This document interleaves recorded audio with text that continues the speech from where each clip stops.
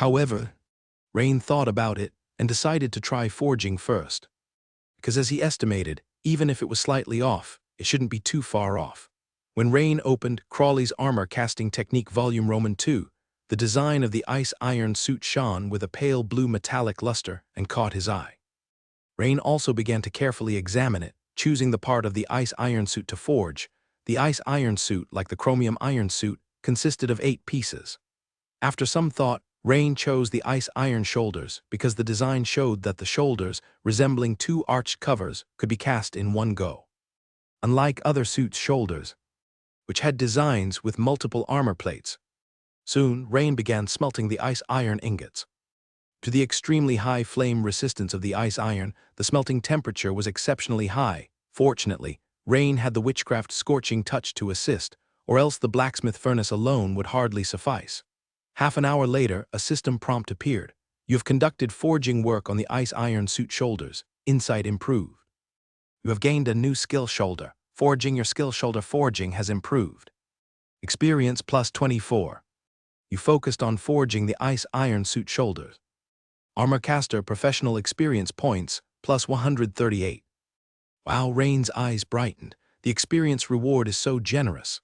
It seems that equipment crafted from rare ores is rated far higher by the system than those crafted from ordinary ores.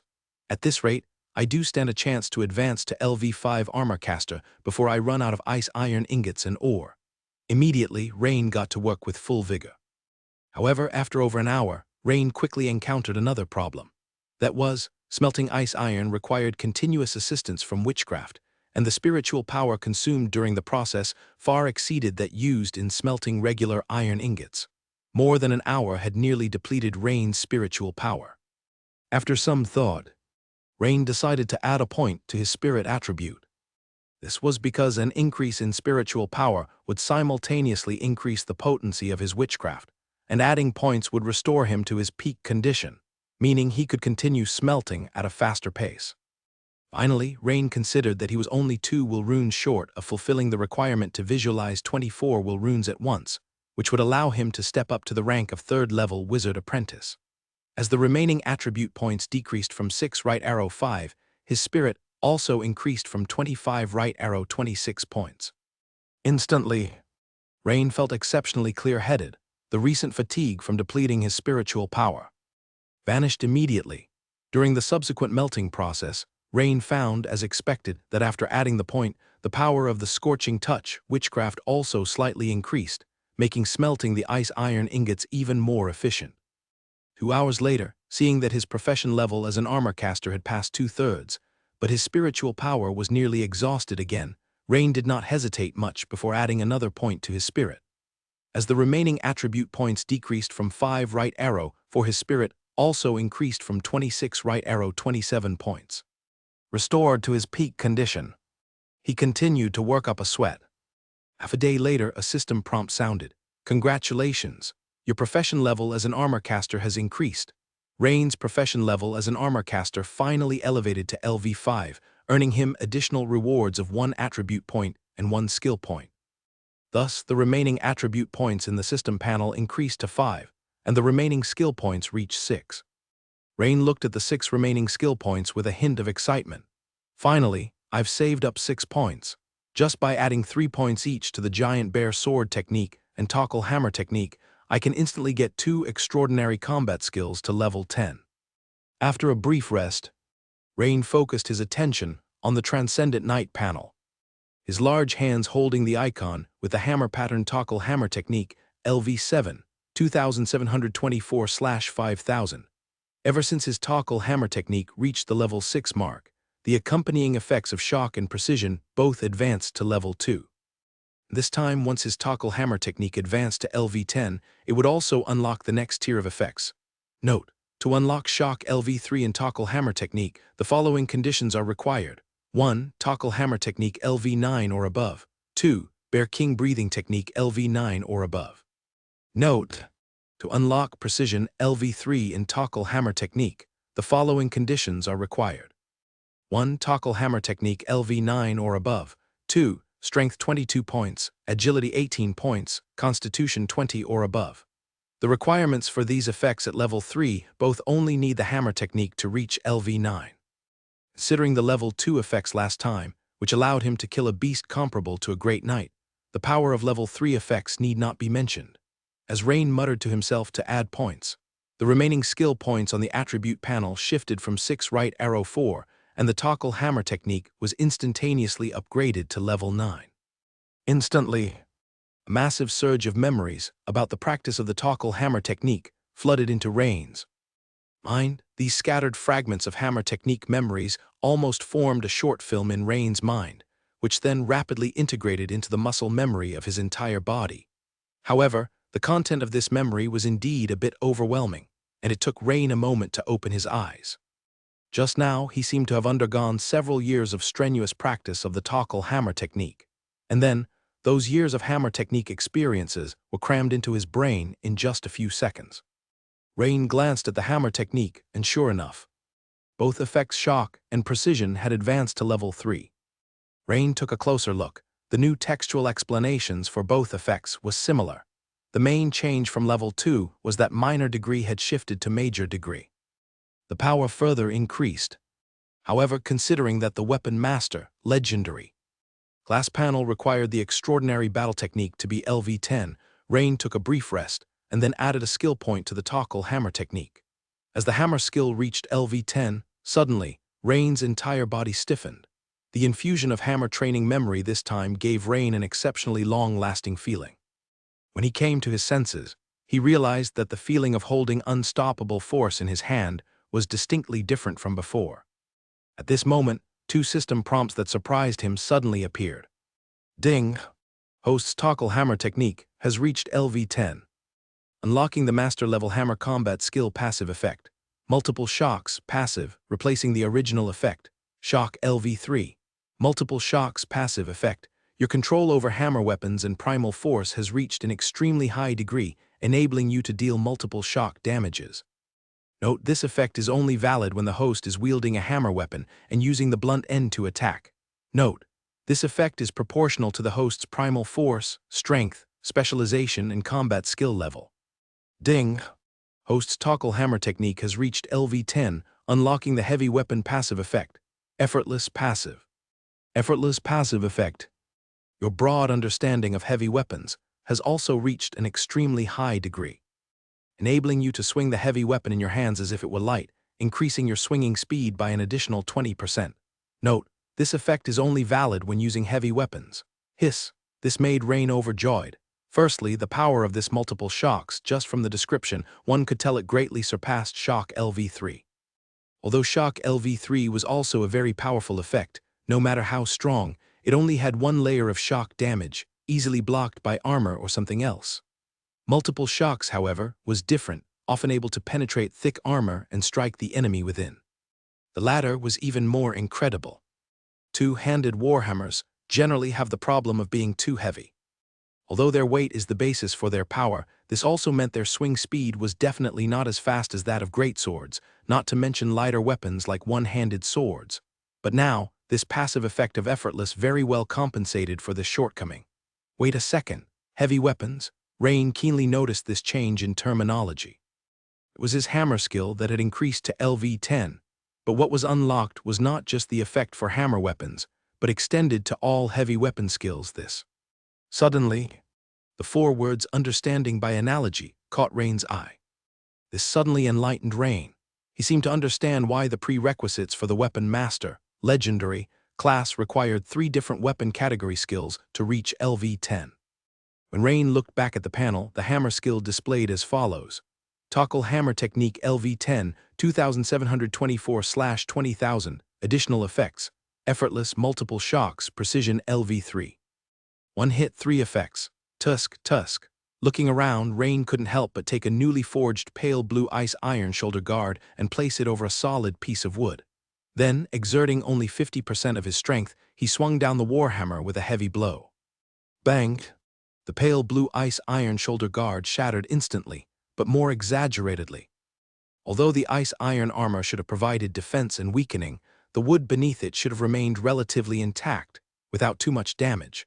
But when Rain lifted the shattered ice iron shoulder guard, he found that the wood underneath was even more severely damaged, almost reduced to sawdust.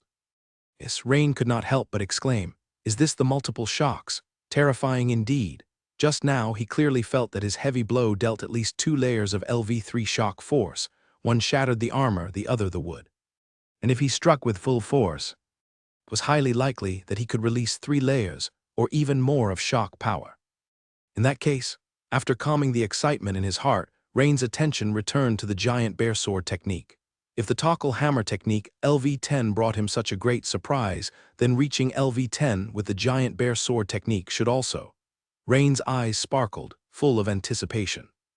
As he mentally allocated skill points, the remaining skill points on the attribute panel jumped from 3 right arrow 0, and the giant bear sword technique leaped from LV7 to the LV10 tier. As a massive wave of memories flooded in, 2 system prompts also appeared. Ding. Host's giant bear sword technique has reached LV10, unlocking the master-level sword combat skill passive effect. Steel Cleaver, passive, replacing the original effect. Sharpness LV3. Steel Cleaver, passive effect. Your control over sword weapons and primal force has reached an extremely high degree, allowing you to cut through ordinary steel weapons and armor with a single stroke. Note, this effect is only valid when using sword weapons. Note, this effect is proportional to the host's weapon, primal force, strength, specialization, and combat skill level. Ding! Host's giant bear sword technique has reached LV10. Unlocking the sharp weapon passive effect. Armor penetration, passive, armor penetration, passive effect. Your broad understanding of sharp weapons has reached an extremely high degree, enabling you to focus force at a single point and burst forth, significantly increasing the probability of breaking through enemy armor. Note, this effect is only valid when using sharp weapons. As expected, Rain looked at the giant bear sword technique LV10 3023/20000 on the panel with accompanying effects. Steel Cleaver, armor penetration, precision LV3 with a joyful expression. Again, 3 effects. At the same time, Rain noticed that the armor penetration effect was not only targeted at sword weapons, but all sharp weapons, including the pointed end of his warhammer, would also get this effect added. Feeling a bit itchy in his hands, Rain immediately tried out the new special effect. He swung the glimmering greatsword and aimed at the light blue ice iron shoulder guard, cleaving it with one stroke. Ziz! The ice iron shoulder guard, forged from a rare ore, was split open by a single slash. Tusk, tusk, such power it must be the combined effect of slashing through steel and armor piercing. Even armors made from special ores were cut open with one slash. However, Rain vaguely felt that the attacking power of the two-handed warhammer was still higher than the greatswords. After a moment of thought, Rain began to understand it might be due to the LV3 specialization in hammers, because both the effects of multiple shocks and steel cutting were linked to the level of mastery. Moreover, regarding the terms heavy weapons and sharp weapons expressed by the system, Rain felt that he was gradually lifting the veil of mystery surrounding the special profession of a weapon master, legendary. He had a faint understanding of what the core skills, or rather, the professional traits of this legendary profession might be. After thinking about it, Rain found another interesting point. Generally speaking, to reach master-level proficiency in any weapon, even if one had considerable talent, it would require 2 to 3 decades of hard work.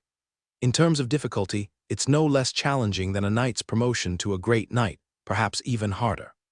But now, both Rain's greatsword and two-handed warhammer had reached master-level proficiency. Converted, it was equivalent to a knight with innate talent for swords and hammers practicing hard for 5 to 6 decades. What a hack! It was truly terrifying. Moreover, the combat power of this almost weapon master was even stronger than Rain had anticipated. If he were to face Giovanni again in his transformed state with strength comparable to a great knight, Rain felt that the opponent would not be able to withstand 3, maybe even 1 warhammer blow from him before being knocked to the ground. As for Norman, Rain was actually quite looking forward to his promotion to a great knight. Otherwise, the duel would seem too boring. Baron Norman's manor. At this moment, all the guards in the manor were fully armed and highly alert around the villa, and Dennis was anxiously pacing back and forth in front of the indoor training room. Just now, his father, Baron Norman, had decided to take a high-level magic potion, Essence of the Beast, to break through to the Great Knight. Before this, Dennis's mood was like a roller coaster, fluctuating wildly. A few days ago, when his father successfully recovered his peak strength, Dennis was so excited that he couldn't sleep for several nights in a row. He thought that his father's chances of killing Rain in the bloody duel were almost certain. But he hadn't expected that things would take a turn for the worse so quickly. It was said Rain's strength was improving rapidly, and that his father at his peak might not be able to defeat Rain. Even the odds were at most 40-60, with his father holding the weaker 4. This news struck Dennis like a bolt from the blue. He couldn't imagine if his father, Baron Norman, were to lose in the bloody duel, what a tragic and pitiful fate awaited him and his family. Because his strength was only at the level of an almost knight, not even a true knight, and he certainly didn't have the ability to support a baron's family. And among nobles, apart from intermarriage, relationships were maintained mostly through strength. If the strength was inadequate, interest had to be conceded, which inevitably meant the decline of the Norman family, and to make matters worse, they had numerous enemies. Clack! The doors of the training room opened. A spirited Baron Norman stepped out with big strides. "Father, did you succeed?" Seeing this scene, Dennis couldn't help blurting out the question. The Baron smiled slightly and nodded. "That's great. Father, you finally become a great knight." Seeing this, Dennis was overcome with joy and began to murmur to himself. It seemed that Lady Luck was still on their side. Still standing with the Norman family. "Rain, you're doomed," Dennis shouted in his heart. He wished the bloody duel could start right now. Unfortunately, they had to wait until the day after tomorrow. "You there? Come." Baron Norman gestured to several of his trusted subordinates. Curious, Dennis and a few others followed Norman to the interior training ground. "Take the bow and shoot arrows at me." Baron Norman crossed his arms behind his back, assuming a stance of facing the enemy empty-handed. Several of the lieutenants were startled and exchanged glances, not sure whether to carry out the order or to refuse, because at that moment, Baron Norman wasn't wearing any armor, just wearing noble hunting attire with no protection at all. Dennis immediately guessed that his father wanted to test the combat power at the Great Knight level, so he quickly urged, "Don't worry. With father's speed, you won't be able to hit him even if you try." "As you command, young master." "Baron, please be careful." Several lieutenants with almost knight strength understood and immediately took up strong bows and aimed at Baron Norman, beginning to shoot. Swoosh, swoosh, swoosh. To their astonishment, the arrows, shot with almost full force, seemed to be blocked by an invisible shield in front of Baron Norman. After their inertia dissipated, the arrows fell powerlessly to the ground. Dennis was getting more and more excited watching. Look, this is a great knight, a great knight. The defense of pure original force could nearly make the Great Knight unbeatable against lower-level enemies. This time, victory was assured. "Dennis, the news of my breakthrough must be kept confidential. Moreover, go to Alonso and inform him that I have successfully broken through to become a great knight. Regarding the cost of that bottle of beast essence, I will pay him after the duel ends. Express my thanks to him for this." Baron Norman asked. "Yes, father," Dennis nodded and said. "By the way, what's happening with Rieni?" Thinking of something, Baron Norman looked up and asked. "He has been at the blacksmith's shop for 5 consecutive days," Dennis immediately reported. Although he was initially puzzled, the fact remained that their several spies had gathered the same results. Moreover, whenever Rieni went to the blacksmith's shop, he would inevitably appear on the street. The spies could see him clearly. Even noting that Rieni's timings for entering and leaving the blacksmith were highly regular. If one didn't know Rieni, others might really think that Rieni was a blacksmith himself. However, this abnormal behavior naturally made many people curious. But after Dennis bribed a blacksmith apprentice under the Crowley family, it was revealed through the apprentice that Rieni seemed to be crafting knight armor. At that moment, a thought surfaced in Dennis's mind. Could it be that Rieni had obtained some rare ore, and thus wanted to create a suit of armor with strong defensive power to face his own father? The more Dennis thought about it, the more he felt that this was very likely. As the investigation progressed, Dennis discovered that the Crowley family was secretly collecting ice-iron ore, further solidifying his belief beyond doubt. "What? You're always at the blacksmith's shop?" Baron Norman was taken aback. He thought that Rieni must also be preparing intensely, either by rigorously practicing combat skills or by trying to make some breakthrough. Why was he spending all day at the blacksmith's shop working on iron? Seeing the confusion on his father's face, Dennis immediately shared his guess with the Baron. "Father, Rieni is likely crafting a set of knight armor made from rare ore materials." probably thinks this could increase his odds of winning. I see. Baron Norman pondered briefly, then his face showed a sudden realization. It makes sense because significant improvements in strength usually require years of diligent practice. It's challenging to make considerable changes within just a few days. In the short term, acquiring a good weapon or a suitable set of armor can significantly increase one's chances of winning. This is also a common practice before a duel. By the way, Father, the news of your bloody duel with Riani is already buzzing outside. You may not know, but many business leagues have jointly opened a betting pool, wagering on the outcome between you and Riani.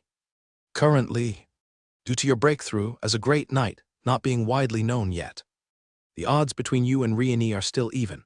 What do you say, should we? Dennis looked eagerly towards his father, Baron Norman.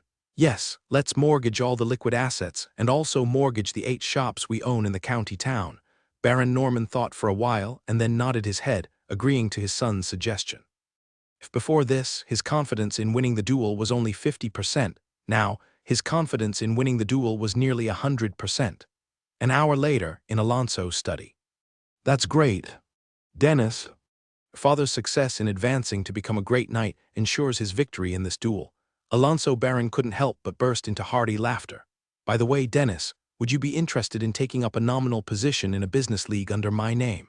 Alonso Baron's offer immediately excited Dennis, and he couldn't help but smile slightly. He certainly knew that this was Alonso Baron's way of showing favor. Though it was called a nominal position, it actually meant easy money. It seems that the influence of his father becoming a great knight was gradually spreading. Of course, thank you for your appreciation, Baron, Dennis said, bowing slightly. Moreover, my father is very grateful for your help in acquiring that bottle of behemoth essence. The related expenses will be sent to you after the duel, he added. Haha, Baron Norman, no need to mention it, Alonso said cheerfully, waving his hand. After Dennis had left, Alonso turned to his butler Mitchell and said, the news of Norman's promotion to Great Knight can't be hidden for long. Mitchell, how much liquid capital do we still have? After a moment's thought, Mitchell quickly reported a figure. We have left 18,343 imperial gold coins, mainly because we helped Baron Norman acquire a bottle of behemoth essence at the Yaxen auction house, which was quite expensive. Additionally, hiring Master Holland, the potion master, to produce the behemoth essence also cost a lot, but it is highly likely an incoming asset.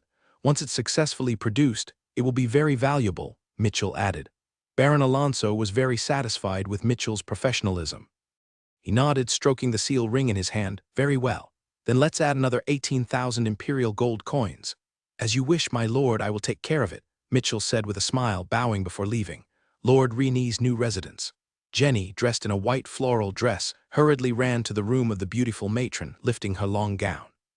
As soon as she entered, she said rather anxiously to the beautiful woman, Mother, there's trouble. You asked me to inquire about changes in betting from Agatha's side. I just got the latest news that the Norman family has increased their bet. I guess you were right. Baron Norman has probably advanced to Great Knight.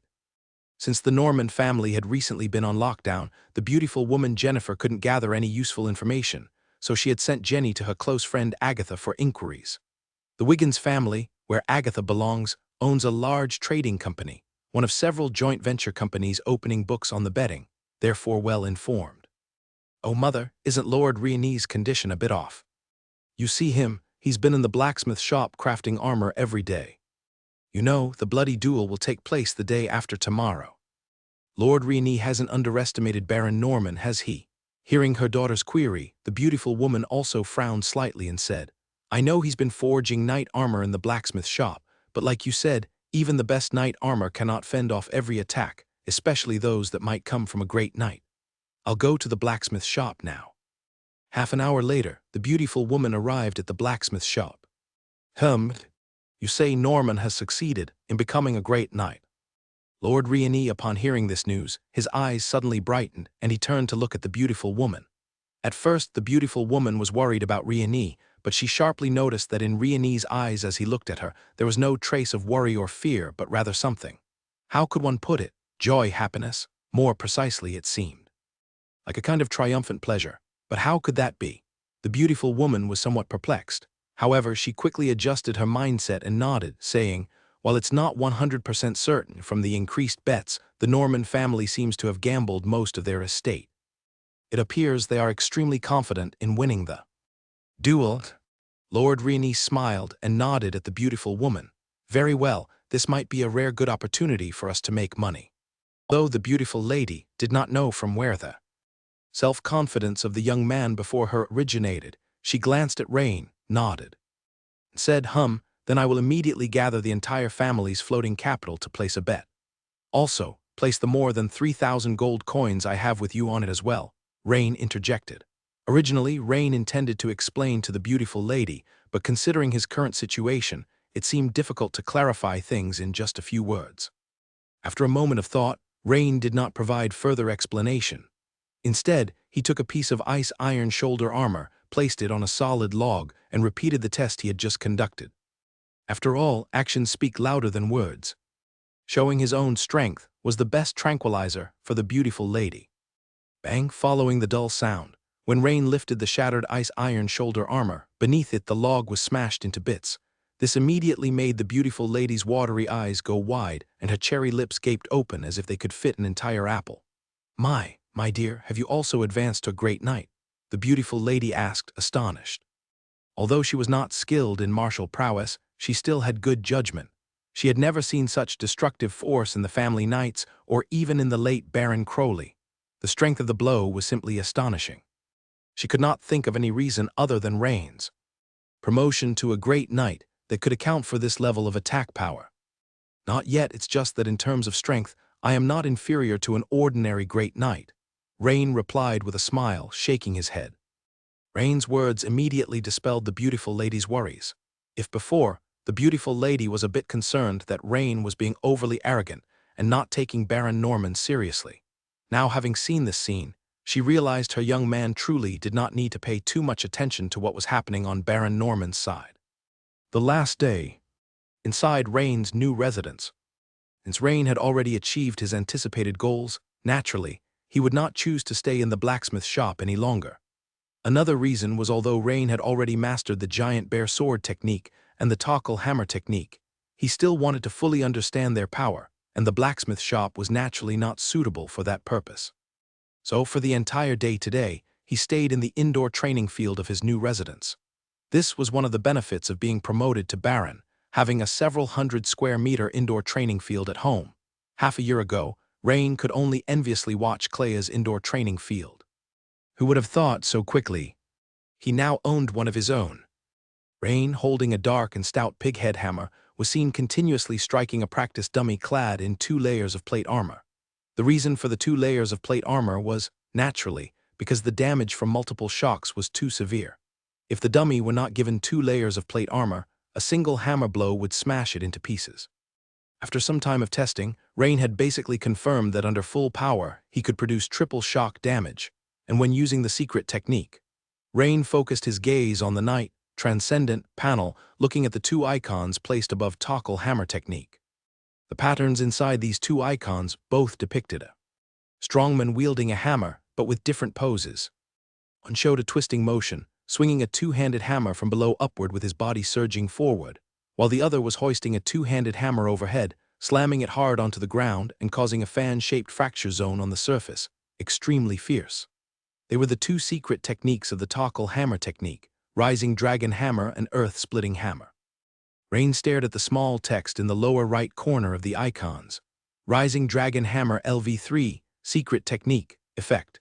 Use a special thrusting method to swing the hammer from below upwards, delivering a blow with rotational force mixed with multiple shock powers. Earth-Splitting Hammer LV3, Secret Technique. Effect.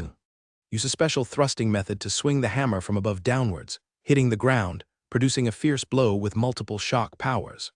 These 2 hammer techniques had also been successfully upgraded to LV3, and along with them, the accompanying forces changed from shock to multiple shocks, greatly increasing their power. After Rain's recent tests, he found that when using these 2 hammer techniques while in a triple state, he could inflict quadruple damage. The Rising Dragon Hammer was 1 layer of spinning force plus 3 layers of shock power, while the Earth-Splitting Hammer, being incredibly fierce, produced 4 layers of shock power. In preparation for the bloody duel tomorrow, Rain reviewed the transformed strength of the beast knight Giovanni. His extraordinary physical constitution meant his movement and strike speed would be much higher than that of an ordinary knight. Therefore, Rain planned to stick to the idea he had at the time, which was to forego the heavy knight's plate armor and only carry a weapon to participate in the bloody duel. In doing so, having shed 200 pounds, Rain would essentially be able to keep up with the opponent's speed. Moreover, for him, under the influence of hammer mastery LV3, his most powerful weapon remained the two-handed hammer, not the greatsword, so Rain decided to choose the hammer for battle. And with the effect of effortless lift, Rain believed that the heavy hammer in his hands could keep up with the opponent's striking speed. On the day of the duel, the beautiful Lady Jennifer and Jenny accompanied Rain together, riding in a carriage to the dueling ground. Soon, the carriage arrived at the dueling arena located in the central district of County Town. The entire exterior of the dueling arena was circular, with high walls built of gray-white strip stones. Thus, at first glance, the arena gave Rain the impression of the sort of circular Colosseum of ancient Rome, only on a smaller scale by a couple of rings. However, this was normal after all. This was merely the dueling arena of County Town. Today, since two aristocrats were holding a blood duel here and with the major trade guild's extensive promotion, the crowd swelled, far exceeding that of the usual beast fights and the like. After all, the grudges and conflicts between nobles were a major topic of conversation for many commoners over tea and dinner. Now that such a significant spectacle was taking place, quite a few commoners had scrimped and saved to come and watch. Indeed, such events didn't occur in Meister County for years on end. The carriage Rain was in hadn't yet arrived at the entrance when some officials came running to welcome him. A small squad of guards quickly escorted and directed the carriage into a dedicated area inside the dueling arena. After a brief farewell, Rain stepped out of the carriage and walked towards the dueller's passage, while the beautiful woman and Jenny, after gazing for a while at Rain's departing figure, two walked through the noble exclusive passage to the noble stands located in the front row. At this moment, on the noble stands, Baron Alonso, Dennis, many others were already there. Even the Monsoon and Sea Goddess Church's Reverend Rudolph had come. 5 minutes later, with the arrival of Count Habs in black formal wear, Meister County's governor, the atmosphere inside the dueling arena suddenly became even more enthusiastic. When Rain, bearing the power of unbreakable strength, and Norman holding a sword and shield, emerged respectively from the two passageways left and right, thousands of people in the stands burst into shouts. At this point, the long unseen Viscount Hamadi, dressed in exquisite noble attire, stepped into the center of the field. Seeing this scene, the whole venue fell silent, only to hear Viscount Hamadi inquire, "Baron Norman, Baron Rain, you both are rare talents of the Empire. Here, I ask one last time, do you truly harbor irreconcilable differences between you that necessitate a bloody duel?" This was a necessary step in the official blood duel process.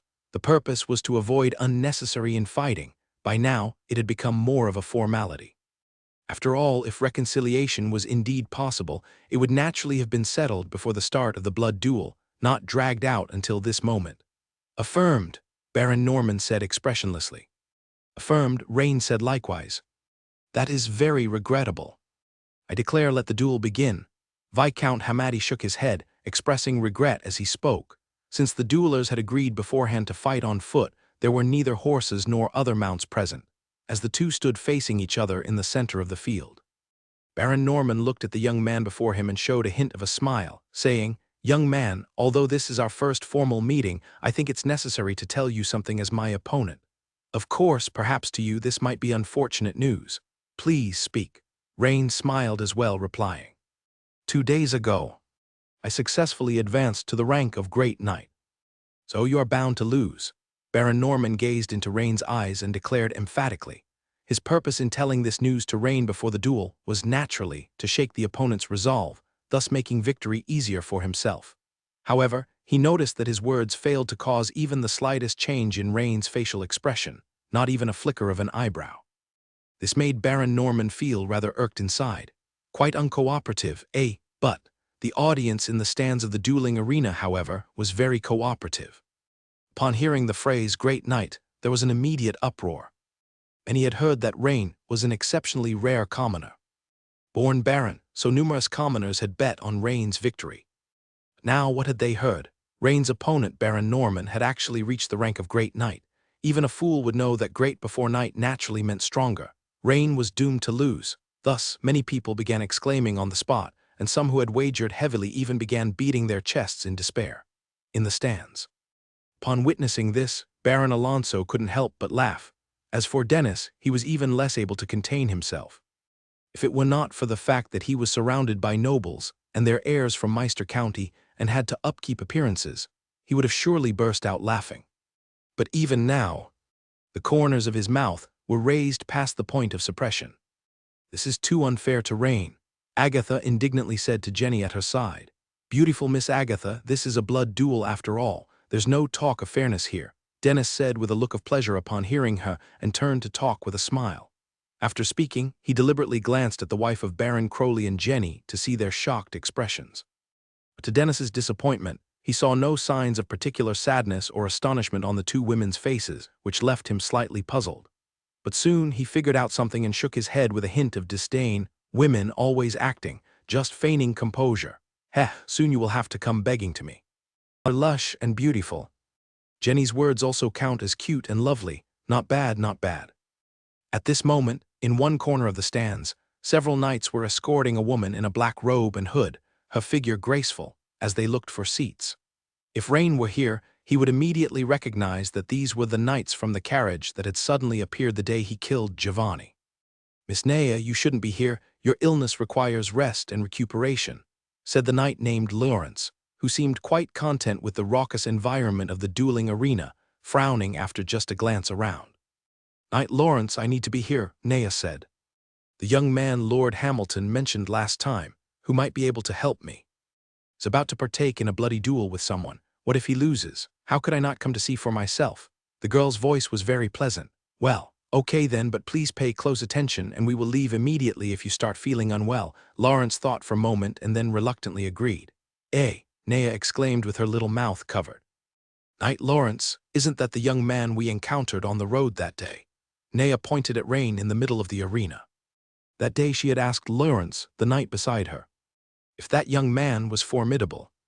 It really is. I didn't expect it to be the same person." Knight Lawrence also nodded, his face showing surprise. The girl became even more curious about Rain. It seemed the person she was seeking was the same one she had encountered by chance, in the center of the arena. At that point, Rain said something that left everyone bewildered. "The outcome will not change, will it?" Upon hearing Rain say this, Baron Norman clearly hesitated but quickly nodded and said, "Indeed, the outcome will not change. Only one person can leave the blood duel alive, and it's too late for you to beg for mercy now. Right, I heard you've been crafting armor lately. How come you're not wearing it today?" Baron Norman looked puzzledly at Rain, who was dressed in leather armor. But before Rain could reply, the Baron went on. "Never mind, that's not important. It's a shame you're so young and you'll have to leave this beautiful world so soon. Let's begin." No sooner had he spoken, Baron Norman, holding his sword and shield, tapped his toe, leaving behind an afterimage and sped towards Rain. In terms of speed, Norman, having advanced to the rank of Great Knight, was now no less than Giovanni after his transformation. At the same time, Baron Norman's armor glowed faintly, as though some special power was protecting him. Rain knew that this was neither witchcraft nor a transcendent trait, but Baron Norman's own force defense, a special ability of a Great Knight. That is to say, Baron Norman's defense at this moment consisted of not only his armor, but also his force protection. Facing Baron Norman's assault, Rain was not in the least bit afraid, but calmly took down the dark, indestructible strength from his back and held it in his hand. Clang! Rain solidly caught Baron Norman's sword strike with his hammer. A look of surprise flashed in Norman's eyes. Could someone wielding a heavy hammer really have such fast hand speed? The next second, Rain swung his hammer down rapidly from above, delivering a fierce blow. Norman, having been promoted to Great Knight and finding his initial attack ineffective, naturally did not choose to retreat or dodge in the face of Rain's assault, but instead raised his shield with his left hand to block. Thud! The moment the pitch-black pig's head hammer struck the shield, Baron Norman's previously calm face immediately changed, his eyes clearly revealing his astonishment. This kind of strength could it be? Before Norman could finish, Rain gave a slight smile and silently invoked, "Limit break. Stay tuned to Empire Huge Strength LV3. Suddenly, Rain's height shot up dramatically and his muscles became thicker as he unleashed a series of powerful hammer blows against Norman. Thud, thud, thud. With each blow that Baron Norman defended, his expression changed, and he was forced back 2 steps, his left shield-bearing hand starting to tremble. Thus, the spectators in the stands witnessed a scene that baffled them. A peak knight fiercely wielding a hammer made the great knight Baron Norman retreat step by step. And Dennis, who was shouting himself hoarse in the stands, was suddenly silenced, as if a duck being strangled, his cheering abruptly cut off. How is this possible? Rain wasn't supposed to be seriously injured by father in one move, was he? Dennis muttered in shock. The fact that Rain, who was clearly still a knight, could fight on equal terms with his father, who had stepped into the rank of great knight, not just that, but was even gaining the upper hand, was a sight too shocking for him. For the vast majority of those present, upon hearing that Baron Norman had ascended to the rank of great knight, besides Count Habs and Chancellor Rudolph, no one else believed that Rain stood a chance. After all, what does it mean to be a great knight? Simply put, it is a level above a regular knight. Otherwise, why would such a rank exist? Upon a closer examination, it's easy to understand that the great knight represents the next evolution and breakthrough from a knight. If a knight could defeat them, what would be the significance of such evolution and breakthrough?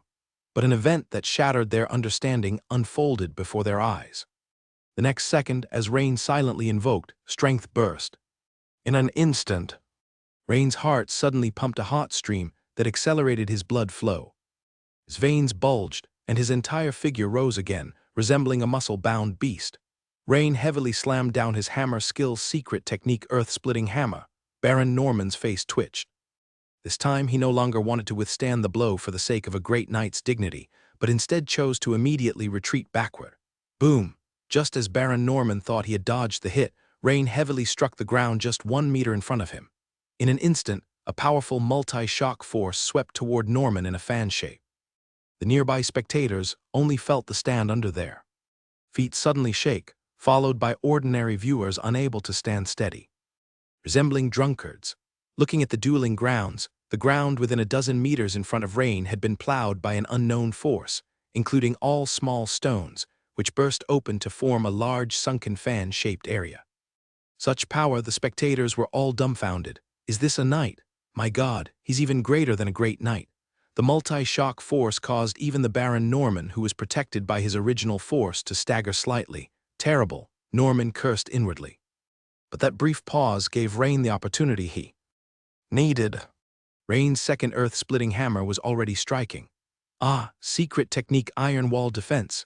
Baron Norman roared angrily, his muscles swelled, and his whole body emitted a faint glow, which was the sign of the full force of the original force. He raised his shield high, hoping to block Rain's strike. Thud!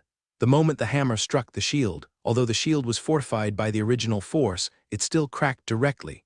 What followed next was a single shock, which was blocked by the original force defense on Baron Norman's body. Double shock, which was weakened by the thick plate armor made of special minerals. But the third shock could only be resisted by Baron Norman, the great knight's strong physical strength.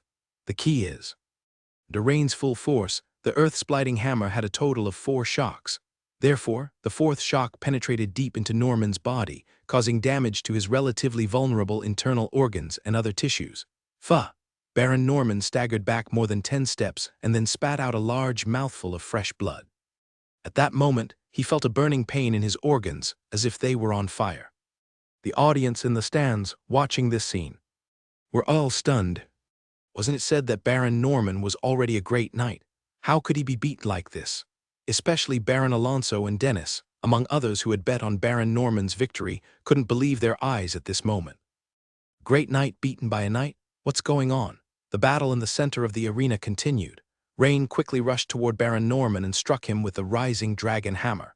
Since Baron Norman's organs were severely damaged, his movement speed was greatly reduced, and his shield had also shattered, so he could only block with his knight's longsword. But he couldn't block. He couldn't block at all. Thud, after slightly being blocked by the knight's longsword, the hammer still heavily smashed into Norman's abdomen. Baron Norman was folded in half by the impact, with an oddly protruding bulge on his back, and his body shot up like a rocket. Seconds later, he finally crashed hard to the ground. This time Rain did not pursue but stood in place holding the two-handed warhammer. Baron Norman, while violently coughing up blood, struggled to stand and stared intensely at Rain. Your hammer skill, has reached the master level." Rain didn't speak, merely nodding slightly. Baron Norman nodded reluctantly, muttering, "No wonder." Thud, thud, thud.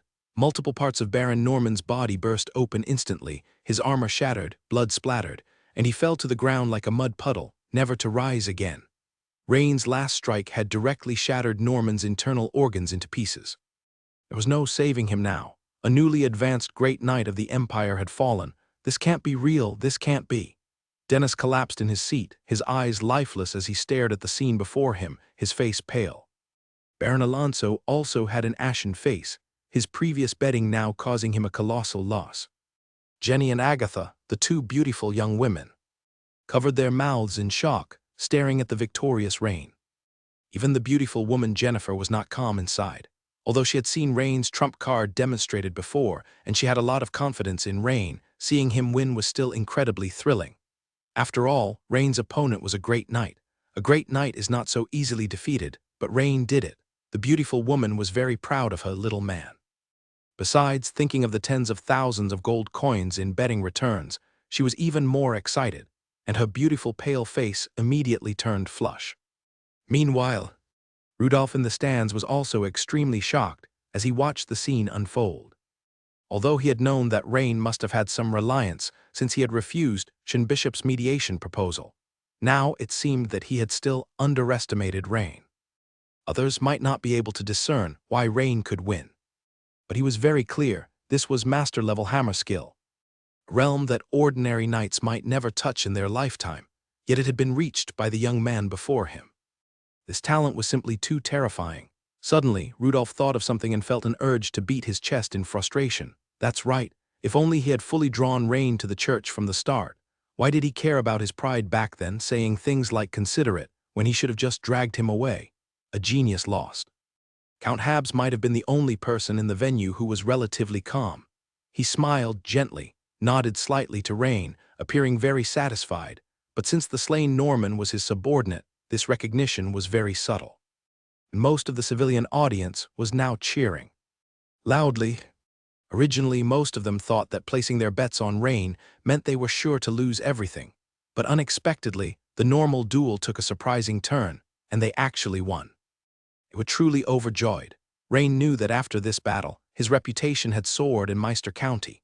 If before, the noble circles of County Town were not very familiar with him, after this bloody duel, Rain believed he would definitely be on the watch list of every major family. Because as far as he knew, the number of great knights in Meister County was very few. Even Viscount Hamadi, the head of County Town's security, was merely a senior knight. But he had a record of slaying a great knight. "I declare, the winner of this bloody duel, Baron Rain." Viscount Hamadi took a deep look at Rain and announced loudly. What followed was a tidal wave of cheers. Darkness filled Dennis's heart up in the stands. He knew it was over, all over. At this moment, many nobles around him were looking at him as if they couldn't wait to tear him to pieces. Because of his father's defeat, they, who had invested a lot of gold coins, suffered great losses. Soon, the people in the stands began to disperse, and the beautiful matron and Jenny approached. Count Habs did not come up to talk to Rain, as another baron had died on the spot, and he needed to maintain a neutral stance as a governor's political cultivation. Rudolph also seemed to have similar considerations, so after just sharing a gaze with Rain, he smiled, nodded, and left. Once the three were on the carriage, the beautiful matron could hardly contain her excitement and said, "Baron Rain, we have earned 36,000 imperial gold coins." "What?" Jenny, who was unaware that her mother and Rain had bet so much money, was naturally shocked upon hearing this news. What was the concept of 36,000 imperial gold coins? The total value of all the Crowley family's shops and trading caravans, and such was only worth a little over 10,000 imperial gold coins. That is to say, Rain had earned the wealth of 2 Crowley families with a single duel. On the journey back, Jenny's mind was in a whirl. When the carriage returned to the estate, within minutes a manservant came to report, "Lord Baron, madam, there is a visitor at the door. Here is the knight's token the visitor sent." This situation was all within Rain's expectation. Since he had won, he figured that many such calls would probably follow. For these social engagements, Rain planned to decline as many as he could, and if he couldn't get out of them, he would just have Jennifer attend on his behalf. Thus, Rain didn't pay it much attention, but he glanced casually at the visitor's token, and his gaze stayed on the emblem. This pattern. The crest was of an exceptional design, depicting a winged woman whose visage was strikingly beautiful, but whose arms had metamorphosed into wings, and whose legs still retained human form. Her whole figure appeared to be in flight, exuding a peculiarly eerie sense of beauty. Rain had no idea what creature this could be, but he felt it must also be a being from the arcane side. This is the family crest of Viscount Usman, the beautiful woman said with a hint of surprise. Viscount Usman? Rain voiced his confusion. Having only recently been elevated, Rain was, naturally, not well acquainted with the various nobles within the Meister County. Of course, the main reason was that Rain himself did not wish to expend his limited energy entangling with the various colored nobility. Yes, the Usman family is said to be a branch of a certain duke's family in the empire. A long time ago, they migrated to Meister. The beautiful woman thought for a moment before adding more explanation. It was rumored that the Usman family were originally a lineage of magicians, hence all their descendants carry the blood of sorcerers. By the way, a magician is a wizard merged with a special bloodline, considered a particular branch of wizards. The beautiful lady elaborated in detail. Magician. Rain raised an eyebrow, having indeed read about such matters in those few ancient spirit-scripted tomes. Ancient magicians were actually a group that had fused with extraordinary bloodlines, a unique branch of ancient wizards. These wizards had assimilated a myriad of bloodline types, leading to varied combat capabilities, with some extremely strong and others quite weak. Later, wizards discovered that although bloodline integration could bring a surge in strength for that generation, it also came with clear disadvantages. That is, an alien bloodline could subtly affect a person's personality, emotions, appearance, and so forth, causing the ancient wizards to reflect upon an issue. Though one has gained immense power, is he still himself? Additionally, there was another issue. When reaching a certain level of power, the alien bloodline would deeply merge with the individual, thus passing down to the next generation. And so, a greater drawback emerged. Many magician lineages with unstable bloodlines would experience mutations in their offspring. If the mutations were benign, that would have been very good, but all too often there would be uncontrollable, even malevolent mutations among the progeny. For those magician families with relatively stable bloodlines, they faced the trouble of blood purity weakening over generations of offspring. Unless during this process, an exceptionally outstanding heir emerged to strengthen the bloodline. But the chances were extremely slim, leading many magician families to extinction in the river of history. Upon hearing that the other party could be from an ancient sorcerer family, Rain's interest was piqued, and at the same time he was quite curious as to what they wanted from him. "Invite them to the parlor," Rain turned to the servant and instructed. After some thought, Rain turned to the beautiful woman and said, "Madam, please accompany me." Since there were others present, Rain always addressed Jennifer as Madam. Outside the entrance of Rain Mansion, by the side of the carriage, "Miss Naya, wouldn't it be inappropriate for me to invite him directly? Perhaps we should wait for Lord Hamilton to return and have him extend the invitation." Naya replied, "Knight Lawrence, did you not hear it a couple of days ago? Baron Rain is about to depart to take up his new assignment in Fishing Port Town. Besides, no one knows where Lord Hamilton has gone these past couple of days. I think I'd like to try inviting him myself." "Miss Naya, are you implying that the frequency of your episodes is increasing?" Knight Lawrence seemed to realize something and asked with a tinge of anxiety. Naya nodded gently without a word. Knight Lawrence instantly understood why Miss Naya was in such a rush. "Miss, I understand," he said. "Knight Baron Rain invites you to come inside for a talk," announced the servant who had come out quickly from the mansion, addressing Knight Lawrence within the parlor. "Baron Rain, good day. I am Lawrence, a knight of the Usman family. This visit is to seek your assistance for Miss Naya," he said. "In fact, we had reached out to Lord Hamilton quite some time ago, but for some reason, we could not reach Lord Hamilton these past couple of days." Rain nodded. That day, Hamilton seemed to hold back from speaking, probably about this Usman family matter. The last few days, Hamilton must have been busy with arranging the essence of the behemoth for Rain, hence not being in the county town, as Rain had not seen Hamilton even during the duel. This, as it involves some secrets, could you possibly find time to visit the Usman family estate? Knight Lawrence looked at the beautiful woman and the attendant, then spoke. Knight Lawrence, how about this? If Lord Hamilton hasn't returned in 3 days, I will pay a visit to the Usman family. Is that acceptable? Rain considered before replying. It wasn't that Rain liked to court trouble, but since Jennifer mentioned that they were a family of sorcerers, perhaps the Usman family might hold sorcery conducive to his needs, if he could help them with this undisclosed issue. Of course, that would be fine. Thank you, Baron. I shall take my leave now, Lawrence said with a hint of joy. Throughout the morning, visits and invitations arrived one after another. Rain's victory over Baron Norman's influence was now fermenting and spreading throughout Meister County. Soon, a beautiful woman walked in with another sheepskin scroll, causing Rain to feel a bit of a headache. Whose invitation is this now? Giggle, my dear, this is not an invitation, it is the deed from the Norman family. The beautiful woman laughed with a flutter. I inquired a bit. It turns out their shops in County Town have all been mortgaged, so essentially, the Norman family only has a few estates in the suburbs left, and this farm in Monheim Town should be the largest one. Here is the deed, she explained. As she spoke, the beautiful woman handed the sheepskin scroll to Rain. According to the tradition of blood duels, the family of the defeated must present a considerable asset to the victor in hopes of forgiveness, and the victor would usually show some noble dignity and generosity, indicating that the matter should be put to rest. Of course, that was just on the surface, privately. Monheim Town, Rain recalled, remembering it as a small town north of County Town. Some months ago it seemed to have suffered a blood sacrifice by the Black Flame Church, resulting in heavy casualties. Rain shook his head, glanced briefly at the scroll after he took it, then handed it back to the beautiful woman. Jennifer, I'll leave the handling of this to you. Renting it out or selling it, either is fine. All right, my dear, the beautiful woman said with a smile. By the way, dear, there's something else that might interest you, she added. Yixon Auction House has just sent an invitation, inviting you to a small-scale auction exclusive to nobility. I hear there are a lot of nice items, some rare minerals, weapons, and, it is said, extraordinary battle techniques and so on. Rain had initially wanted to decline, but at the mention of combat skill, he turned to the beautiful woman. Extraordinary battle technique.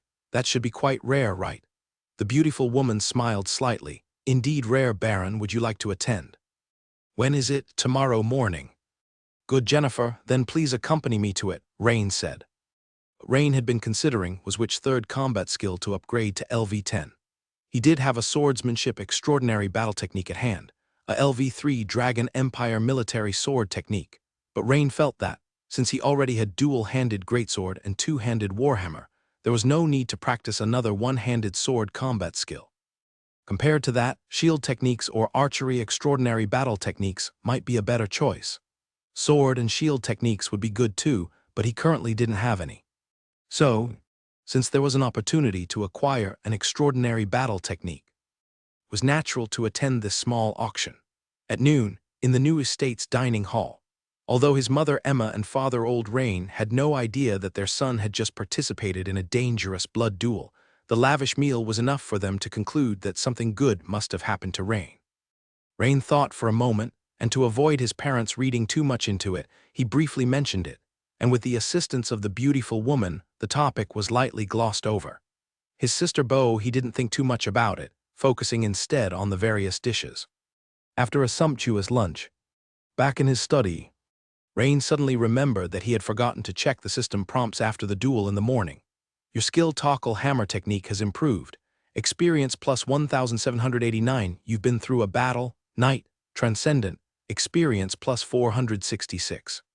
After this battle, Knight, Transcendent level reached LV5, 1,261/2000, and toggle hammer technique was LV10, 3,985/20,000. However, Rain's attention didn't linger too much on the Knight, Transcendent profession panel. Instead, he turned to the attribute panel. Having placed 2 points into Spirit attribute, previously in order to smelt the iron ingots, Rain's spirit had now reached 27 points. And now that the bloody duel was over, as soon as Rain returned to the estate, he wanted to try whether he could succeed in visualizing all 24 will symbols of the basic symbol meditation. thereby reaching the level of a third-level wizard apprentice. Now free from distractions, Rain immediately started visualizing the first. The 20th will symbol. The 23rd will symbol. At this point, Rain felt a slight throbbing in his temples, which clearly indicated that his practice time with the meditation technique was approaching its limit. However, with only the last will symbol remaining. Not feeling any pain, he decided to continue. Visualizing the most complex three-dimensional symbol of this basic meditation technique. The 24th will symbol success. Rain opened his eyes, feeling quite delighted. Although his head started to throb slightly at this point, he had finally stepped into the third-level wizard apprentice tier. Then the system prompt suddenly appeared. Ding! Host has completed all will symbols 24/24 of the basic symbol meditation, triggering Transcendental Profession Challenge Wizard Legendary.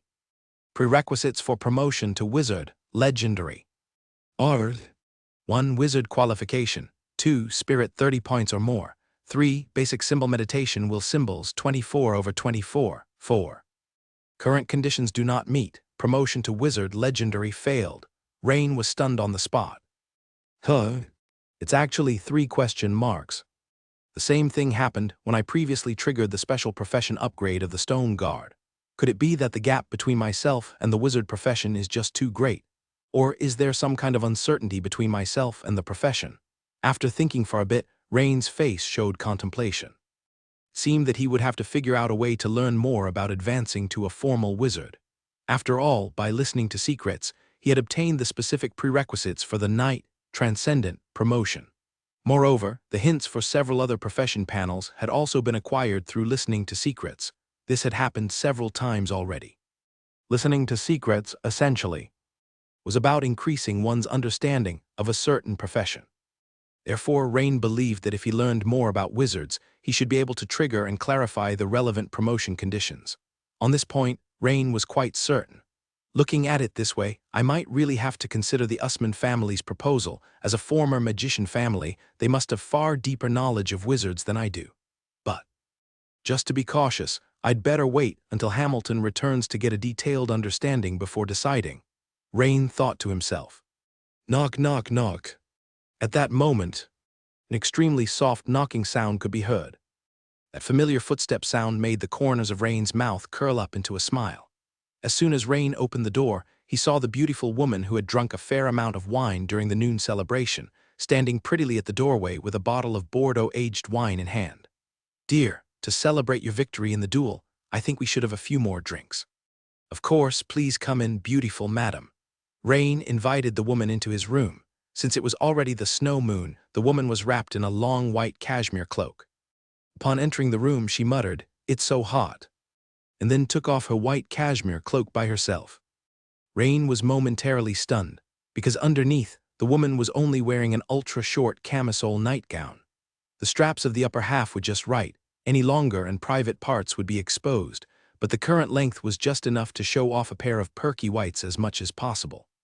The hem of the nightgown was cut even more cleverly, just enough to cover the large and round behind, but barely hiding even a sliver of dazzling white thigh.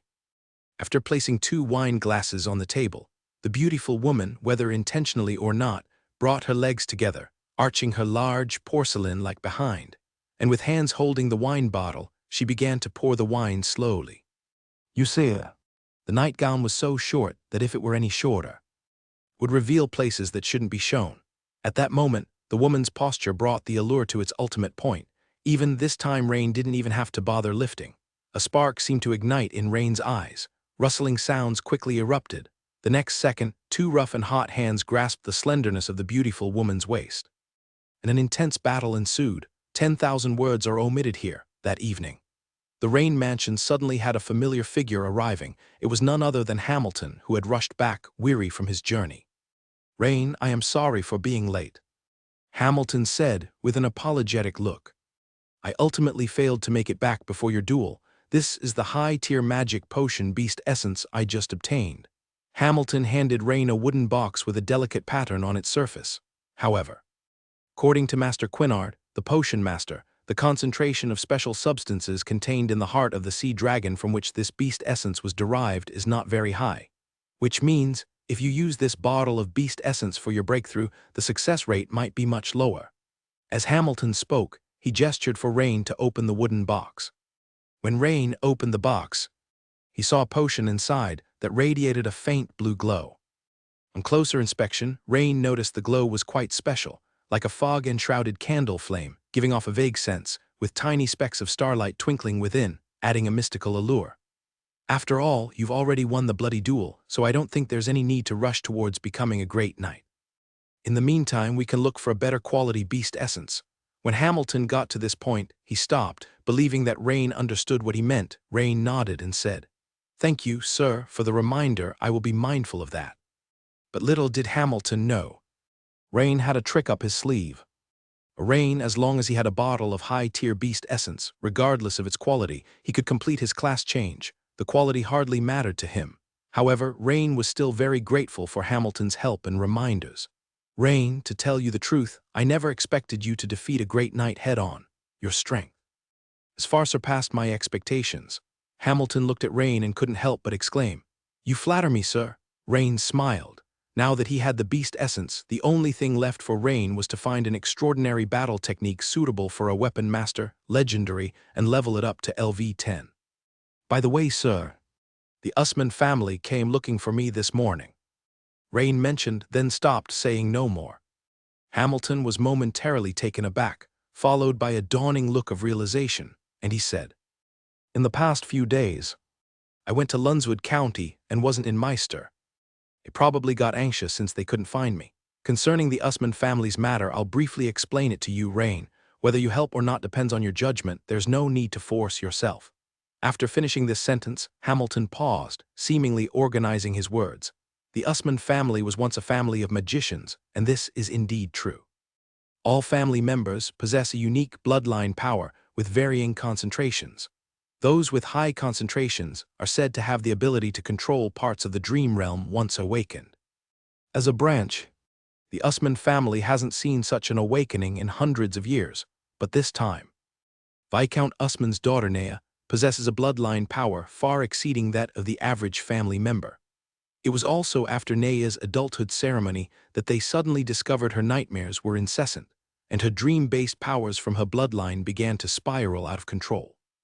After consulting the ancient family records, they realized this was due to Nea's own insufficient strength.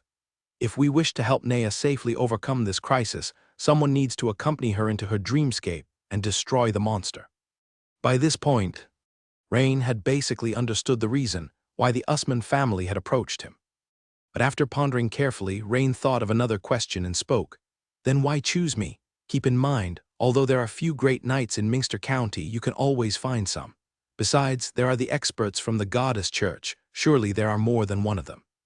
Hamilton shook his head and explained again. "The Usman family's dreamscapes are very special, having restrictions related to age and strength. Otherwise, Nea couldn't use her bloodline power to pull you into the dreamscape, let alone kill the monsters in it. Specifically, these two conditions are 1. Younger than Nea, and 2. At least possessing the strength of a peak knight, the stronger the better." "I see." Rain nodded. No wonder they sought him out. He seemed to be the only one in the entire county of Minster who met both conditions. Even looking throughout all of Minster province, those who were young and had the strength of a peak knight were mostly direct scions of great nobles, who naturally would not want to risk helping a viscount's family. Hamilton glanced at Rain and said, "With your strength, solving this issue shouldn't be hard. If you, Lord Rain, have any special requests, feel free to make them known to the Usman family. They also approached me to introduce you and arrange a meeting." "All right, sir, how about setting the time for the day after tomorrow morning?" Rain thought for a moment and decided to agree. As for his condition to lend a hand, he had already thought it through, which was to gain knowledge relevant to becoming an official wizard. The next morning, Ixon Auction House was bustling with activity, one luxurious carriage after another, each marked with noble crests, continuously arrived.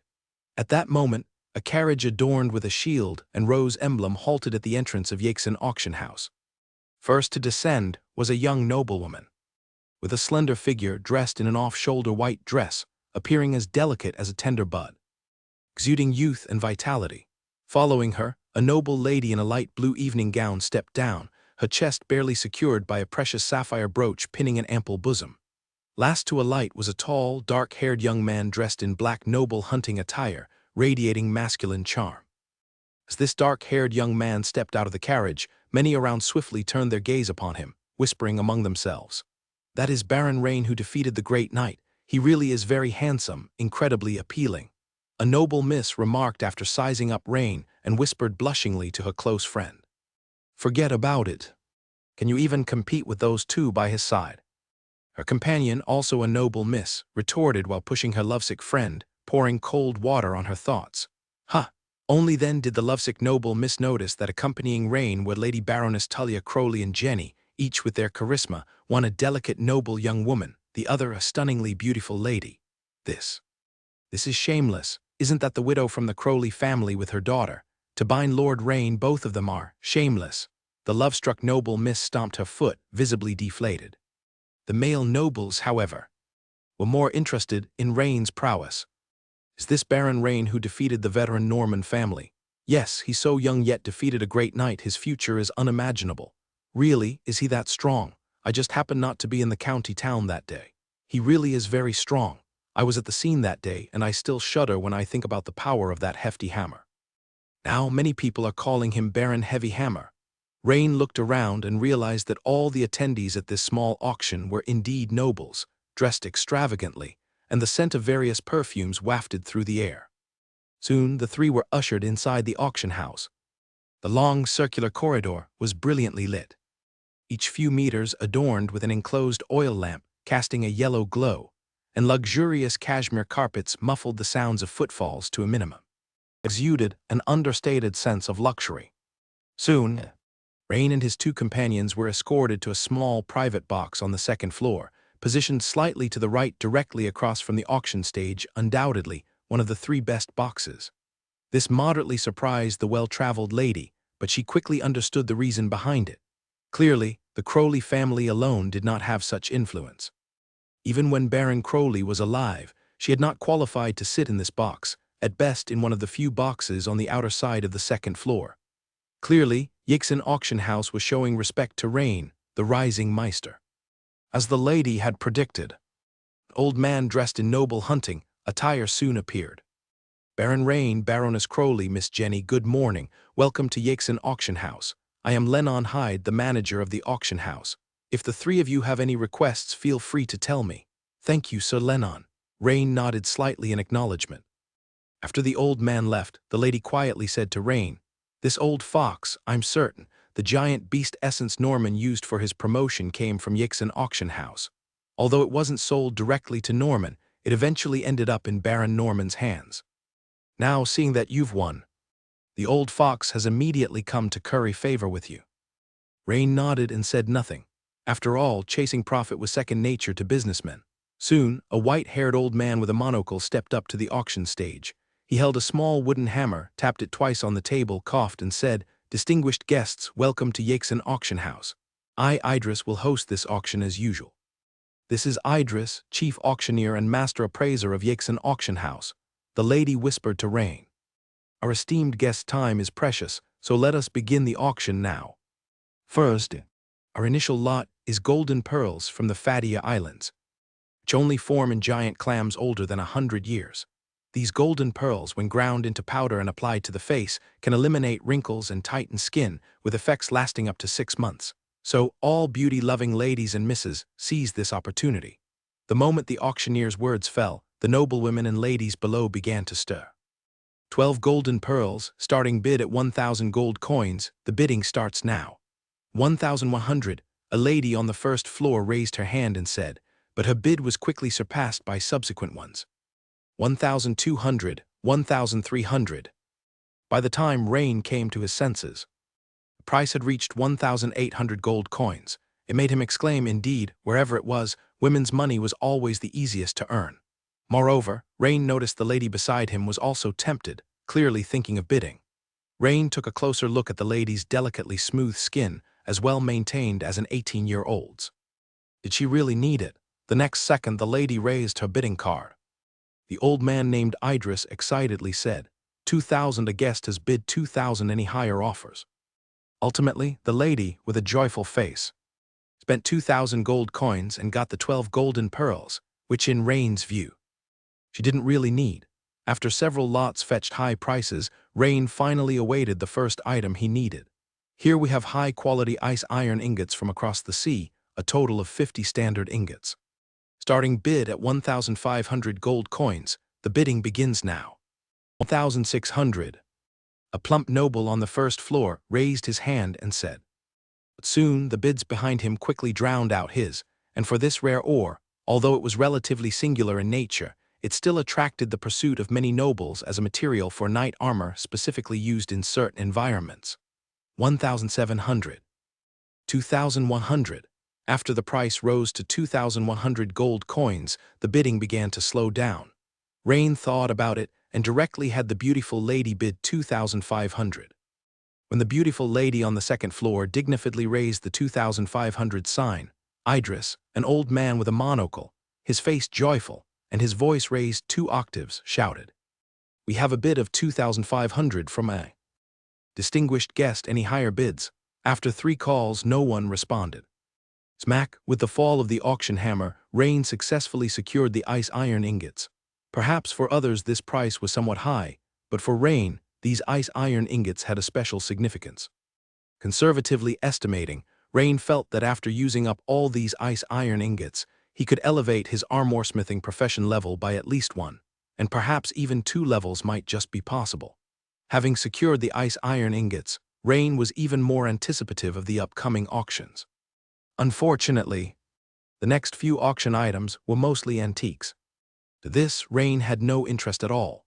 Antiques were, in Rain's view, items that were expensive but did not offer much practical use, serving more to indirectly highlight a family's heritage. At this moment, a female attendant knocked on the door and, holding a luxurious carved wooden box, respectfully presented the 12 gold pearls that Lady Jennifer had just won at the auction. "Baroness Crawley, here are the auction items you won," the attendant said with a bow as she handed over the wooden box. Unexpectedly, Jenny, who was beside her, quickly took it first. As she opened it, she was instantly captivated by a row of glittering gold pearls. "Mother, these gold pearls are really beautiful." The beautiful lady was also quite intrigued and picked up one to look at. It was glittering with a round, gentle luster, indeed exceptionally pretty. At this point, Idris, the chief auctioneer, began to introduce, "The next item up for auction is an extremely rare ore." As Idris spoke, he mysteriously lifted the red cloth on the tray. A rare ore. Rain's attention was immediately diverted from the gold pearls as he focused on the auction stage, where Idris displayed the tray. On it were 5 long, metal ingots, appearing similar to silver ingots but noticeably brighter with tiny sparkling starlight mixed within. As it's mithril ingots, this instantly delighted Rain. Mithril ingots, it's definitely mithril. Many nobles on the first floor also quickly recognized this precious rare ore as mithril. Furthermore, the output of mithril, whether in the Dragon Empire or the Eagle Federation, was extremely scarce, rarely encountered by ordinary people. This time, having 5 standard ingots appear all at once was quite rare indeed. Rain first heard about mithril 6 months ago during a mission to eradicate mermen, where Captain Wylan mentioned someone had obtained a highly valuable mithril ore by killing a merman. Just like the previous ice iron ingots, to Rain, mithril was not just a rare ore, but also a main material for crafting secret silver. Engraved plate armor. Though having the material alone was not enough, Rain further needed to address the issue of inscriptions, but these problems could be tackled one by one. A skilled woman struggles without rice, thus the availability of materials sometimes stood as the utmost priority. Luckily, Rain had earned a large sum of gold coins from betting on a bloody duel this time. Otherwise, he likely wouldn't have had sufficient funds to secure the mithril ingots. Only after Idris, the chief auctioneer, had made a round showing the items and stirred up the lively atmosphere, he loudly announced, "The quantity of mithril ingots this time totals 5 standard ingots, starting bid 2,000 imperial gold coins. Now, let the bidding begin. 2,500. A thin noble on the first floor couldn't wait to raise his hand, saying, trying to scare off others from competing for the mithril by directly raising the bid by 500 was clearly a miscalculation. Soon, subsequent bids rose one after another, quite higher each time. Since mithril had many more uses than the ice iron ingots, it naturally attracted the pursuit of most male nobles. 2,800. 3,500. After the price rose to 3,500 gold coins, the bidding increments began to slow down. At that moment, Rain leaned over and whispered in the beautiful lady's ear, "No matter what others bid, always go 100 higher than them." The beautiful lady immediately chuckled and said, "It seems that Baron Sir is very fond of mithril, just like how we women love jewels like gold pearls." Because in public, the beautiful lady always paid great attention to her demeanor and speech, addressing Rain quite formally. With many nobles competing in the auction, it wasn't feasible to attempt to secure the mithril ingots by suddenly raising the bid too much. So after expressing his determination to secure the ingots to the beautiful lady, he left the rest for her to handle the paddle. 3,600. 3,700. At that moment, with each new bid, the smile on Idris, the old man with a monocle, became even brighter. His voice rose steadily as he shouted, "We have a bid of 3,700. Any higher bids?" By now, there were not many nobles continuing to match the price. Although mithril was scarce, at that point, it was starting to slightly overprice. If not an urgent need, many nobles began giving up on bidding. 3,800. A young noble scion suddenly stood up, seemingly unable to contain his impatience. While raising his bid card, he looked around, trying to identify which family was not showing him respect. As his gaze swept over the crowd and landed on a box to the upper right of the second floor, the color drained from his face upon seeing the bidding beautiful woman, particularly when he noticed the black-haired young man beside her. He immediately sat back down obediently, coughed, and said, "Cough, let me straighten my clothes. 3,900, we have a guest bidding 3,900, is there a higher offer?" shouted the chief auctioneer upon noticing the beautiful woman raising her bid again. Nobles looked at this scene with curiosity. It was extremely rare for someone to rebuff the eldest son of Viscount Hamadi this way, prompting everyone to look towards the source. It turned out to be Baron Ironhammer. The bidder was Lady Crawley, no wonder. It should be noted that, according to the rules of the Yaxen auction house, the second-floor boxes minimum require a noble of rank to use them, and those nobles without a title could not apply on their own. In the end, Rain bought the 5 mithril ingots for 3,900 gold.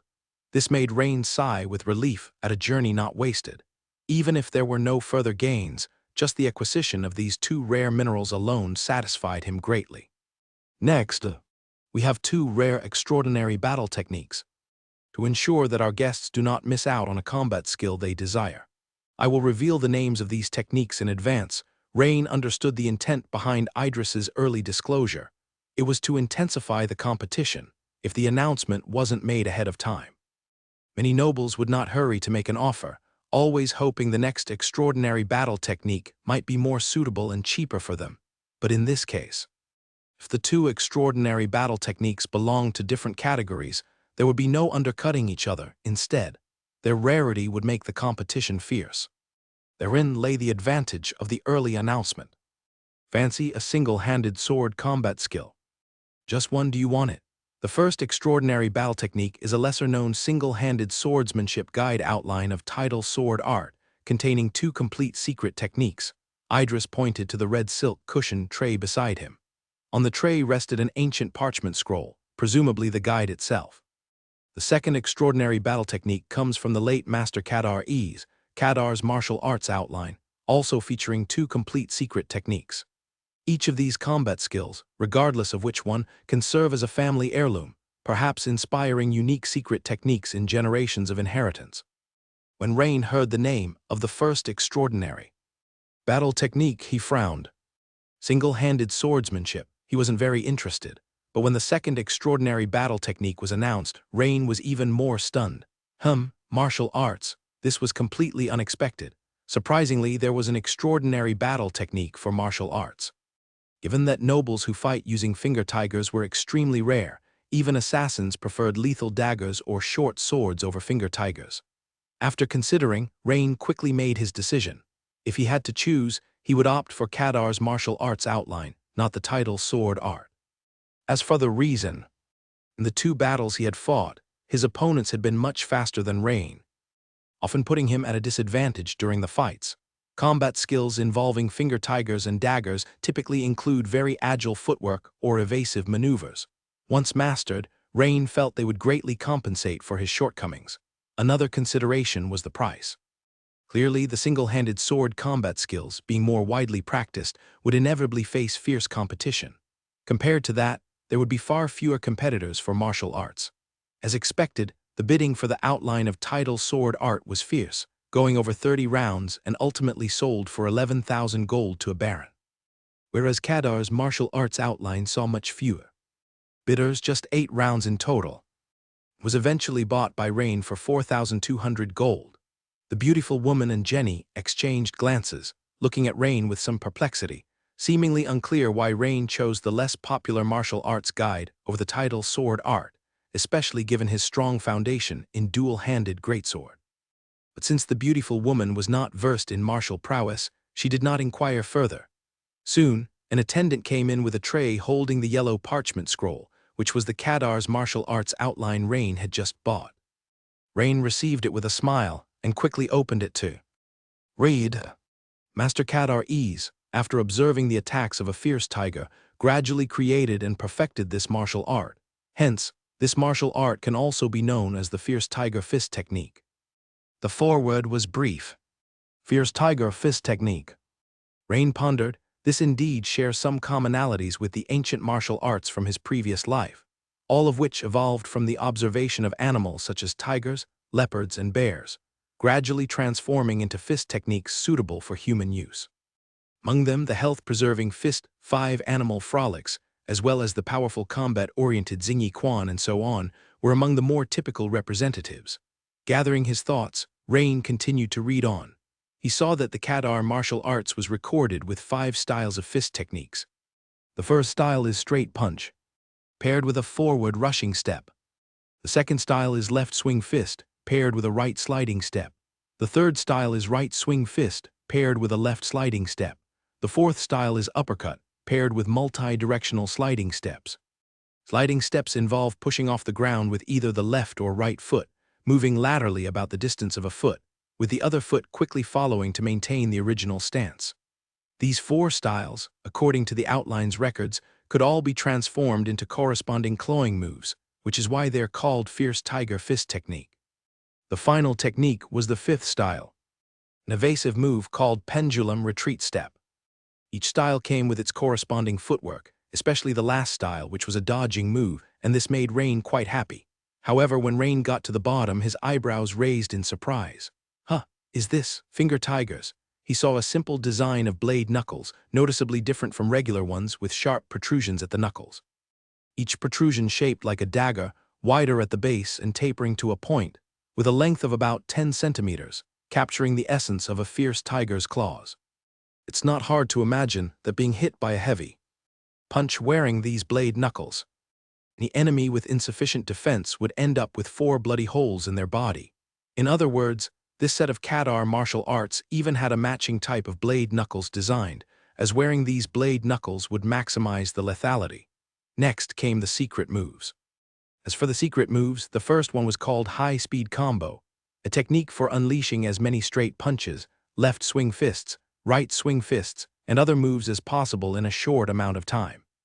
The second secret move was called 100 crack strike, requiring the use of blade knuckles, and similarly within a brief window, transforming punches into claw strikes with moves such as uppercuts, downward slashes, and left and right swings.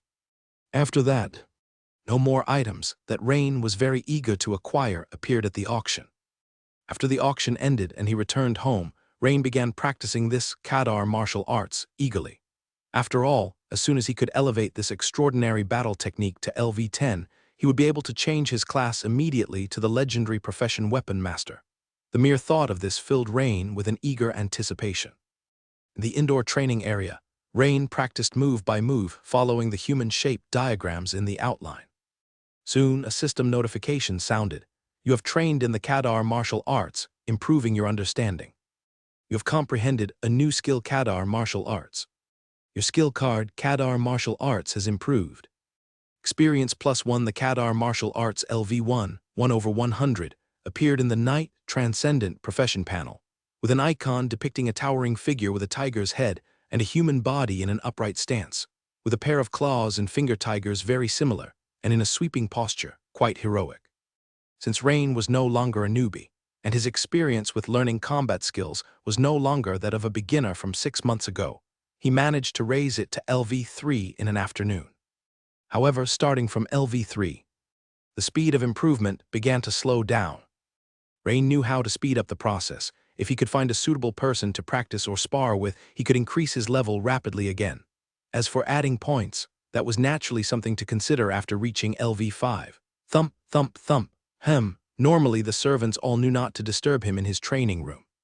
Could it be that something urgent had come up? Rain was a bit perplexed to hear the knock on the door. He said, "Come in."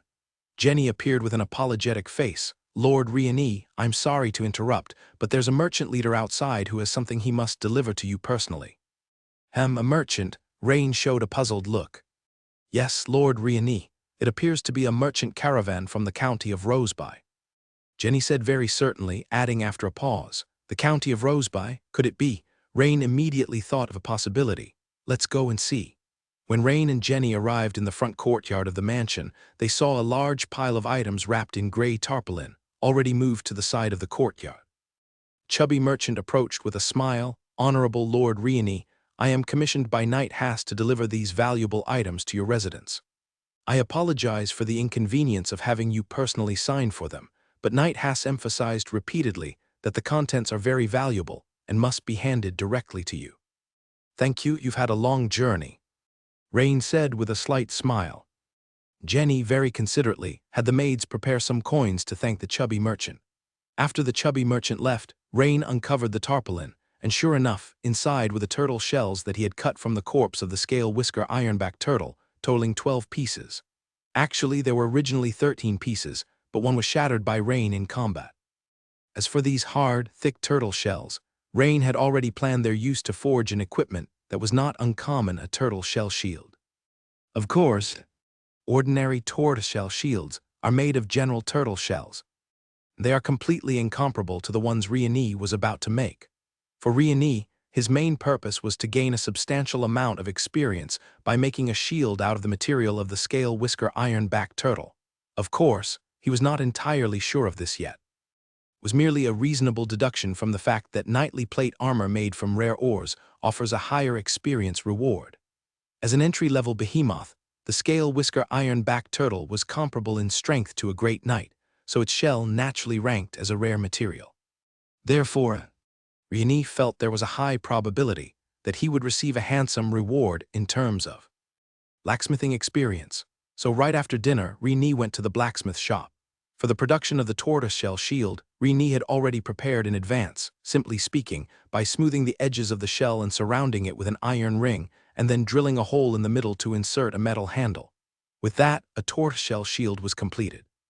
In general, the defensive power of the tortoiseshell shield heavily relies on the hardness of the shell material itself.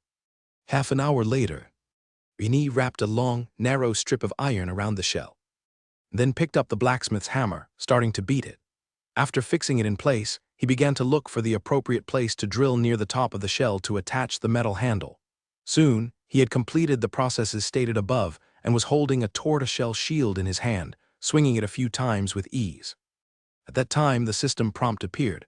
You performed the forging work on a tortoiseshell shield, insight enhanced. You've learned a new skill, tortoiseshell shield. Crafting. Your skill in tortoiseshell shield crafting has improved. Experience plus 124. You focused on tortoiseshell shield crafting. Blacksmithing professional experience points plus 202. Phew, these experience points are really generous. Riani's eyes lit up immediately. It seems my previous speculation was correct. The rarer the material, the higher the experience reward, and also the harder the crafting process, the higher the system's experience reward. This is the shell of the scale-whisker ironback turtle, comparable to rare ores, so the rewards in experience were quite substantial. After a rough calculation, Riani found that once he had crafted all 12 shells, he would be able to level up the blacksmithing from LV5 to LV6, with plenty to spare. This naturally put Riani in a great mood. He immediately started working with renewed vigor. After spending over 4 hours, Riani had consecutively crafted 10 tortoiseshell shields and successfully advanced to LV6 as a blacksmith. He again received 1 skill point and 1 attribute point as a reward. At that moment, The attribute panel showed the remaining attribute points had reached 6, and the remaining skill points were finally not 0, but 1. A completely satisfied Riani then left the blacksmith shop and returned to the mansion to rest. Meanwhile, since Riani had won the bloody duel and returned to the mansion, Baron Alonso's face hadn't lightened up. Even the usually trusted butler, Mitchell, hadn't received a good look all day long. This time it was Mitchell's third visit, only to hear a maid report. "Butler Mitchell, Baron today smashed 2 antique vases and 3 teapots." Mitchell was also startled. It had been so many years he hadn't seen Baron Alonso this angry. Last time it seemed to be when he was defeated by Lady Creia, right? He couldn't remember clearly. After thinking it over, Mitchell decided to steel himself and knock on the door. Just then, suddenly, the study door opened, and Baron Alonso stepped out with a gloomy face. When he saw Mitchell, his expression softened a lot as he said, "Mitchell, arrange a carriage for me, I need to go out." "At your command, Baron." Before long, Alonso was riding in a luxurious carriage to the Meister County Jail. The office of Magi's. "Magi's, you must have heard the news too. Lord Riani in a bloody duel defeated the newly promoted Great Knight Norman Baron. Do you still have confidence that you can accomplish what you promised earlier?" Alonso asked expressionlessly. "Baron, please rest assured, I have been actively pushing forward with this matter," Magi's replied. "Although this new Baron has outstanding combat abilities, this time, the person that the organization sent to Meister County is not an ordinary Great Knight, so I still have full confidence. Please await good news, Baron." As Magi spoke, Alonso was observing Magi's expression, as if trying to determine whether his words were true. Alonso watched for a moment, then nodded and said, "I hope it will be soon. Otherwise, Lord Riani's growth might exceed both of our expectations." Although Magi spoke confidently, Alonso, having experienced several consecutive failures, had his confidence at rock bottom. Honestly, if it weren't for Magi's mentioning that they are not just any great knight, Alonso would hardly have felt any anticipation. After Alonso left, Magi's frowned. This Baron's strength has indeed increased too quickly. Moreover, although he had just promised with confidence, he himself was quite troubled, because the newly arrived General Perix obviously didn't regard his suggestions very highly. A couple of days ago, after hearing his confidant's report, he clearly understood the new Meister County leader's general mindset. The other party wasn't very concerned about Rain, who wasn't even a great knight yet. The other party's focus was broader reaching. After thinking it over, Magi's waved over his confidant and said, "You may need to make a trip to Wild Wolf Hills right away and report Rain's performance in the bloody duel to General Perix immediately. Now that he has demonstrated the power of a great knight level, I think, this time, General Perix shouldn't underestimate him anymore." Magi sighed and said, "At your command, sir." Soon the confidant left the office. 2 hours later, Magi's confidant rushed on horseback to Wild Wolf Hills. To counter-kill a great knight at night level, this situation is indeed rare. I didn't expect such talent to emerge in a small place like Meister. General Perix, without any attempt to hide the surprise on his face, said. However, from his expression, there was not the slightest hint of fear or dread. Instead, there was a faint sense of anticipation. After pondering for a while, he said, "Send a message back to Magi's. Just say that I am aware of this situation." Originally, I wasn't very interested. However, now that he can kill a great knight, this is quite intriguing to me. But if this Baron stays in the county town, I won't be able to make a move. So, let Magi's prepare his intelligence work well. If he leaves the county town, notify me immediately. At the end of his speech, General Perix also nodded towards intelligence work, letting the confidant know that this was a reminder for his boss to be diligent in his duties. "At your command, General," said the confidant, bowing respectfully before slowly retreating. The next morning, Hamilton, according to the previous arrangement, arrived on time at Rain Mansion. Soon, a luxurious carriage, carrying Rain and Hamilton, headed towards the Usman family estate just outside the county town. Normally, most nobles choose to reside in the noble estate area of the county town for 2 main reasons: safety and the convenience due to frequent banquets and salons. Minority of nobles, however, choose to live in manor houses adjacent to the county town. Because the manors generally cover a larger area, they provide space for activities like horse riding, and relatively speaking, they offer more tranquility. The Usman family is among them. They seldom participate in banquets and social activities of the county town. possibly due to being newcomers or perhaps for other reasons that remains unknown. Soon, the carriage arrived at the entrance of a rather historical manor. The manor was surrounded by walls covered with wisteria, money plant, and ivy, presenting a view rich in greenery that was very pleasing to the mood. Meanwhile, Knight Lawrence, whom Rain had met once before, was already at the entrance of the manor, leading several servants, waiting respectfully. "Baron Rieni, Lord Hamilton, welcome to Usman Manor. Miss Naya is already waiting for you in the drawing room. Please follow me." Knight Lawrence said politely, inclining slightly before leading the way. "Knight Lawrence, thank you for the trouble," they replied. As to why the Usman family had Miss Naya receive them, Rieni had just learned on the way from Hamilton that Viscount Usman had recently rushed to the provincial capital of Minster to visit a master potion maker, apparently to request the production of a special potion to alleviate Naya's symptoms. When Rieni and Hamilton entered the manor's drawing room, they saw Miss Naya at first glance. She was dressed in a light green silk waistcoat, with fair skin, a beautiful face, and a graceful figure, not lacking at all where it mattered. Additionally, perhaps due to her magician bloodline, her brown eyes were deep and exuded a strange charm that made one feel a sense of affinity at first sight. "Baron Rieni, your performance in the bloody duel was impressive," she said. "Lord Hamilton, it's a pleasure to see you again," she added. "Please take a seat." Naya's crisp voice rang out as she curtsied to both men. "Miss Naya, thank you for your compliment," Rieni replied with a slight bow and a smile. After an exchange of pleasantries, Hamilton stood up with a smile and said, "Miss Naya, the rest of the matter should be discussed between you and Baron Rieni. I will go out into the manor." Knight Lawrence also smiled and added, "I will accompany Lord Hamilton." As they watched the two leave the drawing room, Naya turned to Rieni and said, "Baron Rieni, I assume Lord Hamilton has already informed you about my situation. So, please forgive my impertinence, but what would the Usman family need to offer in exchange for your assistance?" Rieni had already considered this question beforehand. Considering Hamilton as the intermediary and his wish to forge good relations with this magician family, he didn't plan to make exorbitant demands. However, there was one thing he needed to clarify. "Miss Naya, there is one thing I would like to know first," Rieni inquired. "If the two of us enter the dream realm and still cannot defeat the monster you speak of, can we return safely? Of course, this is not because I lack confidence, but merely to understand. I hope Miss Naya doesn't mind." Naya smiled and said, "Of course not, even if you didn't ask, I would have informed you before we officially enter the dream realm." She could tell from Rieni's every word that the most suitable candidate from Meister County, Baron Rieni, didn't seem opposed to helping her slay monsters in the dream realm. Of course, to her, this was a good thing. She wouldn't need to spend effort convincing him.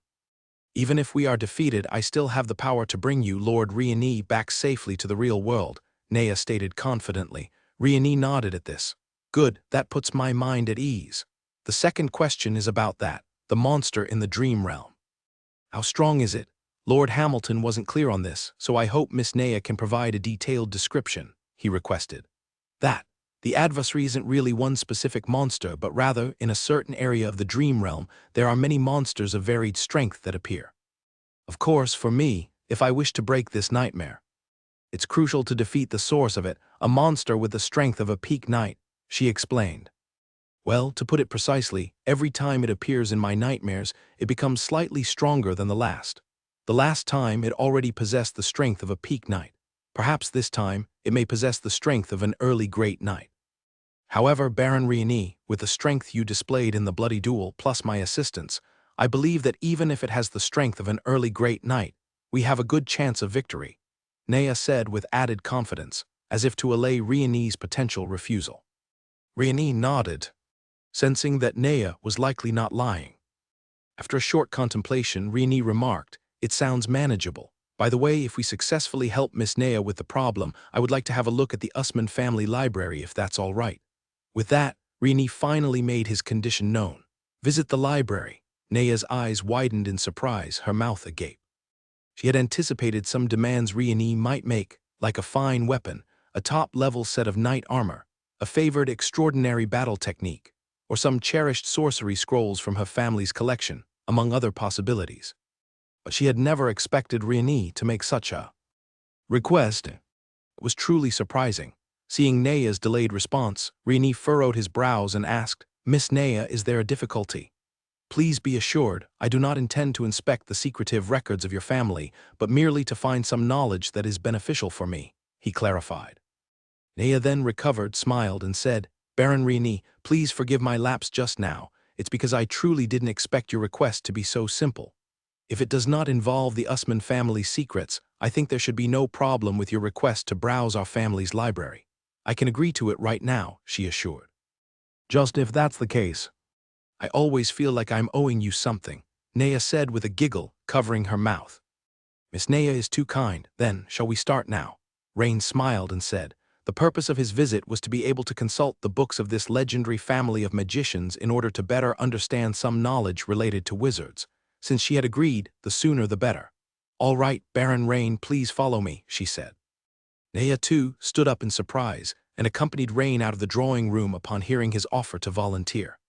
Outside, Hamilton and Knight Lawrence turned their heads upon hearing the door open and saw Naya's smiling face, immediately realizing that she had already come to an agreement with Rain. The four of them passed through a long corridor and arrived at a bedroom that had been prepared in advance. Besides a large bed and several chairs, the room was empty. Baron Rain, could you please join me and lie down on this bed hand in hand? Naya said straightforwardly. Shem. Rain appeared slightly surprised, but he quickly realized that this must be part of a ritual and nodded immediately, saying, all right, Miss Naya. So, under the watchful eyes of Hamilton and Knight Lawrence, Rain and Naya lay down on the large bed, hand in hand. This situation, being watched by others while holding hands with a not-so-familiar woman, was new to Rain and not particularly pleasant. However, as soon as they held hands, Rain could feel the cool and smooth touch from Naya's slender fingertips. In contrast, Naya found Rain's palm rough and fiery, which inexplicably gave her a sense of security. This was also Naya's first time holding the hand of a strange man. Her cheeks flushed slightly, but soon she repressed her shyness and said softly, Lord Riani, please close your eyes, and I shall lead you into the dream world. Okay. Immediately, Rain closed his eyes. The next second, he felt a change, as if his whole person suddenly began to fly high into the air, soaring endlessly when suddenly, he was surrounded by a verdant green.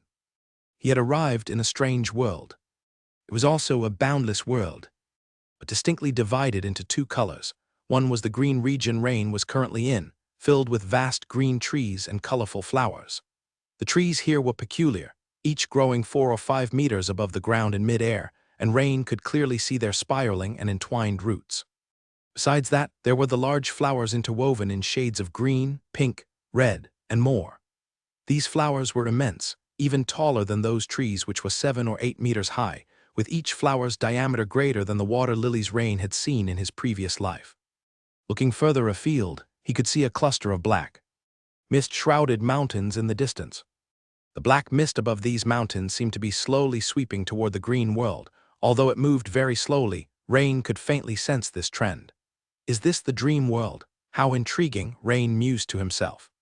Suddenly, the sound of fluttering wings reached his ears, and Rain turned his head to see an eagle-bodied creature with Naya's face appear in the air, just like the family emblem. Lord Riani, it seems you are not surprised by my current appearance, she said. Miss Naya, your current form closely resembles the emblem of your family, Rain replied with a smile. Oh right, I remember now.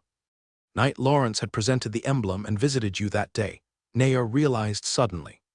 That is correct, Miss Naya. Shall we set off now?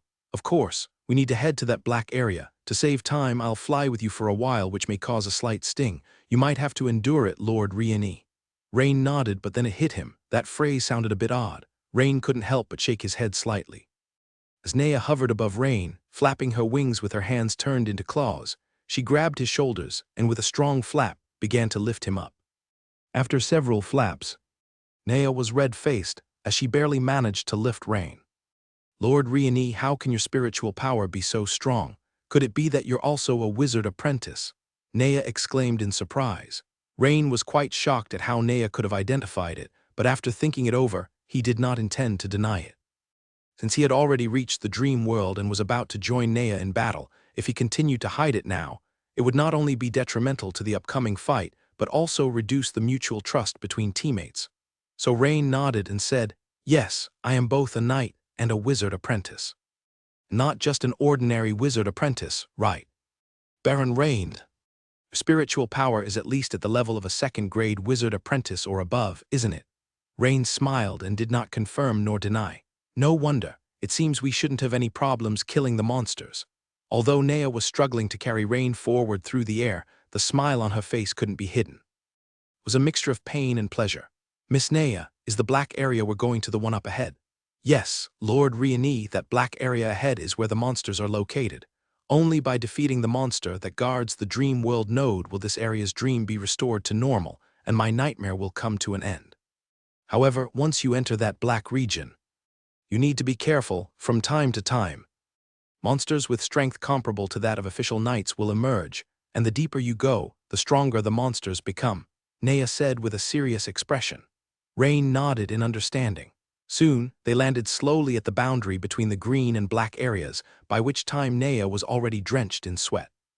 I can't fly in the black region, so from here we'll head in that direction, Nea said, pointing toward a black mountain ahead. All right, Miss Nea, you rest for a bit and I will lead the way. Rain thought for a moment, took down his two-handed warhammer, and started walking forward. The trees and flowers in the black region seemed as if they were painted with black lacquer, similar in shape to those in the green area, but with dark, ink-like colors on their surfaces. They also emitted a faint black mist, obscuring the view of the distance. Suddenly, a level 3 danger perception alerted Rain that some creature was lurking ahead. But Rain's steps did not waver, because such a warning indicated that the monster's strength was not formidable, posing little threat to him. Swoosh! A leopard with black tumors of various sizes on its body suddenly sprang out, biting at Rain. Nea immediately shouted, "Be careful." Bang! Rain effortlessly swung his warhammer with incredible speed. The shadow of the hammer passed, and in an instant, the black leopard was torn apart, its black liquid splattering around, corroding the nearby plants with a sizzling sound. Lord Rini, your strength is truly formidable. Nea hadn't expected that a monster which would have given her trouble was killed by Rain with a single hammer blow. Miss Nea, are there many monsters of this strength? Rain's eyes twinkled, seemingly harboring certain thoughts. Of course, along the way there are such monsters, but their strength will continue to grow stronger. Nea nodded and said. However, the next second, she looked surprised, because Rain had actually stowed away his black two-handed warhammer on his back and chose. Move ahead unarmed. This scene instantly confused Nea a bit, as she didn't understand what Rain was thinking. Even if the monsters are no match for you, you wouldn't confront them empty-handed, right? She just wanted to give a reminder, but after hesitating for a moment, she still didn't speak. Nea recalled her own explanation, which she had given quite clearly. Given that, the Baron of the Warhammer must have his own considerations. However, Nea's confusion didn't last long, as soon the next oncoming monster helped her solve the puzzle. Swoosh! Bang! Snap! Rain quickly stepped forward, throwing a punch that hit the abdomen of an oncoming baboon covered in black tumors, folding it in half. Then came a left swing fist, shattering the creature's head. The headless baboon's body twitched on the ground for a moment before lying still. Nea's eyes widened in surprise. It was martial arts. The Baron of the Warhammer was also skilled in martial arts. A noble practicing martial arts was incredibly rare. Rain, on the other hand, shook off his hands. Having iron skin LVL3, the slight corrosion from the black liquid caused him no harm. At that moment, he glanced at the system prompt. A hint of joy in his heart. Your skill Takadar fist technique has improved. Experience plus 27. You have gone through a battle. Knight. Transcendent. Experience plus 14. Although the experience rewards were not substantial, he had not expected to be able to grind skill experience for his newly learned Kadar martial arts in the dream. Although the Knight Transcendent profession experience was minimal, it did not matter to Rain, who was eager to quickly increase his martial arts experience to level 5 and possibly even level 6. Thus, after stopping Nea from trying to help several times, Rain alone dealt with nearly 10 waves of monster attacks. From 1 at the beginning to later 2 and 3. Rain dealt with them all by himself. This made Nea somewhat unable to understand exactly what Rain had in mind. Gentlemanly conduct, so he didn't need my help as a female and resolved everything by himself. Or is it that Lord Riani has a fondness for me, and therefore? After clearing the 12th wave of monsters, Rain successfully advanced his Kadar martial arts from level 3 to level 4. At the same time, he and Nea had reached the foot of the mountain, where a large cave entrance was now before Rain's eyes. Lord Riani, the monster is there. As long as you defeat it, I can control the node and gain dominion over this dream, restoring it to its original state, Nea said, her expression serious as she fluttered her wings, pointing to the cave ahead. As Nea's voice faded, heavy footsteps came from the cave. Rain's expression became serious. He could sense the formidable aura of the monster inside. Clearly, it possessed the strength of Great Knight. Moreover, it wasn't just at the threshold of Great Knight status as Nea had suggested. The monster's oppressive force clearly surpassed what Norman had made him feel. Seconds later, a gigantic creature walked out, quadrupedal with an additional pair of arms holding a steel trident. Standing at least 4 meters tall, it was covered in green scales, resembling a huge green-scaled lizard walking upright. "Aha, little harpy, you've come again. Oh, and this time you've brought along an assistant. Aha, interesting." A loud laugh came from the opposing giant mouth. "This is a nightmare dragonkin, possessing an ability to control dreams even stronger than mine. But according to the ancient records of my family, these nightmare dragonkin were originally the guardians of dreams, but now they have unexpectedly become destroyers. Nightmare dragonkin." Rain's heart skipped a beat, and he scrutinized the towering creature before him. Quickly, Rain noticed that the surface of the creature's body seemed to exude wisps of black mist that ordinary people would struggle to perceive. "Damn, I didn't expect its strength to have truly reached the level of a great knight. It seems to be more than just an entry-level great knight at that. This is troubling." At that moment, Nea had just realized the dragonkin's strength had seemingly increased once more and expressed her worries immediately. "Miss Nea, don't your family's ancient records mention why this is happening? It might be due to the strange and evil strength within the dreams growing stronger. Lord Rain, if you're worried, we can give up this time." Nea seemed to suggest retreat as she judged the enemy's strength to have surpassed what she and Rain originally anticipated, biting her lip as she spoke. Rain contemplated for a moment, then shook his head. Knowing that if they gave up this time, the monster's strength might rise again the next time. It could truly become unsolvable. "How do we know we can't win if we don't fight? What are you two little ones discussing?"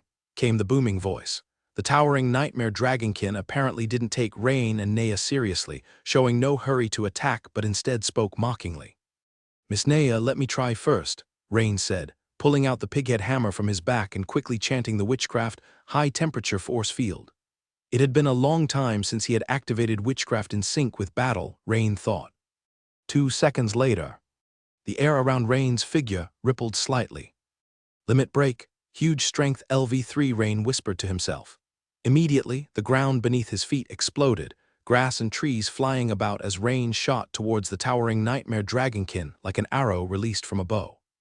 The nightmare dragonkin, evidently surprised by Rain's proactive attack, hesitated briefly but quickly responded, swinging its trident to defend.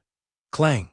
Under Rain's furious assault, the pighead hammer collided violently with the dragonkin's trident, emitting a piercing metallic clash. Caught off guard, the nightmare dragonkin was forced to retreat 3 steps by Rain's hammer, while Rain himself was sent flying into the air by the dragonkin's huge strength. The significant disadvantage in size meant Rain, despite his preemptiveness, could only manage a draw. But being knocked back by a mere little one angered the nightmare dragonkin. Roar! It bellowed and charged towards Rain, but suddenly, a fierce whirlwind blew from the side, kicking up sand and stones, causing the dragonkin to squint shut its eyes and interrupting its charge, its hands protecting its eyes. The culprit was none other than Nea, flapping her wings mid-air and casting some kind of witchcraft or innate ability. Rain's eyes narrowed immediately, thinking it was a good opportunity. Strength burst. Earth-splitting hammer. Rain, who was leaping in mid-air, swelled up like an inflated balloon. With both hands raised high holding the dark pighead hammer, his body tense like a fully drawn bowstring, he smashed down viciously towards the nightmare dragonkin, which was still covering its eyes. By the time the nightmare dragonkin realized the danger and hastily lifted its trident to defend. Clang! Sparks flew everywhere. It immediately felt a severe shock in its hands holding the trident. Couldn't hold on. Under the triple effects of lifts as light, multiple shock, and precision LV3, Lord Rain's all-out strike immediately caused the steel fork to slip from the nightmare dragon person's grip. Immediately afterward, Rain didn't give his opponent a chance to catch their breath, continuing to swing his hammer relentlessly around the nightmare dragon person. Deprived of their steel fork, the nightmare dragon person was quickly pummeled into continuous, miserable screams, their green scales shattering one after another. At the same time, the lethal effects of the high-temperature witchcraft field began to show. In just 7 or 8 seconds, the towering nightmare dragon person couldn't hold on any longer, screaming while dragging its wretched body, attempting to flee. But escape only made the battle end quicker. Rain once again landed a heavy hammer blow on the spine of the fleeing nightmare dragon person, instantly collapsing the dragon person to the ground, unable to stand up again. Then another hammer blow landed, cracking the opponent's skull wide open. Beholding this scene, Nea was left dumbfounded. She had only used her siren's innate ability Flying Sand, and Rain had taken over the fight, pressing the nightmare dragon person until victory. It was completely different from the narrow, hard-fought victory or even defeat she had imagined. This strength. Is it really merely that of a knight? Many questions rose in Nea's mind. After dealing with the dream dragon person, Nea quickly flew into the cave and cast a certain witchcraft. Soon a dense cluster of green specks began to appear in the cavern, rapidly spreading and driving away the dark mists. Vast areas began to turn green, and the plants gradually regained their colors. Nea was clearly in high spirits too. She descended from mid-air, transforming into her humanoid form, her smile radiant as she spun around, letting her pale green cinched waistcoat twirl elegantly. Lord Rain, thank you. During this time I've been plagued by nightmares every day, with these black areas closing in on me rapidly. I knew that if the green area were completely gone, and I failed to resist, I might be forever lost in the nightmare. Miss Nea, you're welcome.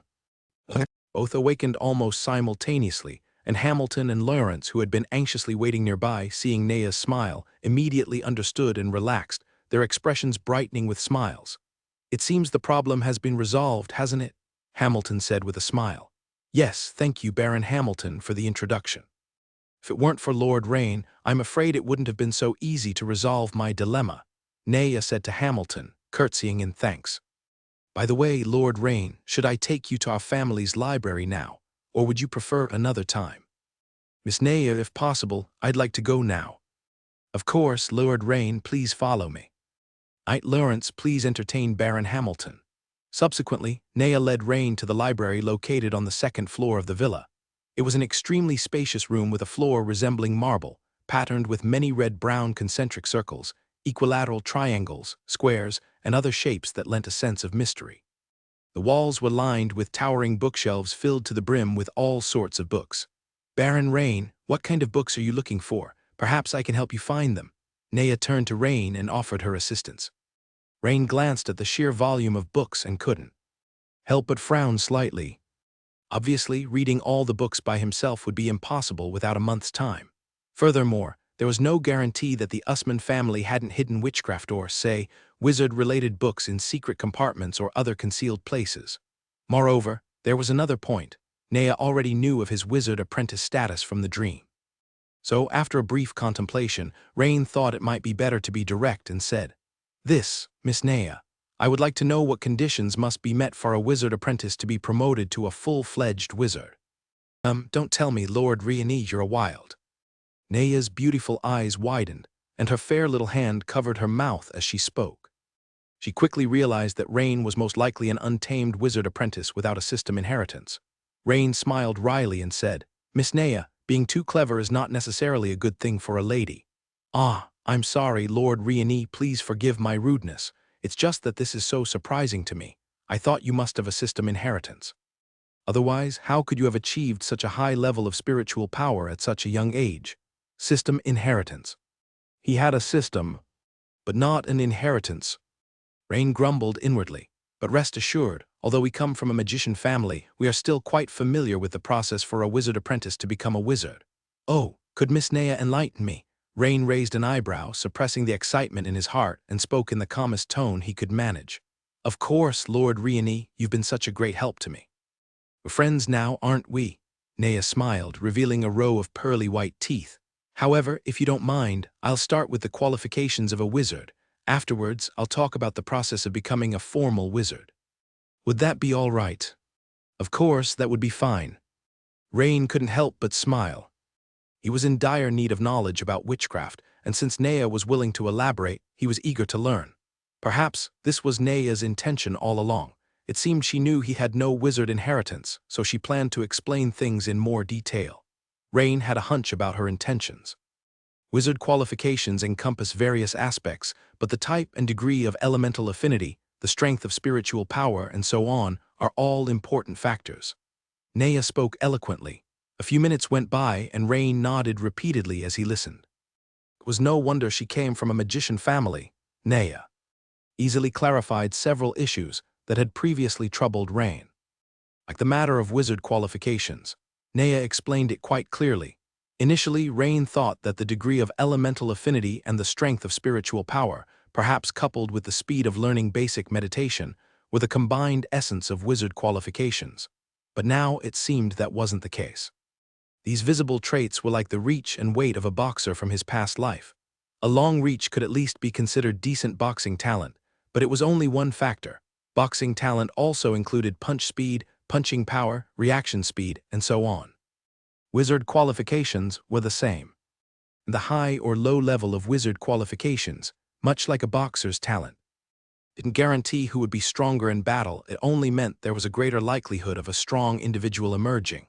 Often, it's difficult to judge the more hidden qualities, such as an individual's understanding, insight, and ability to innovate in witchcraft, which are numerous and varied. Naya smiled faintly, showing 2 dimples as she brushed a strand of black hair from her ear, and continued. As for advancing from a wizard apprentice to a wizard, the first step is to clearly identify your elemental affinity, which will influence the choice of fixed witchcraft model when you advance. Fixed witchcraft model? Rain was slightly puzzled. This was a new term. Just as he was about to ask for more details on this subject, Naya countered. Lord Riani, I see your spiritual power is at least at the level of a second-tier wizard apprentice. You must have already identified your elemental affinity, right? Well, Naya's question made Rain smile awkwardly. After thinking it over, Rain decided to be honest since she already knew his situation. There was no point in hiding anything, so he said, well, I only know that one of my affinities is relatively high with the fire element. The other, I'm not quite sure about. Naya paused and then smiled sweetly. Lord Riani, please follow me so I can test you. I think we should clarify your affinity first. Thank you. Rain was more than willing to have someone help test his elemental affinity. Perhaps Naya could also explain what those mysterious silver energy particles he had sensed with his spiritual power were. With these thoughts, Rain felt a hint of anticipation within him. He immediately followed Naya out of the library. Soon, their figures side by side gradually disappeared down the corridor. As for Naya, under normal circumstances, she wouldn't have had the authority to bring a stranger into the family's library or use the family's witchcraft tools to measure a stranger's elemental affinity. However, since Naya had come of age recently and been identified as having an extremely high bloodline concentration, her status within the family had risen sharply. Now, Naya's position could be said to be second only to that of the Usman family patriarch, her father. All the privileges mentioned beforehand had naturally become available to her. Just ahead is my father's study. There's a testing crystal ball inside, Naya explained. A testing crystal ball? Is it the round type of crystal ball? Rain couldn't help asking. He also had one of those, a trophy he had obtained from Adams last time. Lord Riani, you know about the testing crystal ball. Round? No, the one in our family is a faceted crystal, which is a bit more accurate than the crystal ball you mentioned, Naya replied. Soon, the 2 of them arrived at a well-furnished study, where all the tables and chairs were made of a high-quality dark reddish wood that appeared to be a considerable age, emitting a faint scent of raw wood. Rain immediately saw the prism-shaped crystal Naya had spoken of on the wide mahogany desk. It was a long prism around 1 meter tall, with equilateral triangular faces, reflecting colorful lights under the illumination of the candlelight. Lord Rain, since you've used the crystal ball, the method is actually the same. You hold it, concentrate your spirit, and then try to mobilize the mysterious side energy particles as much as possible. Naya explained the usage by the side. All right, Miss Naya, Rain nodded. After quickly inspecting it, Rain began to grasp the crystal prism with both hands, closed his eyes and concentrated his spirit. As Rain's spiritual power infused into it, the prism soon emitted a soft white light, and at the same time, different colors of light began to surge within the transparent crystal. Seconds later, the light gradually stabilized. At that moment, Rain opened his eyes and saw a cluster of red mist at the top layer of the prism-shaped crystal and a faint silver mist in the middle, with both occupying almost the same length on the crystal's scale. Although there were slight differences, they were just minor. The rest were a mixture of miscellaneous colors, almost of every shade. "Oh, Lord Rain, besides the common fire element affinity, you actually have an extremely rare metal element affinity," Naya said with some surprise as she looked at Rain. A metal element affinity? Rain was taken aback, so that faint silver mysterious side energy particle was metal element. When the answer was revealed, Rain realized that he seemed to have always overlooked something. That was his transcendent trait Iron Skin LV3. When he first used it, he perceived the same faint silver light with his spiritual power. Your fire element affinity is 71, and metal element affinity is 72. Both are above average in strength, quite good. However, Naya seemed to quickly think of something, frowning as she said to Rain, "Lord Rain, it's such a pity." A pity? Rain didn't quite understand what Naya meant. From Naya's expression just now, his metal element affinity should be considered rare and uncommon. Shouldn't rarity be equated with value? Yes, you possess a metal element affinity, and judging by the level of affinity, it's also above average.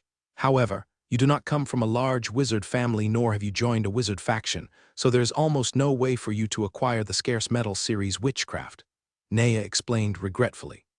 Upon hearing Naya's explanation, a sense of alarm went through Rain's heart. No way to acquire metal series witchcraft? Rain immediately grasped Naya's meaning. It was like learning the dragon slaying technique, but turning around to find out that there were no dragons left in the world. He had a rare metal element affinity, yet there was no way to get metal series witchcraft. Your metal element affinity, if it were thousands of years ago, countless wizard factions would be scrambling for you. But with the rise of the empire and the demise of many factions, the already scarce metal series witchcraft, what is handed down is even rarer. That's why it's such a pity. Naya sighed deeply as she explained in detail. Well, my advice to you is still to consider a first-level fire series witchcraft as the solidified witchcraft model when you are promoted to a full-fledged wizard, as this will be relatively easier to find, Naya suggested after a moment's thought. Rain nodded, understanding Naya's point. Since metal series witchcraft passed down is scarce, then choosing the relatively well-preserved fire series witchcraft would at least provide more avenues for acquisition. However, solidified witchcraft model, innate wizardry, what do they mean? Rain timely asked about his confusion. Miss Naya, this innate wizardry. I apologize, I forgot to tell you, Naya said with an apologetic smile. When a third-level wizard apprentice is promoted to a full-fledged wizard, one generally needs to choose a first-level witchcraft as the solidified model to form innate wizardry upon advancing. It's like the innate abilities that some ferocious wild beasts carry with them. Innate wizardry is almost equivalent to a wizard's innate ability, characterized by significantly lower spiritual power consumption and extremely fast casting speeds. Pausing, as if waiting for Rain to digest her words, Naya continued. Over the years, wizards have discovered that defensive first-level witchcraft is the best choice for the solidified witchcraft model. Now this is also commonly accepted as for choosing offensive witchcraft. Of course, it's not impossible, and many wizards in the ancient times chose offensive witchcraft. But it was later found that, when facing assassin attacks or assassination attempts, or against creatures or evil spirits with invisibility, one could be sent back to the goddess's embrace in one blow. Rain nodded, beginning to understand. By the way, Miss Naya, where might I find a first-level fire series witchcraft? After thinking for a while, Rain asked a key question. Good. These are mostly held by medium to large wizard factions and the empire. Comparatively, there are more factions for the 4 major elements. With your wizard qualifications, there's a good chance you'll pass the assessment and be able to join. The 4 major elements, Rain asked, puzzled. Yes, the fire, water, earth, air elements that predominantly characterize the wizarding schools. They correspond to the 4 most common elemental affinities, she explained. Rain nodded in understanding. It seemed the reason why these 4 elemental affinities were so common among humans was that they had been passed down from ancient times, and the number of schools related to them was the greatest. Rare categories, like metal magic, struggled to survive wars and other calamities, and many had been lost to the annals of history. So, there's not a single school for metal magic now. Rain still couldn't let it go and questioned further. Unfortunately, Lord Rain, as far as my experience goes, I haven't heard of any schools that focus on metal witchcraft. Of course, it's possible that my experience is simply insufficient, Naya said, shaking her head. But indeed, with your rare metal affinity, joining a fire-based wizarding school would seem unsatisfying. Perhaps you could look into some of the Empire's powerful departments. With your night talent, I think joining one of those special departments should not be difficult. The Empire has them too. Certainly, some of the Empire's special departments have collected a number of witchcraft models beyond your imagination, far exceeding that of ordinary wizarding schools. They even have some incredibly rare witchcraft models. Oh, I believe that if Lord Rain could join these departments, you would surely find models for metal witchcraft, Naya quickly replied. This was somewhat beyond Rain's expectations, but it was actually a good thing. He no longer needed to search for any wizarding schools. Since the special departments in the Empire had a richer collection of witchcraft models than the schools, once he passed the Sword-Bearer's exam in a little over a month, he would essentially have a way to access them. Rain pondered rapidly in his mind. By the way, Lord Rain, regarding the selection of witchcraft models when being promoted to an official wizard, although we are a family of magicians and thus have no issues with selection, I've heard a visiting wizard elder briefly touch on the topic, she mentioned. It seems that innate wizardry and the later development of a wizard are somewhat related, but I'm not very clear on these connections. Hence, Lord Rain may need to seek further clarification from someone else, she added after a pause. It's related to later development directions too. Rain's expression became contemplative. It looked like he needed to seek advice from more experienced individuals to answer this question. Thank you very much for answering my questions, Miss Naya, Rain said, turning to Naya with a smile. So, does that mean that as soon as the issue with a level 1 defensive witchcraft model is resolved, one can be promoted to an official wizard? Rain continued to inquire. It's not that simple, which brings me to the second key point I haven't mentioned. Being promoted to an official wizard, one must use an important potion, the Mist Coagulant. Mist Coagulant? Rain encountered yet another gap in his knowledge. That's right, the recipe for this Mist Coagulant is monopolized by the Empire and all major wizarding schools, and it's almost impossible for it to be found on the open market, Naya explained. If you can get the Mist Coagulant, coupled with the level 1 defensive witchcraft model mentioned earlier, you have the chance to strike for an official wizard ranking. Take the wizard elder who is friends with my father. For example, use the fire element level 1 defensive witchcraft flame protection as his solidification model for promotion, combined with a supreme fire element affinity, successfully stepping into the realm of official wizards. At that moment, Rain was suddenly taken aback. He keenly noticed that the system prompt had appeared. Ding! The host has heard a wizard's secret and triggered the profession change Flame Walker, Legendary. Conditions for advancing to Flame Walker, Legendary, are as follows. 1 wizard qualification, fire element affinity over 75, 2 spirit of 30 points or more, 3 basic meditation law will rune 24 over 24, 4 mastery over the fire element level 1 witchcraft flame protection, 5 mist coagulant. Current conditions not met, upgrade to Flame Walker Legendary failed. In the afternoon, after returning home, Rain went to the study alone and began to contemplate. He had learned quite a bit today, so after listening to Naya's introduction to wizardry, Rain chose not to stay any longer. Clearly, to meet the conditions for advancing to an official wizard, whether it is the defensive level 1 witchcraft model or the crucially important Mist Coagulant, it's highly unlikely to obtain them before joining a special department like Sword Bearer, he reasoned. In the short term, my focus should still be on the transformation into a Weapon Master, Legendary. Being of Legendary tier as well, Weapon Master, will certainly bring some surprises to myself. It looks like I need to work on improving my Kadar martial arts. However, if I want to quickly enhance Kadar martial arts from LV4 to LV10, it seems impractical to allocate all my points to it. Bringing martial arts skill to LV5 or LV6 before using skill points is already the limit. Currently, I have 1 remaining skill point. With that crate of ice iron ingots auctioned before, I'll likely be able to increase my armorer's profession level by 1, totaling 2 remaining skill points. Knight Transcendent should also have a chance to be upgraded again soon, which would mean 3 remaining skill points. Where could those 1 or 2 remaining skill points come from? Rain murmured to himself. He focused his attention on the attribute panel, inspecting the profession levels. Name: Rain Carlin. Profession: Wizard Apprentice, Transcendent, LV5, 1546/2000 Knight, Transcendent, LV5, 1789/2000 Beast Tamer, Transcendent, LV5, 102/2000 Armorer, LV6, 211/3000 Constitution. 22 Strength, 22 Agility, 20 Spirit, 27 remaining attribute points, 6 remaining skill points. 1. Perhaps during the next battle I should use more witchcraft, so that the profession level of the Wizard Apprentice, Transcendent, might rise by another level. As for the Beast Tamer, Transcendent, the gap to the next level is quite significant, but I do have all the ingredients for the Potion of Wisdom that I collected earlier at the Nightingale Market in Rossby City. If I make it all and feed it to a pet afterward, I wonder if the system will reward me with a wave of experience. However, in a few days I must assume my post in Fishing Port Town, and the forging must be completed as soon as possible. As for potion making, it would be best if possible. Meanwhile, in a luxurious mansion in Mace County City, in the underground hall, the Black Flame monk Merrill reported respectfully, "Great Priest.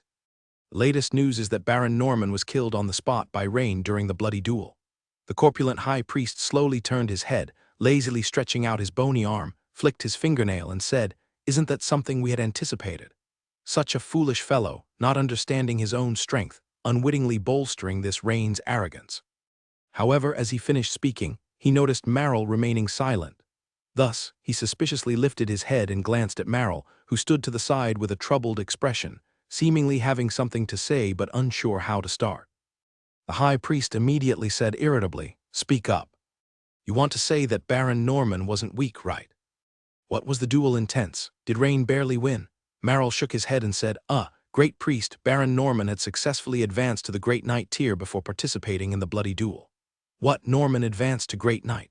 The corpulent high priest, his eyes suddenly widening in surprise, immediately turned to look at Merrill and said, "Yes, Great Priest." Merrill bowed slightly, respectfully replied, "Could it be that this Rain has also advanced to Great Knight?"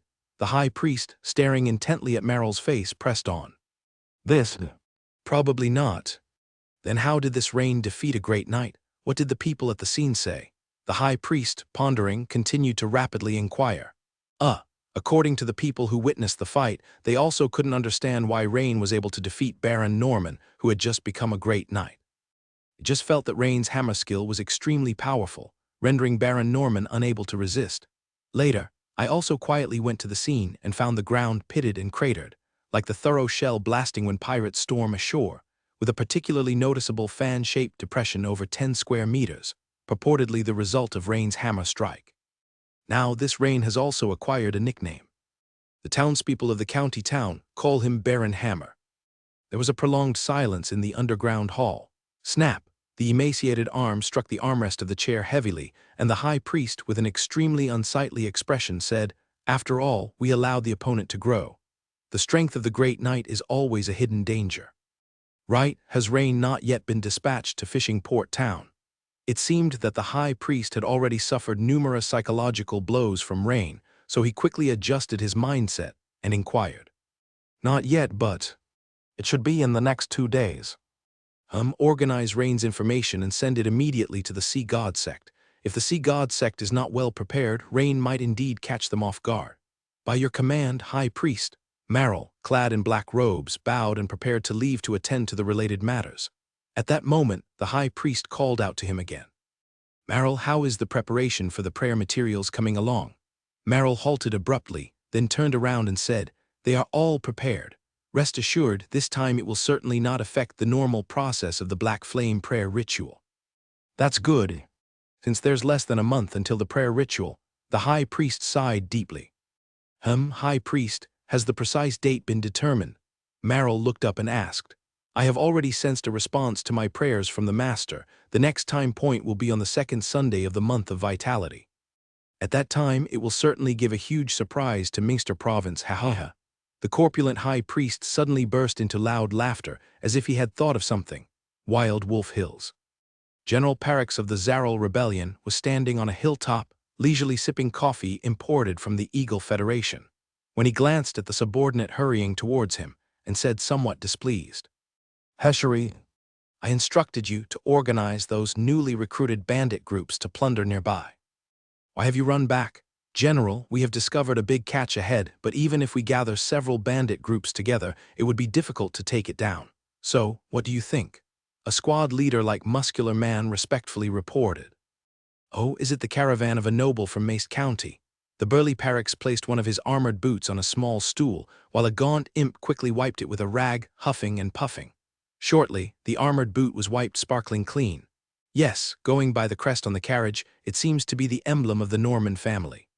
For a baronial family, it's hard to imagine they could organize a convoy of dozens of carriages. This time, it seems they have moved out en masse from the county town. The escort force accompanying them is also very strong, with 4 official knights alone. Listening to his subordinate's report, Parix, wearing half armor, casually switched his legs, placing the other armored boot on the stool. Without needing to be asked, the imp quickly crouched down and resumed wiping. After a moment's thought, Parix looked puzzled and spoke to himself. "The Norman family, it seems I've heard that name once, let me think. Sir, it's the family of Baron Norman who had a bloody duel with the newly appointed Baron Rain," the muscular man carefully added. "Ah yes, right, I remember now that family. Interesting, let's go. I'll take a look myself." Parix, recalling the fact, put down his coffee and extended 2 fingers, signaling the muscular man to follow.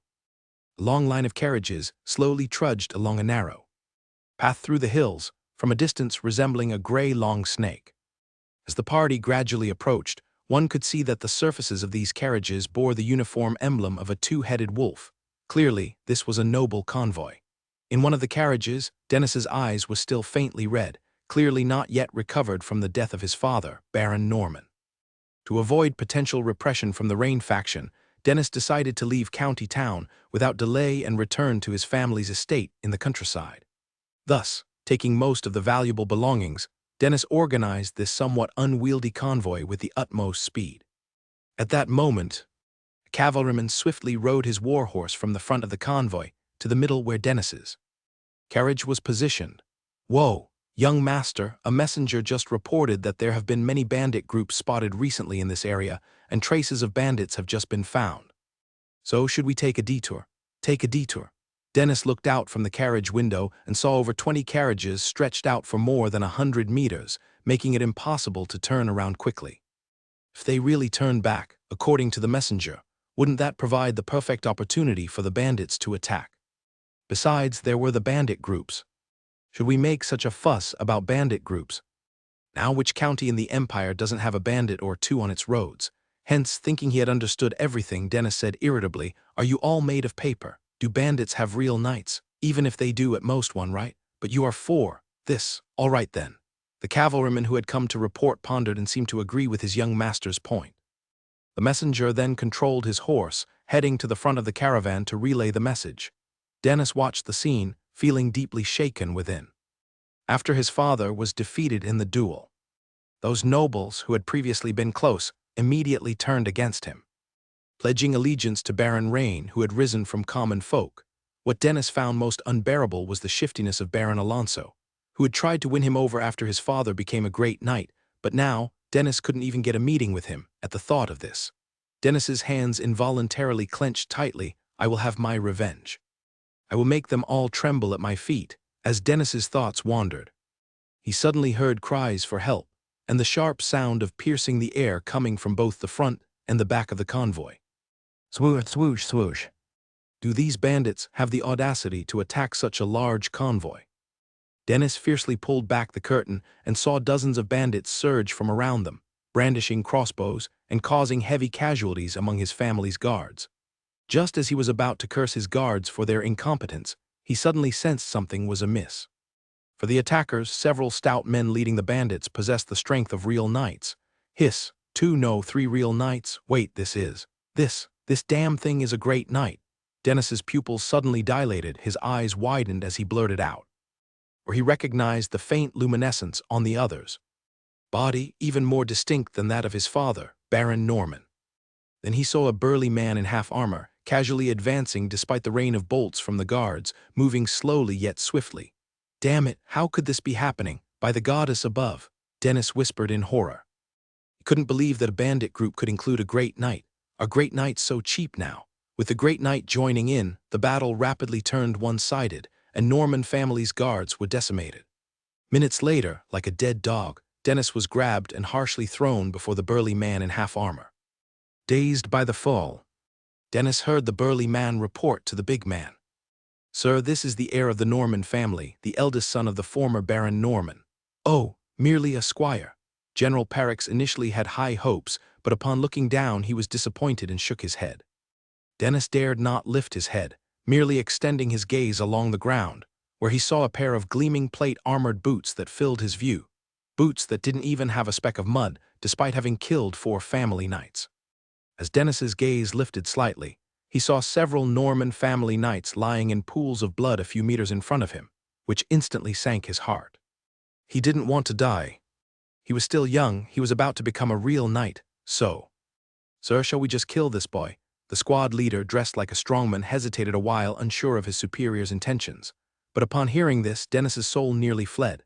Instinctively he shouted, "I'm useful, don't kill me. Aren't you bandits? I know which nobles in county town are the wealthiest, and looting them would yield a rich haul." "Oh," General Parix smiled slightly upon hearing this. "Then let's hear it." Grasping at this lifeline, Dennis suddenly had a spark of inspiration and blurted out, "There's a newly ascended baron named Rain who recently paid a large sum of money, and the Crowley family has also made a hefty sum recently. At least tens of thousands of gold. Many in county town know this, you can verify it." "Ha ha ha, interesting. Has that Rain just won a bloody duel, and the opponent was your father?" General Parix burst into sarcastic laughter upon hearing Dennis's reply. The moment sent a chill through Dennis's heart. "You bastards, aren't you just a band of bandits? How do you know about the bloody duel, and how come you know it so well that Rain beat my father?" Dennis was somewhat befuddled for a moment. "Kid, seeing you flee like you're moving house, you must be hiding from this Rain too, right?" General Parix looked down at Dennis, who lay at his feet. A bit confused, Dennis subconsciously nodded. "Would you like to have your revenge?" Parix continued to ask. Revenge? For a moment, Dennis felt as if he had moved from hell to heaven. He hadn't expected this bandit great knight who was stronger than his father to actually be willing to help him take his revenge. "Of course, that would be, 'Sir, could you help me with my revenge?' No, you've got it wrong. Revenge is something you must do yourself, but I will help you." Hearing that the burly man wouldn't take action directly sent Dennis on an emotional roller coaster as his mood plunged once again. What use is help? Rain defeated even my father. Even with help, I couldn't possibly beat him. Dennis grumbled to himself. But I'm no match for Rain at all, you know. My father became a great knight, yet he couldn't defeat Rain. Dennis said tactfully, "I have a way for you to gain great strength, albeit a bit painful." General Parix thought for a moment, then chose the word painful. Painful? Dennis was somewhat puzzled. At that moment, Parix waved his hand, and a burly man approached with an exquisitely carved wooden box, which he opened immediately. Inside was a pink potion in a transparent glass vial, bubbling slightly.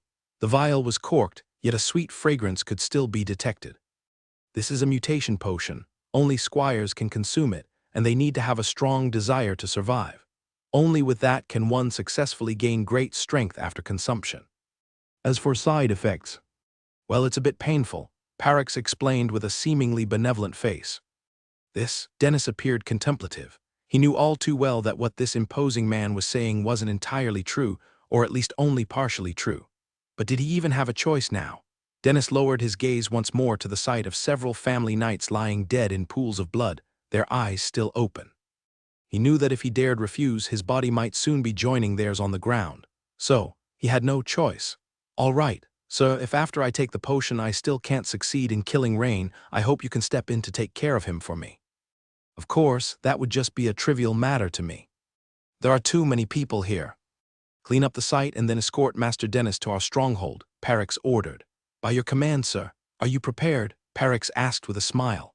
"Ready, sir." Dennis had made up his mind. Sooner or later he'd have to take it, might as well do it willingly and maybe even curry some favor with the man. "Very well." General Parix waved his hand, and the robust man next to him handed over the pink vial to Dennis. Dennis, with a fierce look in his eyes, didn't hesitate. He popped the stopper and glug down the pink liquid. Burp. Dennis burped satisfyingly, and his eyes lit up. He hadn't expected the mutation potion to taste surprisingly good. Parix, pleased with this scene, nodded and said with a smile, "It'll hurt a bit in a moment, and to prevent you from harming yourself, we need to put some shackles on you." This. Dennis looked doubtful but stretched out his hands helplessly as the burly man approached him carrying the heavy shackles. Click, the shackles locked. Dennis felt the heavy, peculiar material of the metal shackles on his wrists. The air in the room almost stilled, and Dennis thought he could hear his heartbeat growing louder and more intense. About half a minute later, a burning pain surged from his stomach. Og! Dennis immediately screamed in agony. His body's veins began to bulge and writhe. His skin also started displaying tiny dent scales. Dennis felt pain deep in his bones. "This is just a little pain, liar." "Sir, you said this boy is a noble offspring. Can he endure it?" A squad leader dressed tough asked, looking at Dennis writhing and screaming on the ground in pain. They had tried this experiment on several others before, but none had withstood it. Any one of those individuals seemed more formidable than Dennis. This shadow lizard mutation potion is an experimental drug from the Eagle Federation. However, the conditions for taking it are quite harsh. It works best on squires, not on official knights, because knights who have taken advancement magic potions find it difficult to mutate. Moreover, the person taking it must have a strong desire to survive. Once these two conditions are met, the success rate increases significantly, General Parix explained to his confidant. However, he glanced at his confidant and noticed that his confidant's expression seemed somewhat skeptical of Dennis's ability to persevere. "What, you doubt my judgment? Actually, the nobler one is, the more they fear death, and Dennis's desire to survive is much stronger than that of an ordinary person. Moreover, his physical condition is among the best even among potential knights." "Lord, you are wise," the muscular man with the appearance of a small team captain said, his expression one of sudden realization. At this moment, Parix took a closer look at Dennis, who was in the process of transforming, and said, "He should be almost successful. Once he completes the transformation, send him directly to Mace County City to create panic. At the same time, send some experts to record his survival period. This experimental record is very important. We can exchange it for many valuable items with the Eagle Federation." "As you command, Lord," the muscular man responded immediately. "Also, tell those bandit groups cooperating with us to start moving, increasing their looting intensity in various areas. Soon, the situation in all of Mace will begin to destabilize." Mace County, inside Rand's new mansion study. At this moment, as Rain looked at his attribute page, he suddenly remembered that, after the battle with the Nightmare Dragonkin, he had been busy asking Nea about some matters regarding wizards, so he had forgotten to check the system notifications. "Your skill Takadar fist technique has improved. Experience plus 32, you have been through a battle, Knight, Transcendent. Experience plus 16, your skill Takadar fist technique has improved. Experience plus 37, you have been through a battle, Knight, Transcendent. Experience plus 18. Your skill Tackle Hammer skill has improved. Experience plus 1,889. You have been through a battle, Knight, Transcendent. Experience plus 455, you have been through a battle, Wizard Apprentice. Transcendent. Experience plus 25. The 10 or so points and the 20-something points of Knight, Transcendent, professional experience were all from killing those black tumor monsters in the dream. The several hundred points of experience at the end were the rewards for killing the Nightmare Dragonkin. After this battle, the Knight, Transcendent, had reached level 5, 1,789/2000, and it was not far to level 6 while Tackle Hammer skill had reached level 10, 6,205/20,000. Moreover, the Kadar martial arts, which Rain currently most focused on, had also reached level 4, 77/1000. It can be said that the trip to the Usman family was quite fruitful. Rain not only learned what the elusive light silver element was, but also understood the prerequisites for the wizard's job change, and at the same time earned a significant amount of experience. Not staying too long at his own mansion, Rain continued to the blacksmith's shop to start utilizing the ice iron ingots he had auctioned off earlier, as one ice iron spalder after another was produced. Hours later, Rain had advanced the armorer level 6 experience to 1,221/3000. Just then, a knock suddenly sounded. Knock, knock, knock. Come in, a servant bowed respectfully and said, Lord Baron, the military supply department has sent something, but it requires your personal signature for collection. Rain was momentarily startled, but then immediately realized, oh, could it be that the custom-made knight armor of water membrane steel material was ready? Considering the timing, it should be about right. All right, you may go back to your duties. Thinking it over, Rain decided it was better to collect it as soon as possible. After all, he had spent 1,000 merit points to exchange for this valuable high-level knight armor. Although Rain was now an armorer himself capable of crafting such high-level knight plate armor, such as the ice iron set he was currently making, which was of a similar grade to the water membrane steel set. Crafting a complete set was still a time-consuming and laborious process. Presently, Rain's production speed was quite fast, merely focusing on the simplest spalders of the ice iron set, mainly to quickly boost his armorer level, which was a different concept from crafting a full set. Half an hour later, Rain arrived at the Northern Military Supply Department of the county town in a carriage arranged by the noblewoman. The guards, upon seeing the noble crest on the carriage, immediately let him through, without Rain having to show his sigil or anything else. Demonstrating the privileges of nobility. Entering the military supply room's hall again, Rain noticed the same person who had measured his height and weight last time working behind the counter. Seeing the handsome Rain dressed in black noble hunting attire, the ponytailed clerical girl seemed to sense something and immediately looked up at him. Clearly, the ponytailed girl remembered Rain well, and upon seeing him, she immediately came out from behind the counter, displaying a sweet smile and said, Lord Rain, you have arrived. Your custom-made high-level knight suit has arrived. I have already received notification, and I came here to check it out. Rain nodded to the ponytailed clerical girl. Very well, Lord Rain, please follow me to the fitting room. Once you try it on, and if there are no problems, you can sign for it. Thank you, that would be great. Immediately, Rain followed the ponytailed clerical girl to a nearby fitting room where a worker had pushed a heavy box over with a cart, placed it down, and then left. Lord, your water membrane steel set is inside here.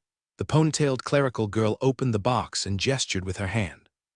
Lord Riani nodded and took out the knight's suit, which had a silvery hue on the surface of the water membrane steel.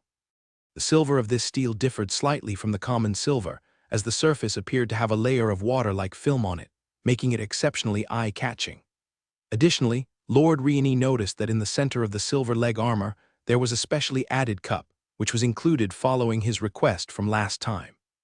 With the help of the ponytailed civilian girl, Lord Riani tried on the outfit and found it to be quite fitting. Although he had been a few centimeters shorter than he was now, because he had accounted for extra space at that time, the suit fit him perfectly at present.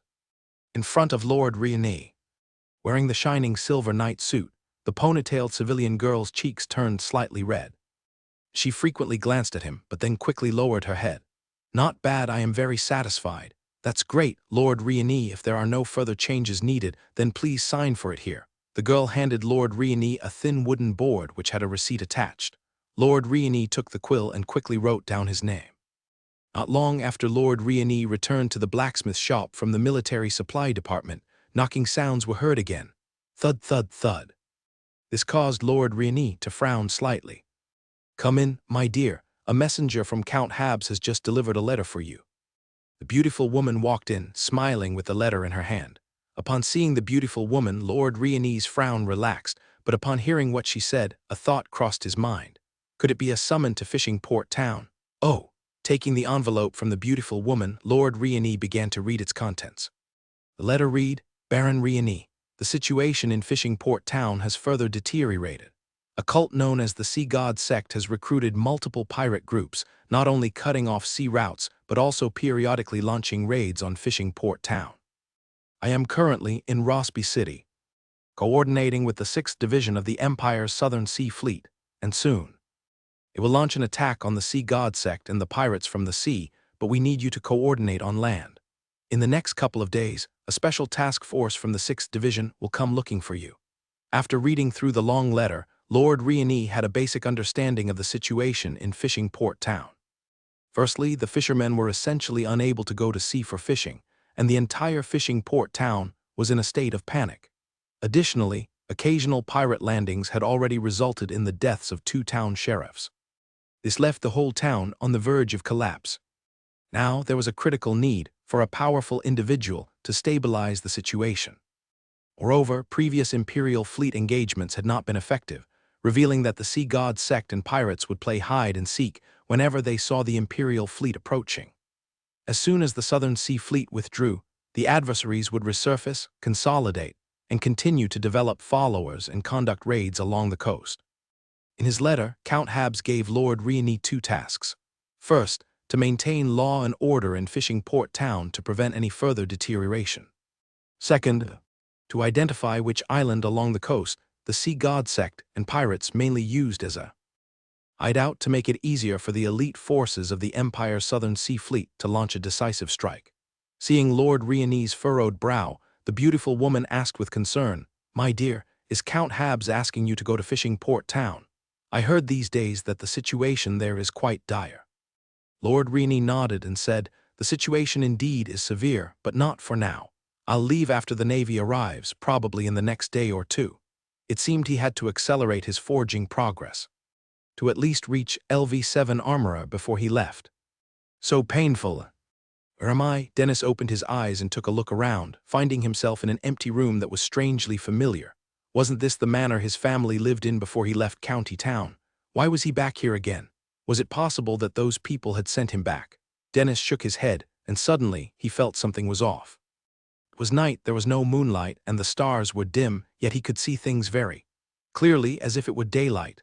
When Dennis stood up and saw his reflection in the wall mirror, he was stunned for a full few seconds. Then he let out a strange cry. His hiss, what he saw in front of him was not a human, but a giant lizard standing on 2 legs. Sharp claws, pale green scales, pointed spines, nothing about it resembled a human anymore. What kind of bloody mutation potion was this? It was clearly a lizard potion. A short distance away in the nearby bushes, 2 skilled rebels lay in hiding. They were observing the mutated Dennis through a copper tube telescope. "Hey, do you think Dennis has gone mad?" "Probably not. Besides, he will certainly notice the change in his strength soon enough. Just watch, he will launch an attack shortly."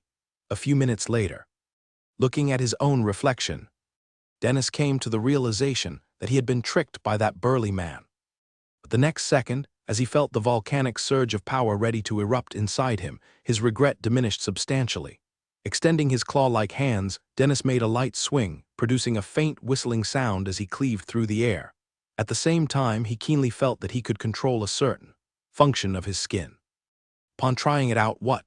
In the mirror, his own image had nearly disappeared. Was he changing color? It seemed like he had blended into his surroundings.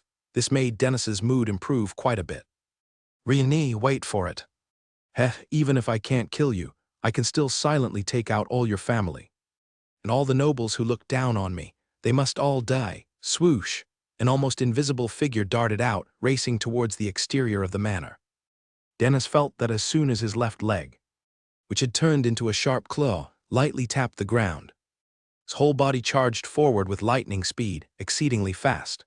He was certain that this speed definitely surpassed that of an ordinary knight. Even compared to the speed when his father broke through to become a great knight, it seemed to be not much slower. At this moment, Dennis's mood, after taking the mutation potion and turning into a non-human state, improved a lot. Moving around, he seemed like a rapidly moving wisp of transparent mist. Having leaped onto a tall surrounding wall, he looked around. Since he was in the noble residential area of county town, he could see the silhouettes of guards from various households training back and forth.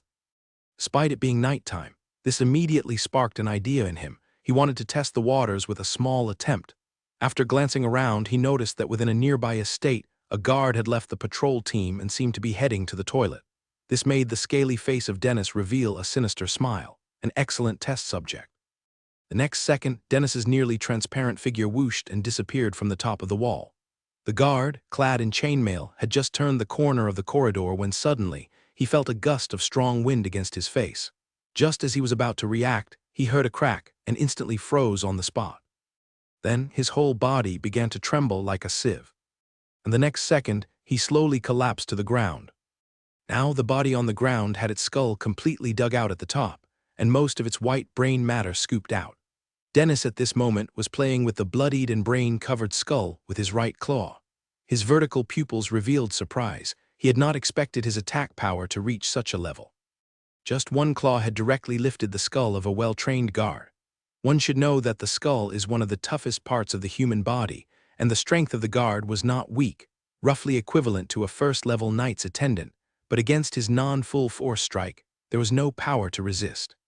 This only made Dennis's confidence soar. Moreover, he felt that the power within his body seemed to be increasing every moment.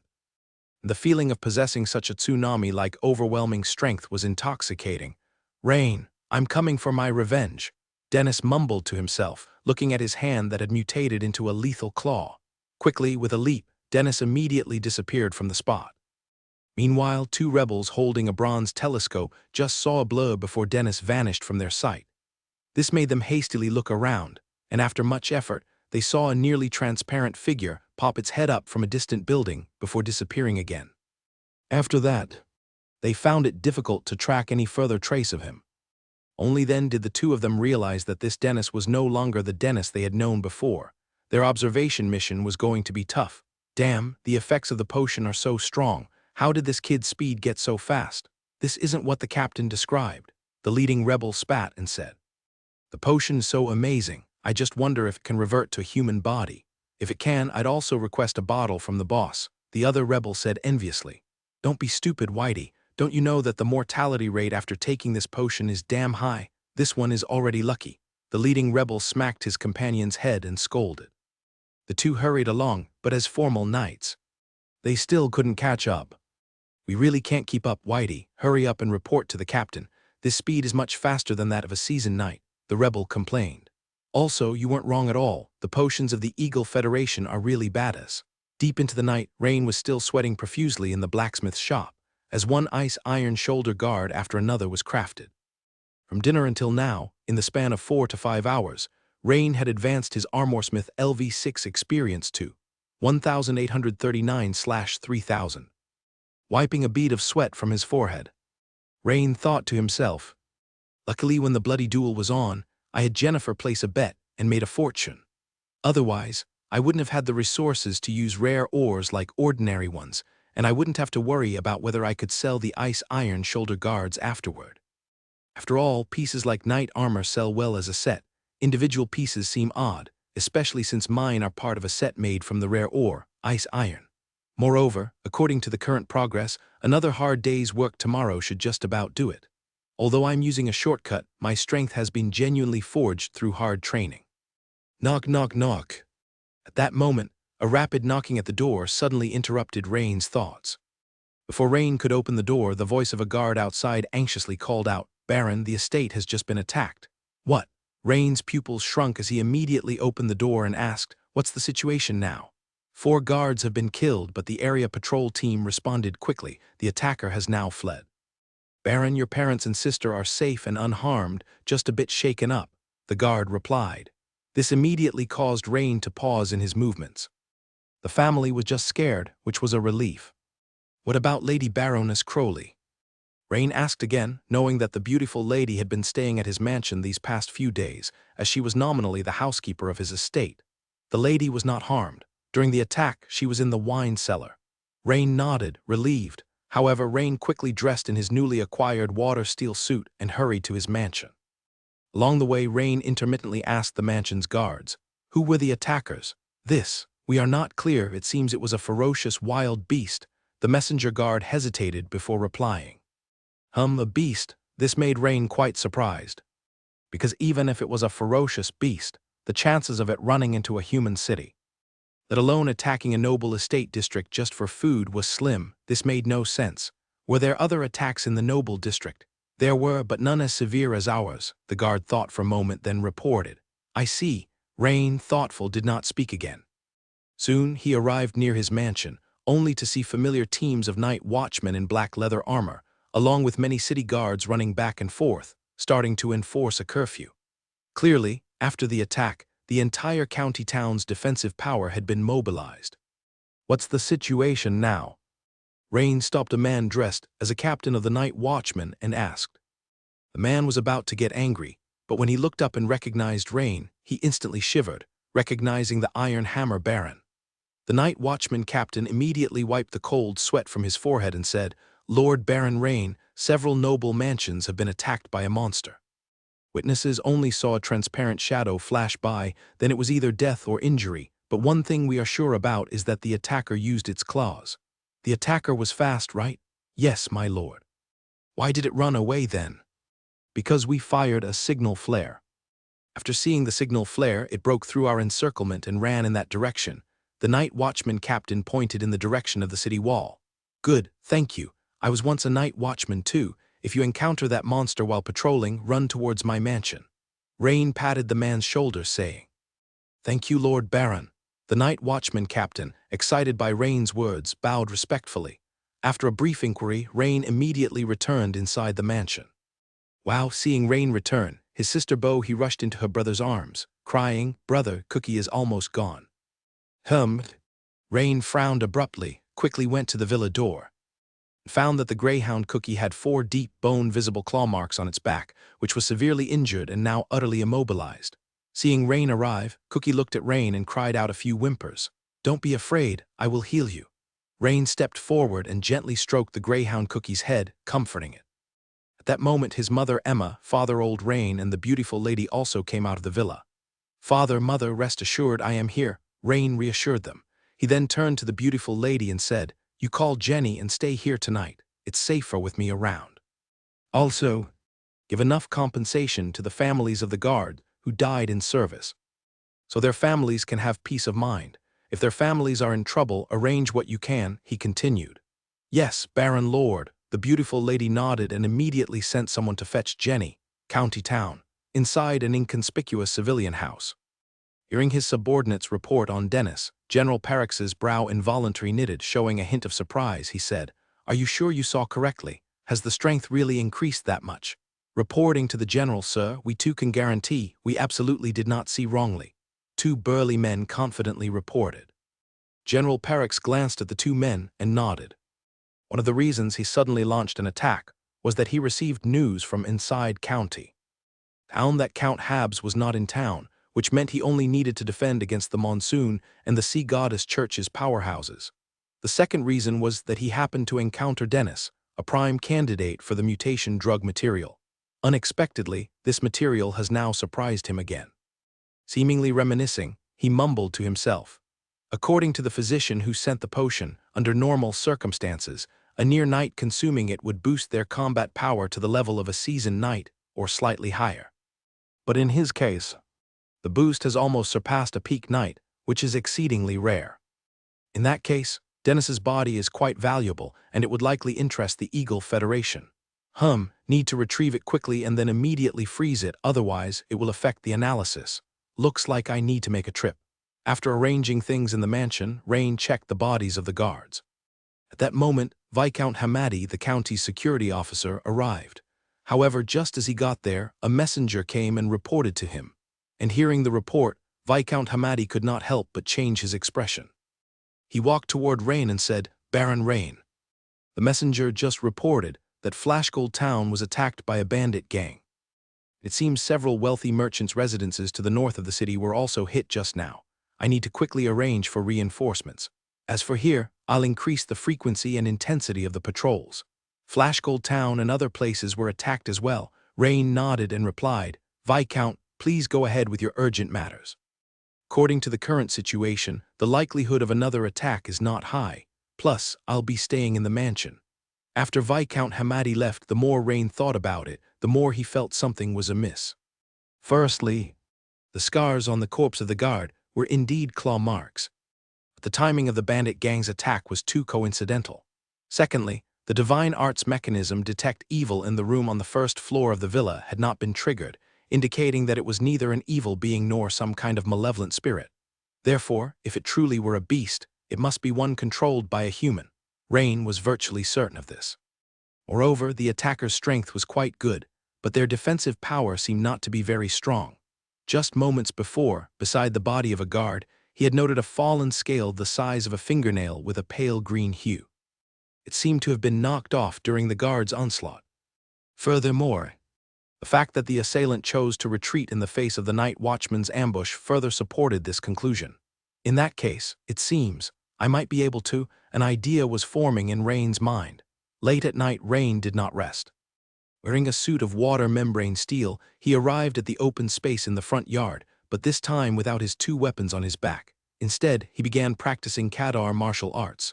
He had left both weapons in the storage room in the front yard. Half an hour later, a transparent shadow quietly returned. Rain is practicing martial arts. Without carrying his weapons. Dennis repeatedly observed Rain in the front yard, who was indeed practicing martial arts. Although he still felt something was off, at this moment, there seemed to be an extremely violent strength inside him that needed release. Additionally, he always had a strong desire to kill the man before him in his heart.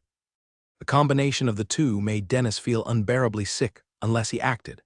In fact, this was due to the shadow thorny lizard mutation serum containing a special substance extracted from the ovaries of the shadow thorny lizard, which had a strong assimilative effect on the human body. Now, not only was Dennis's body mutated, but his personality had also undergone a degree of transformation. On the other hand, given the influence of the shadow thorny lizard's mutagen, the fact that Dennis could resist rushing forward for so long signaled the depth of Rain's shadow in his psyche. No matter, even if I can't defeat him, my speed is good enough to escape. Dennis licked his lips with his forked tongue and secretly mused. The next second, he rushed toward Rain like a translucent wisp of fog with a swish. Actually, as soon as Dennis arrived, Rain's level 3 danger perception had subtly warned him. So, although Rain looked calm, and his martial arts movements remained unchanged, his heart was gradually filling with joy. He has finally come. Clang! Sparks flew off the surface of the water membrane steel gauntlets. Rain firmly caught the attacker's claw. He didn't have his finger tigers. Wearing the water membrane steel gauntlets meant there was not much difference, except that he couldn't perform the specialized technique 100 crack strike that required a blade. Moreover, after the strike, Rain quickly deduced, as he had anticipated, that the monster was incredibly fast but not very strong. Swish, swish, clang, the two quickly exchanged blows. Upon engaging, Dennis rejoiced. Without his weapons, Rain's strength had dropped by more than a notch. Indeed, there are no incorrect nicknames, only incorrect names. The Hammer Baron without his hammer was someone he could keep pace with in combat. Immediately, Dennis's confidence surged, and he began to attack Rain with full force. This, of course, was all part of Rain's deliberate plan. From some of the battle traces, Rain had deduced that the opponent's strength wasn't actually very strong, and he might be able to use the opponent as a martial arts training partner. Now that they had clashed, it turned out to be the case. This was like an experienced treasure delivered to his door. Not to take full advantage of this opportunity to shear a big bunch of wool from his opponent would be a shameful waste. The guards on the side had already received Rain's instructions to stay alert and protect the family, and were not required to join the battle. At this moment, they were watching the center of the front yard field, where a silvery blur and a translucent blur were exchanging blows at high speed. The shrill sound of their clash occasionally rose, and the ground would unexpectedly burst open with a small crater, with grass and plants breaking off like mown weeds. But no matter how hard the guards focused their attention, they couldn't make out the specifics of the combatants' movements. Dennis fought with growing excitement, sensing victory was within reach, for he had managed to strike Rain's left arm twice. A thought suddenly sprang up in his mind. If Rain weren't wearing this incredibly sturdy suit of iron, he would have been injured by now. And he might have already killed Rain. This thought excited Dennis tremendously. After all, even though his father became a great knight, he had still lost to Rain. The dominance I felt in this battle was even more exhilarating than when I had Tina powerless under me. This gave Dennis an unbearable urge to mock Rain. The next second, Rain suddenly heard the creature opposite him actually speak. "Hiss, Rain, you're dead meat today," Dennis said while his forked tongue flicked in and out. "Oh, who are you?" The two continued to trade blows at high speed while talking. "Me, I'm someone you'd never dream of." After fighting for a while, it would seem both of their energies should have been greatly drained. But, perhaps because of the potions he took, Dennis constantly maintained an excited state, several times more intense than hyperthyroidism. He felt an endless supply of strength in his body, enabling him to keep fighting. Rain, on the other hand, was clearly starting to breathe more heavily. This made Dennis even more triumphant. "Remember, the man who killed you is Dennis." The next second, Dennis's onslaught came like a tide. So it was him. Rain recalled the Dennis he had met once before, not expecting him to have transformed into this ghastly figure. Was there some connection between him and the bandit group, and how did he end up like this? But soon, Rain realized that it didn't matter. What mattered was that his opponent's stamina was exceptionally good. This also meant that he could shear more experience from his adversary. Although he was running low on stamina, it was perfect, as he had just become a fully fledged wizard, which required a spirit attribute of over 30 points, and he was just short of that. So, with hardly any hesitation, Rain added 1 point to his spirit attribute. As his remaining attribute points went from 6 right arrow 5, his spirit also increased from 27 points right arrow 28 points. Suddenly, a warm surge burst forth from his heart and rapidly spread throughout his body. Instantly, all the fatigue in Rain's body was swept away. Facing Dennis charging at him with full speed, Rain suddenly realized something. The other party must have no idea that his desperate attacks would actually benefit Rain immensely. God knows what the guy would feel if he ever found out, so with a slight smile, Rain met him at high speed as well. Ding, ding, clang. The two were locked in battle once again. This time Dennis became more and more irritable as he fought, more and more impatient. Rain was clearly running out of steam just a moment ago, and Dennis was close to winning. How had Rain suddenly become full of energy again? After several more exchanges, Dennis couldn't help but ask, how is it possible? Shouldn't your strength be nearly spent? I last longer. It's normal that you wouldn't know that, Rain casually replied. Damn it, Dennis could clearly tell that Rain was mocking him. His slit-like pupils narrowed as he attacked with all his strength. Rain's chest, protected by a sturdy suit of armor called Water-Film Steel Breastplate, coupled with the transcendent trait Iron Skin LV3, was unfazed by the continuous claw strikes. Naturally, Rain didn't take such attacks seriously. Soon, Dennis's transparent form began to flicker, likely due to excessive energy consumption. He gradually shifted out of his chameleon state, returning to his appearance covered with pale green scales. Just like a wild beast. A bit faster and you might actually hurt me. Come on, use your strength, put some muscle into it, Dennis. Rain kept taunting Dennis with his words. It wasn't that Rain was vicious with his words, he simply wanted to squeeze out the last bit of Dennis' strength. Hearing Rain's occasional mockery and teasing, Dennis, whose mind was slightly affected by the continuous transformation, now had bloodshot eyes. He practically used all his might, mustering the strength of a suckling babe, to launch an attack. As Rain's understanding of the Kadar martial arts became deeper and more refined, he fought more and more smoothly. Moreover, since Dennis was using claws, this allowed Rain to make some sort of comparison between fists and claws, which seemed to have certain benefits for learning the secret technique, 100 crack strike later on. Dennis's body began to emit white steam, and his complexion turned reddish through the pale green scales. Snap! Dennis, moving at high speed, suddenly staggered, his face changing color immediately. Damn it! Dennis felt something inside his body burst suddenly. Following that, he felt the strength in his body rapidly draining away. It was as if his body at that moment was a balloon that had been punctured by a needle, rapidly leaking something. Rain, on the other hand, had also stopped in place, watching as Dennis trembled non-stop, with scales and sharp claws starting to fall off all over his body. Seeing this eerie scene, Rain chose not to continue the attack. He guessed that the other party must have reached some kind of limit, a physical breakdown, or some other reason he wasn't very sure. However, it was a bit disappointing such a good experience farming target was gone. In Rain's heart, there was actually a bit of regret. If he had the choice, he would have preferred the other party to recover immediately. Or maybe the current strange state of the other party was just a prelude to some kind of transformation. In that case, after the transformation was over, he could have another round of combat with him. But wishes are always beautiful, and reality is regrettable. Seconds later, Dennis collapsed with a thump, convulsing on the ground. 1 minute later, a emaciated Dennis with white hair and an appearance of extreme aging appeared before Rain. With a heightened sense of spirit, Rain felt that the other party's vitality was now almost exhausted. Even the sound of breathing was faintly discernible. Then the system prompt suddenly appeared. Your skill, Takadar Fist Technique, has improved. Experience plus 977. You have experienced a combat Knight Transcendent. Experience plus 89. The experience given by Knight Transcendent wasn't much, but the lengthy duration of the battle and the use of martial arts made Rain's Kadar martial arts jump directly from LV4 77/1000 to LV5 54/2000.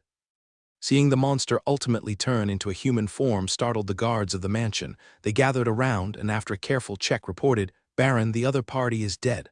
Who would have thought it was a human? Rain nodded and said, "Take care of the body. This body should be of great research value." He wondered if he would be awarded a significant number of merit points after handing it over to the Empire. Martial arts at LV5. What an unexpected joy, just another 5 points to LV10. Rain turned to retrieve his 2 weapons, planning to return to his room for a short rest. Then suddenly, he stopped in his tracks. Immediately after, he quickly turned around, looking toward a certain spot on the street under the night sky. The mansion's guards, who were originally cleaning up the battlefield, also seemed to sense a shift in the atmosphere, and they all looked up in the direction of their baron's gaze. What appeared were a pair of gleaming plate-armored boots, emerging under the street lamp at the bend of the nearby street. As the figure gradually moved into the lamplight, a middle-aged man with a towering stature, clad in high-grade knight armor, appeared before everyone's eyes. Next to him stood a slightly shorter but sturdy man, holding a kite shield in one hand and a single-edged battle axe about a meter long in the other. However, judging by the paint on the shield and axe handle, it seemed that the axe and shield shared the same color scheme as the towering middle-aged man's armor, which suggested that the weapons the shorter man carried probably belonged to the middle-aged man.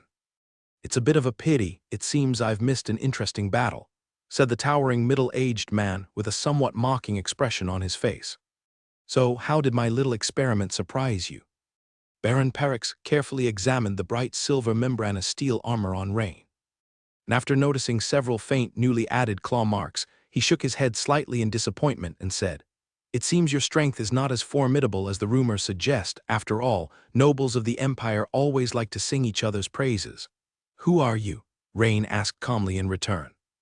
Even though his level 3 danger perception was giving him a strong warning, one that even surpassed the sea serpent, the scaled bearded ironback turtle, and even Baron Norman, a newly promoted great knight. It was not to the extent that it was completely overwhelming. Therefore, Rain's heart was not filled with fear. Instead, he felt a surge of eagerness to try his hand. It seemed that after fighting the Nightmare Dragonman, he could once again go all out in combat. "I do not need to introduce myself. Otherwise, with so many people around, I would have to kill them all to keep them quiet," he said. "By the way, the body of this little experiment is still of some use to me. I need to take it back. Also, there has always been someone who wanted me to get rid of you. Actually, we wouldn't have met so soon. The original plan was to wait until you took up your post in Fishing Port Town before sending you on your way. But now there's been a slight change, so unfortunately, you may have to depart a bit earlier." One reason Perix chose to act tonight was because of Magi's. Magi's had also given him several hints, and considering that he would need Magi's help in the future, there was no point in delaying this matter further. It would be convenient to take Rain out while retrieving the body. As these words were spoken, the guards from the surrounding mansion and the arriving night watchmen from the county town became tense. Everyone drew their bows and aimed arrows at the towering middle-aged man wearing the knight armor. Rain gestured with his hand, saying, "You all return to your posts, leave this to me." "Oh wow, this is interesting." The towering middle-aged man raised his eyebrows as he looked at Rain with a certain admiration. "Smart move, this way my boots won't get dirty. Otherwise, you know, killing too many people tends to accidentally soil one's boots." "All right then, seeing as I find you quite pleasant to look at, I'll make sure you leave without pain," he went on. "Let's not waste time, or there will be more and more people noticing this commotion." After finishing his sentence, Perix tapped the tip of his foot, and the hard slate of the street suddenly exploded beneath him. The debris had barely started to fly when his entire figure shot forward like an arrow off its string. The spectators around had not expected the towering figure in heavy knight armor to move with such speed. There was still an afterimage left in his original spot when he had already reached Rain. As an expert who had stepped into the Great Knight level for many years, Perix's evolution in his physical body had begun to touch deeper layers. This process of evolution was continuous, akin to the growth and development of an adolescent. Therefore, the quality of his strength was significantly different from that of newcomers like Baron Norman, who had just stepped into the Great Knight realm.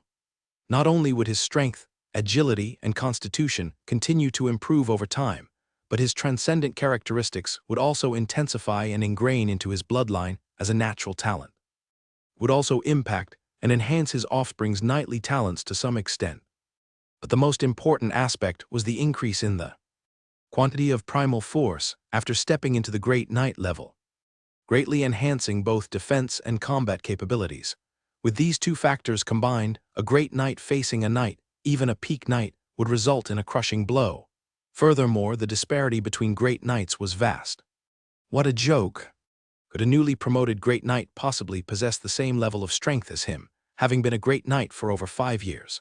Another point was that upon seeing the claw marks on Rain's membranous steel armor, Parix was even more convinced of the embellished tales of Rain's strength, such as defeating the newly promoted Great Knight Baron Norman in a bloody duel. In Parix's eyes, Rain was merely a Meister prodigy with a slight gift for knighthood. Hence, Parix's view of Rain in this battle was mostly one of mockery. Because of this mindset, he didn't even bother to take the axe and shield from his subordinate just now. He simply flicked his forearm during his sprint, and click, a claw-like arm blade resembling Wolverine's claws, cold and gleaming, appeared before Rain's eyes. Parix, with his arm blade glowing faintly from the primal force, aimed viciously at Rain's forehead and thrust it forcefully. If he were to be struck, it might be true what he said earlier: Rain would be sent off without pain. Rain had been intently staring at the unfamiliar Great Knight before him, so when his opponent charged at high speed, he wasn't the slightest bit afraid. He quickly took down the dark pig-headed hammer from behind and didn't block, but instead swung the heavy hammer furious strike towards his adversary. At that moment, the special effect of the heavy weapon, weight as light, played a crucial role. To the onlookers, it seemed impossible for Rain to block the strike, let alone counterattack with the cumbersome two-handed warhammer. But Rain's speed was just a notch faster than everyone had estimated. Clang! Faced with Rain's exceedingly swift heavy hammer furious strike, a sense of alarm surged through Parix. He instantly switched from attacking to blocking, catching the blow with his arm blade reinforced by the source energy. A trace of surprise flashed in Parix's eyes. Holding a two-handed warhammer and still such fast speed, this young man before him, Rain, seemed to have something up his sleeve. Moreover, within that hammer strike, Parix felt a power seeping through his armor and energy defense, a power that was. But before he could fully savor Rain's previous strike, Rain, holding the dark pig-headed hammer, swung out another blow as quick as lightning, moving from right to left. Heavy hammer sweep, facing Rain's combo like fierce counterattacks. Parix spun around while bringing up his arm blade to block once again. Clang! Sparks flew everywhere. For a moment, Rain swung more than a dozen hammer strikes in succession, each one mighty and forceful with layers of shock power. Eventually, Parix had to start expending significant amounts of source energy to withstand this continuous shock damage. You're quite responsive, eh? You've already activated your limit-breaking and transcendent traits. A smart move, but how long can you maintain this state? It seemed Parix was trying to provoke Rain verbally, causing him to reveal a flaw or hesitation. Unfortunately, his words had no effect on Rain, whose black warhammer remained as steady and powerful as ever, which frustrated Parix quite a bit. Clang! Another head-on collision. This time, Parix, who had been steadily standing his ground, suddenly took the impact to swiftly retreat more than 10 paces. Even though he had moved out of Rain's warhammer attack range and no longer needed to worry about blocking Rain's hammer, his hands trembled slightly behind his back. Hiss, that really hurt. Could this strength be? You've actually mastered hammer skill at a master level. Parix's eyes widened in shock as he looked at Rain in astonishment. Unlike Norman, who had just entered the Great Knight stage, Parix had come to realize that Rain's power with the hammer was too strong, surpassing even the proficient level. You see, among the strong at the Great Knight level, weapon specialization typically just reached proficiency, or at most, a half step into the master level. And like Rain, one who had mastered hammer skill to such a level was outstanding among Great Knights. What puzzled Parix was how this young man, Rain, had managed to master his hammer skill to such a high level at his young age.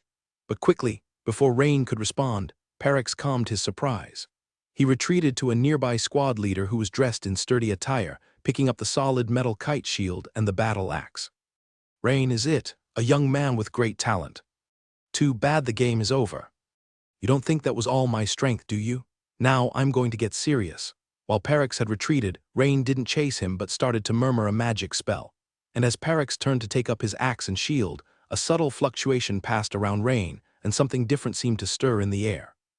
Swoosh, Parex powered up his source energy to its full extent, his body emitting a soft glow as he charged at Rain once more. This time, he no longer had the teasing and playful attitude from before. Instead, there was a sincere sense of excitement and eagerness within him. Rare hammer-skilled genius from the Dragon Empire was about to die by his hand. The thrill of cutting down a talent was something he hadn't felt in a long time. Boom, clang, clang. The figures of the two moved extremely fast, and even with the streetlights and the lamps in the garden illuminating their surroundings, it was nearly impossible to discern their movements in the dim setting. All that could be sensed were two blurs of fast-moving mist, engaging in relentless combat. Rain had not chosen to unleash strength burst at full power, but merely activated about 30% to almost even out the power disparity between him and Parex. Not using his secret techniques was due to the opponent's slightly higher speed. Even if Rain had used all his power, he might have been easily dodged by Parex, which would not only waste a significant amount of energy, but also reveal his trump card prematurely. Simply put, the right moment for victory had not yet come. Although Parex had not gained the upper hand, he was not anxious. As his foundation was solid, he was a great knight, and Rain was a knight, naturally having the superior physical prowess. Rain was currently able to keep up or defend against his aggressive pace thanks to the combination of full-powered burst and master-level hammer skill. But how long can a peak knight sustain such an outburst of power? 30 seconds, 40 seconds, or a few seconds more. He estimated that in less than a minute, Rain's physical energy would be overtaxed, his speed would slow, and then he wouldn't be able to keep up with his own pace in combat. By then, he would be able to quickly take down his opponent. Although this method of winning seemed somewhat dishonorable, that no longer mattered.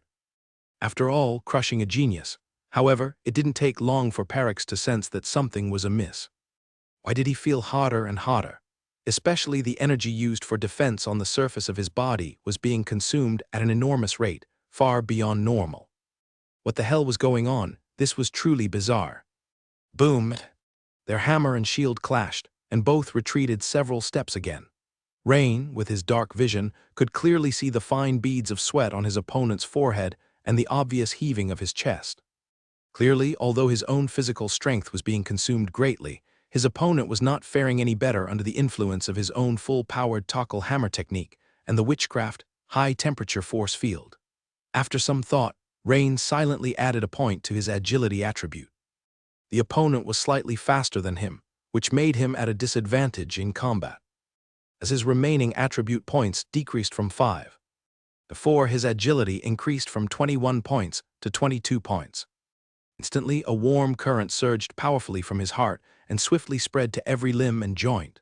Suddenly, the sense of muscle soreness and fatigue in Rain's body was swept away. Looking at Parex, he noticed after a glance at Rain that his opponent's physical exhaustion was considerable, which brought a glimmer of joy to his face. He's just holding on. Let's see who can hold on longer and who has more endurance. Immediately, Parex charged at Rain again. Once more, their figures moved at high speed in front of the mansion's courtyard, only becoming more visible to the onlookers when they passed under the lights, flashing by in an instant. But before the spectators could get a clear view, the two disappeared into the darkness again. Soon, the entire front yard became a complete mess, with beautiful flowers and neatly pruned green plants all tragically ravaged. After enduring for several more seconds, Parex began to struggle. Even as a great knight, he could not maintain this full-powered combat for much longer. It was akin to the most trained sprinter in the 100 meters stretched to 200 meters. Perhaps they could barely maintain their speed and condition, but at 400 meters, the speed would inevitably begin to decline significantly. This could be seen from the world record for the 400 meters at 43.03 seconds, in comparison to the 100 meters.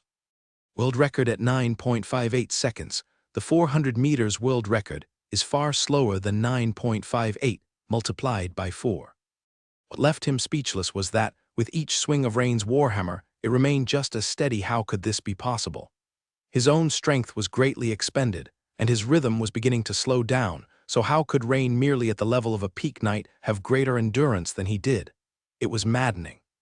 Could it be that his opponent was not only a rare talent in hammer skill, but also exceptionally gifted in stamina? That would be far too many talents. Looking at Rain, he observed his opponent's rhythm starting to slow down. for so slightly a nuance perhaps imperceptible to onlookers or not apparent, but for Rain, engaged in combat, it was glaringly obvious, like a beacon in the darkness. It made Rain's resolve firm. He had been prepared for an endurance battle, thinking that this unknown great knight could withstand 3 rounds of adding attribute points. Yet to his surprise, after only 1 round of adding points, his opponent seemed unable to hold on. After resisting for another several seconds, even the spectators on the side began to realize that their Bolt Baron was starting to gain the upper hand, delivering more Warhammer strikes than before. On the other side, the unfamiliar Great Knight was clearly increasing the frequency of blocking with his shield. Bang, bang, bang. The clashing sounds of hammer and shield became more intense. However, Rain's expression became more serious at this moment, because he always remembered a saying, "A cornered beast will still fight." If wild beasts knew to struggle for survival, then how much more so a human great knight? Hence, the closer he was to victory, the more cautious he needed to be. This caused Rain's dark 2-handed warhammer to sweep through the air with even greater steadiness, but Perix became visibly more impatient. He had been waiting for Rain to show signs of fatigue or a lapse, so with his rich combat experience, he could still turn the tide of this passive situation around. But, damn it, several minutes had passed, and his opponent was still as explosive as ever with his continuous Warhammer combos. It was like seeing Bolt from a previous lifetime in a 1,500-meter race, sprinting at the speed of a 100-meter dash for the entire 1,500 meters. Clearly, this situation could not continue. Now Perix faced 2 choices. One was to launch a full-out burst, using a nearly secret technique, which required a short period of charging, and based on the current stamina of his opponent, there was a good chance it could be dodged. The second choice was to find a way to disarm his opponent's 2-handed warhammer.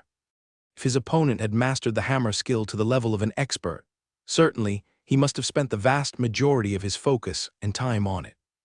Although he had seen the dual-handed greatsword carried on Rain's back, he would never believe that Rain's swordsmanship was also of a master level. After all, at Rain's age, a master of both hammer skill and swordsmanship, that would be absolutely ridiculous. Even in the most outrageous tales of a wandering bard, such a thing could never be fabricated and spread around. Having devised his tactic, Perix regained his confident demeanor. Bang, this time, when Rain's heavy hammer furious strike hit the opponent's shield, which was clearly made of special ore, a powerful denting force was obviously transmitted from the shield. Perix actively pulled back a part of his shield to unload the force, and then suddenly released the battle axe in his other hand, directly grabbing towards the handle of Rain's warhammer. The plate gauntlet, emitting a dim luminescence, grabbed hold of Rain's warhammer, and Perix's eyebrows twitched, revealing a hint of joy. Just as he let go of the shield with his left hand, planning to use both hands to snatch away Rain's great hammer, suddenly Perix's expression drastically changed. Because at this moment, the Rain he was facing expanded his muscles, as if inflating, growing twice as large. If it weren't for the quality of the knight armor he was wearing, it would likely have burst open from the expansion. Perix exerted all his strength, but helplessly watched as the warhammer slowly slipped from his hands. This strength, what on earth did Rain eat to grow up? Or was this some kind of secret technique? It was then that Perix, though slow to catch on, realized that something was definitely off about this Rain.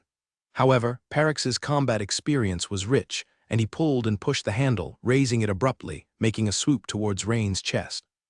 This forced Rain to release the hammer handle. He stepped backward. Perix's face brightened as he finally managed to seize the warhammer. However, a cold gleam slashed rapidly towards his head, and with alarm bells ringing in his mind, Perix quickly abandoned his offensive and dodged to the side. Swoosh! Only then did he realize it was the dual-handed greatsword on Rain's back. There was hardly a moment's pause. Rain then wielded the dual-handed greatsword, attacking the unarmed Perix. In just a few seconds, Perix's expression turned as if he had seen a ghost. This damn. His swordsmanship is also at the master level. Fuck, what kind of monster had he encountered? Even the goddess's illegitimate child might not be this much. Distracted, Perix's high-level knight armor accumulated several deep scratches. Faced with Rain's master-level swordsmanship, even though Perix had the original force for defense and the high-level knight armor for protection, he still couldn't withstand Rain's attack. Fighting to this extent, Perix already had little desire to continue the battle. But the problem was, he couldn't just retreat outright. This moment, with so many people watching him being outmatched, if Zarrel's rebel forces wanted to accomplish anything significant in Meister County next, retreating in his current battered state would be absolutely terrible. Moreover, he hadn't yet employed his near-secret technique, who said he was definitely going to lose. He still had a chance to win. With a vicious look, Parix faced Rain's smooth cleaving slash with his left forearm armored with original force-enhanced defense. Putchai. Under the master-level sword technique effects Steel Cut and Armor Break, Rain's sword nearly cut a third into the forearm, stopped only by the radius bone. Parix's eyes bulged, painfully enduring as he threw a heavy punch with his right hand towards Rain's abdomen. Bam! Although Rain tensed his abdomen and performed the pendulum retreat step from Kadar martial arts, due to the lower level of his martial arts, he was still sent flying 7 or 8 meters by Parix's furious punch, and the glimmering greatsword flew out of his hand. Parix threw the greatsword stuck in his forearm armor, then hurled himself towards the single-bladed battle axe lodged in the ground nearby. Judging from the wounds, Rain naturally had the upper hand, although he suffered a heavy blow to his abdomen. He had the buffering from retracting his abdomen and the protection of his armor. Moreover, he had a level 3 transcendent trait Iron Skin for defense. So, when he saw his opponent endure his sword to grab the battle axe, Rain knew it was time for the deciding move. He also, without hesitation, rolled towards the warhammer that had fallen nearby. Almost simultaneously, both men grabbed the weapons they were most skilled with, and the distance between them had widened from 2 or 3 meters to now more than 10 meters. Without coordination, both began to gather their energy. Then almost at the same moment, they charged towards each other. Parix's single-bladed battle axe condensed a luminescent glow, a solid white light slashed towards Rain in a smooth cleaving slash. Near-secret technique flash cut. Meanwhile, Rain activated triple state, smashing the earth-splitting hammer from above down towards Parix, secret technique earth-splitting hammer. In an instant, the axe and hammer collided fiercely in mid-air. Bang! A spark that was extremely dazzling in the darkness burst forth at the point where the two weapons clashed. Following that, a metal clashing sound that could tear eardrums resounded all around. Everyone's eyes were wide open, and even though the sparks made their tears flow, they kept watching the scene in front of them without blinking. Although they had scarcely seen anything clearly throughout the battle, they were still bubbling with excitement. After the lightning-fast exchange, Rain and Parix were both sent flying backwards. Parix's legs plowed 2 ravines more than 10 meters long on the ground of the mansion's front courtyard. His right hand, which was holding the axe, trembled non-stop, and the next second, there was a crackling strange noise. All his plate gauntlets and arm armor on his right hand burst apart, revealing the inside, which was a blur of flesh and blood. Anyone could see that this right arm was temporarily useless, and Rain wasn't faring well either. After his warhammer was knocked away by the opponent's axe filled with primal force, that powerful axe still had enough energy to cleave through the brand-new hydrosteel breastplate of a high-ranking knight that Rain was wearing. At that moment, Rain could feel a severe pain emanating from his chest. He looked down and saw a narrow, at least 30 centimeters long, slit cut through his thick knight's breastplate. Through the slit, he could see a clear red line on the skin of his chest, from which blood was slowly seeping out. The power of the opponent's axe had exceeded his expectations. Rain had originally thought that with his master-level hammer skill secret technique, combined with his core skill hammer mastery LV3, he could at least be on par with his opponent. But unexpectedly, after knocking his warhammer away, the opponent's axe still had so much power left that it broke through his hydrosteel breastplate and iron skin LV3 and injured him. Although it had only sliced open the skin on his chest, creating a cut, it was enough to draw blood. However, when Rain looked up at his opponent and saw the almost completely disabled state of his right hand, a slight smile appeared at the corner of his mouth. Rain was not afraid of getting hurt, especially since his opponent's injuries were much more severe than his own. Seeing that Rain was actually able to get up, Parix's pupils shrank and he wore an expression of disbelief. Clearly his own strike had torn open the opponent's knight's breastplate, yet Rain seemed not to have suffered much damage. Parix murmured, "How is this possible? The move I just used was almost a secret technique. It should have gutted him. How could the injuries be so minor?" Though Parix couldn't figure it out at this moment, his right hand had almost completely lost its combat ability, so he decided to retreat immediately. Still, He couldn't help but take another unwilling look at Rain. It had been a long time since he had encountered a situation so unexpectedly difficult.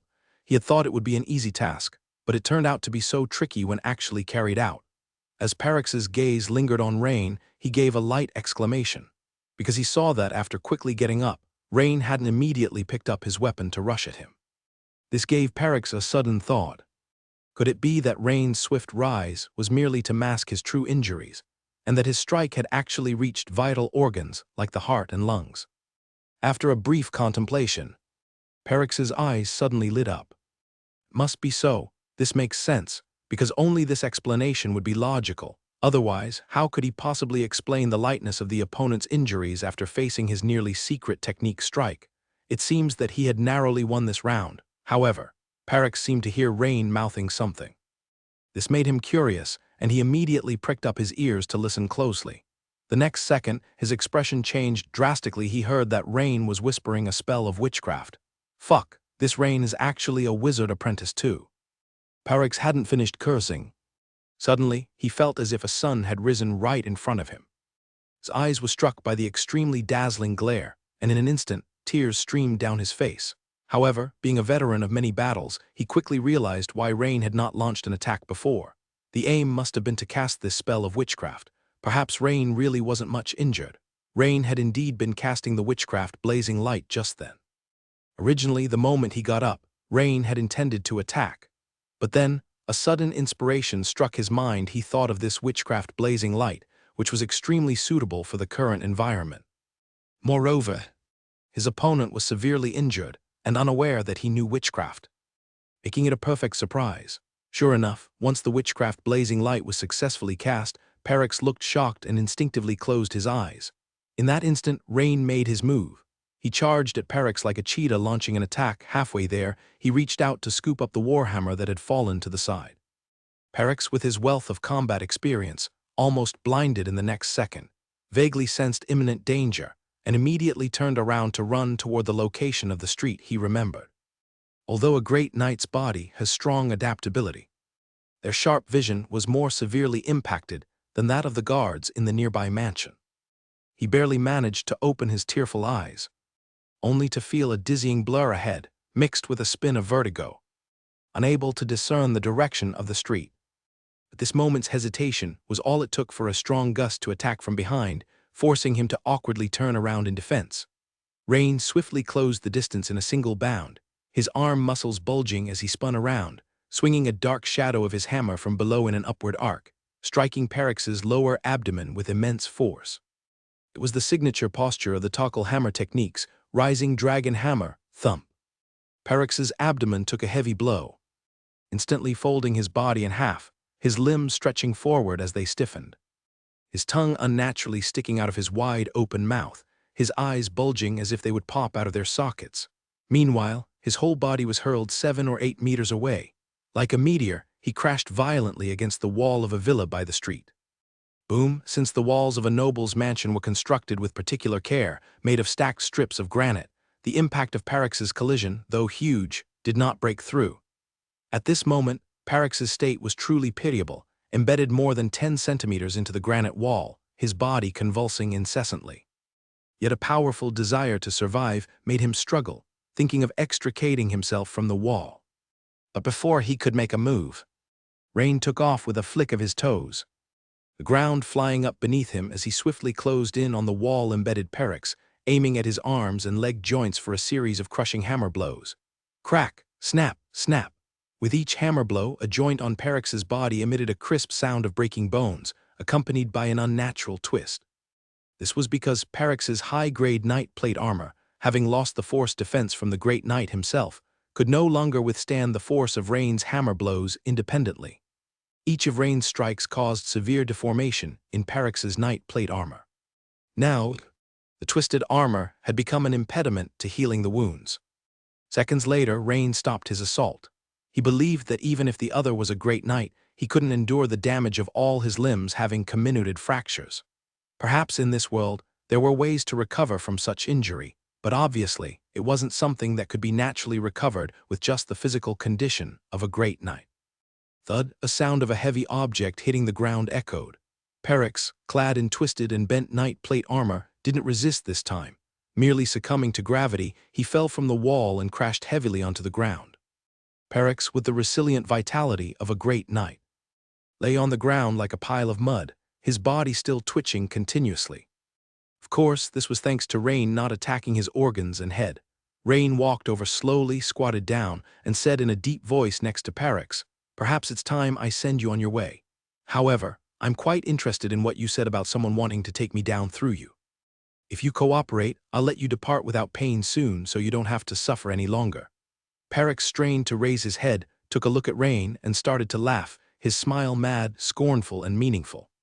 That's when Rain suddenly heard sounds of a fight at the end of the street. Looking up, he realized that the burly man was trying to escape, but had been surrounded by the night watchman. "Catch him, don't let him get away. He's with the guy lying on the ground."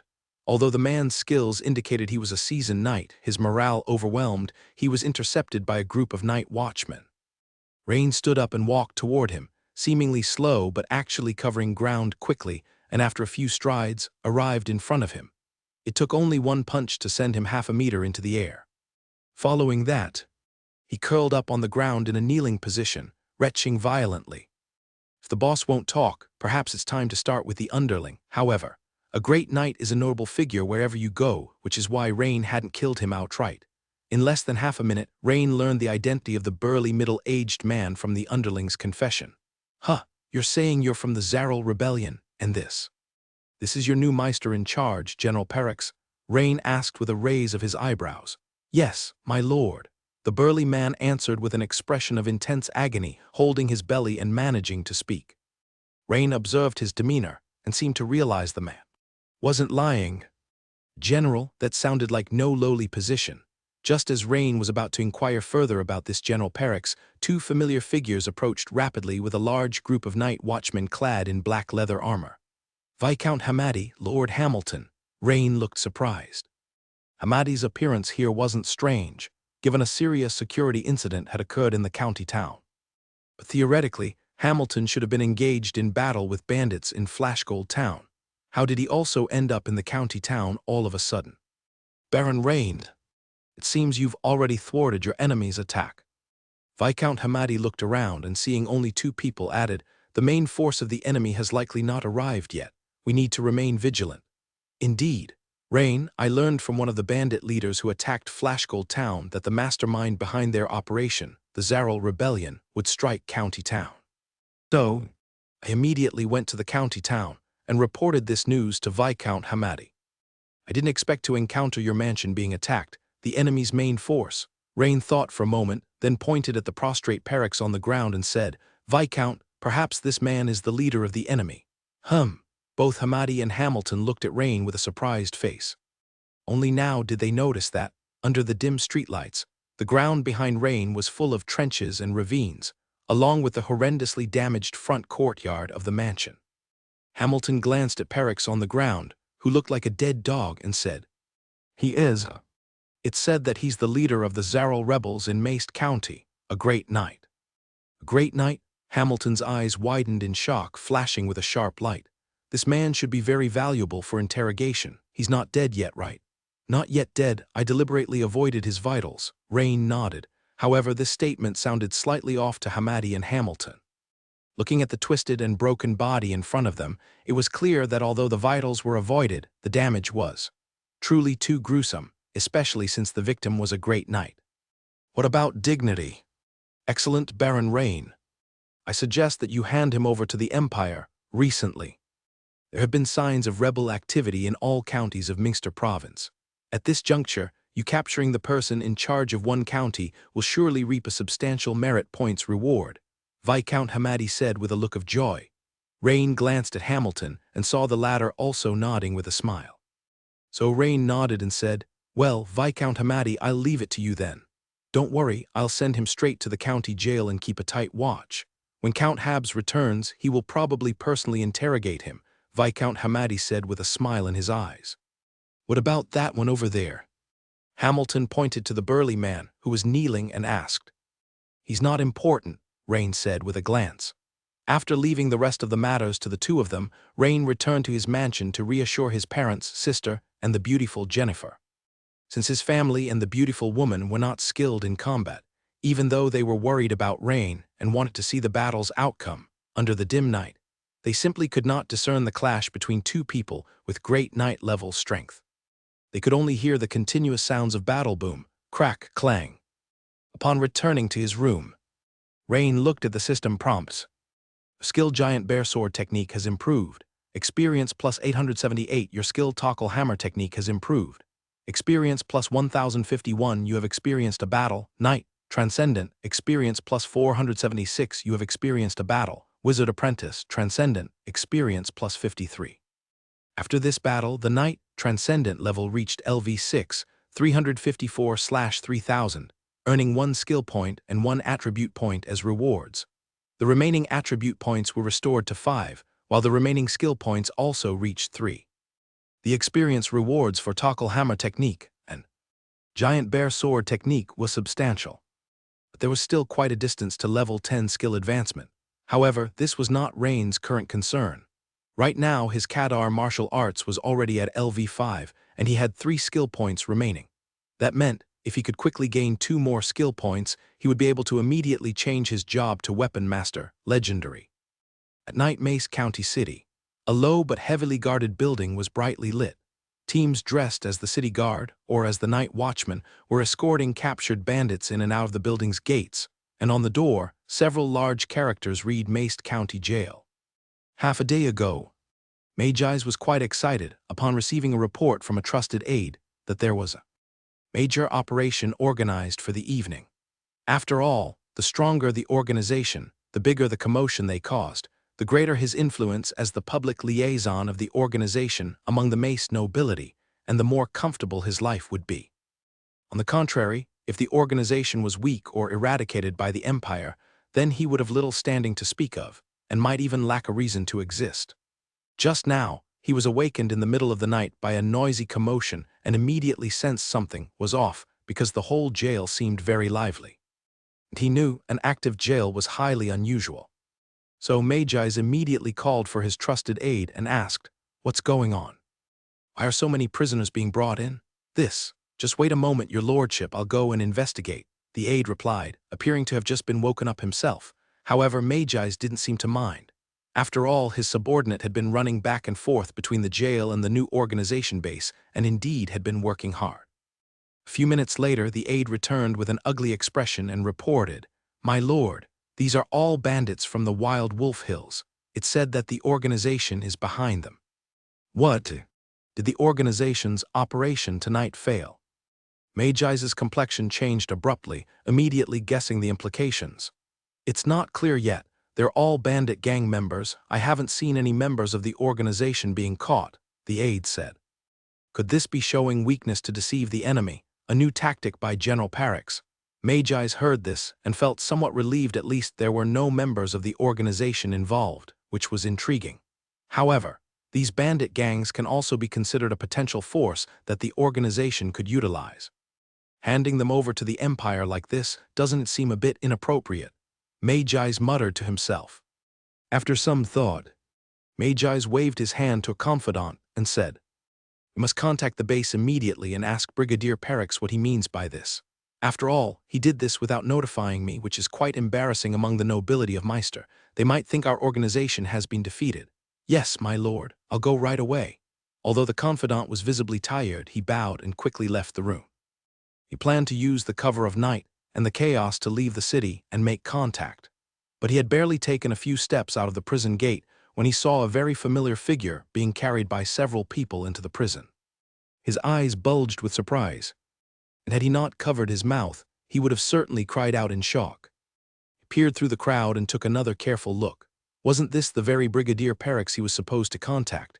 How could he be carried into the prison like a dead dog?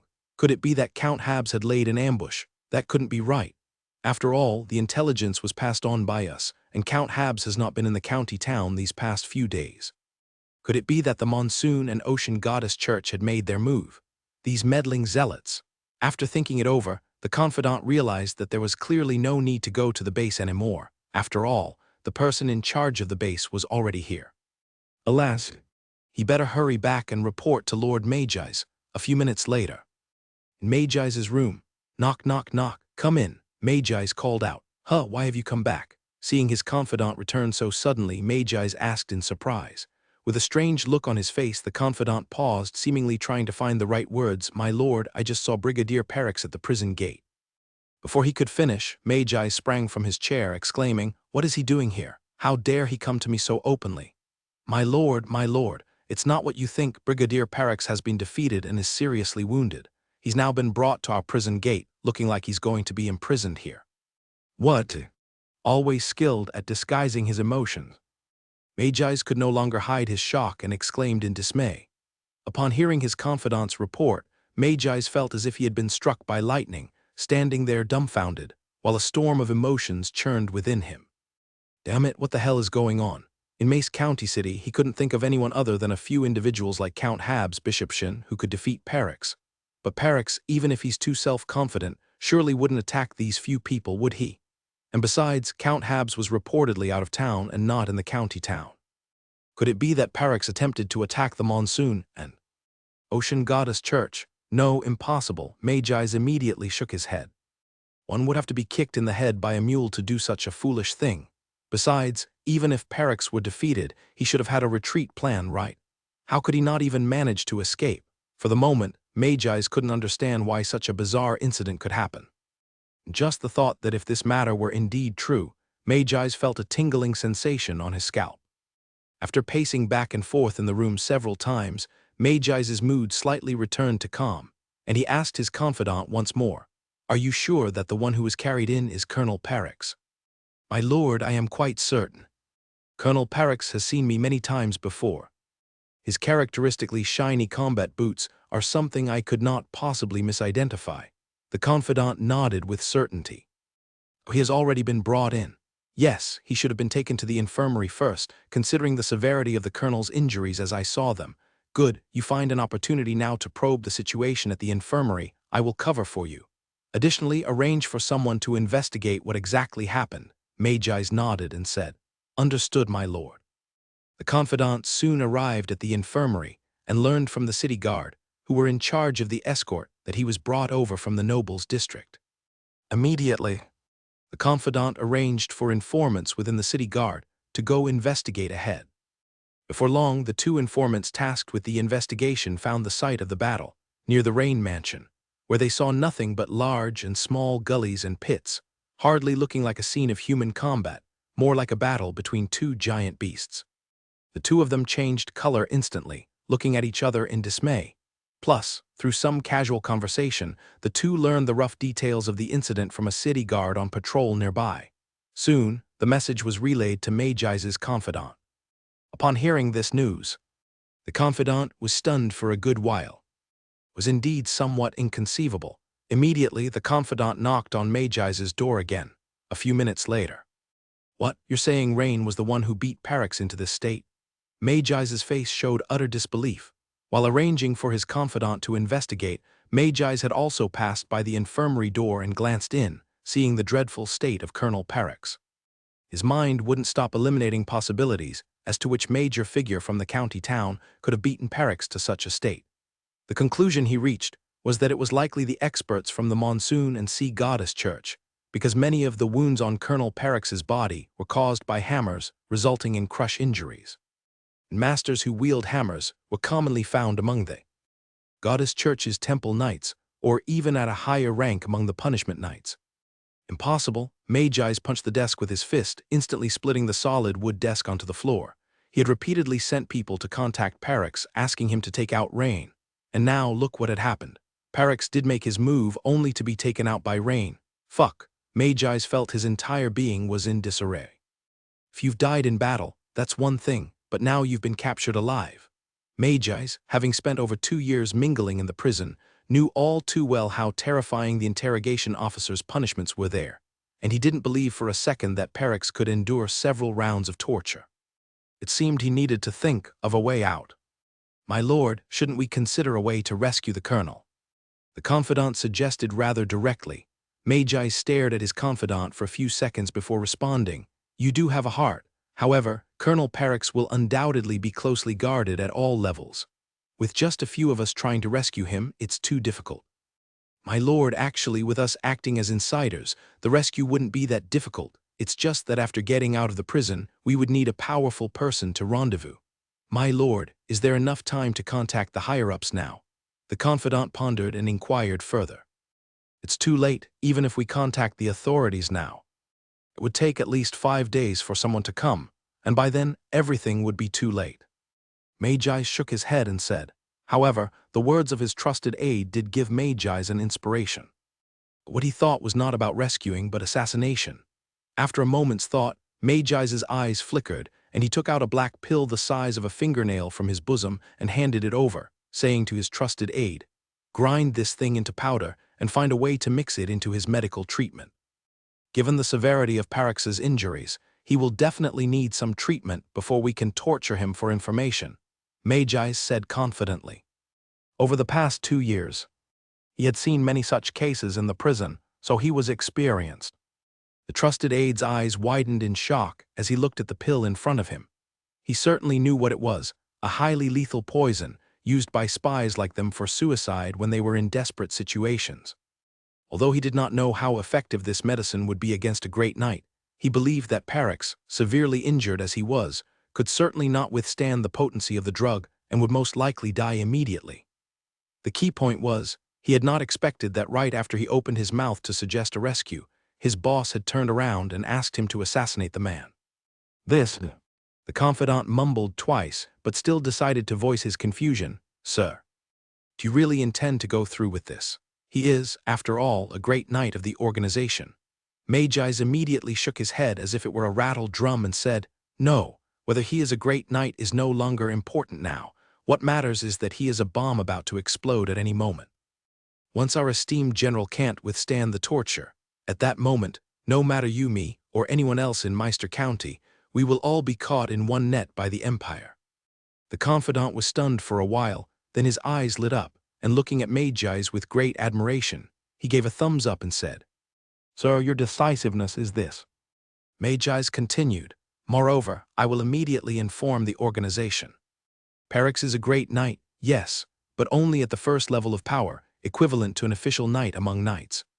This time I will apply to the organization to directly dispatch a senior great knight to eradicate this cancer. I have a feeling that if we do not eliminate this guy, he will sooner or later become a major threat to the organization. The confidant nodded in agreement and added, You're right, sir.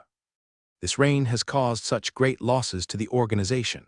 I believe the organization will definitely regard him as a thorn in their side. As long as the organization still has plans for Meister County, they will surely support your decision and send someone. Dawn was breaking, Rain's new residence.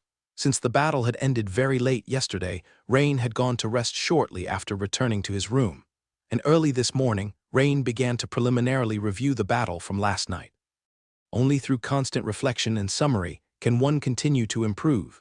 Rain recalled that during his fight with the Resistance Army's General Perix, what struck him most was the final axe strike delivered by his opponent. At that moment, the blade of the axe had gathered a substantial force, making it incredibly lethal. This technique seemed to be a very clever combination of native force and combat skills. Unlike the attacks of a greatsword master, this involved more integration of native force and combat skills, involving a massive amount of native force, which seemed to be a feat only achievable at the level of a great knight. While the greatsword master focused more on conviction and combat skills, native force was secondary. Unfortunately, Rain had not learned this content from Master Ganther. Moreover, he did not have information on the technique Perix had used. Otherwise, with his master-level control of combat skills, he should have been able to initially decipher the intricacies involved. Additionally, the utility of the high-grade knight armor began to gradually show itself. If he had been wearing just a chromium suit at the time, his injuries would definitely have been much more severe. Now, with the blocking of the high-grade knight armor, his body needed to bear much less lethal damage. Armored layers never go out of style. For him, the issue was balancing the weight of the armor and his mobility. Lastly, Rain felt that taking on a fight across a significant class difference always carried a high risk, so he needed to quickly advance to the next level. From the battle, given his current strength, He felt he had already surpassed the upper limit of a peak knight, and if one had to categorize, calling him an almost great knight would be more appropriate. Moreover, he was also a third-level wizard apprentice, although self-taught, which cast a big question mark on his combat ability. But even so, combining both aspects, he still managed to defeat the other party after only suffering minor injuries. Another peak knight would likely be undoubtedly defeated. Of course, regarding last night's battle, Rain had a clear mind why he chose a direct confrontation then. Even if the strength of this resistance army general was a bit stronger, Rain reckoned he could handle it. He had the sorcery scroll Summon Hurricane in his pocket, and if he truly couldn't match the opponent, he would decisively use this witchcraft scroll, and he also had a healing scroll Life Blossom. These two scrolls were considered to be Rain's two trump cards. That is why Rain had the confidence to confront enemies at the level of a great knight head-on. His greatest source of confidence, of course, came from his system. However, these two sorcery scrolls were one-time use items. Once they were consumed, he currently had no means to replenish them, which meant that each used scroll decreased his stockpile. After revisiting the strategy, Rain once again focused his thoughts on the remaining 2 skill points. He had already made preliminary plans on how to obtain the next 2 skill points. For one of them, Rain planned to slowly increase his wizard apprentice, Transcendent professional experience by practicing foundational meditation and exercising witchcraft each day. Rain estimated that the required 500 points of experience would take about 10 days, which was closely linked to his continually enhanced spiritual power and subsequently strengthened stamina. In the past, casting witchcraft a few times would almost exhaust his spiritual power. As for the last skill point, Rain planned to first try crafting an intelligence potion to see its effect on Beast Tamer professional experience, especially since he had prepared the ingredients well in advance. Thinking it, he did it. Rain walked out of his room and quickly came to the adjacent potion room, which was actually similar to the storeroom he had in Flashgold Town. Recently, he had asked the beautiful lady to purchase some common glassware, such as beakers, for uncomplicated potion crafting, which for now was sufficient. Before starting the crafting process, Rain seriously reviewed the production procedure of the intelligence potion from the Beast Taming Diary. Step 1. First weigh a bunch of starweed and grind it into a powder. Before long, Rain began working on the first step of the intelligence potion procedure, preparing the starweed solution. This step required grinding the starweed into powder, before diluting it with distilled water and filtering it to produce the starweed solution. The process was not difficult, and Rain weighed the starweed and then crushed it with a wooden pestle. Minutes later, Rain nodded at the pale green liquid in the transparent test tube. Due to the enhancement of his spiritual power, the first step was exceptionally simple for Rain. Step 2. Step 3. Rain looked at the green reagent in the glass test tube, bubbling away, and nodded in satisfaction. A success on the first try, not bad. At this moment, the system updated a series of notifications. You crafted an intelligence potion, Insight Enhanced. You have gained a new skill Intelligence Potion. Crafting your intelligence potion crafting skill has improved experience plus 30. You focused on intelligence potion crafting. Your Beast Tamer, Transcendent professional experience plus 22. 22 points, that's a nice number of experience points, even higher than the previous mutated growth potion. After several tries, Rain was almost certain. Each successful crafting of an intelligence potion could net him about 20 or more points of experience points. If he completed all 10 batches, he could gain almost 200 Beast Tamer professional experience points. Besides, the Beast Tamer role could also derive experience from subsequent nurturing. Rain roughly estimated that he could gain about 500 Beast Tamer Transcendent professional experience points through this batch of intelligence potions. The gap from the required 2,000 points for leveling up was still significant. This made Rain frown slightly. The main ingredient starweed isn't sold in the Bat marketplace. While Rain was pondering solutions, a knocking at the door interrupted his thoughts. Knock, knock, knock. Baron, a night watchman captain has come to visit you at the mansion's entrance, saying his name is Matteo, reported a servant. Matteo. Rain immediately arched his brow. Having always had a good impression of Matteo for his careful and efficient work, thinking about it, it indeed had been a while since he last saw him. Please invite him in. Soon, a man of modest height but slim build entered the room. Matteo, what brings you to the county town? Come, join me for breakfast, Rain said, looking up at Matteo with a smile. Baron, please don't bother about the breakfast. Entrusted by Lord Hamilton, I have to hurry to the prison next to represent the night watchman in a joint interrogation of that rebellious army brigadier general, Matteo said, apologetically waving his hand. Rain nodded. He was aware that Matteo excelled interrogations. It surprised him that Hamilton had transferred him from Flashgold Town so quickly. Lord Rain, this is something Lord Hamilton asked me to give to you. It was found on that rebellious army brigadier general, and it probably belongs to your war loot, Matteo said, raising his eyebrows and handing over a light yellow sheepskin scroll. We had to strip down that brigadier general's knight armor and found this item inside the lining of his armor, Matteo said with a hint of pride, as he was the sharp-eyed one who discovered it. Lord Rain, you severely damaged his armor in the fight. It took us a great deal of effort, and we couldn't remove the armor that was already mangled with flesh.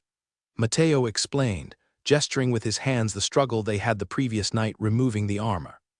In the end, we had to call 2 blacksmiths with giant shears to help us remove the knight armor from him. Matteo concluded, detailing the effort taken. This couldn't help but make Rain laugh as well. It's my lack of thorough consideration. I should have split his armor open before handing him over to you. That would have saved you some trouble. However, Rain thought that if he had used his greatsword to split the opposing knight's plate armor, he likely wouldn't have obtained this extraordinary battle technique. After all, if the secret was hidden in the concealed lining, he probably wouldn't have searched the spoils so meticulously. Originally, one of the prison's interrogators took a fancy to your item, but I stopped him on the spot.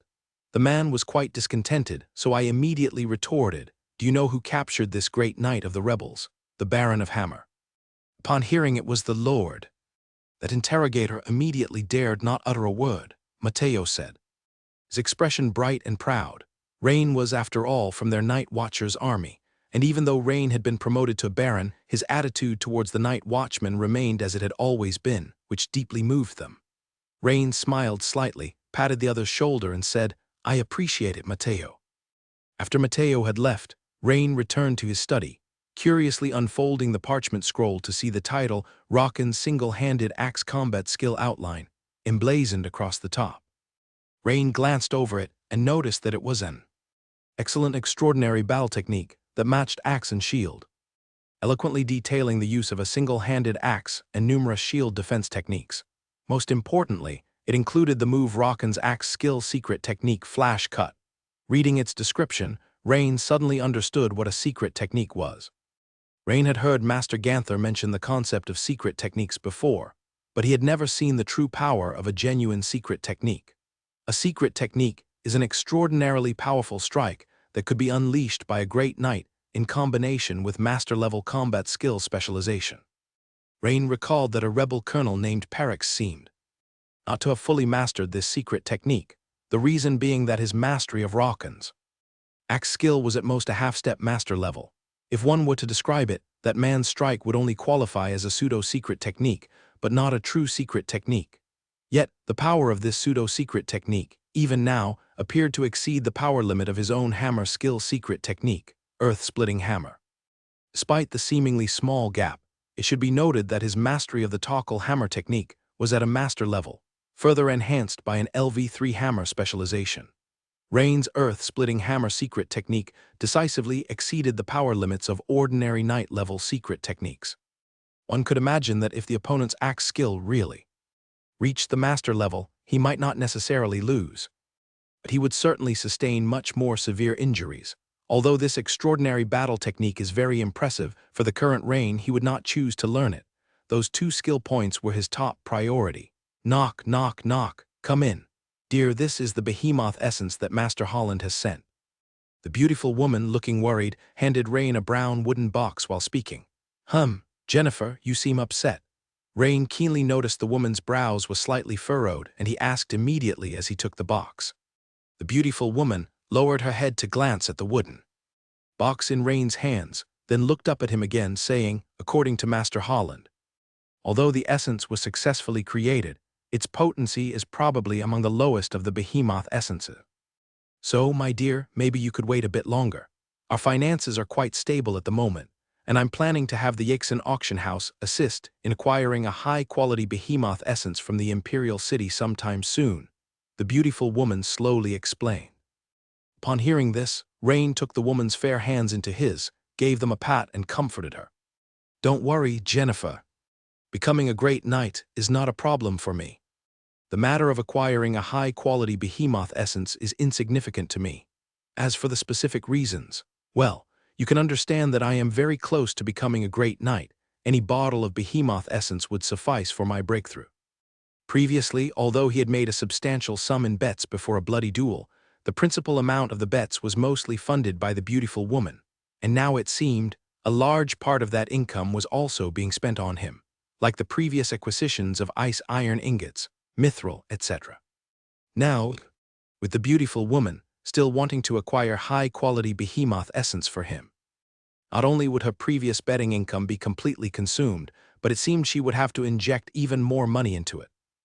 Dear, you're not deceiving me," the beautiful woman expressed her surprise, as this was the first time she had heard such a claim from Rain. "Of course," Rain nodded affirmatively. After the beautiful woman left, Rain thought for a while, safely stored away the second box of behemoth essence, and then continued to immerse himself in crafting intelligence potions. 2 hours later, Rain had used up all the materials, having successfully created 9 out of 10 potions, with one inadvertently failing. However, the success rate remained impressively high at 90%. Having finished the potions, Rain naturally wanted to test their effect. Since the Greyhound cookie was severely injured, it was not suitable. Thinking for a bit, Rain took one of the intelligence potions and headed to the stables in the mansion's backyard. "Baron, good day," a middle-aged servant, seeing Rain's arrival at the stables, immediately bowed respectfully.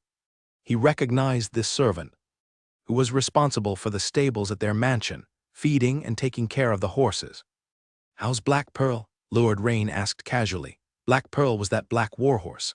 Ever since about 2 months ago, when Rain had been adding a mutation growth potion to its feed, the creature's physique had become increasingly robust and large.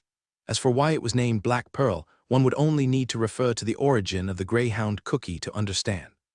It was a name given by his sister Bo He, and it must be said, this time the naming showed progress compared to the Greyhounds. "Well, Sir, Black Pearl has seemed to bulk up even more recently.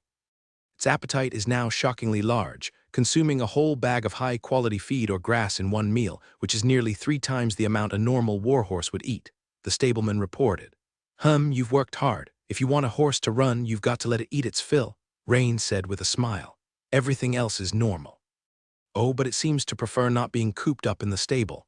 It likes to roam outside, so sometimes it gets a bit irritable," the stableman continued. Rain nodded in understanding. Indeed, it had been a while since he had ridden out on it. The backyard space only allowed the horse to move slightly, nowhere near enough to gallop freely. Looking up, Rain saw that Black Pearl now had a completely different appearance from the other ordinary horses beside it. A standard big horse with a high head, its black coat glossy and sleek.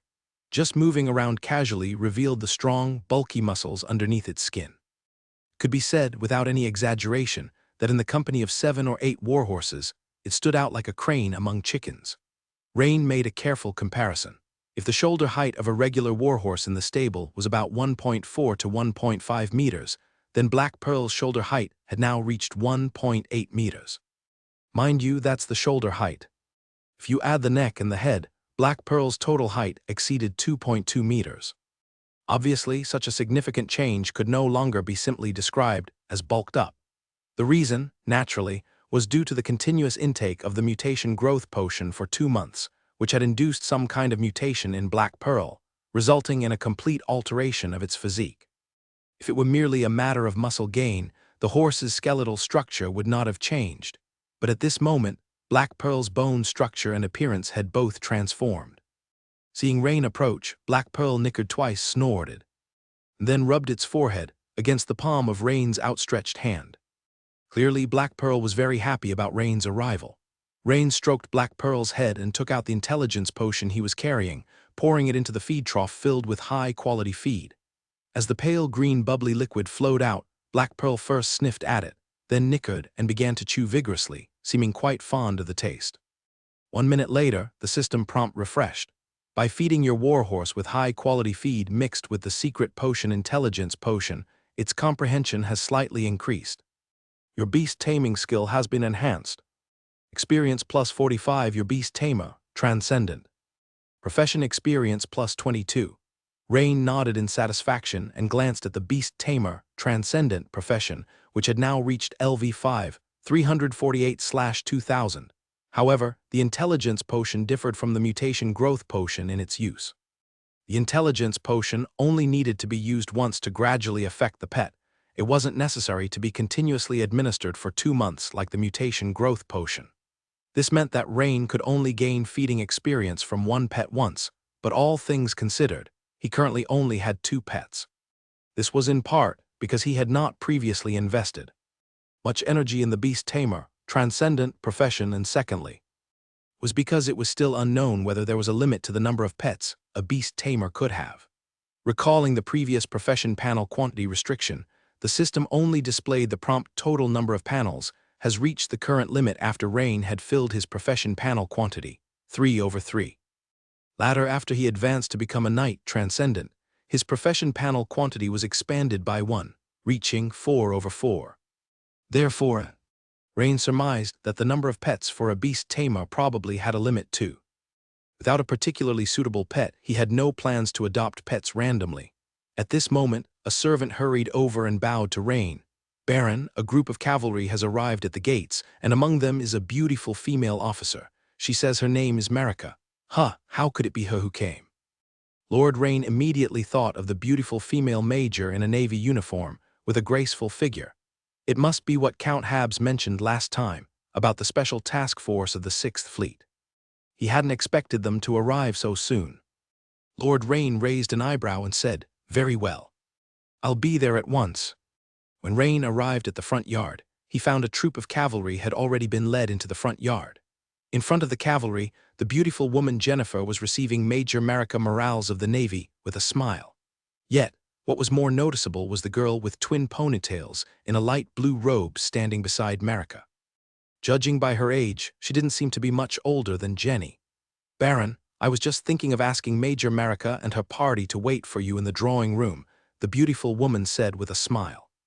"Baron Rain, it's been a long time." Marika's eyes brightened upon seeing Rain, and she greeted him with a smile. She hadn't expected that the young man she hadn't seen in a while had grown taller and more robust, and at the same time he exuded a light, noble aura. This change seemed a bit too rapid. "Major Marika, it has indeed been a long time," Rain said with a nod and a smile. "Lord Rain, this is Veronica Meyer, a disciple of Master Anius, the advisor to the Imperial Southern Sea Fleet and a Tier 3 wizard apprentice of the Ubrecht School.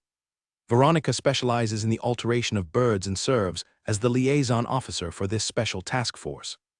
This immediately struck Rain as a surprise. Ubrecht School, it must be some wizardry school." Rain raised an eyebrow. He hadn't expected the twin ponytailed girl to be a Tier 3 wizard apprentice, which was truly beyond his expectations. But then, a realization struck Rain. He remembered reading in Adam's journal about a formal wizard serving as an advisor to the Duke of Empire. Indeed, the Imperial elite didn't view wizards as a threat, but as a helpful force. "Miss Veronica, nice to meet you," Rain said as he bowed slightly. "Baron Rain, I've long heard of your great reputation." Veronica's voice turned out to be a rare, childish tone. Just then, the sound of flapping wings came from the sky. And at the same time, a dark shadow swiftly dived down from above. Rain's pupils shrank, and his right hand immediately reached for the greatsword on his back. "Lord Rain, wait. This is a specially altered seagull used for delivering our messages," Veronica called out immediately. A white seagull, much larger than ordinary seagulls, flapped its wings and landed on the arm Veronica had stretched out. Then Rain noticed that beneath Veronica's blue robe, a tubular brown leather gauntlet was attached to her right forearm, probably serving as a perch for the bird's talons. Rain raised an eyebrow. "Specially altered seagull. Was it the effect of witchcraft or some kind of secret potion? But from any point of view, it seemed quite suitable to be his pet. What a pity, though the seagull was still too weak. If it was a bird of prey, that would indeed be a very good choice. But then, if he were to get another bird of prey like an eagle, would he be holding the azure dragon in the left and leading the yellow dragon in the right?" Veronica quickly muttered an incantation under her breath, focusing intently on the white seagull's eyes without moving, and after several seconds she spoke. Major Marika, Baron Rain. Admiral Zilva has informed me that the fleet has left the harbor and is expected to reach the waters near Meister County in 3 days, she said. After listening to Vinika's narrative, Mary nodded and then turned to Riani. Lord Riani, I'm really sorry, but it seems we need to set off as soon as possible. No problem, Major Mary. However, it's already 10:30. How about we depart after lunch? Riani said with a smile. Mary and Vinika exchanged glances, then said with a smile, Of course, that would be a disturbance to you, Baron Riani. You are too polite. It is the hospitality I ought to offer, Riani said, bowing slightly with a smile. Without needing any further instructions from Riani, the beautiful woman beside them gradually stood up, saying with a smile, Baron, I will go and ensure the kitchen prepares something special. Major Mary and Miss Vinika can enjoy the culinary delights of Meister County. Thank you, Jennifer, Riani said with a nod and a smile. After Jennifer left, Major Mary's beautiful eyes lingered on the woman's retreating figure for a moment before she turned to Riani and said, Baron Riani, your housekeeper is quite a looker. Even in Rossby City, she is extremely rare. From her demeanor, she doesn't seem like a housekeeper, but rather like a graceful noblewoman. Actually, Mary was quite surprised the first time she saw Jennifer. After some polite conversation, she understood why General Zilva had asked her to try inviting Riani, and why he had so easily refused, as if she lacked charm. Aside from the invitation from the Empire's sword bearers, the beautiful woman probably played a significant role. Understanding this, Mary's mood became even better. It turned out it wasn't that her own charm was insufficient, but that there was such a formidable, beautiful woman present. Riani smiled and explained, Major Mary is keen. Jennifer is actually a baroness. Now she is the head of the Crowley family, and I was once invited to become the Crowley family's guardian knight. Later, when I was knighted as a baron, I didn't have a suitable housekeeper candidate. The Lady Crowley voluntarily took on the role of steward of the new manor. After hearing Riani's explanation, Mary and Vinika exchanged smiles, as if to say Riani was being somewhat self-deceiving. Clearly, with such a beautiful woman around, they didn't believe Riani could be so gentlemanly. However, they were tactful, and the topic did not go any further. Since it was rare to meet a third-level wizard apprentice, Riani timely asked Vinika a couple of his questions. Miss Vinika, may I ask if that white seagull of yours underwent some special transformation? I am eager to know if this is the result of witchcraft or some kind of potion. Of course, Lord Riani. It's a witchcraft refined by my mentor, Wizard Aeneas, known in the Navy as Aeneas' bird transformation technique. I see, Riani said thoughtfully. The fact that the Empire's Navy used witchcraft for communication clarified many things. Previously, he had thought the Empire's elites didn't see wizards as a plague, but rather as an asset, but now it seemed his view was still conservative. The use of witchcraft within the military communication system indicated a bond between the Empire and the wizards much deeper than he had imagined. Reflecting on this, Riani felt his previous decision was correct. As long as he was backed by the Empire and continued to climb up the hierarchies, he should gradually gain access to systematic knowledge of witchcraft. Miss Vinika, if I may inquire, I am very interested in your mentor's Aeneas bird transformation technique. Is it possible for you to sell it to me? Riani tried his luck, although he had a premonition. After all, if he could indeed acquire it, he might be able to increase his beast tamer's profession level once again in a short period of time. Furthermore, since Aeneas' bird transformation technique was some form of witchcraft, he might also simultaneously advance the level of his wizard apprentice profession during the learning process. 2 birds with 1 stone. Lord Riani, that is witchcraft, it's only 4. Suddenly, Vinika's eyes widened as she stared at Riani, her sentence trailing off abruptly. Then she pointed at Riani, surprised, and said, Lord Riani, you're actually a wizard apprentice, and your spiritual power seems to be no less than mine. Are you also a 3rd-level wizard apprentice? Hearing Vinika's words, Mary next to her suddenly covered her mouth, looking at Riani with surprise. She really hadn't expected Riani, who had always presented himself with the talent of an outstanding knight, to also be a wizard apprentice. Riani was also quite astonished. When he asked the question, he had considered that his wizard apprentice identity might be revealed. But unlike before, he was now an imperial noble, And on the other hand, he had a basic understanding of the Empire's high-level attitude towards wizards. Therefore, even if it became known to others that he was a wizard apprentice, it wouldn't be much of an issue. What surprised him was that Vinica was able to accurately judge that he was a third-level wizard apprentice. It seemed she must have some type of scouting witchcraft or detection tools at her disposal. Previously, I accidentally obtained a basic meditation method and then tried practicing it. Later, I found that my progress seemed quite good, so I continued to practice it until now, Lord Rieni said with a smile, not denying it. My goodness, Lord Rieni, your talent, I don't even know what to say. Do you know how hard I work every day to get to where I am now, and you just easily became a third-level wizard apprentice? Goddess above, this is too unfair. Vinica muttered, quite frustrated. At this moment, Mary finally understood. It seemed that when Rieni achieved such a great feat during the knighting assessment process, it might not have been solely due to the knight's methods. However, the key issue was that person with an extremely strong knight talent also possessed a wizard aptitude comparable to Vinica's, which Mary didn't know what to say all of a sudden. One could only say that the goddess was really too biased toward Rieni. After a while, Vinica calmed down and seriously answered Rieni's earlier question. Lord Rieni, this. I'm very sorry, but my mentor has already handed over the Aeneas bird transformation technique to the Imperial Navy, and it has been included in the special item exchange listing. So, due to the Imperial secrecy regulations, I cannot directly teach this witchcraft to you, Vinica said, slightly apologetic. This made Rieni slightly disappointed. However, special item exchange listing, is it something like an exchange list? Even though I am a baron, can I not exchange items through this special item exchange listing? I'm very sorry, Baron Rieni, that's the case. Only by joining the Imperial Navy can one have the opportunity to exchange items from it. Then the witchcraft in this special item exchange listing is probably very diverse. Rieni asked thoughtfully. He had just thought of a question. It seemed that what Nea from the Usman family said before must be true.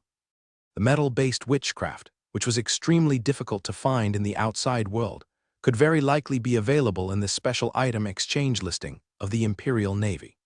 Yes, this is an internal exchange list of the Imperial Navy, from which you can exchange some items that are almost impossible to acquire from outside, such as some witchcraft, secret techniques, and special medicines, among other things, covering a wide range, Vinica explained. Hearing Vinica's affirmative response, Rieni couldn't help but become more interested. Then for the exchange, is it also done using merit points? Rieni continued to inquire. Yes and no, Vinica shook her head, but she didn't keep him in suspense and quickly continued to explain. To exchange items from the special item exchange listing, you need task evaluation medals along with merit points for the exchange. Rieni knew about merit points. But what are these task evaluation medals? Rieni was hearing about something he had never heard of before.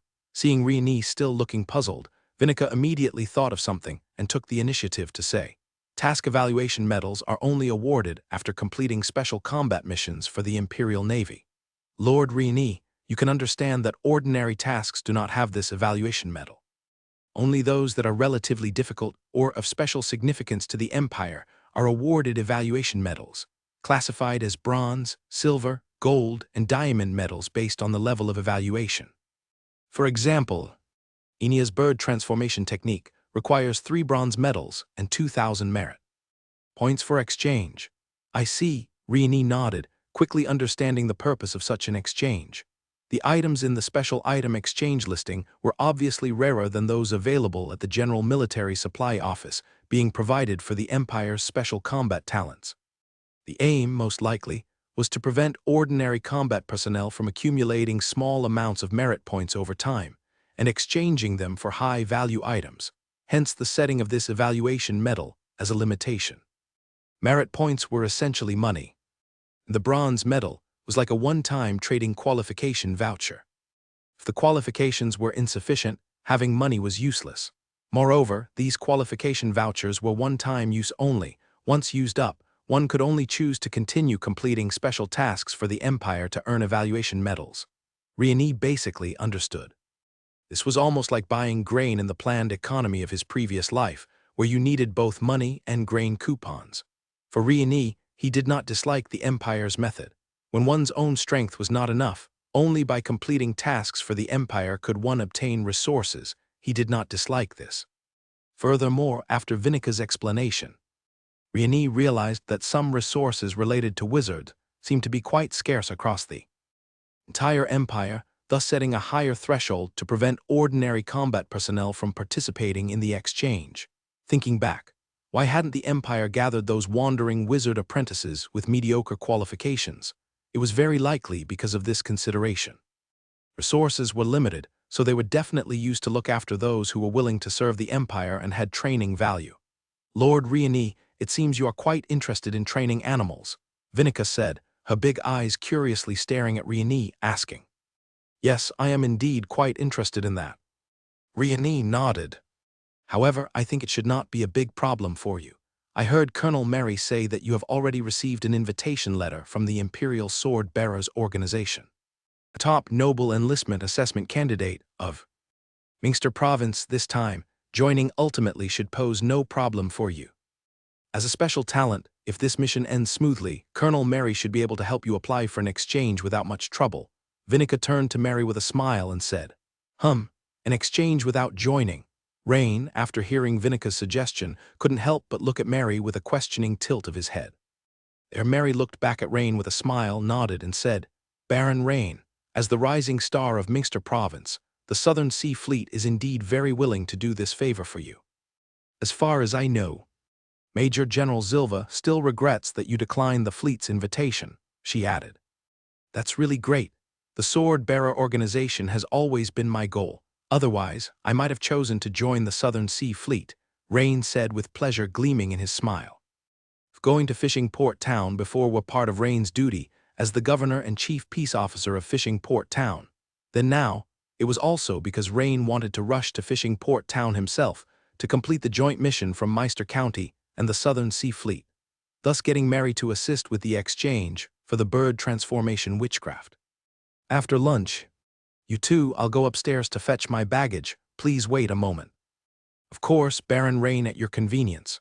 Rain went to his study, thought for a while, and then took out two distinct but exquisitely made wooden boxes from beneath a bookshelf, which contained the magical essence of a giant beast.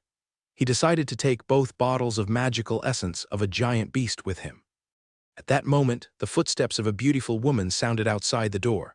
Knock, knock, knock. Come in. The beautiful woman walked in with a beaming smile. Rain was quite puzzled. She had specially changed into a gorgeous off-the-shoulder pale blue long dress before lunch, so why was she now wearing a black robe? Before he could ask, the beautiful woman cheerfully took the initiative to say, Darling, it seems that Major Mary has quite a fondness for you. This statement made Rain pause for a moment and say, I don't think that's likely. I've only met Major Mary during the enlistment assessment. Is that so? Darling, don't you think Major Mary in her naval uniform has a certain charm? The beautiful woman moved closer, bringing a fragrant breeze, and seductively said, This. Rain hesitated for a moment. He didn't know whether to answer truthfully or to tell a little white lie to spare the beautiful woman's feelings, considering he was about to embark on a mission with Mary. Seeing Rain's hesitation, the beautiful woman giggled while covering her mouth. All at once, the beautiful woman's fair hand reached out and suddenly untied the black robe, and as it slid off, Rain's eyes widened, and his mouth hung open slightly in shock. Turned out, the beautiful woman was wearing a uniform that hardly differed from that of Mary's naval dress. In that moment, a stunning female officer was presented to Rain's gaze. Moreover, the uniform, obviously being a size too small, made the beautiful woman's shapely features stand out tautly. Her charms were unquestionably on display. Rain felt a wave of warmth coursing through his lower abdomen. Jennifer, we're supposed to depart soon. It's almost time. Commander, this time Colonel Jennifer will be at your service. The beautiful woman threw a sultry glance and smiled sweetly while gazing at Rain, then slowly bent down and began to undo reins. 10,000 words are omitted here. The villa downstairs.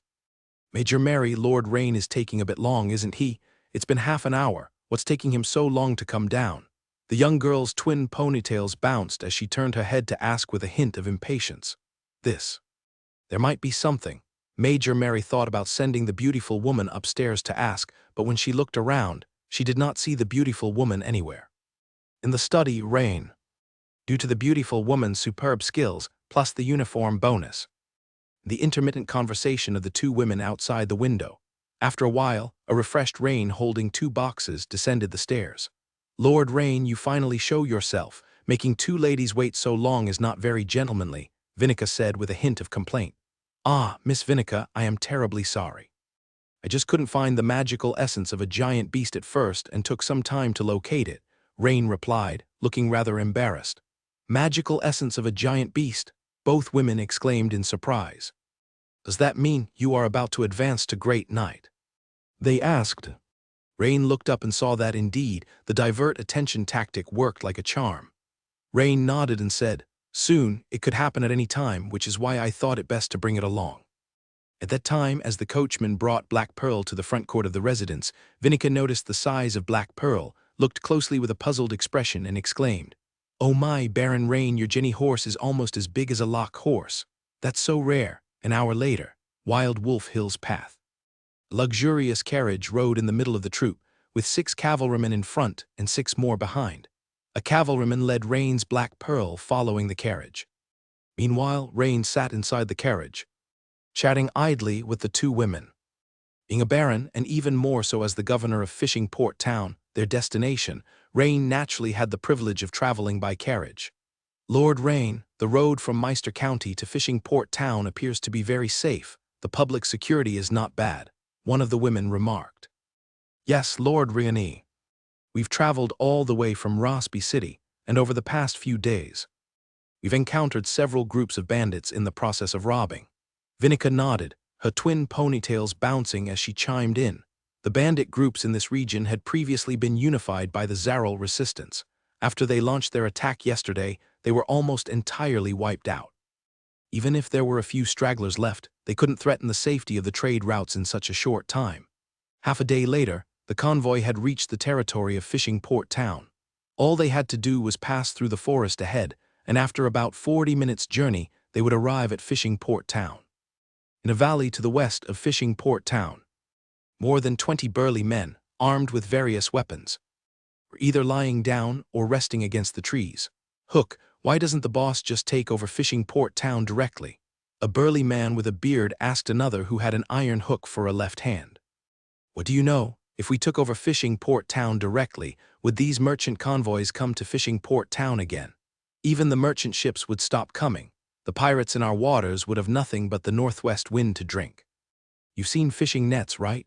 When fishing, the smaller fish and shrimp that are smaller than the mouth of the net slip through, while the bigger fish get caught. It's the same principle, get it?" The man known as Hook, proud of his knowledge, gestured dramatically. He was merely repeating word for word what he had heard earlier from the deputy leader, Phil. When he first heard this, he couldn't help admiring the wisdom of the pirate group's higher-ups. Sure enough, as expected, the burly men listening beside him all showed signs of sudden realization, looking at Hook with great admiration. Hook was quite pleased with this scene. At that moment, a lean man came running over quickly and said, "Hook, I just saw a big fish, but the defense force is not weak, a full 12 cavalrymen." The burly men beside Hook smiled, delighted at the prospect of a big catch. "Shouldn't we report to the boss and have him lead the charge?" "How many people did you say there were?" Hook, with a look of disdain, glanced at the lean man and asked. 12 cavalrymen plus a carriage. Did you see clearly? Are they 12 cavalrymen, not 12 knights?" They should be cavalrymen, they're not wearing full body armor, it's all leather armor." The lean man pondered for a moment, then nodded confidently. "Hook, why wait for the boss? Can't we just go for it?" "Yeah, let's go for it, Hook. If it's just 12 cavalrymen, a volley of crossbow arrows should pretty much secure us the victory. We can take them down directly, there'll be plenty more loot for us to divide." These words kept reaching Hook's ears. Pirates lived by the edge of the sword, with plundering as their only way to make money. They had been waiting for half the day, thinking they wouldn't get much today either. Hearing the news about the big fish invigorated them all. Hook, the bearded burly man, eyes flickering with thought, decided after a moment's contemplation that this job was something his men would do on their own. "Let's go, do it." With that, he waved his hook, and over 20 burly men eagerly advanced towards the direction of Riani's convoy. Soon, the group had completed their ambush in the forest ahead of the convoy. "Hook, here, this convoy." The lean man pointed at Riani's procession moving slowly on the side of the road. In the carriage, Lord Riani chatted with Vinica about horse breeds with great interest.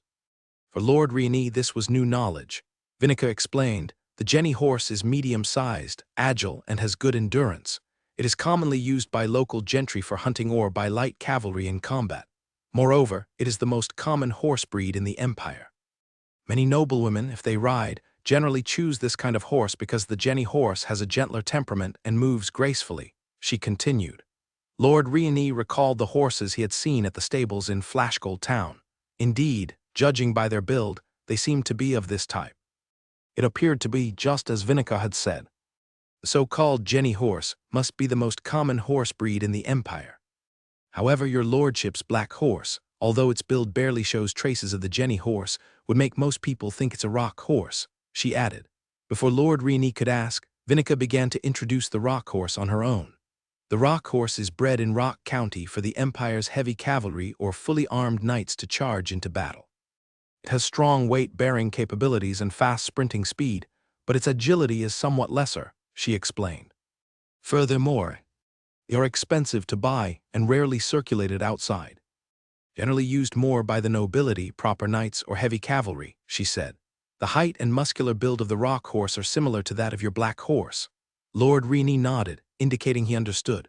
No wonder when he was fully armed, he had distinctly felt that the yet unmutated Black Pearl struggled somewhat, gasping after just a short sprint. Only after Black Pearl had mutated did it improve significantly. At that moment, a small emerald bird suddenly descended outside the carriage, entered the compartment, and chirped several times in front of Vinica. Instantly, Vinica furrowed her brows and said, Lord Riani, it seems there might be enemies lying in ambush ahead. Upon hearing this, Lord Riani frowned, then relaxed, saying, I didn't expect to encounter a roadblock so close to Fishing Port Town. Lord Riani concentrated and sensed his surroundings. Indeed, not far ahead, there seemed to be several vague figures. However, their strength seemed not to be strong. His level 3 danger perception skill gave him only a faint warning. Although these enemies' strength was completely manageable by the Navy's elite team, Lord Riani thought about it and decided to go down and take a look himself. Not for any other reason. He planned to use Kadar martial arts to fight, which should also provide him with some experience points. Even a mosquito's leg is meat. If the trip to Fishing Port Town might elevate his Kadar martial arts to level 6, he could also save some skill points. Seeing Lord Riani hold the door handle, intending to leave the carriage, Major Mary exclaimed in surprise, Lord Riani, are the enemies ahead so strong that you need to handle them personally? After all, the 12 cavalrymen she brought were not ordinary cavalry. Among them, 2 were of official knight strength, and the remaining 10 were well-trained, well-coordinated quasi-knights, forming a standard Navy elite squad. Their team could typically handle a band of 40 bandits without sustaining injuries. Not really, I've just been sitting for a while and want to stretch a bit, Lord Riani said as he gripped the plate gauntlet in his hand. This statement made both women exchange glances, at a loss for words for a moment. Watching Lord Riani open the carriage door and step down, Vinica nudged Mary and said, Has Lord Riani always been like this? He feels like a battle maniac. Mary looked puzzled, thought for a moment, and then shook her head slightly. Before, from what I recall, probably not. Come on, let's also go down and take a look. You've talked so much about how strong Baron Riani's combat abilities are. Now's the perfect chance to see them. Clearly, Vinica was somewhat skeptical about what Mary had previously said regarding Riani's combat. Strength as her concept of very strong in combat was completely different from Mary's, being a level 3 wizard apprentice. Eager to observe firsthand, Vinica pulled Mary excitedly to alight from the carriage. The cavalrymen had already stopped and were on guard at Vinica's sign earlier. Just as the leading 2 knights were preparing for battle, they hadn't expected the carriage door to suddenly open and Baron Riani, wielding a sword hammer, to step down. The 2 Navy knights exchanged glances, about to say something to Riani. When swoosh, Riani vanished from the spot in a flash. This left them momentarily slack-jawed, unsure whether to stay on guard or move forward to assist in combat. Meanwhile, as Riani was alighting from the carriage, in the woods alongside the road not far away, Ironhook was scolding the gaunt man responsible for scouting. How come there's an extra knight? Ironhook glanced at him discontentedly and said, This. I didn't know either, Ironhook, but with our strength, taking down 1 more official knight shouldn't be a problem, right? Not that it's a problem, but some of our brothers might get injured. Ironhook glanced at Riani and responded confidently. His judgment was based on the high probability that the figure was a noble knight, raised in luxury from a young age, lacking real combat experience, and who ultimately became a formal knight with the help of his family, albeit with questionable battle prowess. Having a penchant for riding in carriages was one of the defining characteristics of a noble knight. Knight who had actually experienced the blood and fire of battle would never ride in a carriage like some fine lady. Where did that knight disappear to? The lean man observing Rain remarked in surprise. Gone. Ironhook looked puzzled and followed the original line of sight to see. Indeed, the person was gone. Ironhook looked around, scanning the area but saw no one. Suddenly, he heard screams rise from the left side of his group, followed by the sound of multiple trees breaking and the dense crunch of breaking bones. Ironhook and the lean man immediately turned to look, and their expressions resembled those who had seen a ghost. The shining silver figure that should have been standing in front of the carriage somehow found its way to the rear of their group. Moreover, he hadn't even drawn his weapon, purely relying on his bare hands. He had taken down most of the men. Ironhook was stunned, and then his face turned pale as he realized the enemy's strength was far greater than he had anticipated. The enemy might not be Peak Knight far from the noble knight he had imagined. He immediately began to run towards the forest on one side, while the lean man ran in another direction. But 2 seconds later, a bright silver figure blocked his path. This sent a chilling fear through Ironhook's heart. He glanced to the side and saw the lean man twitching on the ground among the bushes, his fate unknown. Damn it, this was a ruthless extermination. Just as Ironhook was gathering strength to attack, the next second, Rain's figure disappeared before his eyes. Bang bang crack. Ironhook immediately clutched his abdomen, convulsing on the ground like a shrimp that had landed on shore and was frantically twitching. Rain didn't choose to finish him off. This area was already very close to Fishing Port Town. The group's presence here was likely part of some larger, planned operation. Moreover, he could smell on them the odor that comes from years at sea, a seasoned sea brine scent, which is almost a trademark characteristic of pirates. Therefore, keeping 2 prisoners could perhaps yield the latest intelligence. When Rain returned to the carriage, the 2 women had just stepped off less than half a minute ago. Vinica looked around and did not see Rain's figure. She couldn't help but turn her head and ask the knight on guard beside her.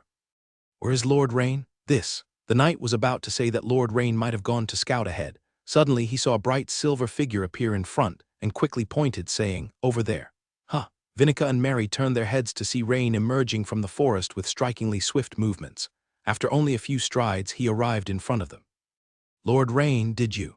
Vinica suddenly thought of a possibility, and she raised her fair finger, pointing towards the direction of the forest and asking. The enemies have been dealt with. Rain nodded, confirming Vinica's guess. Instantly, everyone was somewhat taken aback, and their gazes inevitably focused on Rain. Rain's armor, still shining silver and seemingly untouched, bore no trace of blood, and even the 2 weapons he carried on his back were free of any bloodstains. Everyone looked at each other in bewilderment. By the way, who among you is skilled in interrogation? The enemies are likely pirates. Perhaps we can get some of the latest news about the pirates or even the sea god sect from them. Rain looked over at Mary and then to the cavalryman beside her, inquiring. Pirates? Mary's eyes sharpened, and she turned to a young knight beside her, saying, Flado. Interrogation is your specialty, right? You should be able to pry out the information we need from their mouths, correct?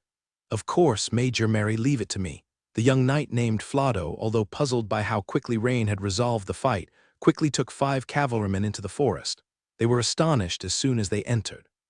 They saw a large area where trees were broken, as if a hurricane had passed through, and every so often there would be a sizable hole in the ground, the origin of which they couldn't ascertain.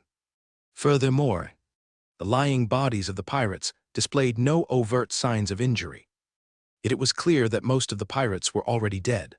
The only ones alive and still groaning were a man with a missing left hand fitted with an iron hook and a lean man.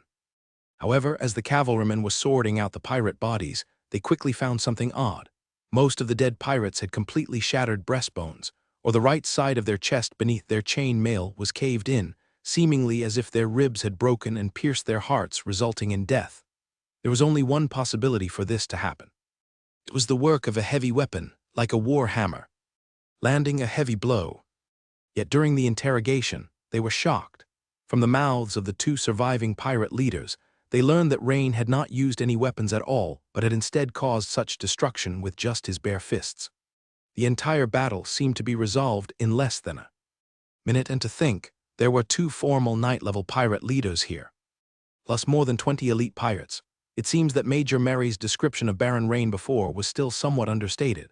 Rain, who stood beside the carriage, glanced at the system prompt. Your skill, Takadar fist technique, has been upgraded. Experience plus 109. You have experienced a battle, Knight, Transcendent, experience plus 36. Seeing that his Kadar martial arts had reached LV5, 204/2000, progressing by 1/10, Rain nodded slightly. Indeed, even a mosquito's leg is still meat. If a few more groups of pirates like this were to come, the progress could reach a quarter, or even a third. But alas, those who are blind to danger are, after all, few and far between. Thinking of this, Rain couldn't help feeling slightly disappointed. 5 minutes later, the interrogation ended, and a young knight named Flado came to report. However, the way he frequently glanced at Rain was clearly different from before, showing a mix of admiration and worship. He reported, Major Mary, Baron Rain, Miss Vinica, the interrogation has just ended. The opponents are a small elite group affiliated with the Black Sail pirate crew, responsible for ambushing caravans on the roadsides to the west of Fishing Port Town, depending on the situation. Based on the description by the leader named Hook, their Black Sail pirate crew and 2 other small pirate crews had previously allocated territories at several other passages in and out of Fishing Port Town, each stationing their men to loot. And the person in charge of this matter is their Vice Captain Phil Kraz. Phil Kraz, Major Mary's face became stern. Yes, Major Mary. The young knight nodded, his expression equally serious. Noticing Rain's slightly puzzled look, Mary began to explain. Phil Kraz, Vice Captain of the Black Sail pirate crew, a senior knight, skilled in archery of unknown age, a rare sharpshooter among pirates, known by the nickname Bloody Shooter. Rain was taken aback. It seemed that Mary had done her homework well before coming to Meister County. Having quite an understanding of the Black Sail pirate crew, which could be said to know them like the back of her hand. It seems we've caught the tail of a big fish, Vinica said, slightly excited.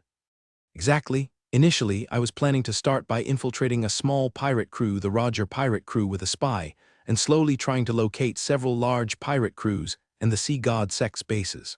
I didn't expect to catch the tail of a large pirate crew, the Black Sail, directly. Mary also showed delight. Hearing this, Rain thought for a moment and asked a question he had previously wanted to ask. Major Mary, why doesn't the Navy directly plant spies inside those large pirate crews? Wouldn't that be more convenient? Mary shook her head and said, it's not that we don't want to, but that we can't. Basically, in large pirate crews, there are generally 1 to 2 members with mysterious side jobs, and they practice witchcraft like the bewitching art to screen new pirates, easily discerning spies. Although we also have means to interfere, there are still certain risks. But small pirate crews don't have such personnel, making it much safer for spies to infiltrate. I see. Rain nodded in understanding. Based on the previous encounters with the Blood Sail pirate crew, it should indeed be the case. During his ennobling mission, the diviner and captain of the shipwreck, Mala Nasser, whom he had killed, was a senior knight and a second-level wizard apprentice, mastering aquatic plant divination. However, Mary soon showed a look of hesitation. Major Mary, isn't this a good thing? Is there a difficulty? Rain asked. Well, this Phil is skilled in long-range attacks, and if we were to confront him, Vinica's witchcraft might not have the advantage. And I see that your weapon is also. Mary glanced at the 2 heavy weapons Rain carried on his back. Rain realized suddenly. Generally speaking, the most reliable way to deal with a senior knight skilled in archery like Phil would naturally be a knight wielding a sword shield or hammer shield, able to effectively block the opponent's lethal arrows with a shield. Yet what he carried on his back were either a 2-handed warhammer or a dual-handed greatsword, naturally causing Mary's concern. As for Vinica, if her specialty was limited to bird modifications, Rain guessed, she would be precisely countered by this Bloody Shooter. After all, no matter how fast and powerful the opponent's shooting was, no matter how many modified birds were involved, they were just moving targets. However, Vinica clearly did not agree with Mary's judgment. As her twin pigtails hopped, she said, Major Mary, you underestimate me. Just a senior knight, even if he is a sharpshooter, he won't be a match for me. Even my big white cannot defeat him. Big white? Rain showed a puzzled look. It's a white feathered owl I raised with a wingspan of 4 meters. Vinica spread her arms apart, indicating the size. But its combat strength is only comparable to that of a senior knight, and facing such a sharpshooter, even if you equip Big White with defensive witchcraft, it won't last long. Mary pointed out without hesitation that what Vinica said was merely wishful thinking on her part. Who said that? Vinica's face turned slightly red as she looked at Mary with indignation. Enough, Vinica, if you keep acting like a child, I'll tell Master Annius once we get back. You. Hearing that Mary was going to tell on her, Vinica felt deflated. She slightly lowered her head in embarrassment and fiddled with the hem of her robe, remaining silent thereafter. However, Vinica wasn't angry at Mary. She knew that what Mary had said was true and that it was a form of concern for her. It would indeed be risky to send Dabai. Unlike those white seagulls, if Dabai died, as an important contracted creature, it would cause significant damage to her spiritual power. After listening for a while, Rini spoke up. Major Mary, if the opponent is just a senior knight, I think I should be able to handle it without any problems. Mary glanced at Rini, saw his calm expression, and knew he wasn't forcing himself or worried. He was confident in his own strength. She nodded but still warned Rini, Baron Rini, though the opponent is only of senior knight strength, he has a record of killing a peak knight. Are you sure you can handle it? Yes, Major Mary. If Baron Rini is handling the combat, then I'll take on the scouting task. Vinica had just missed seeing Rini's battle and was quite disappointed. Now hearing that Rini wanted to kill the vice-captain of the Black Sail pirate group, nicknamed Bloody Shooter Phil, she brushed aside her prior displeasure and said with slight excitement, "Of course, Vinica, we'll still need your witchcraft," Mary said with a smile. "Yes, Major Mary, let me see the map again." 2 cavalry immediately spread out a map of the area around Fishing Port Town in front of them. 1, 2, 3, 4, plus the location of the vice-captain of the Black Sail pirate group, that makes 5. The interrogating Flotto Knight pointed out the approximate locations. Vinica nodded, indicating that she understood. She then began reciting an unknown spell. And seconds later, more than a dozen white seagulls flew in from the sky. After circling for a few seconds, they began to land one by one. It seemed they flew to her side to receive some sort of command, and immediately afterward, the white seagulls flapped their wings vigorously and shot up into the sky, flying towards different directions over Fishing Port Town. Rini watched the scene before him with a hint of envy. If he had this type of witchcraft, he probably could use it more efficiently than Vinica, because he possessed the core skill Beast Eye. Core skill. Beast Eye active effect. Control the beasts under your command and observe the surroundings through their eyes. That is to say, he wouldn't need to wait for the white seagulls to return like Vinica to know the enemy situation. He could almost instantly observe and understand the enemy movements. The following time was spent waiting. Worried about entering Fishing Port Town and alerting the enemy, but staying put was also too conspicuous. The group mounted their horses and continued moving slowly towards Fishing Port Town, deliberately slowing their pace while waiting for the scouting results from Vinica's birds. About 10 minutes later, the white seagulls began to return one after another. Chirp, chirp, cuckoo. The white seagulls flapped their wings and individually came in front of Vinica, looking her in the eye for a few seconds before taking off again. Once all the white seagulls had reported back, Vinica pondered for a moment and said, "We've scouted all 5 locations. 4 of them are just as the pirate leader said. There's a group of elite pirates nearby. However, Bloody Shooter Phil doesn't seem to be at that location. Whether it's because of some cover or other reason, the seagulls report no sign of human activity below." This made Mary hesitate for a moment. After all, her original plan was to capture the foe's leader first. Having found Bloody Shooter Phil, she believed with the cooperation of Rini and Vinica, this Bloody Shooter Phil would not be able to make any waves. But now, Rini thought for a moment and suggested, "Why don't we start by clearing out these 4 points first? Perhaps from their mouths we might get some new information. Wouldn't that startle the snake by hitting the grass, as we are quite noticeable when we move as a group?" Mary seemed to disagree. "I can do it by myself. Normally, with the speed of Black Pearl, circling around in an hour should be enough." "Lord Rini, aren't you underestimating the time it takes to kill the enemy?" Vinica asked doubtfully. "Consider it settled, 3 minutes per location should be enough. Killing a group of elite pirates in just 3 minutes, That sounds a bit exaggerated. Vinika's beautiful eyes widened in astonishment. No, killing them normally takes only about half a minute at most. It won't exceed 1 minute. The remaining 2 minutes are for interrogation. Rini thought for a moment and seriously replied. Suddenly, the people around looked at each other, not knowing how to respond to Baron Rain's words. Accuse him of boasting, say he can't do it.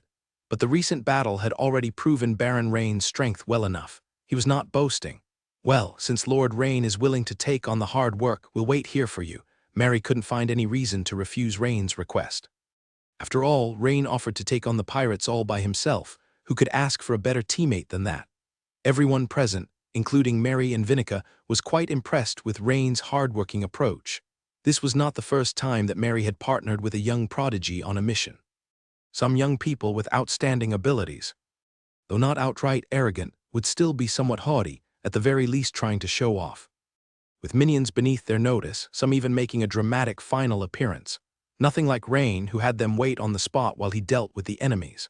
Lord Rain, let my seagull guide you so you can understand and reach the enemy's position more swiftly, Mary offered. Of course, thank you for your assistance, Miss Vinica, Rain said with a slight smile. Having the seagull as a guide would certainly make things quicker, and Rain was not the type to decline such help.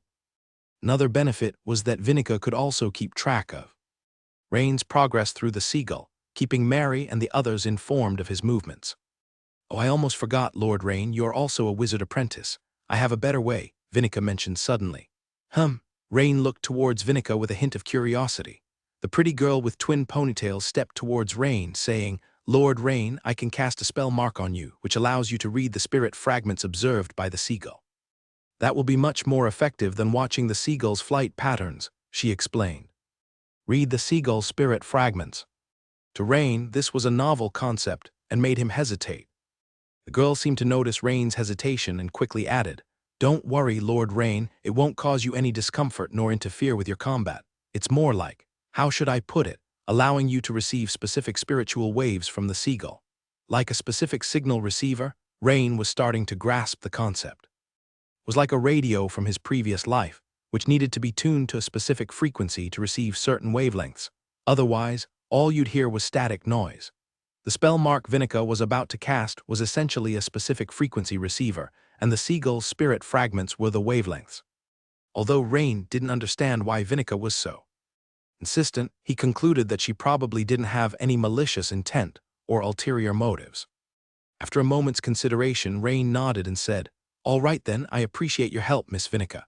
It's no trouble at all. Please do not resist, Lord Rain, Vinica said as she drew a wooden stick around half a meter in length from her robe's sleeve, murmured a spell, and then lightly tapped Rain's forehead.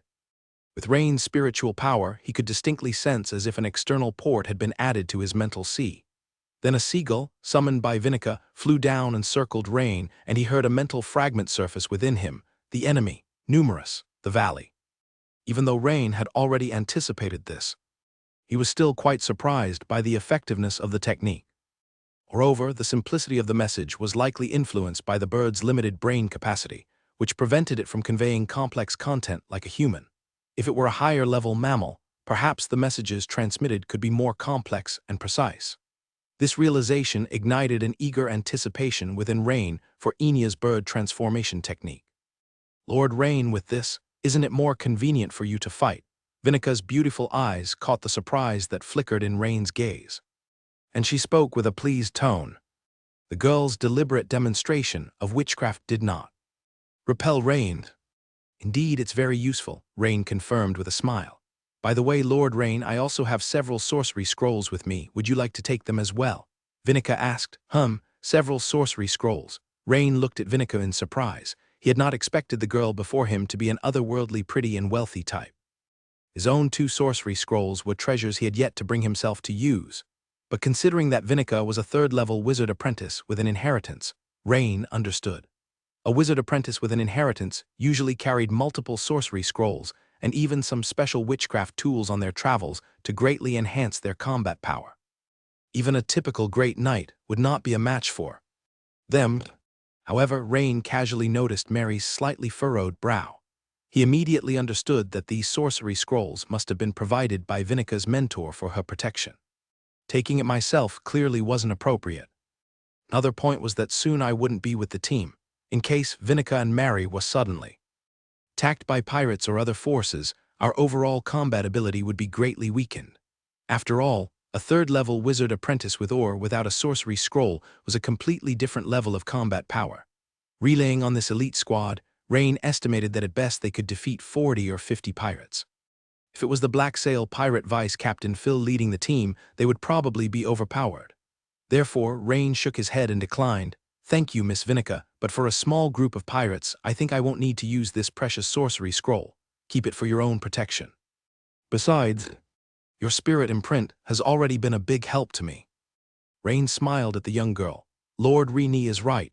Vinica, you should keep it for your own defense. It's something Master Annius specifically instructed you to have on hand," Mary added just in time. All right then." Seeing both insisted, Vinica could only nod her head and reluctantly agree.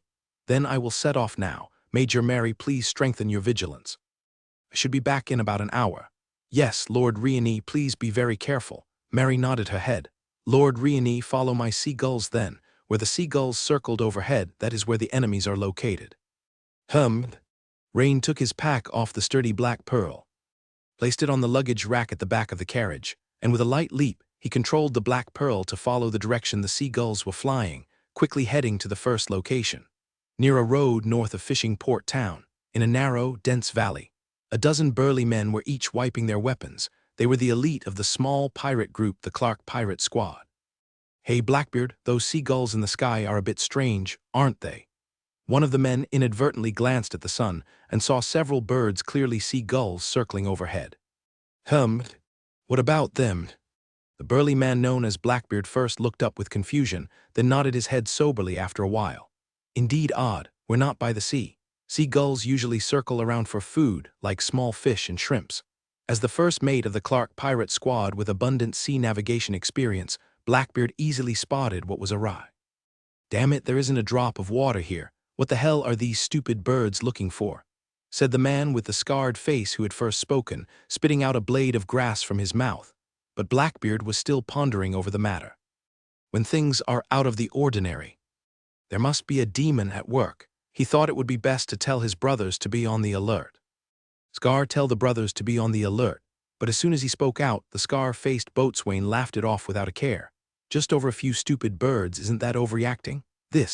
Blackbeard thought about it and felt the same. After all, it was just a hunch since not even the shadow of an enemy was seen. To be on alert now seemed a bit much. Primarily because pirates tend to be unruly, each with their own faction. Strength speaks louder, and although a dozen elite pirates with his strength being slightly stronger were not much stronger than Scar. Secondly, these men were all old slickers, and the team was not easy to lead, subtly divided into 3 factions. At this moment a muffled hoofbeat suddenly came from a distance.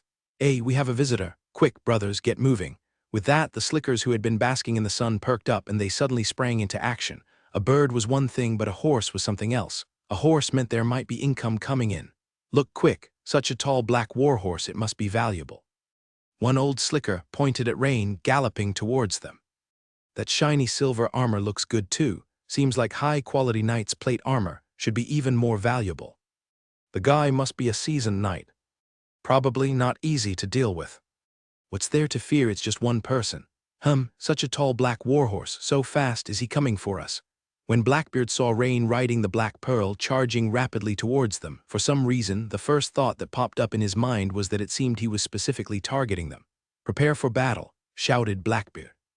However, Riani, with the information given by the seagulls, had already pinpointed the group's location. At that moment, he looked up. Although the number of pirates was slightly smaller, they were more elite than the previous wave of pirates and seemed to have plenty of combat experience. But in the face of absolute strength, the value of experience greatly diminished. Riani, taking advantage of the horse's galloping momentum, leaped into the air like an arrow from a bow, shooting towards the pirates. From the pirates' point of view, they saw a blurred figure rush instantly towards them, and in the blink of an eye, he appeared in front of their frontline comrades. Almost simultaneously, several blurred figures appeared. Boom, boom, boom. Upon contact, 3 fell immediately. This caused the remaining members of the Clark Pirate Squad, including Blackbeard and Scar, to be filled with terror. Damn it, where did this powerhouse come from? They feared that not even their own leader was this strong. Why are they fixated on us? Moreover, this narrow mountain valley is an extremely secretive place. So how were we exposed? In a flash, a spark of inspiration crossed Blackbeard's mind. He knew it was those white seagulls, but at that moment he suddenly saw an iron fist, glittering with silver light, appear in front of his stomach. Bang! Blackbeard's eyes bulged out, nearly popping out of their sockets as a bulge suddenly appeared on his back. His entire body was lifted half a meter off the ground by the force of the punch. The next second, he was on his knees, clutching his stomach, collapsed on the ground. Half a minute later, including the man with the scarred face, there wasn't a single pirate left standing. Rain, following old routines, picked 2 pirates who were relatively strong and kept them alive to interrogate separately. Which pirate crew do you belong to? The Clark Pirate Group. Where's your base, or rather your lair? That. Blackbeard's eyes flickered as he hesitated whether to speak or not. He wondered if he should use this information to negotiate with the stranger in front of him for the condition of letting him live. Too bad, you've made the wrong decision. Rain glanced over, shook his head, and with a punch to the forehead, turned and walked away. Scarface, on the other hand, had never seen an interrogation like Rain's, where he hardly gave any time to think. Seeing Rain approaching him, he frantically waved his hands and said, No, I'll talk. Our base is on Egwas Island. What about the base of the Sea God Sect? Sea God Sect? I really don't know about that. Maybe our captain does. And what about the bases of other pirate crews? That, I'm not too clear on that. Goodbye. Am I going to survive? Relief spread across Scarface's expression. This was truly a stroke of luck from the jaws of death. But before he could fully blossom into a smile, Rain, who had just said goodbye, suddenly threw a punch as swift as lightning and then leapt onto the Black Pearl. And the next second, a thud, like the sound of a watermelon, violently smashed with a bat, rang out. While riding forward, Rain glanced at the system prompt. Your skill Takadar fist technique has improved. Experience plus 121. You have gone through a battle. Knight, Transcendent, experience plus 42. Seeing Kadar martial arts reach LV5, 325/2000, progress hitting 1/7, Rain nodded slightly to himself. Indeed, even the leg of a mosquito is meat. This made him look forward with a slight anticipation to the pirates at the next point. Hopefully, they would be a bit stronger. 15 minutes later, the second point was cleared. 28 minutes later, the third point was cleared. Kadar martial arts reached LV5, 587/2000, the progress now over 1/4, and now it was time for the last point. At the side of the Special Forces carriage, a white seagull quickly descended and circled around Vinica before heading off once more. This was just one of the white seagulls responsible for continuously conveying messages. Seeing Vinica's dazed expression, Mary asked, What's wrong? Is there a problem on Rain's end? No, it's just going too smoothly. Lord Rain has barely stopped. Now he's already en route to the 4th point. Judging by his speed, I estimate that it'll take at most 50 minutes to wrap this up if he keeps going like this. Such exaggerated strength. He truly lives up to being the top of this year's Minster Province knighthood evaluation. The girl's twin ponytails bounced as she turned her head to speak to Mary. The cavalry nearby exchanged glances, evidently quite amazed. It looked like they were probably here just to be onlookers on this mission. At that moment, a white seagull swooped down from the sky and circled around Rain. Rain quickly received the message it conveyed. Enemy. Many. One man in black. Many. Rain thought for a moment but didn't pay it much mind. For the white seagull, there was no distinction between a dozen and 20, hence both scenarios were labeled as many, a limitation of its cognitive capacity. One man in black. This made Rain pause because it was the first time such accurate information had come through the white seagull. It seemed this man in black must be somewhat special. A heightened sense of alertness emerged within Rain's heart. When Rain arrived near the 4th point, he saw a group of brawny men dressed as pirates bidding farewell to a man in a black robe. Clearly, the man in black mentioned in the seagull's mental fragment was this man in the black robe. Rain immediately focused his attention on the man in the black robe. The man was muscular and robed in black, hooded, and had his hands crossed inside his sleeves. Though it seemed like he was concealing something else inside, his billowing sleeves bulged out. The moment Rain laid eyes on this black-robed figure, he felt that the man was not simple.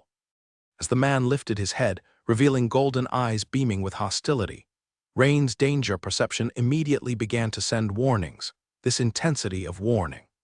Nearly a great night. This caused Rain's heart to momentarily grow cold. Captain Jeff, it looks like a little trouble has come knocking. Do you need my assistance to deal with it? The man in the black robe asked, his voice strange and deep. Well, if the envoy is interested, that would be ideal. Jeff, the brawny man, glanced at Rain, knowing he would not be easy to deal with. Riding in knightly plate armor, mounted on what seemed to be a heavy warhorse, clearly, he was a veteran knight or even a peak knight. Moreover, the figure in the black robe was charging straight at them, as if they had long been discovered. In that case, their purpose was not so simple. Rain fixed his gaze on the black-robed individual, maneuvering his warhorse to slowly approach. At this moment, dozens of elite members from Jeff's pirate crew, armed with weapons, all circled around them. "Kid, you!"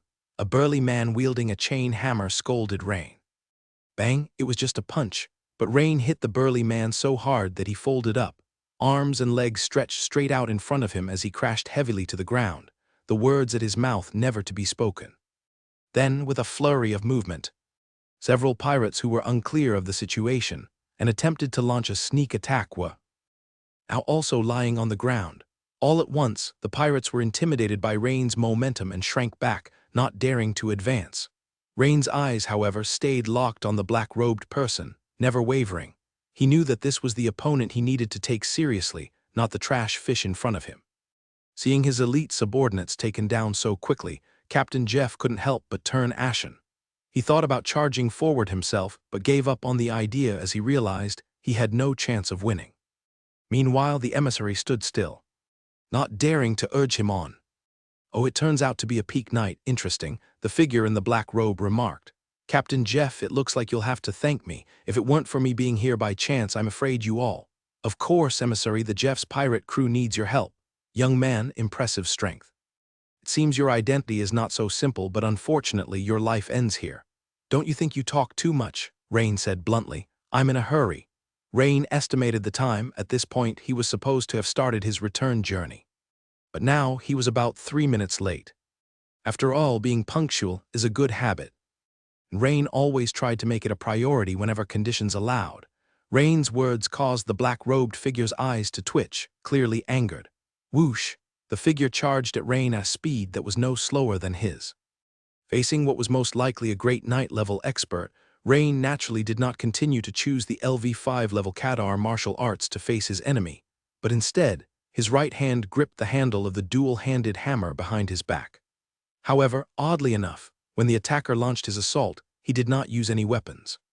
Whether that was due to arrogance or some other reason was unknown. Heavy hammer, furious strike. Rain aimed a swift hammer blow at the figure's head. Facing Rain's strike laden with triple effects, lifting as if weighing nothing, multiple shocks, and precision LV3, the figure surprisingly did not dodge but raised his hand to block it directly. Clang, whoosh! The robes on the figure's forearm instantly tore apart, and under Rain's astonished gaze, revealed a pale golden huge claw. The claw's outer shell must have been extremely sturdy, and the surface of the huge claw seemed to have a layer of light blue, watery energy flowing over it, which significantly weakened the multiple shock forces from Rain's hammer. The figure's bizarre appearance and the respectful manner of the surrounding pirates towards it, in an instant, made 3 words pop into Rain's mind. "See God sect?" Rain couldn't help but blurt out. "Oh, you guessed correctly, but there's no reward," replied the emissary. Clang, clang, bang. As the battle ensued, the figure's black robes were torn apart, revealing more and more of the body beneath them. The tentacle-like squirming beards, the chunky lobster-like exoskeleton protecting vital parts of the body. The wafting scent of the sea that the battle released. Aside from maintaining a humanoid silhouette, too many parts of the figure were no longer human. Rain's original plan was just to take out these small factions of pirates and then look for the vice-captain of the Black Sail pirate crew. He had never anticipated crossing swords with the Sea God sect so soon. But now he was engaging in close combat with the Sea God sect. But that's also good. After the initial probing, Rain had basically grasped the extent of his opponent's strength. Comparable to the physical qualities of a great knight, but the opponent's outer layer of water film was truly troublesome, seemingly able to neutralize most damage. With both factors combined, the opponent's strength was even greater than that of the rebellious army's General Zaral Perix. Boom! The two were once again separated by over 10 meters due to the fierce collision. At this time, the Sea God sect's Miarco also realized something was amiss, because his opponent was so strong, almost like a great knight. Are you a great knight? No, you're not showing any signs of primal force release. Marco could not help but scrutinize Rain repeatedly. Only then did he notice that Rain was holding a two-handed warhammer in his hands and also carried a dual-handed greatsword on his back. Such a gear setup was quite rare, instantly sparking a sense of familiarity in him. Suddenly, a flash of insight crossed his mind, and he blurted out, You're the new governor of Fishing Port Town, Rain." Marco's words immediately made Rain across from him startle. How does the opponent know who he is? If they knew he was Rain, that would still make sense, but knowing he was the new governor of Fishing Port Town meant something quite out of the ordinary. However, Rain did not have the habit of replying to his enemy's questions. Instead, he quickly recited a spell, casting the witchcraft high-temperature force field. At the same time, he slightly twisted the handle of his two-handed warhammer, turning the pointed end of the warhammer's head upwards. Although Rain didn't respond to his question, Marco had already convinced himself that his judgment wasn't wrong. The figure of Rain, currently holding the two-handed warhammer and carrying the dual-handed greatsword, obviously matched the image transmitted by the Black Flame Church. Secondly, in this territory, aside from this newly appointed governor of Fishing Port Town, it was highly unlikely for such other high-level masters to be present. Considering the timing, his arrival was indeed due in the next few days. Yet unexpectedly, the opponent had arrived a few days early, but that turned out to be fortunate. He didn't expect to solve the opponent here before the Furious Wave operation. A smirk appeared on Marco's face, but the next second his smile froze. Fire-based witchcraft. Marco's expression grew earnest. Amongst the disciples of the Sea God sect, what they hated and feared the most was, naturally, flames. What surprised him was that Rain would actually cast witchcraft, which wasn't recorded in the information passed on by the Black Flame Church. Boom! The two once again engaged in high-speed combat. Seen with two blurry figures rapidly dashing across the open ground, while the earth would occasionally burst open, the muffled sounds of impacts frequently ringing in the ears. But in just a few seconds, Marco realized something was off. While the strange witchcraft's power unleashed by his opponent was not apparent, he felt waves of heat assaulting him, and his water shield was beginning to show signs of evaporation. Snap! This strike saw Rain's warhammer pierce through the water membrane, striking Marco's hard lobster pincers, leaving a thumb-sized notch on their tough shell. This greatly startled Marco. What kind of witchcraft is this? How could it dissolve my shield? Marco exclaimed in surprise. In fact, he had misjudged. It wasn't that Rain's witchcraft high-temperature force field dealt significant damage.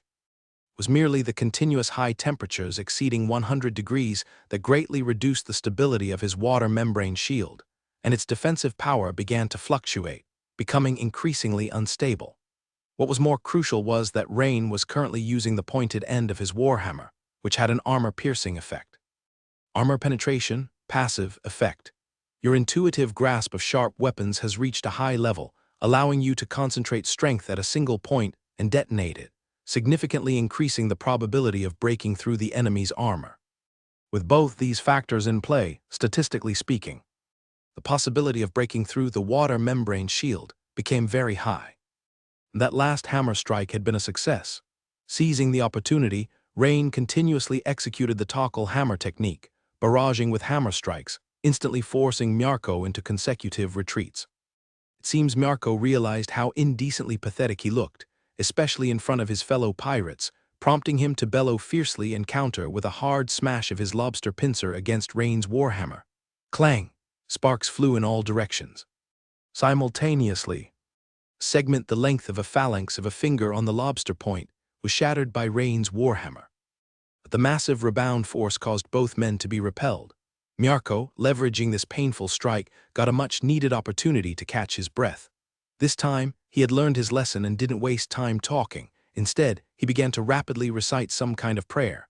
But naturally, Rain wouldn't allow his opponent to perform his dark rituals. With a push-off from the tip of his foot, the ground exploded with soil, and he zoomed towards Marco like an arrow released from its bow. But the next second, Rain's pupils abruptly narrowed. Marco's chest suddenly swelled, his neck thickened alarmingly. As if a cannonball were about to be fired from his chest cavity, Rain was all too familiar with this kind of physical change. After all, his signature move of the giant bear sword technique Roaring Strike was just like this. Clearly, the opponent was preparing to launch some kind of area attack. But at this moment, he was still 4 or 5 meters away from Miarko, too late to stop it directly. In the blink of an eye, Rain spun around and immediately dashed to the left. At the same time, he swung his dark, gloomy pig-head hammer from above, fiercely slamming it into the ground, the secret hammer skill technique known as earth-splitting hammer. Boom! A large clump of soil was struck hard into the air. Almost simultaneously, Miarko's mouth spat out a wrist-thick stream of pale yellow, foul-smelling liquid. He swiveled his head from side to side, spraying in all directions. One of the pirates from Jack's crew couldn't dodge in time and got completely drenched. SSS, SSS. The soaked pirate immediately screamed in agony. Clutching his face with both hands, he began melting like a wax figure from head to toe. Rain's eyes narrowed. He had thought the enemy would use sonic attacks, but instead, Miarko had sprayed some kind of highly corrosive liquid. Nonetheless, this didn't impede Rain's response. Both were area attacks. The large piece of soil that Rain had just struck into the air met with the pale yellow acid spewed by the enemy, creating a barrier like a curtain and kicking up a cloud of smoke on contact, blocking most of the liquid. Due to the barrier of soil, only a few drops of the acid landed on Rain's hydrosteel armor, making a sizzling, corroding noise. Seconds later, Miarko, who had stopped spraying acid, peered through the pale yellow smoke to check the results of the attack, but suddenly, a blinding light shot out from the dissipating smoke. The glare caught Miarko off guard, forcing him to close his eyes and hastily use his arms to block the light's assault on his retina's scorching light. It turned out that Rain had seized the moment to cast this flashbang like witchcraft. Immediately after, a figure burst out of the smoke, a dark greatsword aimed directly at Miarko, who was still covering his eyes. By the time Miarko realized what was happening, the dark pig-head hammer was already inches away. This caused his pupils to shrink in an instant. In a moment of crisis, he immediately blocked Rain's hammer assault with the giant pincers on his hand, all the while with a ferocious expression, uttering 2 short, sharp tones. Crack! Miarko's giant pincer carapace instantly shattered. However, the tip of Rain's pig-head hammer had pierced into the giant pincer. Suddenly, Miarko's squiddy whiskers, which had looked quite harmless, shot out and tightly coiled around Rain's pig-head hammer.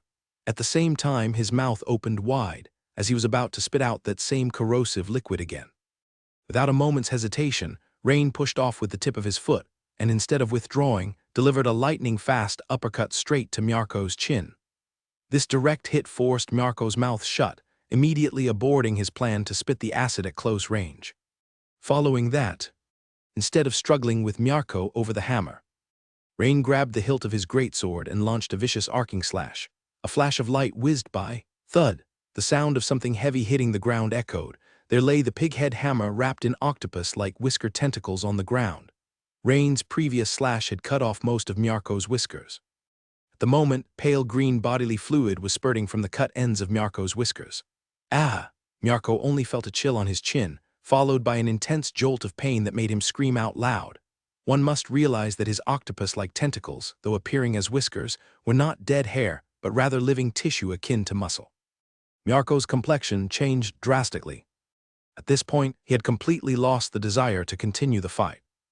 Damn it, this Rain is even stronger than the information passed on by the Black Flame Church. Curses, the Black Flame Church. Even they were faking it with their sea god sect. He had to return to the sect and report this news immediately. Miarko hurriedly retreated behind him, using one of the pirates as a shield. But Rain was relentless, delivering a 45-degree smooth cleaving slash without a moment's hesitation, cleaving the pirate into 2 halves and nearly spilling Miarko's guts as well. This action terrified the surrounding pirates, who started to flee in fear.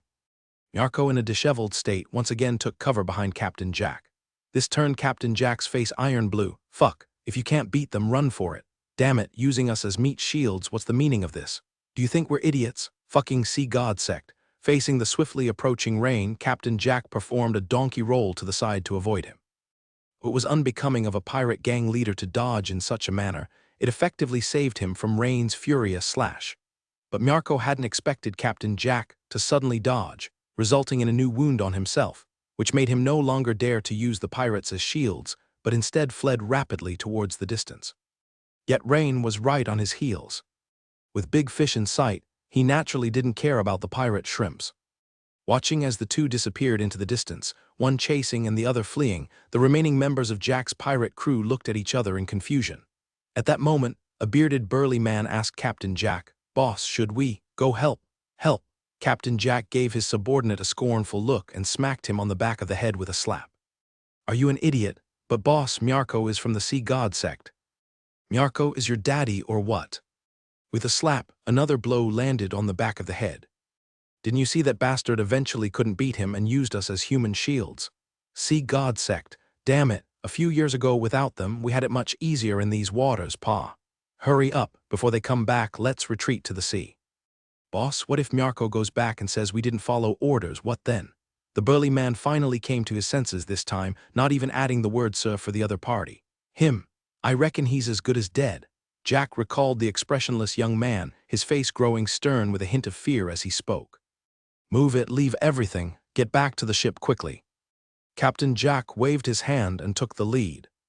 More than 20 pirates immediately followed suit, rushing toward the seashore. By the Special Task Force's carriage, a white seagull descended rapidly and circled around Vinica before alighting on her arm, seemingly receiving some information. Her brows furrowed as she said, Lord Rini has deviated from the original route. He is now racing towards the seashore." Has he encountered some situation?" Mary's expression couldn't help but change slightly.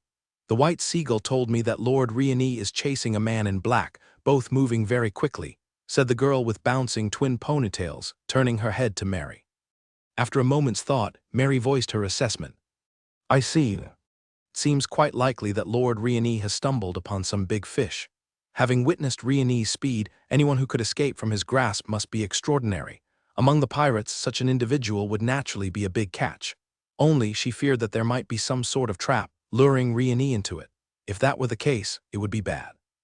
"Major Mary, should we immediately go to help?" the girl asked eagerly. After all, what excitement was there in merely being a messenger compared to engaging in battle herself? That's what the girl thought. "Wait a bit, if Lord Rini needs help, I'm sure he would send a message through the white seagull to you, wouldn't he?" Mary replied calmly. "That should be the case," said the girl, somewhat disheartened. Meanwhile, Rini and Miarko's chase continued.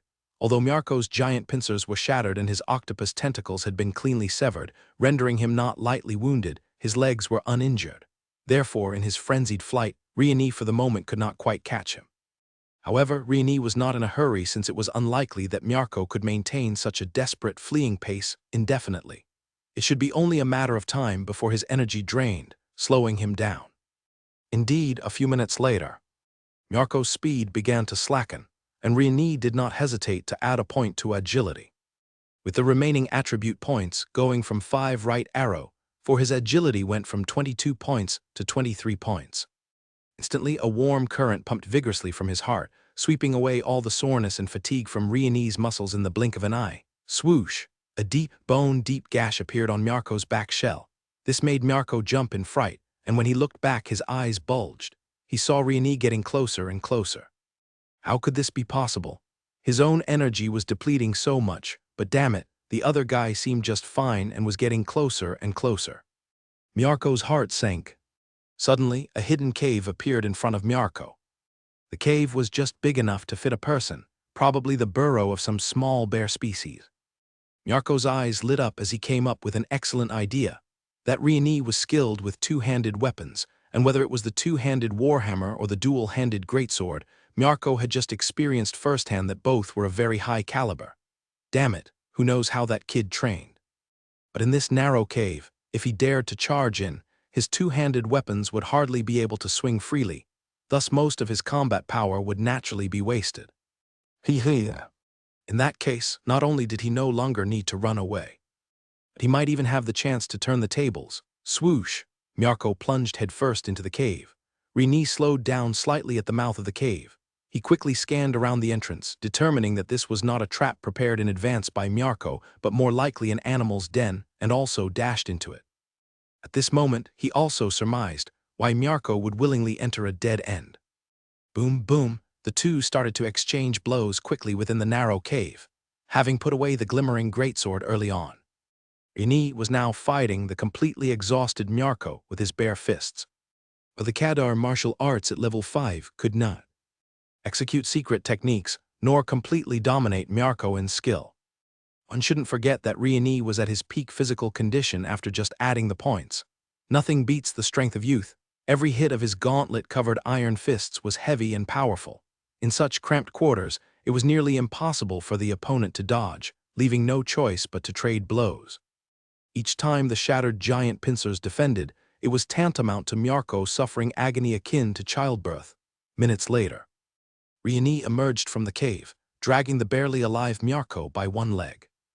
Although the opponent was beaten to the brink of death, he still refused to disclose any information related to the Sea God sect. The fanaticism of the cultists towards their faith is unimaginable to ordinary people. Rain thought about it. Perhaps for such cultists, the Navy might have more targeted methods to pry open their mouths. However, Rain was not without his gains. He glanced at the system notifications that had just flooded his screen. Your skill toggle hammer technique has gained an increase. Experience plus 698. Your skill giant bear sword technique has gained an increase. Experience plus 466. Your skill Kadar martial arts has gained an increase. Experience plus 423. Your skill high temperature field has gained an increase. Experience plus 26. Your skill blazing light has gained an increase. Experience plus 17. You have undergone a battle Knight Transcendent. Experience plus 285. Wizard Apprentice Transcendent. Experience plus 151. Kadar Martial Arts has reached LV5 1010/2000, progressing well over half. Because just now in the cave, Rain was punching, forcibly knocking down the opponent. And in that battle, Rain also used a lot of witchcraft, so the experience reward for Wizard Apprentice Transcendent was quite considerable, now reaching LV5 1670/2000. To prevent the opponent from using magic, Rain tore off a piece of rag and stuffed it into Myarko's mouth. At the same time, he tied Myarko's entire body up like a rice dumpling. Considering for a moment, Rain then stepped forward and swung his hammer at Myarko's legs for 2 heavy hits. Crack, snap, only to see Myarko, due to the severe pain, his eyes bulging out and his mouth wooing as if trying to shout something. But at this moment, he could only endure it all by himself. Rain looked at Myarko's knees, now severely twisted and deformed, and nodded in satisfaction. The opponent was indeed capable of running. This back and forth had probably wasted at least half an hour of his time. However, capturing such a high-value target was overall very worthwhile. Holding the rope in hand, Rain jumped onto his horse, dragging Myarko along as he sped towards the meeting place he had agreed upon with Mary. As for why he didn't carry Myarko on the back of the saddle, it was mainly because Rain considered the weird tactics of the cultists. Letting the opponent be too close always bore certain risks. Maintaining a certain safety distance was indeed necessary. On the side of the task force's carriage, a green bird descended from the sky and circled around Vinica several times. Vinica immediately brightened her eyes and turned her head, saying, "Major Mary, a group of people are approaching us fast. It looks like a battle is unavoidable." A group of people? What did Green Emerald say? Mary couldn't help but change her expression. Clearly, if Green Emerald issued a warning, it definitely was not an ordinary merchant caravan. Green Emerald said many, fast, and there are bows. In that case, I'll send White Seagull to have a look. Vinica uttered a spell, and immediately 2 white seagulls flew rapidly towards the direction warned by Green Emerald. Half a minute later, suddenly, Vinica's expression changed, and she exclaimed, "One of my white seagulls has been shot dead. No, now 2 of them."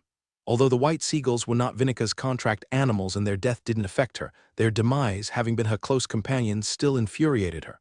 Meanwhile, Mary seemed to have thought of something.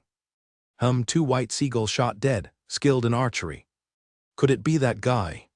Mary's pretty face suddenly became stern, and she immediately issued an order saying, "All units on alert, enemy incoming, it's very likely."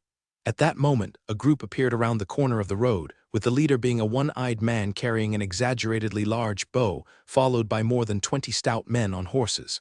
"It is indeed the bloody shooter Phil Kraz. This is bad." Mary frowned tightly. However, Vinica next to her did not think so, instead showing slight excitement as she said, "This is the bloody shooter. I didn't go looking for him, but he came right to our doorstep. And he killed my white seagulls," without waiting for Mary to say anything. Vinica uttered a spell, and suddenly from the distance, a giant white snowy owl with a body size almost that of an adult, excluding its wings, flew in. And the next second, as Vinica pointed with her wand at the target, a pale blue halo began to appear around the giant white snowy owl. "Big White, take him down." Vinica's twin ponytails bounced as she crisply shouted. Chirp, the witchcraft-empowered giant white snowy owl chirped joyfully and immediately rushed towards the distant bloody shooter Phil Kraz. And Phil Kraz, upon seeing the huge and clearly extraordinary white owl, startled at first and intended to turn around and leave. However, he quickly calmed down and muttered to himself, "No, it doesn't seem to be a wizard." As an archer with excellent vision, just as he turned the corner, his gaze swiftly swept over the convoy where Mary and her companions were. He quickly disregarded the line of cavalry, but the presence of the two women by the carriage caught his attention. It was initially because they were young and beautiful, but now, seeing the giant white owl shimmering with a faint blue glow, this method of dealing with him, an archer, didn't seem very wizard-like. Simply put, an experienced wizard or wizard apprentice, upon seeing his large bow, would have a mature set of tactics for dealing with a ranged archer, like casting a slow curse or witchcraft involving mists, etc. But most likely it wouldn't be like this, casting protective spells on one's contracted creature first rather than on oneself. Consequently, Phil Kraz, thinking of the young faces of the two women and combining the two pieces of information, guessed that they probably weren't official wizards, not even experienced wizard apprentices. So what was there to be afraid of? If that was the case, then the strength of this modified creature might not be strong. He immediately drew an arrow, knocked it to his bow, and aimed at the white owl, shooting at it. Whoosh, a steel arrow, accompanied by a piercing sound, was shot towards the wing of the giant white owl. With his extensive combat experience, Phil Kraz knew that when facing a bird, if one wasn't sure about hitting the body, aiming for the larger wings was sometimes a wise decision. Once a bird's wings were injured, their flying speed would inevitably be drastically affected, or they might even become sitting ducks. Bang! The giant white owl flapped its wings hard. A pale blue membranous glow briefly brightened, and the high-speed steel arrow was deflected away. But Phil Kraz started to smile. Indeed, as expected, a creation or contracted creature of an official wizard would definitely not be this weak, because he keenly noticed a small red spot had appeared on the pristine white wing of the owl. Clearly, the protective witchcraft couldn't fully negate the damage from his arrow. Though the damage was negligible, he hadn't even used his full strength. Whoosh, whoosh, whoosh. His fingers moved as if playing the piano, continuously drawing and firing arrows rapidly without pause, so fast that the movements of his hands, drawing and shooting the arrows, were barely visible, blurring into an indistinct flurry of motion. And one after another, the heavy-duty steel arrows shot towards the giant white owl like bullets. Tusk, tusk, that's the boss's secret archery technique, rapid fire. Those Black Sail pirates, who were initially scared by the sudden attack from the sky, were now reassured and excitedly spoke as they saw their boss showing off his power. "Yeah, for so long, I haven't seen anyone who can completely withstand it. Even those twin hammer shield knights from Fishing Port Town got injured." Another pirate commented admiringly. What Phil Kraz had just used was exactly his secret archery technique, rapid fire. Bang, bang, bang. His accuracy was remarkable. Although the owl, Big White, tried to dodge desperately, its massive size meant that it became an easy target for the barrage of arrows unleashed by the rapid fire. This caused Big White's pale blue protective glow to flicker repeatedly, pushing its defenses to some kind of limit. Phil Kraz's expression became stern, and a faint blood-red glow emanated from his body, with veins on his skin becoming prominently distended, presenting a frightening sight. And the bowstring in his hand was drawn to its utmost tension. On the steel arrow he now held, crisscrossing blood-red lines abruptly materialized. With a whistle sound, the blood-red steel arrow shot out at a remarkably high speed towards the giant white owl. In midair, there it is, the boss's blood fury strike. Such a rare sight. I heard this move takes a lot out of him. The boss doesn't like to use it much. The pirates, witnessing their vice-captain's impressive show of strength, cheered and shouted in support. Thwack! In an instant, a flash of blood-red lightning pierced through the pale blue watery film's protection, hitting Big White's wing and zipped out with a trail of fresh blood. The sudden pain made Big White cry out, and it immediately turned to fly back towards Vinica by the carriage. Despite its large size, the owl wasn't old. It was still in its adolescent years. It had never faced such a formidable opponent before, leading to it being intimidated by the enemy's momentum and hastily fleeing. This caused Phil Kraz to laugh triumphantly. Just now, he had used his trump card Blood Fury strike, expending a portion of his own blood to deliver a strike far exceeding his normal strength. The attack was harsh on his body, which is why he didn't like to use it normally, but he had a feeling that the two beautiful women opposite were not simple, possibly big fish. And from the recent engagement, it was evident that one of them was merely a wizard apprentice, likely a novice, inexperienced in battling an archer like him. Additionally, from the seagulls earlier to the giant white owl now, it seemed that all the witchcraft the opponent was skilled with related to controlling birds, which was completely countered by one's own ability. Charge, capture those two women alive, kill all the men. Phil Kraz waved his hand grandly, laughing with satisfaction. Instantly, a group of elite pirates roared with laughter as they raised their weapons and rushed towards the carriage where the two women were. Vinica turned pale upon seeing this, as she would have been fine if Dai-Bai only got hurt, but she feared the enormous emotional toll it would take on her if Dai-Bai died in the battle. Now, as she saw the pirates storming towards her with raging momentum, a wave of panic washed over her unreasonably. Is this what real battle is? It was vastly different from the one-on-one, more instructional battle she had experienced before. Mary immediately cried out, "Everyone dismount, move behind the carriage, form a defensive stance to resist." The 12-person squad, truly elite naval forces, led by 2 official knights and 10 cavalrymen, reacted swiftly. 4 armed with swords and shields reached the front while another 4 drew arrows to shoot, with the others ready for action. "Quick, Vinica, ask Lord Rini for reinforcements." Mary quickly turned to Vinica. "Okay." Vinica swiftly regained her composure and began transmitting messages using witchcraft. Meanwhile, Phil Kraz leisurely drew a steel arrow, aimed at a figure behind the distant carriage, and took aim. As Rini was rapidly heading towards the Special Forces team, suddenly, a seagull in the sky cried out sadly twice, then swiftly spiraled down towards Rini and circled twice. "Master, danger, bow. Companion, 2, dead."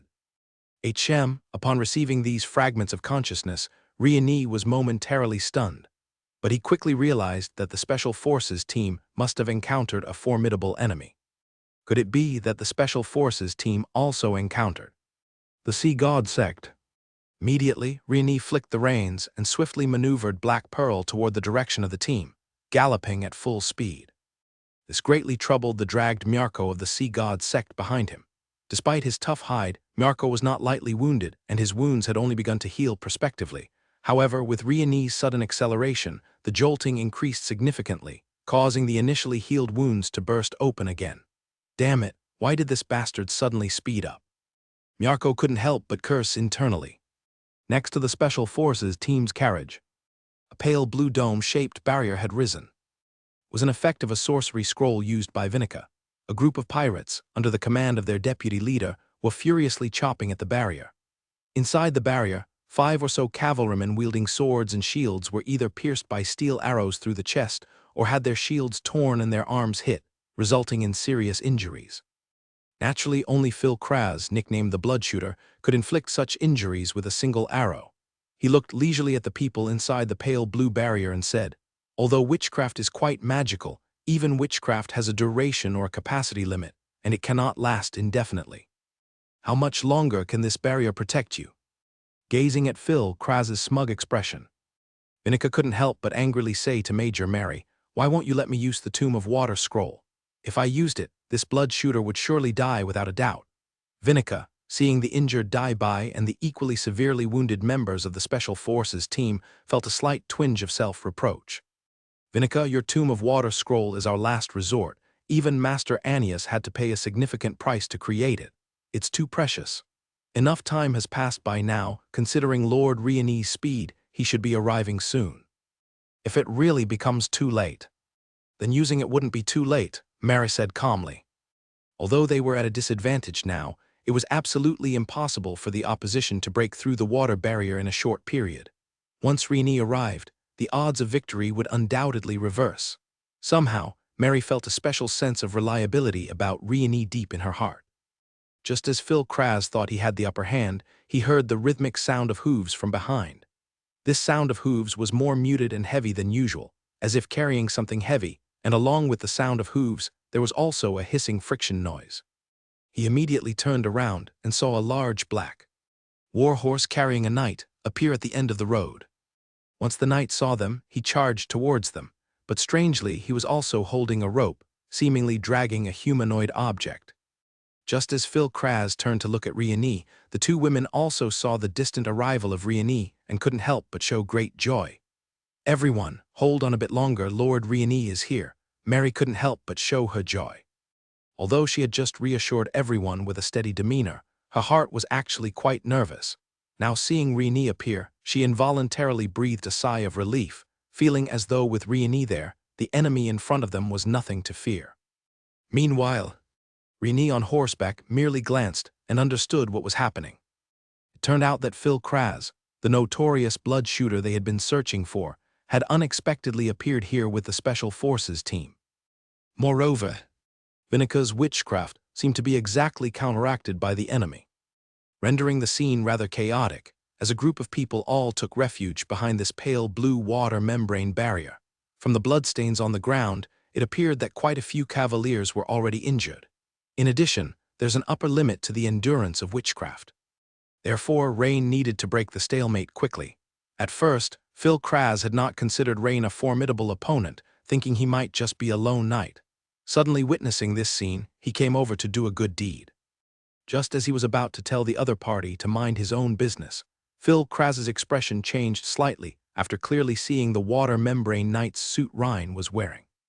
Because such expensive knight's gear was definitely not something a lone knight could afford, indicating that the other party was likely a noble knight or held an official position in the empire. Hence, it was highly probable that there was some sort of connection between the other party and this group of people here. So, Phil Kraz immediately scrutinized Rain more seriously, and when he recognized the person Rain was dragging on the ground, his face drastically changed. All he could do was rub his eyes and stare. "Fuck, isn't that the Sea God Sex envoy Myarko?" He couldn't help but curse aloud. Yes, it was him. He had just met with him 2 hours ago. Although the other party was in terrible shape now, with a face swollen like a pig's head, there was absolutely no mistake. Observing Myarko, who was tied up and nearly at death's door, Phil Kraz's eyelids twitched violently and his pupils contracted. It seemed that the opponent was very strong.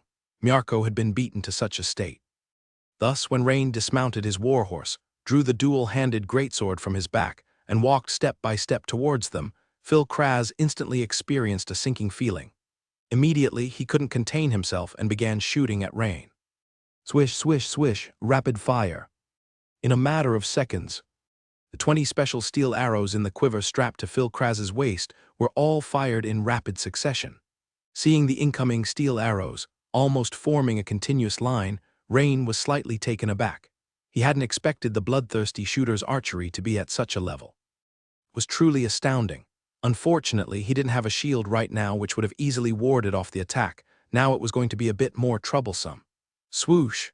Rain immediately began dodging the attack at high speed, but the arrows were too fast and frequent, making some impossible to avoid, and he started slashing at them. Clang clang! After deflecting 2 steel arrows, Rain barely dodged the secret technique. Swish! Rain quickly charged towards Phil Kraz. If he only relied on the greatsword for defense, it would only be a matter of time before he faltered. Only offense could serve as the best defense. Blood Fury Strike. Phil Kraz once again unleashed this signature move. In the past, he would think long and hard before using it because each time he performed this attack, it would take him half a month to recover to his peak condition. But ever since he attended a Sea God sect prayer, he had been granted a strand of the Sea God's power.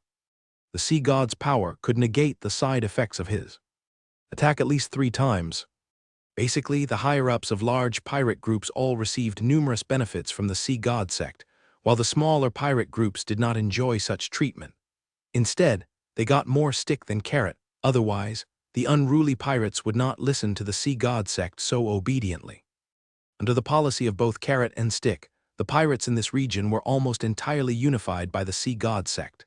Facing the swiftly approaching Crimson Arrow, Rain's level 3 danger perception issued a strong warning. Clearly, this shot possessed enough force to pose a severe threat to Rain. Defensive technique. Rain very rarely used the only defensive move of the giant bear sword technique, plunging the greatsword heavily into the ground, countering the bloodthirsty shooter's attack with the thick spine of the sword wide as a palm. Clang! The blood-colored arrow, as if alive, hammered hard on the greatsword, drilling fiercely at the spine of the glimmering greatsword suspended in mid-air. The force was so immense that it pushed Rain back a step. However, regardless, Rain had stoutly blocked the enemy's killer arrow.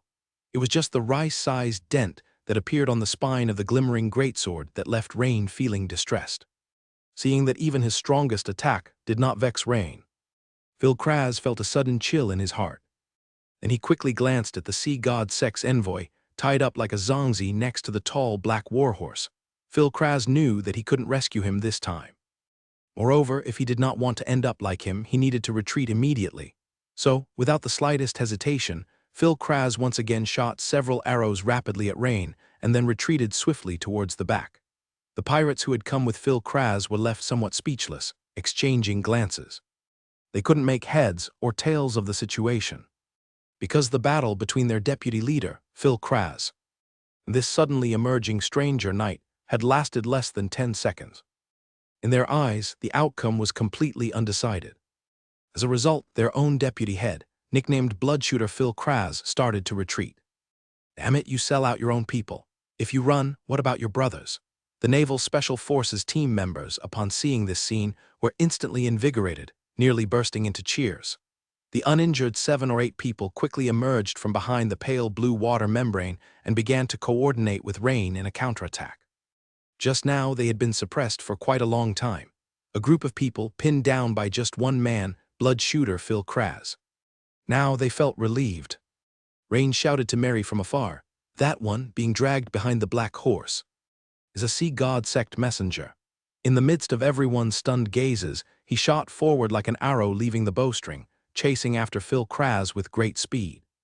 Hearing Rain's words, Mary was clearly startled. She turned her head with a touch of confusion and asked Vinica beside her for confirmation. "Vinica, did you clearly hear what Lord Rain just said? Is he saying that the one being dragged behind the black horse is a messenger from the sea god sect?" Mary pointed in the direction of the black horse, and Vinica's expression was just as shocked. Her beautiful eyes blinked a few times. She also looked at Mary and nodded. "If I heard correctly, I think that's exactly what Lord Rain just said." Thus, the slightly excited pair quickly approached the sea god sect envoy to investigate. Indeed, after Vinica cast a witchcraft evil detection, the intense evil pseudo-divine power emanating from the other party immediately confirmed his identity. In an instant, the two women realized that everything Rain had just said was true. He had really captured a messenger from the sea god sect. This revelation exhilarated both Mary and Vinica. Their mission was to find potential bases of the sea god sect and the various pirate groups through the pirates that had landed, to facilitate targeted elimination by the Empire's southern fleets. But they hadn't expected that a pirate leader, who they thought would take a meticulous plan and a long time to capture, would be caught so quickly. And it wasn't just any pirate leader, but a higher-ranking envoy from the sea god sect. Not only had they achieved their goal in one step, but they had also exceeded it.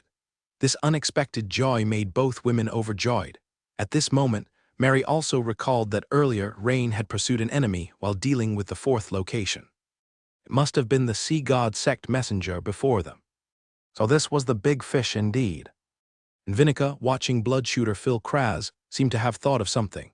She immediately cast a kind of witchcraft, summoning flocks of white seagulls and green birds, and sent them chasing after him.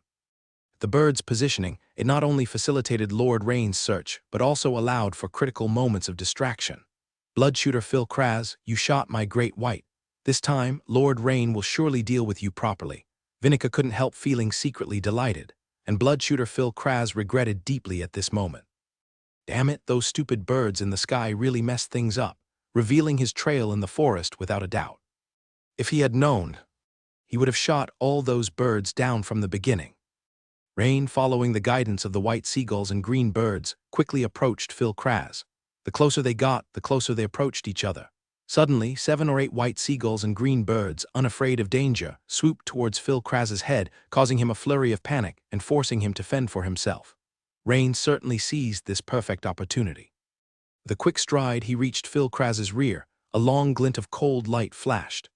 A minute later, Rain dragged blood shooter Phil Kraz, limp as a dead dog, back to the side of the carriage and flung him heavily next to the sea god sect messenger Myarko.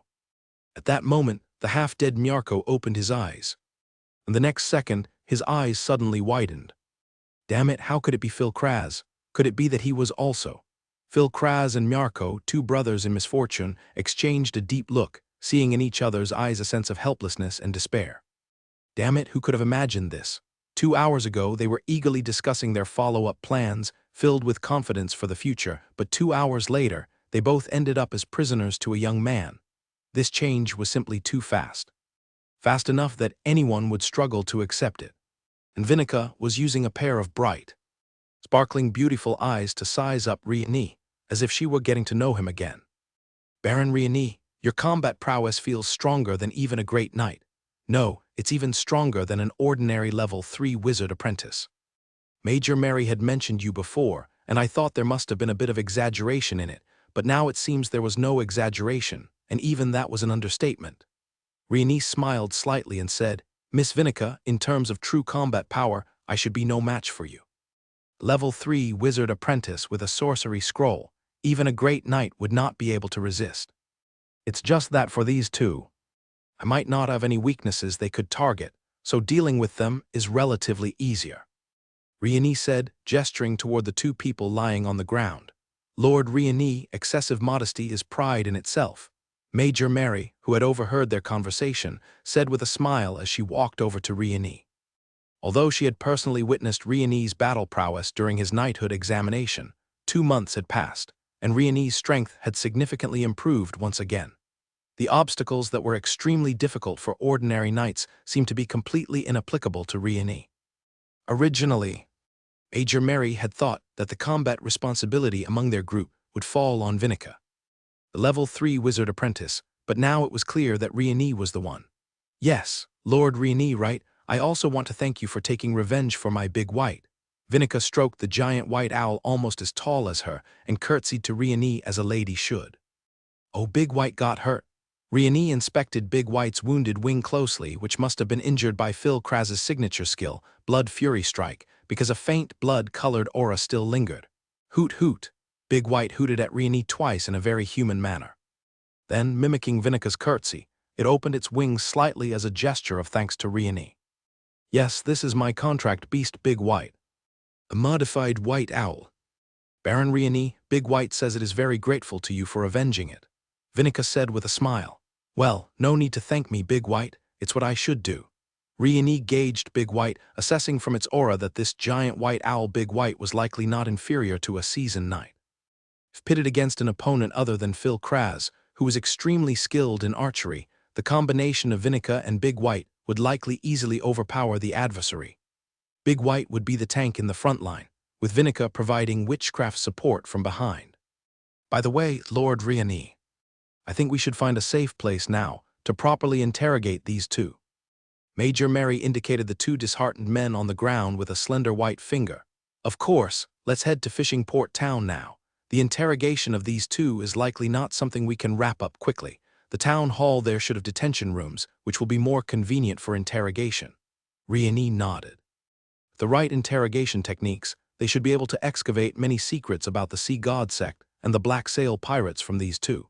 However, Major Mary, these two are tough nuts to crack. If we stick to usual interrogation methods, they might not yield significant results.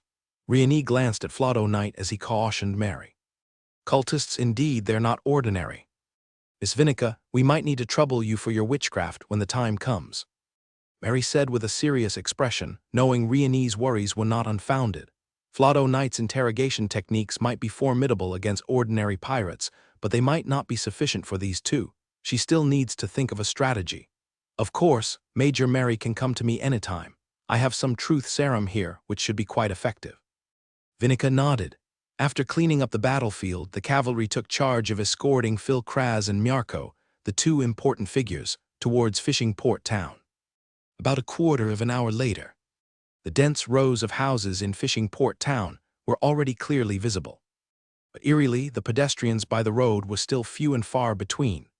Riani squinted and looked into the distance carefully, noticing that many of the houses on the outskirts of the town had collapsed, as if they had been through intense fighting. On reflection, it was possible that the pirates had already possessed the strength to take over Fishing Port Town, but had refrained from doing so to avoid the attention of the Empire's higher echelons, or for other reasons. Therefore, they had focused on plundering the town instead. Soon, Rieni and his party came upon a makeshift barricade set up on the street. Security officers on guard, looking at Rieni and his group warily. "Halt, who are you?" As their identities as part of the naval task force was sensitive, the cavalry did not disclose their own identities, but instead introduced Rieni's. "This gentleman is the newly appointed governor and chief of security of Fishing Port Town, Baron Rieni. We are his escorts."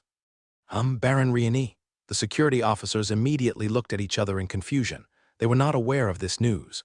But soon someone caught on and said, "Baron, Knights, we have not received any notification about the situation you mentioned.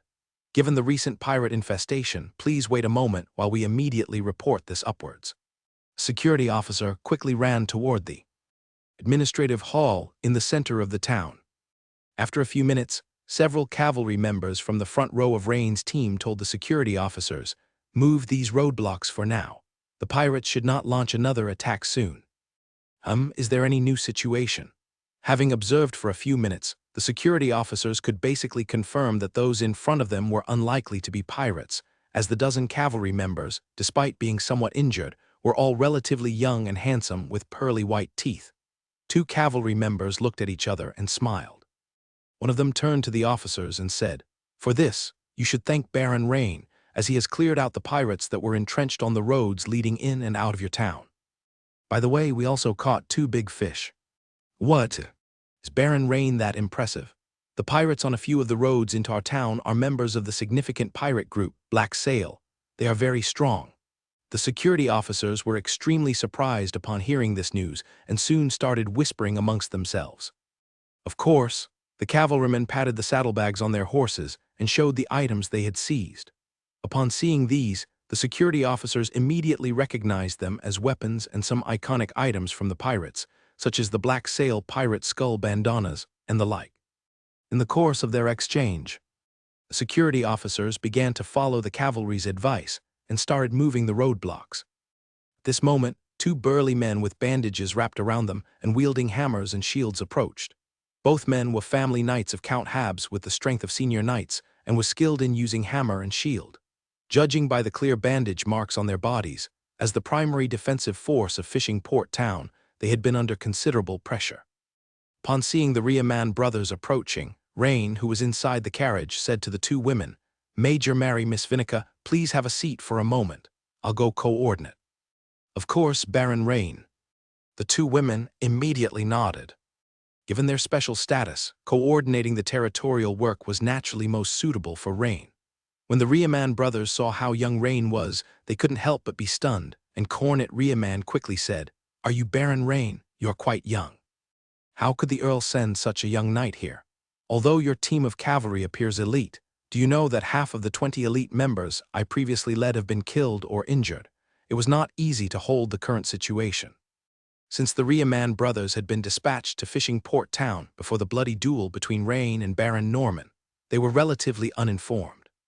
They were unaware that Rain had a record of a bloody duel with the great knight, let alone that he had just captured the bloody shooter Phil Kraz and the emissary of the Sea God sect, Miarco.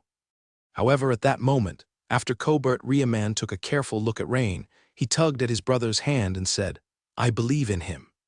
The younger brother looked puzzledly at his elder brother, Cobert Riemann, who then pointed to the large bow hanging on the side of the black horse and asked, "Does this bow look familiar?"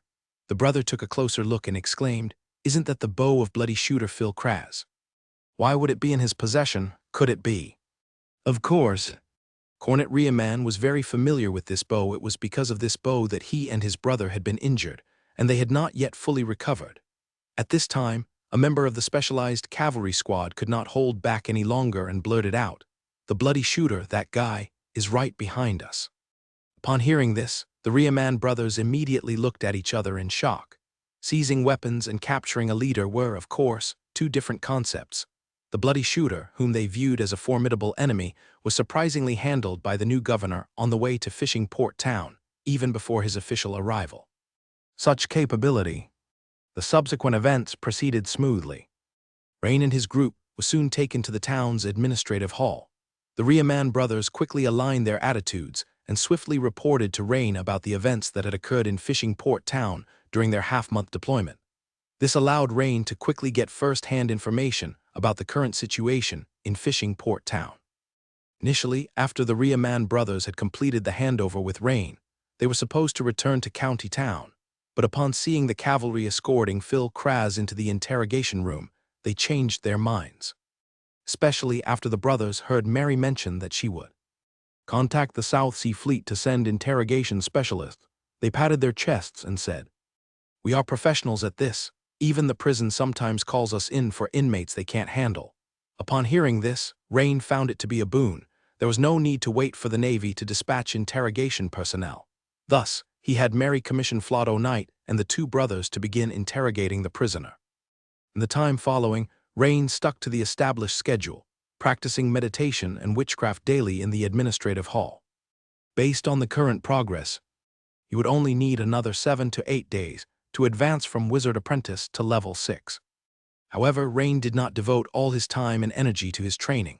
Every day, the White Seagulls of Vinica would scatter to conduct reconnaissance work. Whenever they spotted pirate landing boats or pirate groups numbering more than 10, Rain would personally set out to eliminate them. Of course, if there are few pirates, it will be handled by the Navy's Special Task Force. Therefore, with the help of birds for enemy detection, in just a few days, the pirates near Fishing Port Town were nearly extinct. The residents of Fishing Port Town slowly started to return to their normal lives. This could be seen from the gradually increasing smiles on the faces of the residents. Moreover, as the governor and sheriff of Fishing Port Town, Rain led a team of cavalry around Fishing Port Town every day. Although this action was more of a formality and symbolic, it greatly restored the town residents' confidence in the Empire's ability to eradicate pirates. Even though Fishing Port Town could not yet resume normal fishing operations and restore normal fishery production, security had been completely rejuvenated, and the previous arrogance of the pirates had been effectively curbed. However, for Rain, what was most important was that he had steadily improved his Kadar martial arts through practice and by killing pirates. 3 days later, after clearing a small group of pirates who had landed, Rain finally received the system prompt that his Kadar martial arts had improved. Your skill Kadar martial arts has improved. Experience plus 59. You have gone through a combat, Knight, Transcendent. Profession experience points plus 16. Congratulations! Your skill Kadar martial arts has advanced to LV6. Instantly, Rain's mind was filled with fragmented training memories about Kadar martial arts. After absorbing and digesting them, Rain felt as if he had been practicing Kadar martial arts for half a year. But just as Rain had regained his senses, he realized that the system prompt was not over yet. Another system prompt followed. Congratulations, you have unlocked the exclusive secret technique of Kadar martial arts. High-speed combo. Indeed, generally speaking, once the control level of an extraordinary battle technique reaches mastery, secret techniques start to be unlocked. Delighted, Rain saw a brand new icon located above Kadar martial arts on the Knight, Transcendent. Attribute panel. The icon depicted a burly man swinging his fists forward rapidly, with dozens of fist shadows in front of him, looking vivid and fiercely powerful. In the lower right corner of the icon, there was a line of small text. High-speed combo LV1 secret technique effect. Explodes in an extremely short time to deliver as many punching attacks as possible, including left swing fist, right swing fist, and uppercut. Note: high-speed combo is a secret technique and cannot be improved directly through skill points. High-speed combo LV2 requires the following conditions: 1. Kadar martial arts LV8 or higher. 2. Strength 16 or higher, Constitution 16 or higher, Agility 18 or higher. Rain tested it. With his Knight plate gauntlets, he could roughly strike 12 punches per second. Without the plate gauntlets and shoulder armor, he could reach 14 punches per second. This made Rain quite pleased, as he now had another close combat trump card. His original weapons, whether the greatsword or the two-handed warhammer, were both over 1.5 meters in length, making them very inconvenient in narrow environments. This was clearly a notable weakness of his, since both the Tockle hammer technique and Giant Bear Sword technique had reached the master level of control. His combat power was greatly reduced without these handy weapons. This was vividly demonstrated during the battle with the sea god sex messenger Myarko in the cave. Looking at the triggering conditions for the secret technique high-speed combo LV2, Rain pondered briefly before deciding to add points continuously right away. Raising Kadar martial arts from LV6 to LV7 was not something that could be done in a short period, and in about 3 to 4 days' time, his wizard apprentice, transcendent profession level would reach LV6. At that time, he could raise Kadar martial arts to LV10, satisfying all the requirements for the transition to Weapon Master, Legendary. So now, he planned to first apply these 3 remaining skill points to advance Kadar martial arts to LV9. This way, he could get used to it first. Furthermore, Kadar martial arts LV9 would inevitably trigger another martial arts secret technique 100 crack strike, which Rain was quite anticipating. As the remaining skill points on the attribute panel went from 3 to 0, Kadar martial arts suddenly jumped from LV6 to LV9. A surge of Kadar martial arts training memories flooded in. And multiple system prompts also appeared. Ding! It has been detected that the host's Kadar martial arts has achieved LV7. Unlocking the exclusive secret technique for Kadar martial arts, 100 crack strike LV1. 100 crack strike LV1, secret technique, effect. Imitating the tiger's claws, transforming fists into claws, and unleashing a burst of strikes such as upward slashes, downward chops, and left-right swings to deliver as many claw attacks as possible in an extremely short time. Note, 100 crack strike is a secret technique and cannot be improved directly through skill points. Note, only effective when equipped with Finger Tiger. 100 crack strike LV2 requires the following conditions. 1. Kadar martial arts LV9 or higher. 2. Strength 18 or higher, Constitution 16 or higher, Agility 18 or higher. Ding! It has been detected that the host's Kadar martial arts has achieved LV8, unlocking the exclusive secret technique for Kadar martial arts, high-speed combo LV2. Ding! It has been detected that the host's Kadar martial arts has achieved LV9, unlocking the exclusive secret technique for Kadar martial arts, 100 crack strike LV2. On the 4th day, Rain's brothers came to report. Previously, with the help of the truth serum provided by Vinica, they had exerted a substantial effort and finally made the other party confess some secret information, which they confirmed over 2 days of repeated verification. Vinica immediately used seagulls to relay the location of the Sea God Sex stronghold near the Minster County Sea area, as well as the locations of several major pirate group strongholds to the Empire's South Sea Fleet. Next, it was a waiting game. After all, sea battles were not within the scope of this naval task force and Rain's mission. That was left to the South Sea Fleet and Major General Zilva and their companions. Soon, Rain and his team received a response from the fleet. Major General Zilva instructed Rain and the task force to be prepared for coastal defense as the pirates, if heavily damaged by the Imperial fleet during the naval battle, might become desperate and flee directly to the coastal areas. Though these were a ragtag bunch, they were formidable enemies for the coastal towns with weaker defenses. A breach would result in extremely heavy losses. On the 5th day, the Riaman brothers came to report once again. Baron, this is what we found hidden in the cracks of Phil Kraz's breastplate armor, believed to be a quarter of the treasure map of the Pirate King, shipburner Vincent Sanborn. Unfortunately, it's not complete. It's just 1/4, they said. Rain's heart leapt with joy as he immediately took the parchment and examined it closely. From the texture and patterns, this was indeed the missing final quarter of the treasure map. A quarter was still fine, but who wouldn't be envious of a complete treasure map? After the 2 brothers left, Rain quickly took out the remaining 3 parts of the map and began to piece them together. When a complete treasure map lay before Rain, he found that the center of the map showed a ring of islands composed of multiple islets. However, the marked spot with an X was not on the ring of islands, but on a small island adjacent to it. Clearly, the small island beside it was the destination and the location of the treasure. After pondering for a while, Rain decided not to consult Major Mary or Vinica about the location depicted on the treasure map. Through his time spent getting to know Fishing Port Town, Rain learned that the town was home to an old man who had once been a captain of an ocean-going merchant ship, Captain Cashin, whom he planned to consult. After crudely drawing a copy of the treasure map, Rain found Captain Cashin, an old man with a pipe in his mouth and white in his hair. "Baron, this ring-shaped chain of islands on the necklace here, judging from the number and shape of the islands, looks very much like the Saphira Islands located in the outer sea," he said. "And this island is just to the east of the Saphira Islands. If I'm not mistaken, this should be the Island of Fear." The Island of Fear.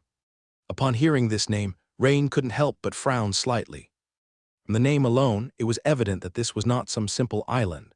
Indeed, the reason why this island is called the Island of Fear is that it's infested with a group of tricephalous sea hydra lizards. Captain Cashin nodded, speaking with a grave expression. "Tricephalous sea hydra lizards, are they some kind of vicious beasts?" Rain couldn't help but ask. Rain had not encountered such fierce beasts before, but could tell from Captain Cashin's slightly fearful demeanor that these creatures must be formidable. "Exactly. Tricephalous sea hydra lizard are indeed extremely powerful vicious beasts. Every adult specimen is as strong as a veteran great knight, and the leader of the tricephalous sea hydra lizards is said to have the strength of a peak knight," he explained. "In the past, pirates who encountered a hurricane and whose ship was destroyed, leaving them washed up on the Island of Fear, met a dire fate. Over 100 pirates, with only one escaping alive clinging to a plank, the rest were all devoured by the tricephalous sea hydra lizards.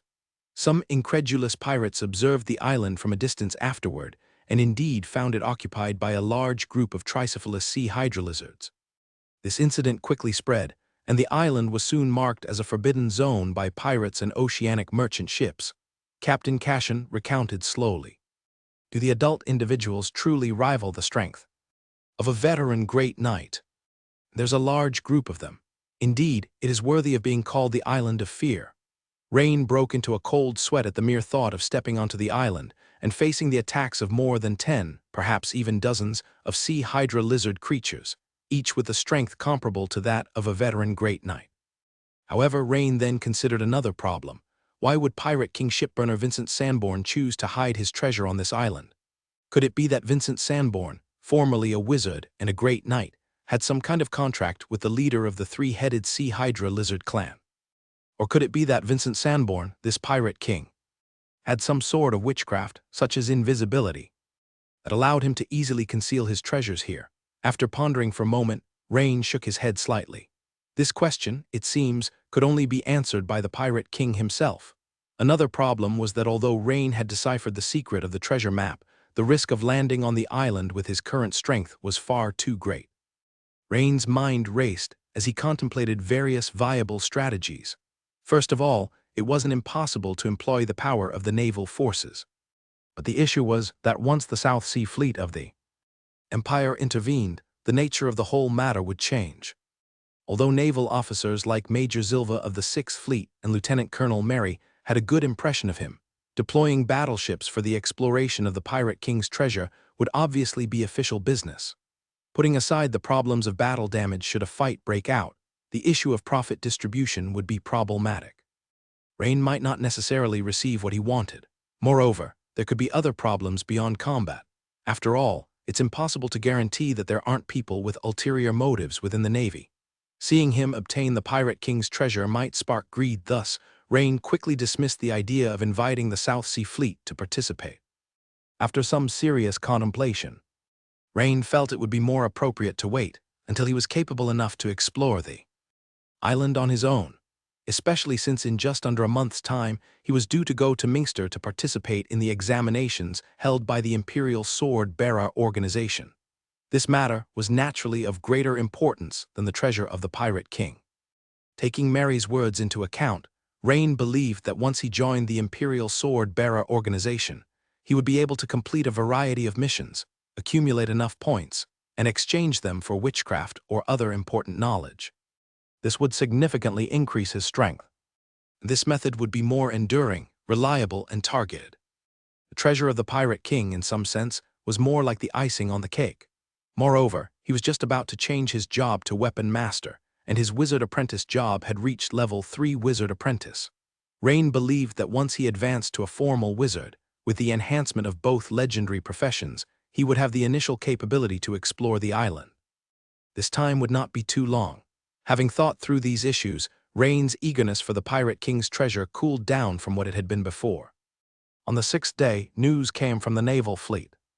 At this moment, Major Mary approached the training ground with a smile and joyfully said to Rain, "Lord Rain, the Empire's South Sea Fleet, in conjunction with the seasonal winds and the goddess of the Sea Church, have both achieved decisive victories in the naval battle and the raid on the islands over the past 2 days. Not only did they utterly rout the pirates' joint fleet, but they also destroyed the bases of the Sea God sect and various pirate groups within the nearby waters of Meister County. Currently, the South Sea Fleet and the Goddess Church are in pursuit of the escaping Sea God sect's priests and the high-ranking members of the various pirate groups, most of whom are fleeing towards the open sea. Therefore, I think our task force's mission can be considered officially concluded." Upon hearing this good news, Rain also showed a smile, saying, "It seems that the information we relayed to the fleet did play a significant role." "Exactly, Baron Rain. The 2 prisoners you captured earlier provided crucial intelligence." Hearing Rain's words, Major Mary's smile became even more radiant, revealing her pearly white teeth. Moreover, regarding the witchcraft Enia's bird transformation technique that Lord Rain requested, Major General Zilva has sent a reply. He has consulted the commander of the South Sea Fleet. Your application has been approved. I believe later today, you can contact Vinica to have her teach you the relevant witchcraft. It should be the quickest method. After listening to what Mary had said, Rain couldn't help but feel overjoyed and nodded, saying, "That's wonderful." That is to say, he could now consult Vinica and learn this witchcraft at any time. Of course, this was good news. Once he mastered this witchcraft, he could find a relatively powerful raptor to become his 3rd pet at any time. This way, he could control a certain local battle from a broader perspective. Perhaps it wasn't very beneficial in one-on-one combat, but it was extremely useful in one-to-many, raid scenarios, and so on.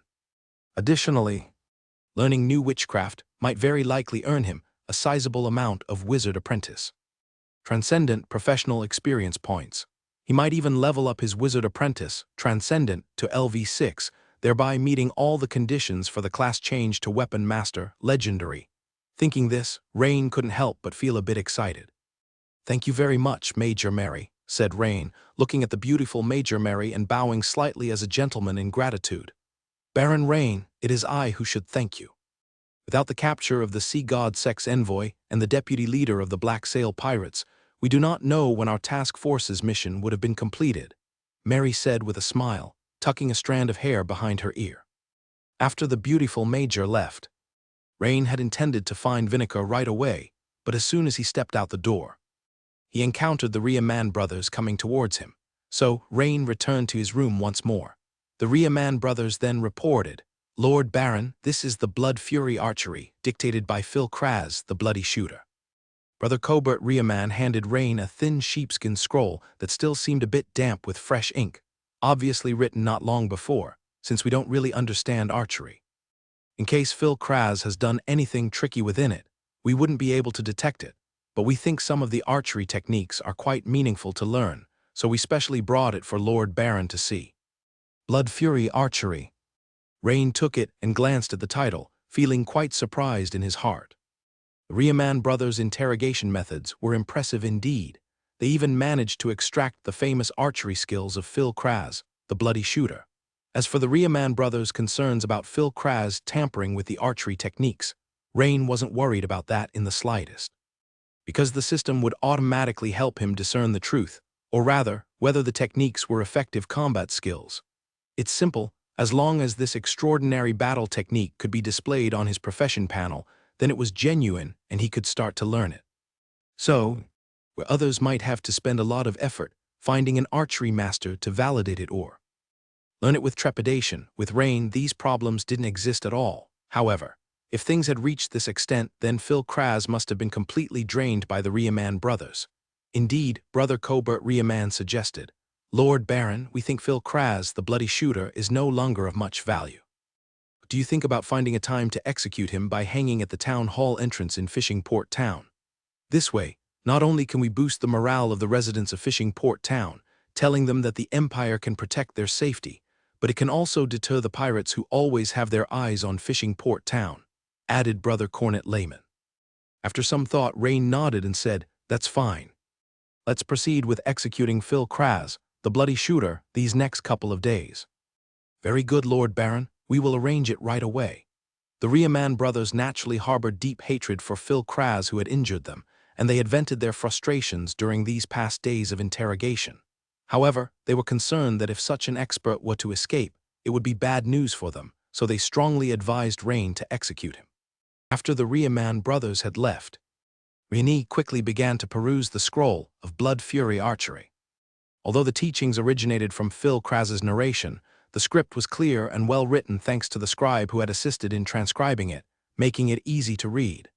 Rini took a quick look and nodded slightly, thinking to himself that it was quite good. The secret techniques Rapid Fire and Blood Fury Strike were both described within, comprising a rather complete set of archery-based extraordinary battle techniques. However, Rini did not plan to study them at the moment.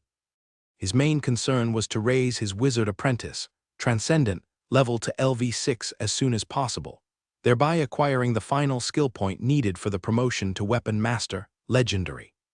Once he succeeded in his class change, he would naturally have plenty of time to learn new extraordinary battle techniques. Now that the threats from the Sea God sect and the pirates had been eliminated, Rini planned to gradually hand over the day-to-day management of Fishing Port Town to the Riemann brothers. Since the brothers had handled most of the town's administrative work before his arrival, the transition was expected to be smooth.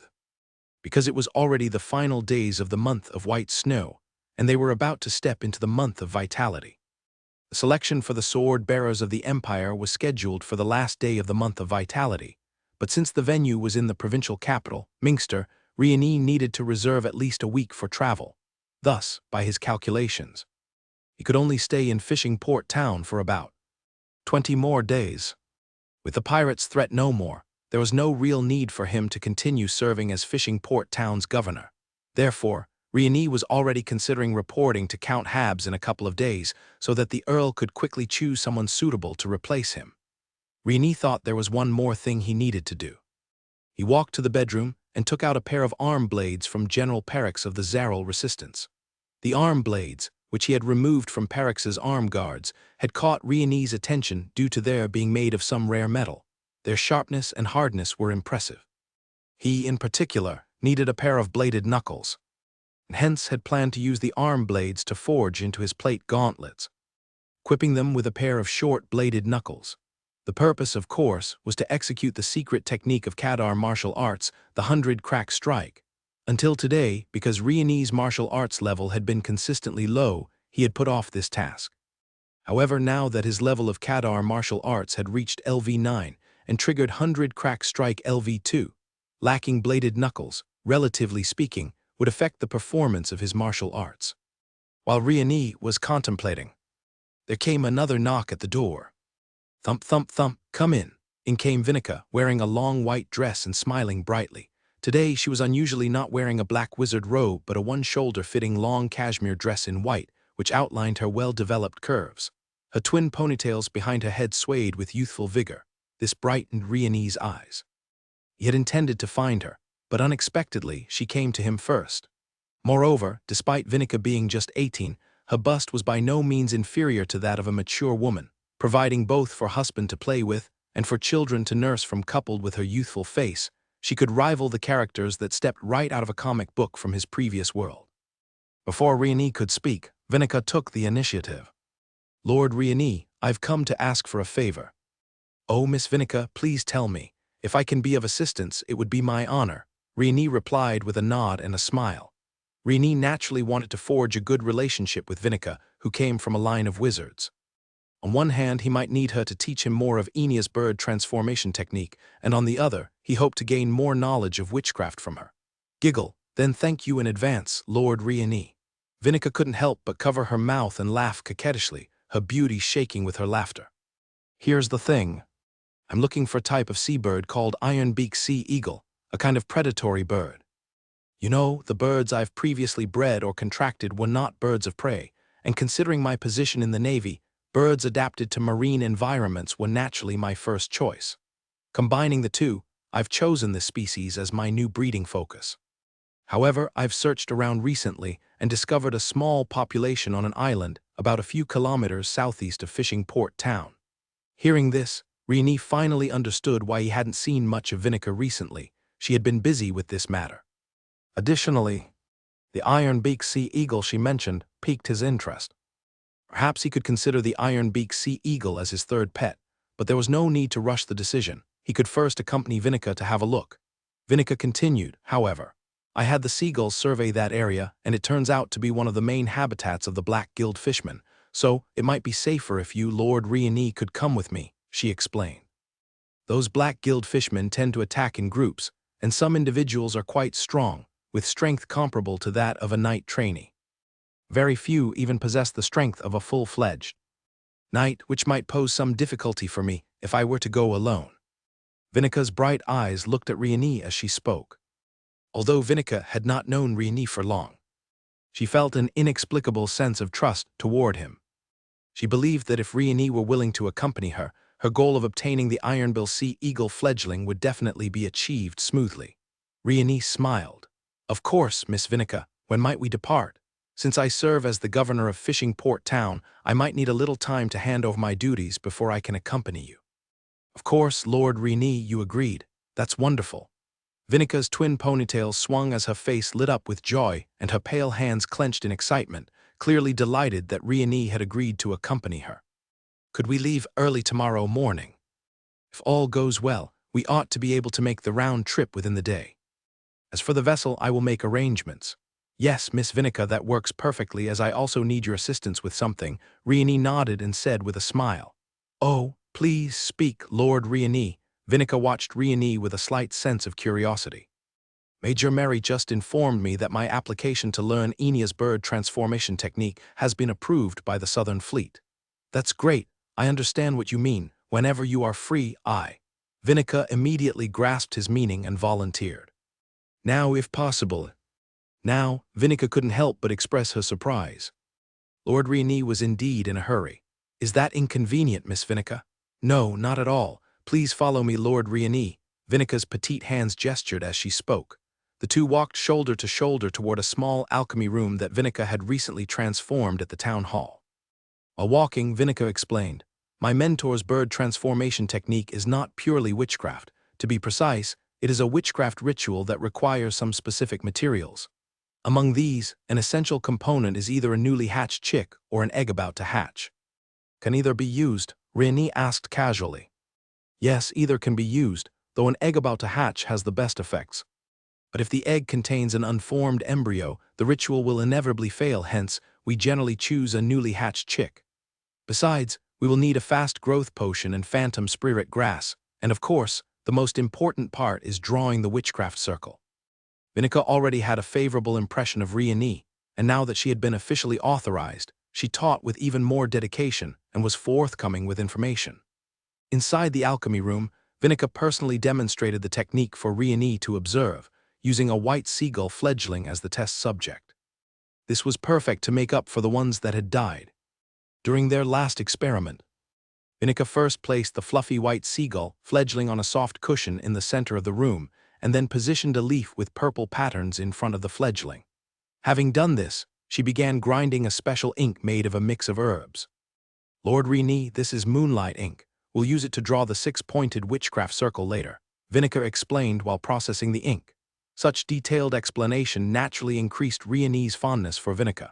This was because if he had instead obtained relevant books and had to study on his own, the learning process would definitely not be as efficient. Vinica's hands-on teaching saved Riani a lot of learning time. After grinding, Vinica started using the pale silver moonlight ink to draw a six-pointed witchcraft circle on the ground. A success on the first try, nice. Vinica's face immediately lit up with a smile. It was best to succeed on the first try, especially in front of Lord Riani, otherwise it would have been a bit embarrassing. Then came the final step. Vinica took out a bottle of pale green potion and held it in her hand, starting to chant a spell. As the crisp chanting sounded, the six-pointed witchcraft circle began to glow gradually, and a unique aura of witchcraft appeared. The next second, Vinica uncorked the potion bottle, and the pale green liquid, like a living thing, surged out from the bottle, coiling around the white fledgling. As Vinica pointed toward the pale purple leaf, the ritual neared its conclusion. The fledgling, the potion, and the leaf underwent a miraculous reaction. Suddenly, multiple system notifications appeared. You have focused on observing Enia's bird transformation technique. understanding enhanced. You have grasped a new skill, Enia's bird transformation technique. Your skill, Enia's bird transformation technique, has improved. Experience plus 69. You focused on Enia's bird transformation technique. Wizard Apprentice, Transcendent, experience plus 151. Congratulations, your Wizard Apprentice Transcendent profession level has advanced. The panel now showed Wizard Apprentice Transcendent profession level from LV5 to LV6, 11/3000, and at the bottom of the panel remaining attribute points, 5, and remaining skill points, 1, were displayed. Seeing this, a radiant smile spread across Riani's face. Meanwhile, Vinica couldn't help but feel a mix of surprise and curiosity as to why Lord Riani's smile was so radiant after observing the demonstration. Could it be that Lord Riani has already learned it? Impossible. She only mastered it after studying with the mentor for a month. This time, the greatest gain for Riani was not just the raise in his profession level as a wizard apprentice, Transcendent, nor was it the newly mastered witchcraft Enia's bird transformation technique, but rather the newly acquired skill points. It was crucial for him. After returning to his room, Riani took out the beast essence and eagerly added the skill point to Kadar martial arts, which instantly advanced from LV9 to LV10. As the promotion was successful, the system prompt also rang out. Ding! Host detected to have achieved LV10 in any 3 different categories of extraordinary. Battle technique, triggering a job change to Weapon Master Legendary. To advance to Weapon Master Legendary, the prerequisites are 1. At least 3 different categories of extraordinary battle technique at LV10 or above. 2. Physical limit broken to 100%. 3. Any breathing technique at LV9 or above. 4. Strength over 20 points, agility over 20 points, constitution over 20 points. 5. Advanced magic potion beast essence. Current conditions met. Do you wish to advance to Weapon Master Legendary? Yes/no. Seeing this job change information, Riani couldn't help but rejoice, excitedly clenching his fists and swinging them emphatically. A few kilometers away from Fishing Port Town, on the shores of a secluded island, wave after wave of light blue surf rhythmically lapped against the sand with a splash, splash. Suddenly, a human-shaped object was washed ashore. Cough, cough. Along with the sound of coughing, a sullen-faced, brawny man struggled to climb ashore, his mouth still dripping with a trace of fresh blood, as if he had just experienced a fierce battle and was seriously injured. Tui, the Imperial Navy. The Church of the Goddess. Walad will remember this. If it weren't for the water clone technique scroll this time, I'd have been a goner. In yesterday's battle, had Walad not used the water clone technique sorcery scroll to mimic his shape and divert the masters from the Imperial Navy and the Church of the Goddess, he would have nearly been killed on the spot. As the leader of the Black Sail Pirates, Walad Nehalu possessed the strength of both a senior Great Knight and a Tier 3 Wizard Apprentice. Because he was skilled at wielding a one-handed warhammer and enjoyed crushing his enemies' skulls during battle, he once killed a senior knight wearing a plate helmet with a single blow, thus earning the formidable nickname Skull Crusher. Hydrotherapy. Walad started chanting, and soon a bright white orb of water appeared in front of him. The next second, with a pop, the bright water orb exploded over his head, with fine mist like water vapor spreading from his head all over his body. This rain-like mist seemed to have an excellent healing effect, rapidly healing some wounds on his body. After the treatment, Walad, whose complexion had been somewhat pale, now looked much better, and his brow began to smooth out over the past 2 years. He had had the opportunity to step into the formal ranks of wizardry, precisely to become a controller of flowing water, a wizard specializing in the control of water flows, through deals with the Sea God sect. But unexpectedly, just as he was about to advance, his plans came undone. The most crucial defensive Tier 1 water witchcraft surrounding water flow, which he had just obtained at a huge cost from the Sea God sect, got lost before he could learn it in battle. Not to mention his dream of advancement was shattered, but his Black Sail Pirates that he had nurtured for years was also nearly wiped out. Walad harbored a deep hatred for the Empire because of this. Where is this? It looks like an offshore island. Walad looked around into the distance. He noticed a gray line on the horizon and knew it was the Continental Line. As the saying goes, the most dangerous places are the safest. His water clone had headed into the open sea, and now he found himself near the coast. Moreover, Casella, the Sea God Sec's regional head known as the Deep Water Lord was fleeing into the open sea. The Imperial Navy and the Church of the Goddess would likely be deployed en masse to pursue her. Could take advantage of this small island to rest and recover from his injuries for a couple of days. As long as his combat power was restored, he had nothing to fear. After a bit of contemplation, Walad had planned his next few days. Suddenly, Walad's figure gradually disappeared into the palm forest of the small island. Note: after advancing to a weapon master, legendary, the knight, transcendent. Class panel will be overridden. Yes, initiating class change. Continuing transformation. Ding, class change to weapon master, legendary, successful. Constitution +5, strength +5, agility +5, spirit +3. Ding, host has entered the legendary tier. Total number of class panels +1, current limit of class panels is 5. Received weapon master, legendary, exclusive talent. Primary weapon mastery, passive. Received weapon master, legendary, exclusive talent. Primary extraordinary understanding, passive. Transcendent trait steel skin, LV3, evolved into. Talent. Primary steel body, passive. Transcendent trait huge strength, LV3, evolved into talent. Primary huge strength, active. Ding. It has been detected that the host possesses the core skill strength burst, which can be fused with the talent primary huge strength, automatically initiating fusion. Ding, fusion successful. Talent, primary huge strength, active, upgraded to talent, intermediate giant force, active.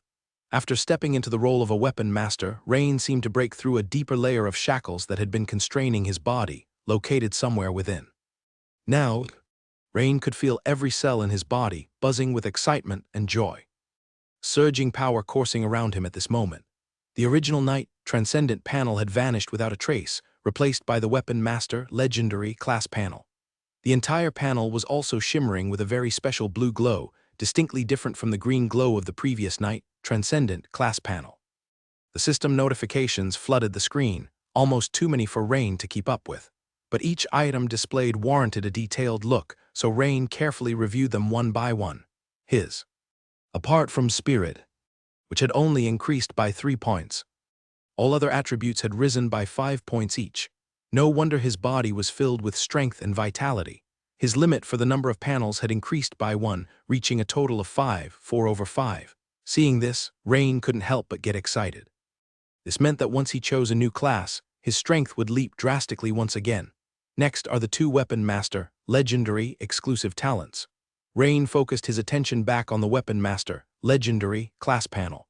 But strangely, he couldn't find the 4 talents that had just been notified by the system on the class panel.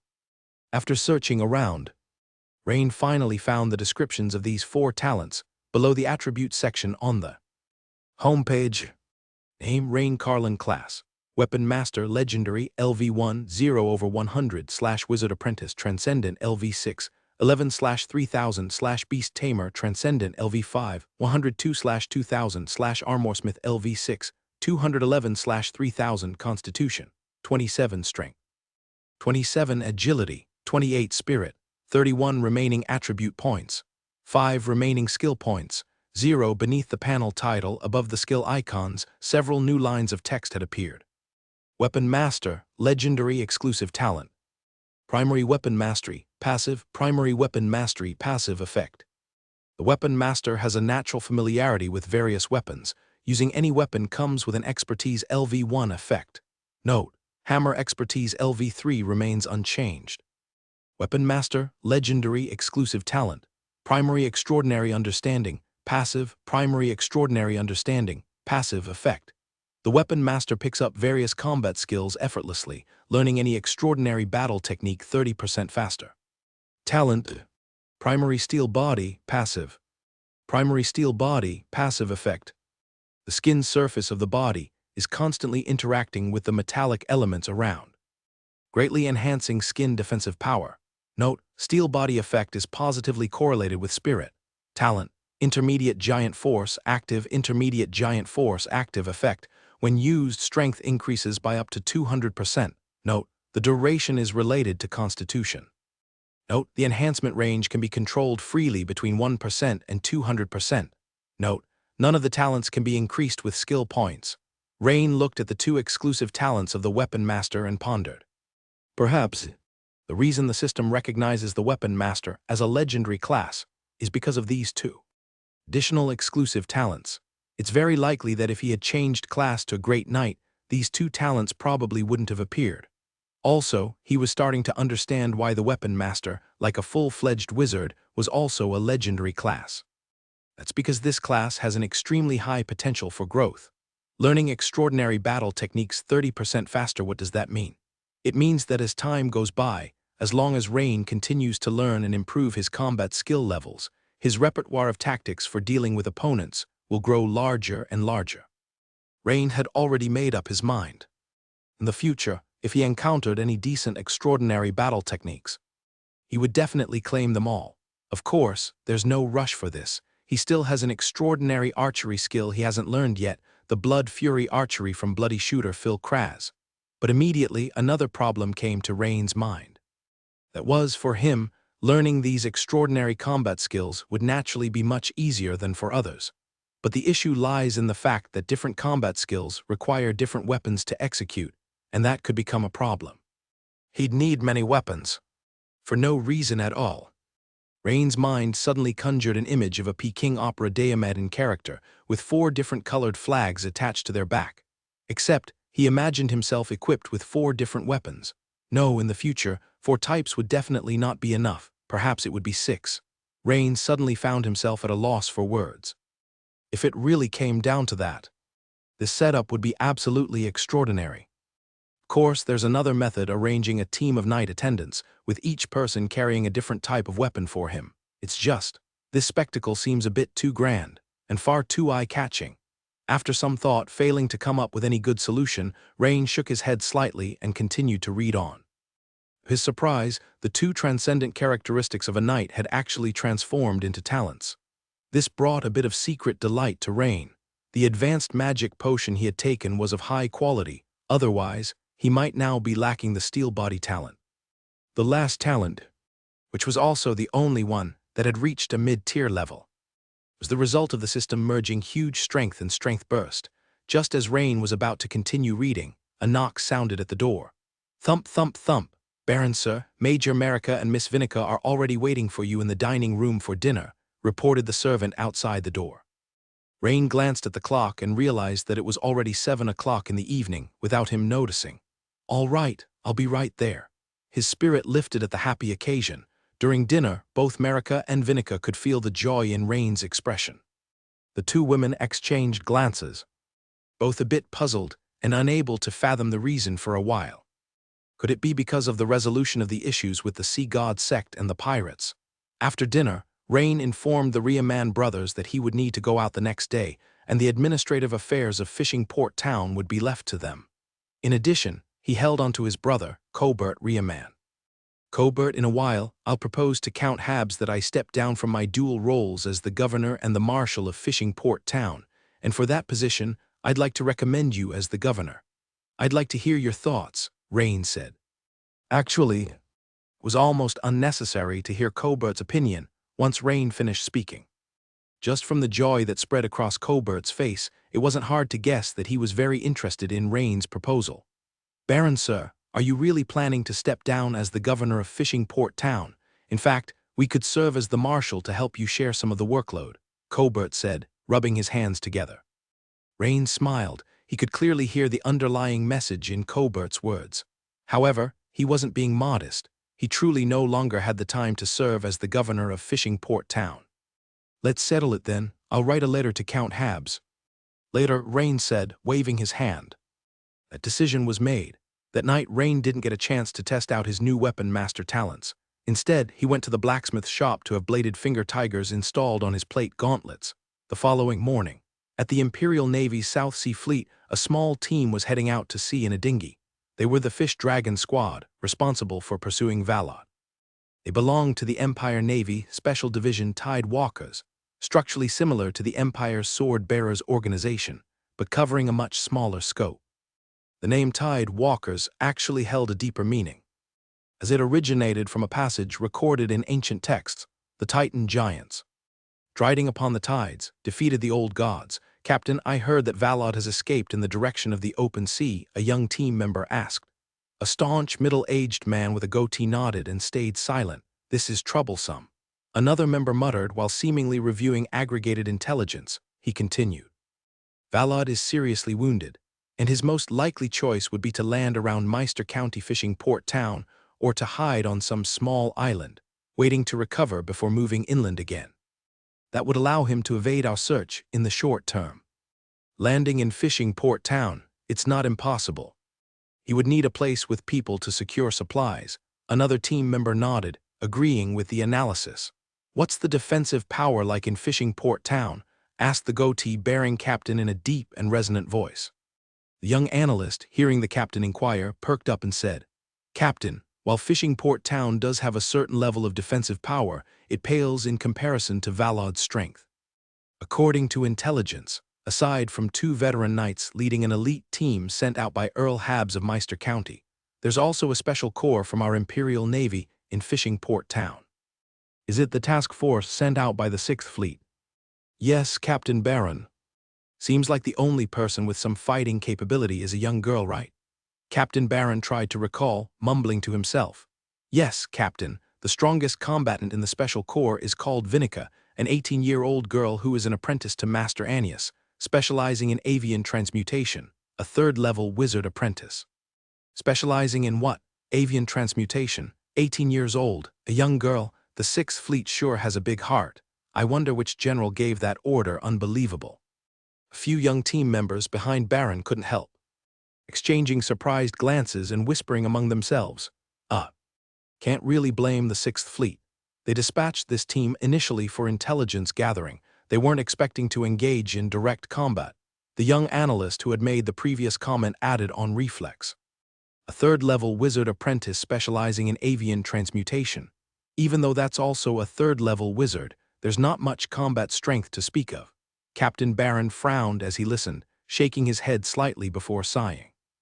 Let's hope Valad doesn't go straight for fishing.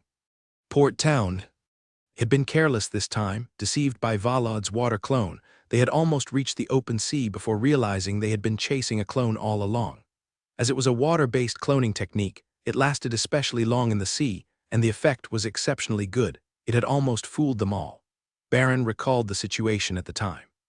The young man analyzing the intelligence flipped to the last few pages, seeming to find something interesting. He raised his eyebrows and said, Captain, I've looked at the latest intelligence, and the governor of Fishing Port Town is a baron named Rain. His strength seems quite formidable. Perhaps he can put up a fight. What strength? Baron couldn't help but turn to look at his subordinate, asking with a hint of confusion. It says here he's a peak knight. Peak knight? Captain Baron looked at his subordinate in surprise. He did not believe his subordinates were incapable of assessing Valad's strength. Several captains of the Navy's 6th-tier ships had died at the hands of the enemy. Weren't those captains all peak knights? And they were the kind that had been battle-hardened. Captain Baron, this Baron Rain seems a bit special. His intelligence file has a piece of confidential information. It says he was the top of the Imperial examination for knighthood in the Minster province from the winter batch of Imperial calendar, year 2334. Top of the examination. Several young men turned their heads to look at their analyzing teammate. This is a bit tricky to say. Baron immediately fell into contemplation. However, the winter batch of Imperial calendar, year 2334, that was just over a month ago. I'm afraid he hasn't grown into his potential yet. Maybe he can hold his own for a bit, but it's very likely he won't win against Valad. Several teammates began to discuss among themselves. From another perspective, if such a talent were to die before his time, it would be a loss for the Empire, Captain Baron said solemnly. Odward, speed up to Fishing Port Town. Yes, Captain. Immediately the teammate named Odward at the stern began to cast a certain witchcraft, and with a burst of blue light, the speed of their small boat suddenly increased by 2 levels. Like an arrow loosed from its bow, it split the waves and sped towards the coastal area. Almost at the same time, Rain and Vinica boarded a small boat, heading towards the target island. Rain had declined the Riaman brothers' suggestion to bring more hands, accompanied by 2 prospective knights for protection, first because Fishing Port Town itself was lacking in defense capability, and second, sometimes it was easier to move with fewer people. So, this time Rain had Mary-picked 2 team members from the Naval Task Force who were adept at handling boats to accompany them. As it was an external mission, Vinica had changed into her pale blue wide wizard robe, which concealed her lovely figure. As they gradually approached the island, they could see the shore dotted with many stilt houses. They could vaguely make out several humanoid creatures wandering about, seemingly fishing by the shore. Rain focused his gaze. They were likely the black gill fish people.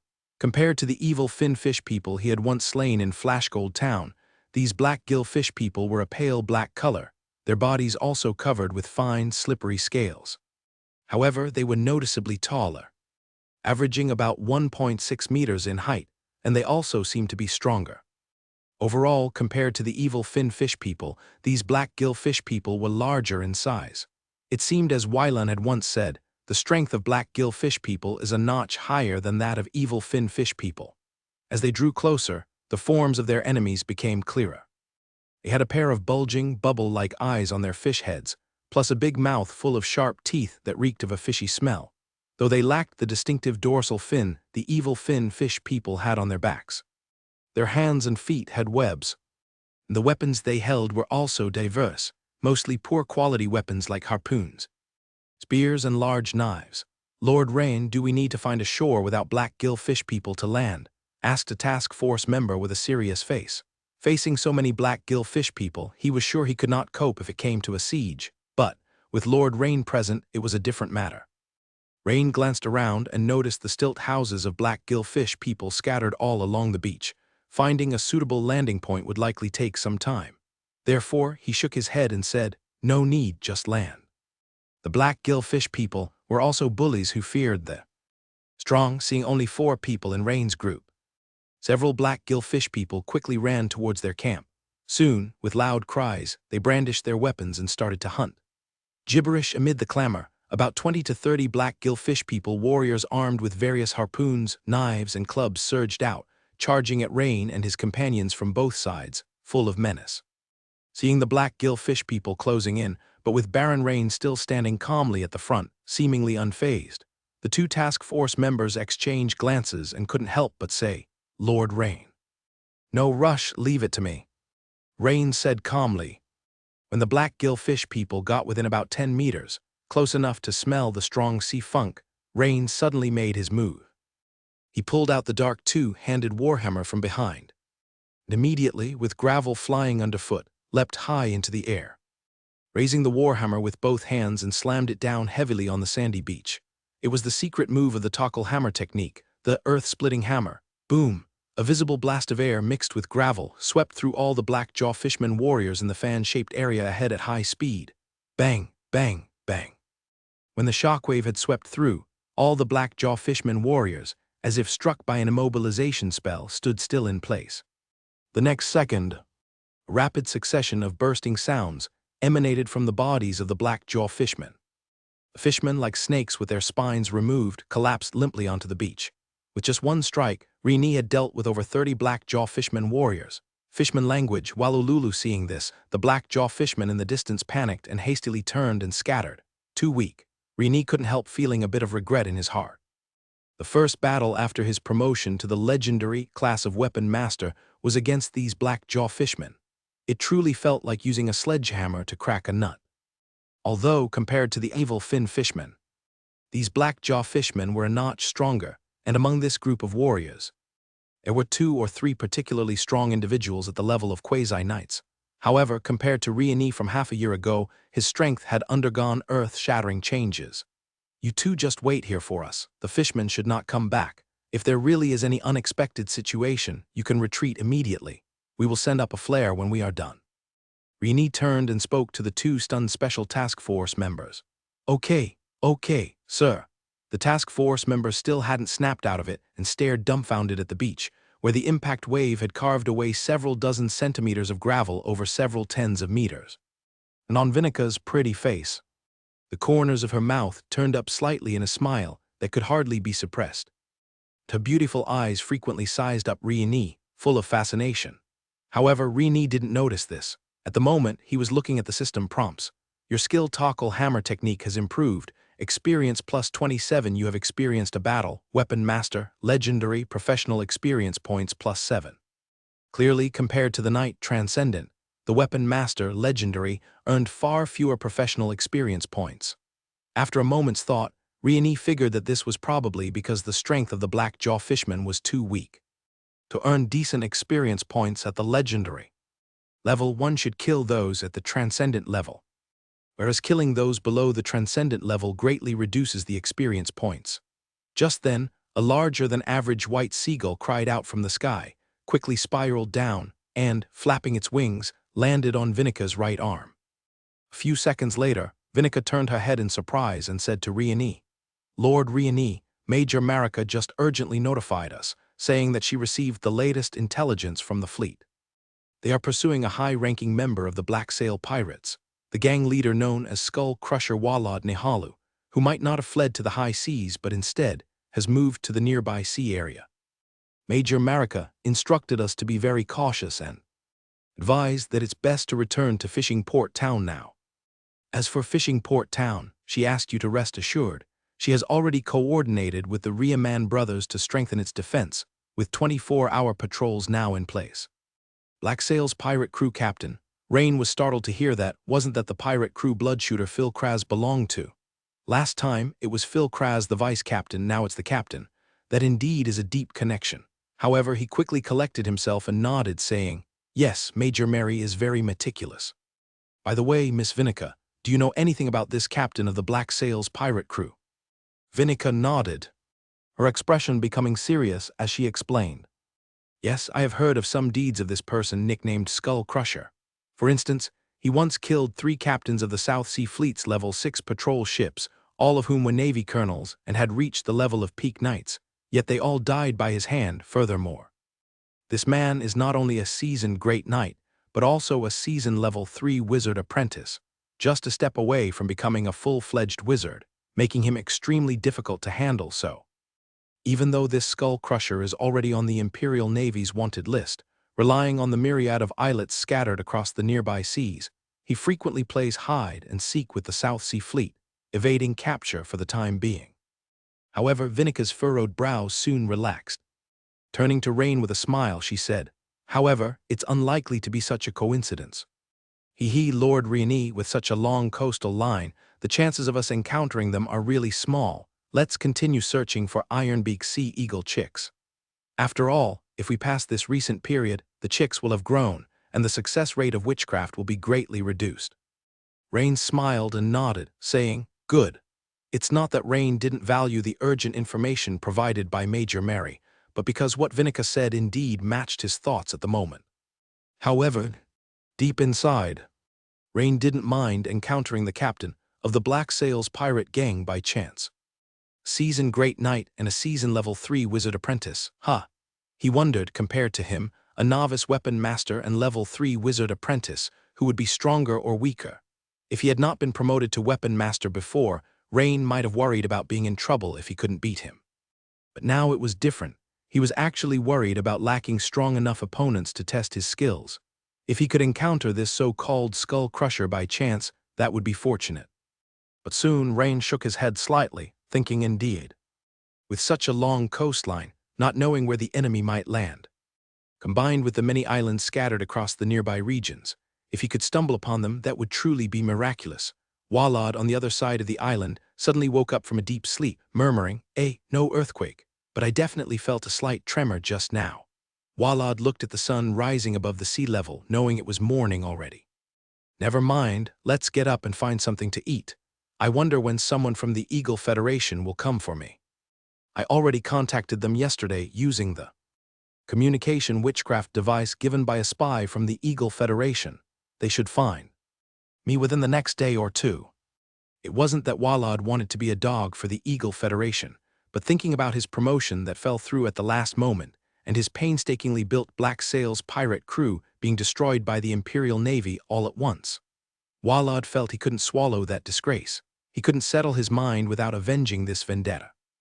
As Rain and Vinika made their way toward the cliff where the Ironbeak Sea Eagles nested, Rain checked the status of his freshly advanced class from yesterday, the Weapon Master, Legendary. In the corner below the bolded words, Weapon Master, Legendary, a few lines of small text were visible. Physical First Order Breakthrough Limit, 100%, Physical second-order breakthrough limit, 17%. Note: original strength is approximately equal to the physical second-order breakthrough limit. The power of Rain's recent strike was much stronger than before. On one hand, it was due to an increase of 5 points in the basic attributes of strength, agility, and constitution, and on the other, the previously capped breakthrough limit could now be exceeded. In fact, as soon as Rain saw the description of the physical second-order breakthrough limit, he had a suspicion. It seemed that the path of the knight truly focused on pursuing the development of one's own body, or rather, unlocking the body, thereby obtaining transcendental combat prowess. Also, during the battle with the black-cheeked fishman, Rain had a chance to test out his understanding of how the first and second-order breakthrough limits contributed to the enhancement of his attributes. The method was essentially the same as before. Assuming a basic agility of 10 points, with the activation of the first-order physical breakthrough limit, it would increase by 100%, becoming 20 points, calculated as 10 times 1 plus 100%. Now, however, it would be 10 times 1 plus 100% plus 17%, and not 10 times 1 plus 100% and then times 1 plus 17%. Simply put, the increases from the first and second-order breakthrough limits were additive, and 10 points of agility could be boosted to 21.7.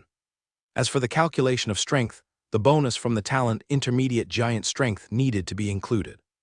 If the base strength was also 10 points, then it would be 10 times 1 plus 100% plus 17% plus 200%, which is clearly a terrifying increase. 10 points of strength, when fully exerted, could reach an extent of 41.7. Of course, such a full exertion would drain a great deal of stamina, and on the other hand, if one's constitution couldn't keep up, there could be side effects such as muscle soreness or even outright paralysis. Rain had already experienced this firsthand. Switching the interface back to the homepage attributes page, Rain looked at his 4 talents and began to comprehend something. Why are talents so important? Because if someone was born with the Junior Giant Strength talent, once they became an adult, their base strength would be slightly weaker compared to that of a formal knight, but with the enhancement from the talent. In terms of strength alone, they could completely compete with formal knights, even senior ones. If one possessed the Intermediate Giant Strength talent, then as an adult, they could compete with peak knights. No wonder some races documented in ancient books were so formidable in battle. Walking beside Rain, Vinica, wearing a light blue robe, was clearly in high spirits, her beautiful eyes casting frequent glances toward Rain. With Rain at her side, she felt an inexplicable sense of security. Moreover, whether it was an illusion or not, Vinica's keen senses told her that Lord Rain in front of her seemed to have undergone some mysterious change since yesterday.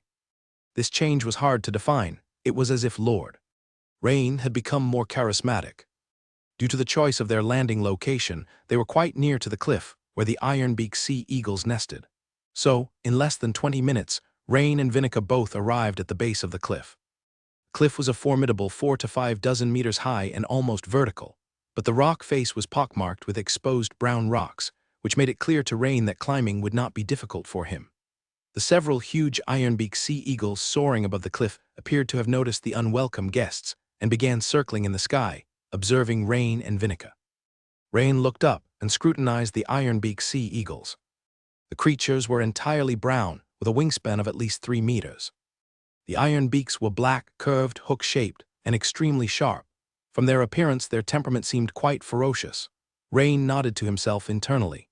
Indeed, these birds, with the beginnings of vicious strength, could certainly be considered for him to capture a fledgling as his third pet and slowly train it later on. "Miss Vinica, is there anything specific you need me to do?" Rain asked. "Lord Rain, in a moment, I'll have Big White attract the attention of the ironbeak sea eagles.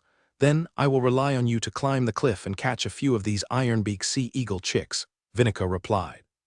"I only need 3 fledglings, and after you come down, I will cast the mist technique. Using the cover of the mist, we can safely leave this place," she added. Vinica clearly had experience and organized her plan methodically. "Oh, and Lord Rain," she continued, "the iron beak of the ironbeak sea eagle is very powerful. A mere peck can breach the skulls of most animals once grasped in its talons. Although it might not pose a threat to you, I would still urge you to be cautious," she cautioned. In fact, after arriving here, Vinica could have managed on her own, but she was quite looking forward to some interaction with Rain. Understood, Miss Vinica. Rain nodded his response.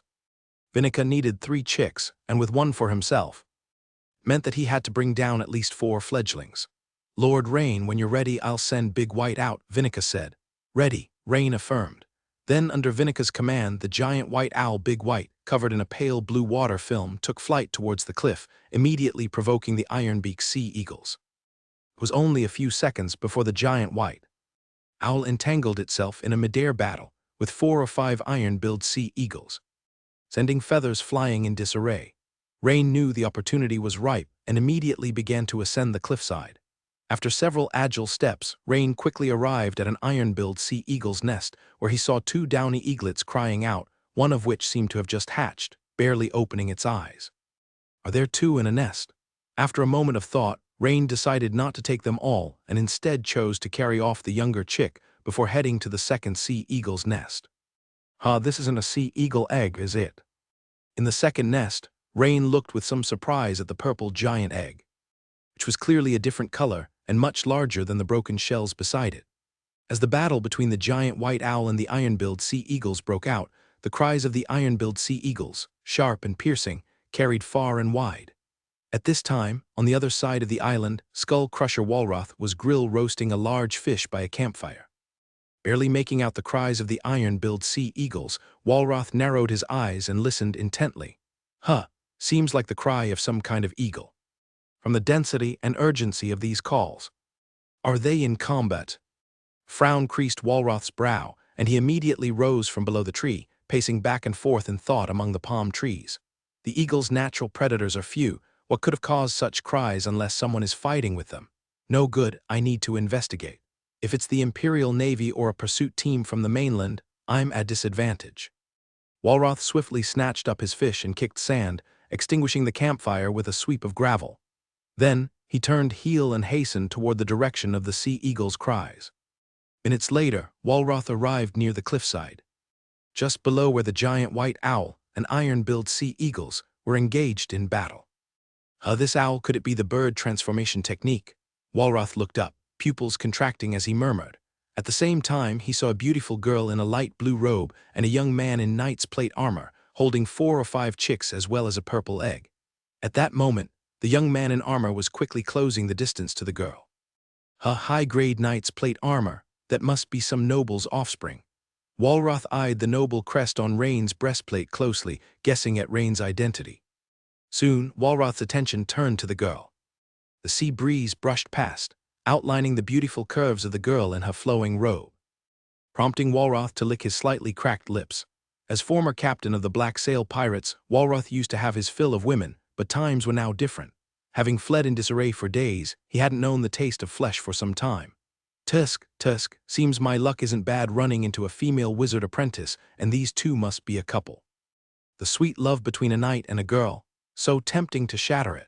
Being an experienced level 3 wizard apprentice and a seasoned great knight himself, Walroth quickly identified Vinica's true identity as a wizard apprentice, which intrigued him even more.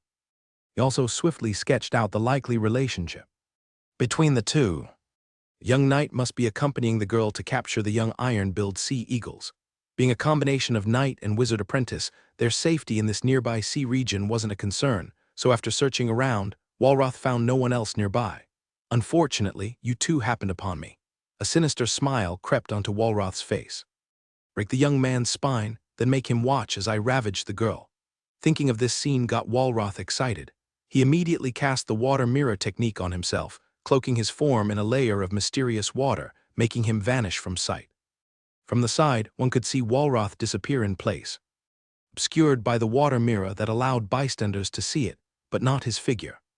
The effect of the water mirror technique was similar to the famed invisibility spell. Although Walroth regarded Rain as merely a knight of moderate skill, he still opted for an ambush, hoping to win with a single strike. For a seasoned great knight like him to ambush a young knight was a low move, something perhaps only Walroth would stoop to.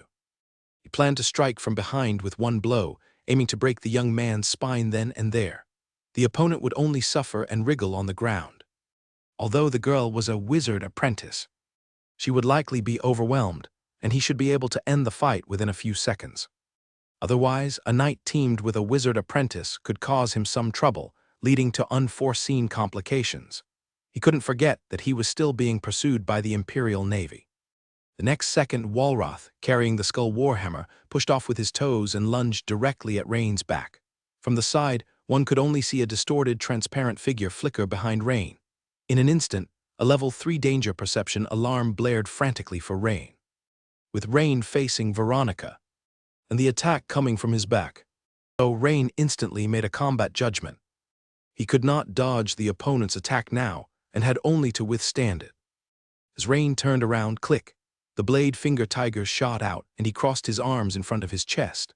At that moment, a few meters in front of Rain, a flurry of light and shadow flashed, and suddenly, where there had been no one before, a sinister man holding a skull warhammer abruptly appeared. And just as the man appeared, his attack followed. Clang!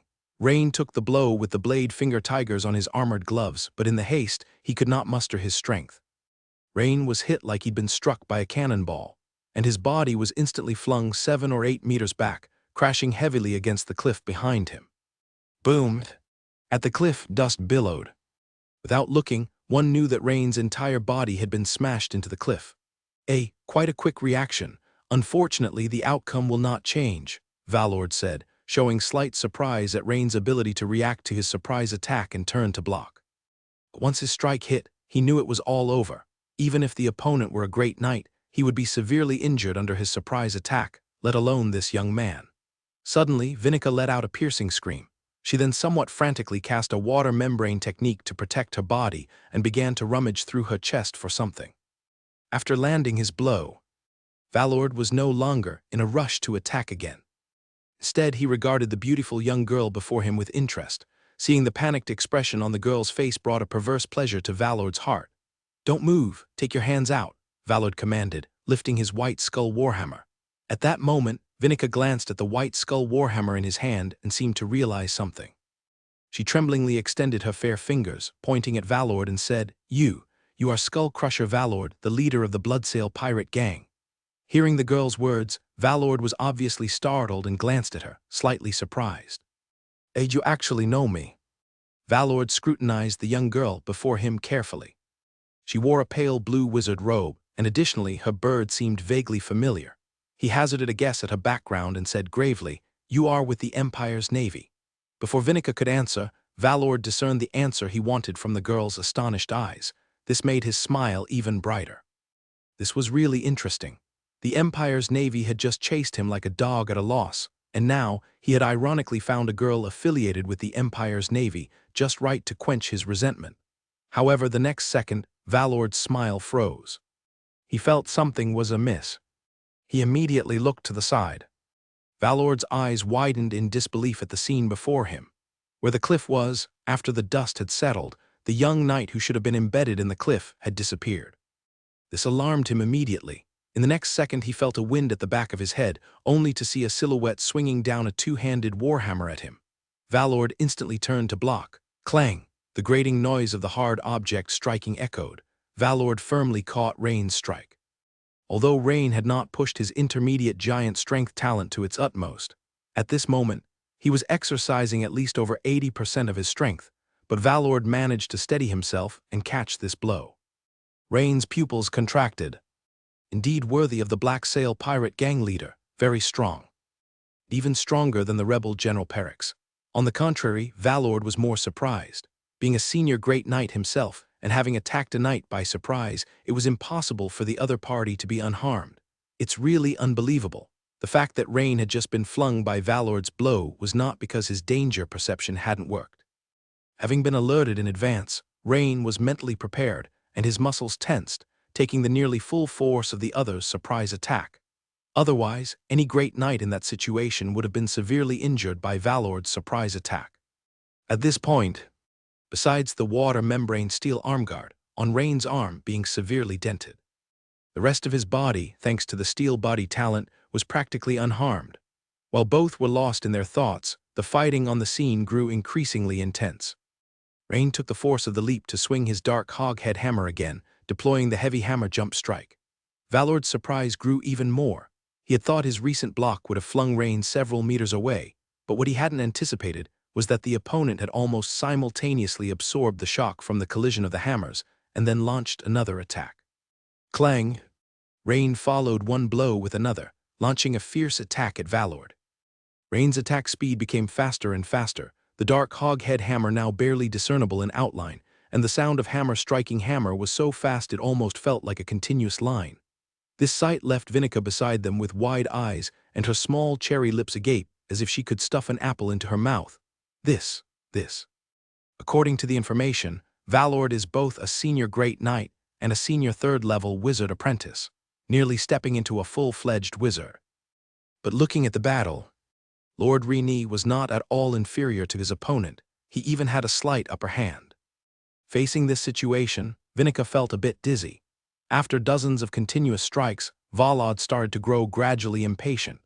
As the leader of the Black Sail pirate crew, being pushed to this extent by someone much younger than him, he considered it a great disgrace to his face.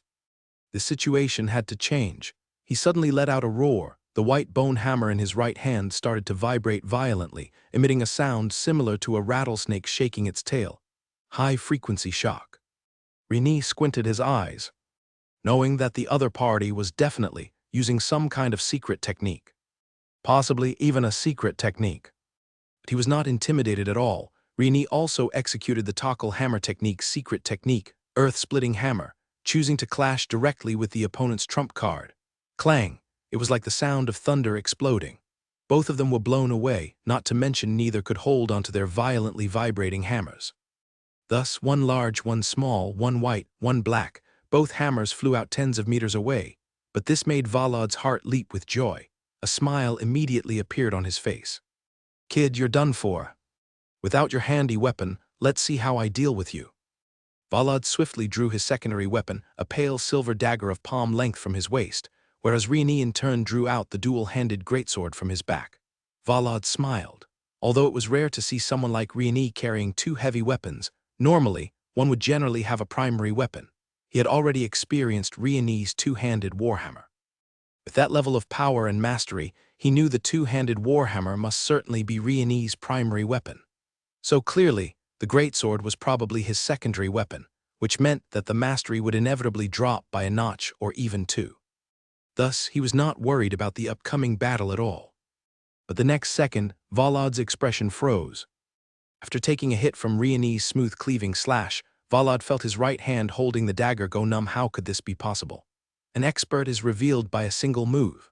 The opponent's greatsword was also that proficient. Actually, for Rini, using the greatsword or the two-handed warhammer, the difference in combat ability was negligible. But compared to his single-handed warhammer, Valod's dagger was lacking by more than just one tier. Thus, contrary to Valod's expectations, after both their hammers were dropped, Rini actually gained the upper hand.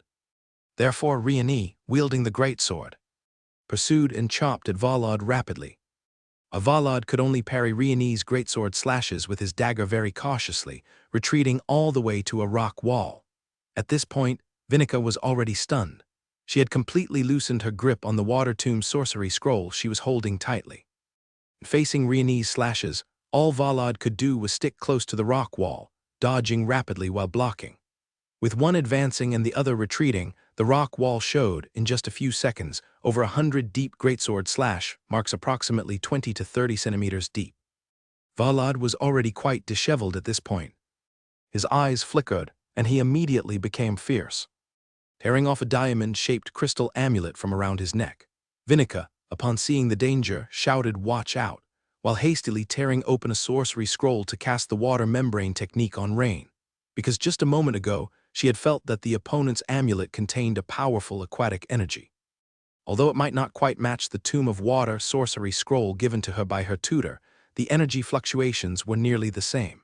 The moment Rini saw the diamond-shaped crystal, alarm bells rang in his head, and with the tip of his toes, he immediately flew backward. As soon as the fierce-looking Wald crushed the amulet in his hands, splash, instantly, a basin-sized, rapidly spinning stream of water appeared out of nowhere in front of him. The water, like a cannonball, spun towards Rain. Due to the high speed, Rini could only perform a defensive move and block with his dual-handed greatsword in front. With a loud bang, Rini, along with his greatsword, was blown back more than 10 meters. His greatsword flew out of his hand upon first contact with the vortex strike. Almost at the same instant, the light blue water membrane on Rain's body burst apart. Following that, even the high-level knight's breastplate was left with a large dent. However, after these two layers of defense had slowed the impact, Rain, relying on his innate steel body, still managed to absorb the remaining force of the shock. Seeing Rain's greatsword flying out of his hand and him being blown back more than 10 meters, Wald's face lit up with joy. "You little pest, you almost had me capsized in the gutter," he said. "Now just die quietly." Proudly, Wald tapped his foot on the ground, causing the soil to burst, and like an arrow freed from its bow, he dashed straight towards Rain. Unexpectedly, the next second, Rain sprang up from where he was and counterattacked. Cling-clang, cling-clang. Since Wald's dagger was a short blade, Rain's finger tiger was also considered a short weapon. Both were extremely fast in their attacks, making the sound of their weapons clashing almost constant.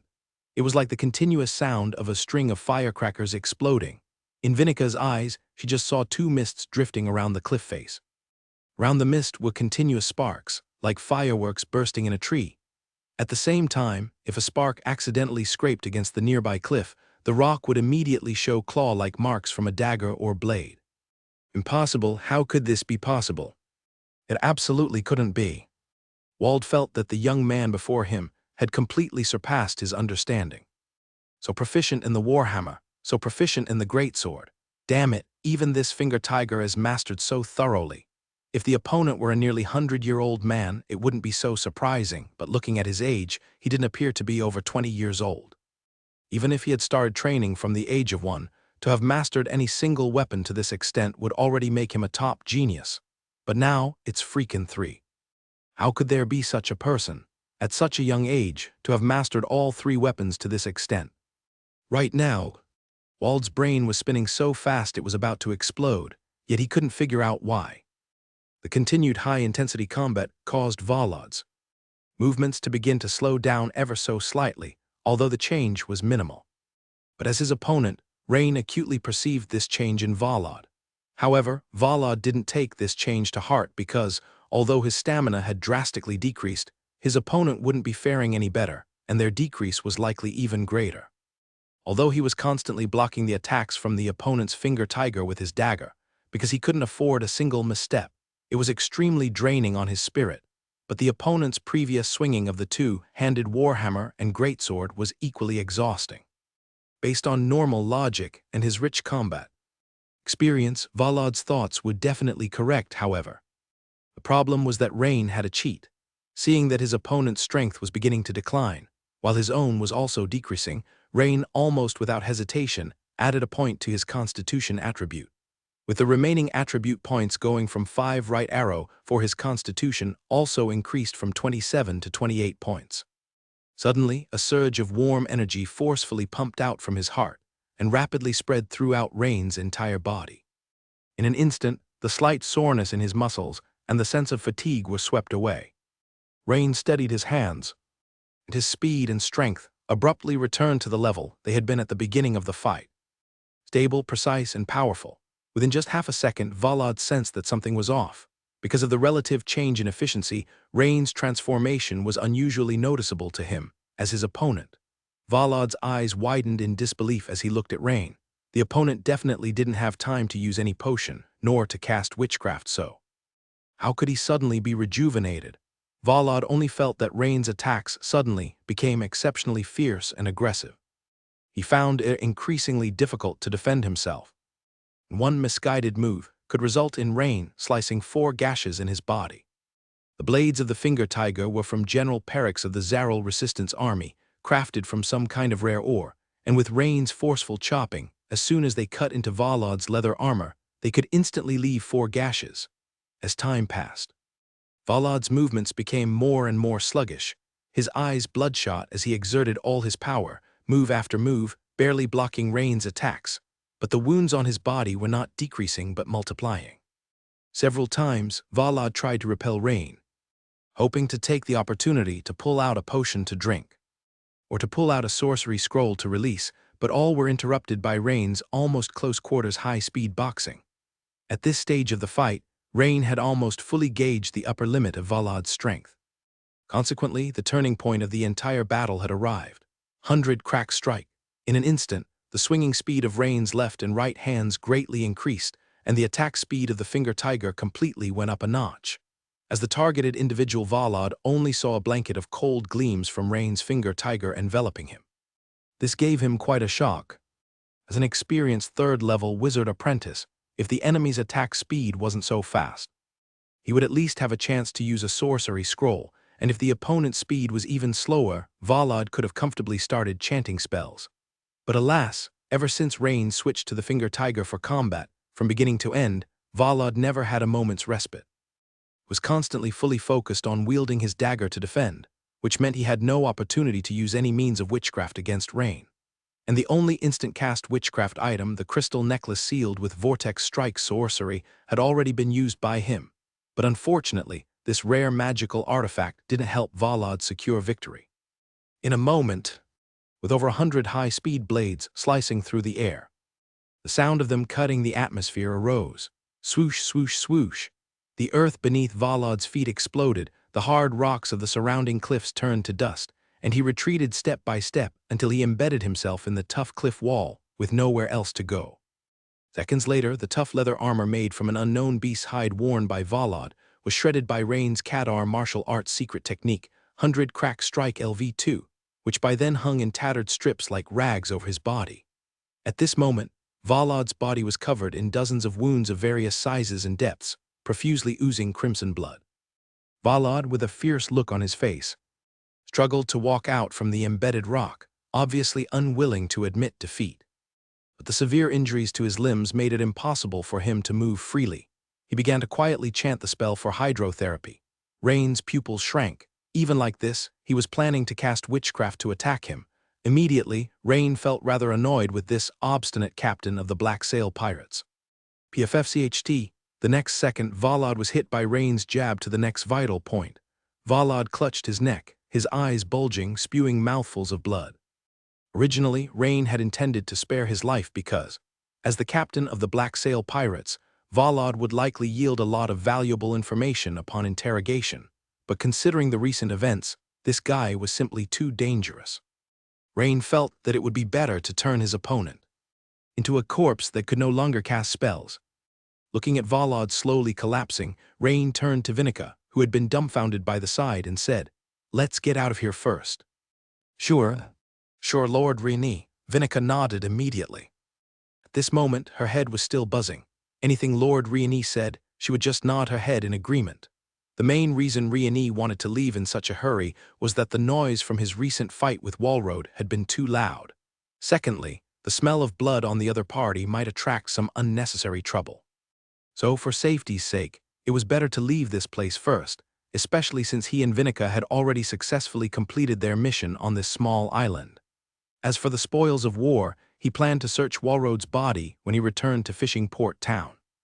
The iron-beaked sea hawks that had been battling the giant White Owl had now distanced themselves far from Rioni, circling high above the cliff and not daring to come down.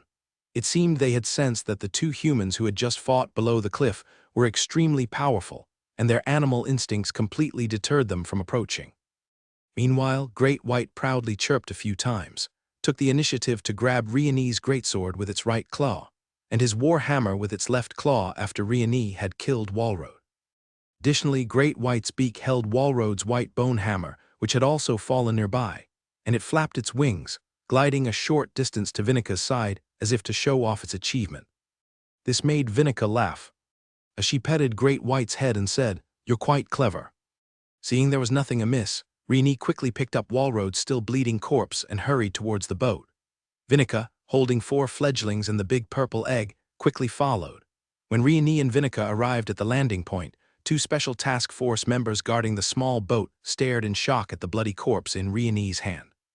The 2 were stunned for a full 2 seconds before they quickly ran over and took Walroad's body. "Lord Rioni, what has happened?" One of the task force members asked in alarm, glancing at Rioni's high-end armor which now had several dents and damages. He knew about Lord Rioni's strength. For the enemy to have caused so much damage to his expensive armor, their strength must have been extraordinary. Before Rioni could answer, Vinica replied, "We were just ambushed by Skull Crusher Walroad, the leader of the Black Sail Pirates, but..." Lord Rini countered and killed him on the spot. Hearing Vinika's words, the two task force members trembled slightly, looking thunderstruck, and stood still for a while, then looked at each other as if to confirm what they had just heard. They had, of course, heard of Skull Crusher Walroad. Especially since their mission this time, as part of the task force sent to Meister County, was to investigate the Sea God sect and pirate strongholds, and they had carefully gone over the related materials. This Black Sail pirate leader, being a senior Great Knight and a level 3 wizard apprentice, be reduced to a dead dog by Lord Rini. "Hey, what are you two blanking out for? Come on and start the boat," Vinika said, looking at the two task force members still in shock, and urged them on. Okay, Miss Vinika." Thinking of the possible dangers ahead, the two boarded the small boat and immediately drove it back towards Fishing Port Town at high speed. An hour ago, Fisher Dragon's squad had just arrived at Fishing Port Town. After interfacing with Major Marika of the Naval Special Task Force, Baron soon learned that the two highest combat powers of the Task Force, Level 3, Wizard Apprentice Vinika, and the current governor of Fishing Port Town, Rini, had both gone to a distant island to capture the young fledglings of the iron-beaked Sea Hawk. This made him scowl, and he scolded, "That's complete madness. Both of them gone. The remaining defensive force of Fishing Port Town is virtually non-existent. If Walroad truly lands here, there will be no one to delay his actions. This, Captain Baron, we have made rather extensive and thorough arrangements," Major Marika explained. On the other hand, the Riemann brothers didn't look too pleased. Clearly, this captain didn't seem to regard them highly. However, the Riemann brothers weren't foolish to contradict this battle-hardened Imperial Navy veteran. On the spot, just from his formidable aura alone, they knew that Captain Baron was surely a seasoned warrior of the Empire's navy. At that moment, a member of the Fisher Dragon squad walked in solemnly and said in a deep voice, "Captain, my Albatross just reported that there's a high-intensity battle going on that small island with the iron-beaked Sea Hawks." Captain Baron couldn't help but look surprised at his own squad member, and Major Marika turned pale, suddenly thinking of a possibility. Could it be that Rini and Vinika had really encountered Skull Crusher Walroad? Good heavens! Could such a low-probability event actually happen? The Riemann brothers glanced at each other quickly, remaining composed. Unlike the Fisher Dragon squad and Marika, who were anxious and worried, they seemed to have a mysterious confidence in Rini. Actually, it was because for a period before, the two brothers had been called by Lord Rini to spar several times. Even though they were fully armed in a 2-on-1 situation, they were beaten soundly. Moreover, this was when Lord Rini was unarmed. Therefore, they didn't think the situation on the island was as bad as the few people in front of them imagined. "Let's go, depart immediately," Baron Captain thought briefly, then made his decision immediately. "I'll go too," Major Mary said anxiously. "No, you're a civilian. Stay in Fishing Port Town." Baron Captain rejected the idea outright. "Major Mary, perhaps the situation might not be as unfavorable as you think," Cobert Riemann consoled. "Let's hope those two can hold on a bit longer." Baron Captain sighed. His bulky figure instantly turned and exited the town hall. A speedboat, like an arrow released from a bow, raced directly toward the island where the iron-beaked sea eagles were. On the boat, the conversation continued. Baron Captain heading there now. A team member hesitated. "Yes, Captain, what if that guy Warlord is setting a trap and turns to attack Fishing Port Town?" The Baron Captain frowned, silent for a long while, finally said, "Regardless, we have to check things out. According to what the Riemann brothers said, their governor, Lord Rini, is not so easily defeated. If we don't come to the rescue, it could be worse. Tish, I don't understand how these guys can be so confident in their own governor." One team member scoffed. "Yeah, one is a newly appointed town governor, and the other has been a pirate gang leader at sea for more than a decade. Not to mention, one witchcraft from Warlord could probably finish off this barren reign," another team member agreed. "Now it's up to Vinika to see if she can coordinate well with this barren reign. If she can, they might be able to hold on a bit longer." For how long? Even if we use sorcery to speed up, it will take at least 20 minutes to reach the island, plus the time we just wasted." "Half an hour? Do you think the two can last that long?" Immediately, all the team members of the Fish Dragon squad went silent. Yes, half an hour was really too long. Even a fight between two equally skilled Great Knights rarely lasted more than 15 minutes. According to their estimate, even if Baron Rain and Vinika could coordinate well, it was highly probable they would be defeated within a few minutes. The only possible glimpse of hope was that Vinica, a level 3 wizard apprentice, using a sorcery scroll could just manage to cause significant trouble for Warlord, and then the two could split and escape. In that case, perhaps if one of them was lucky enough, they could wait until we arrived. Half an hour later, following the guidance of the Albatross, Baron Captain led the Fish Dragon squad to the base of the cliff. Originally, the Iron-Beak Sea Eagles, seeing a strange albatross daring to invade their territory, were about to launch an attack, when suddenly, a group of humans each emitting a strong aura arrived nearby. This made them hesitate immediately. After all, that giant white owl just before was a human subordinate. This albatross is probably the same, right? So, the Iron-Beak Sea Eagles flew high up, circling above the cliff.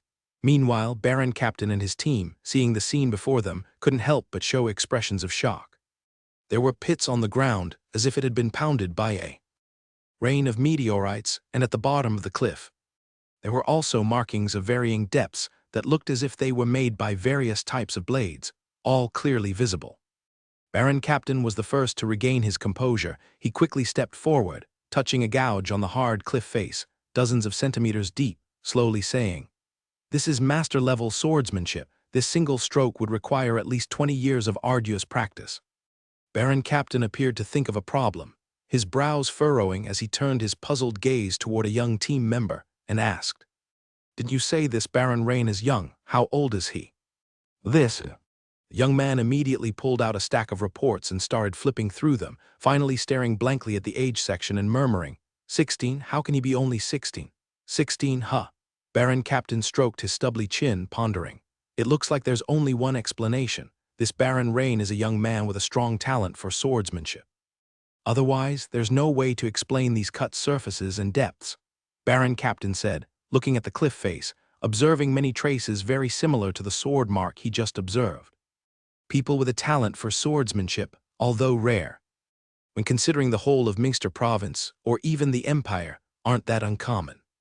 Actually, in another squad of the Special Department Wavestepper, Baron knew of a member who possessed a very strong talent for swordsmanship, probably on par with this young Baron Rain in strength. "Captain, I think you need to take another look over here," a Fish Dragon squad member said, his expression odd as he looked at both Baron and the young man with the document. Seeing the expression of the team member, Baron instantly sensed something ominous. Could there be some new situation? Baron followed the team member, continuing along the rocky wall for more than 20 meters. Then the markings on the rock changed significantly, from deep sword gouges dozens of centimeters deep to marks resembling claw scratches. "Is this a beast?" Baron's pupils shrank. Carefully examined the dense claw marks on the cliff face and the 4 deep little holes occasionally placed at the positions of the phalanges. "No, these aren't the marks of a beast's claws. They must be from some kind of... Yes, they should be traces of finger tiger." Baron pondered for a moment before speaking in a deep voice, but soon his expression became puzzled again. Clearly, these could not have been made by Skull Crusher Warlord, since Warlord was experienced in using a one-handed warhammer. If memory served, his secondary weapon was supposed to be a short dagger. Baron touched the occasional obvious fist impressions, murmuring such an effect wouldn't be possible without over a decade of rigorous practice. Which means these definitely weren't left by Warlord. Everyone at the scene looked at each other with bewilderment. "This, Captain, is it possible that the young Baron Rain is also a martial arts genius?" one of the team members asked hesitantly after mulling over it. About an hour later, near the sea surface of the island where the Iron-Beak Sea Eagle was located, something resembling a periscope suddenly emerged. After the lens rotated around, 2 men dressed in special leather coats appeared above the surface of the water.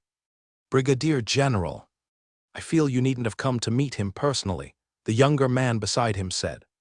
"Warlord, that guy, always had an ambiguous attitude towards us. Now that the Black Sail pirate group has been completely destroyed by the Dragon Empire's navy, only then does he think of us. It really is a won't shed tears until they see the coffin kind of guy. Now his value to our Federation has greatly diminished," he said with a smiling face.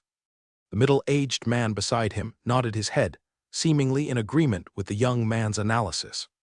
However, he changed his tone and said, "Although the Black Sail pirate group has been wiped out, Warlord's personal strength is very good.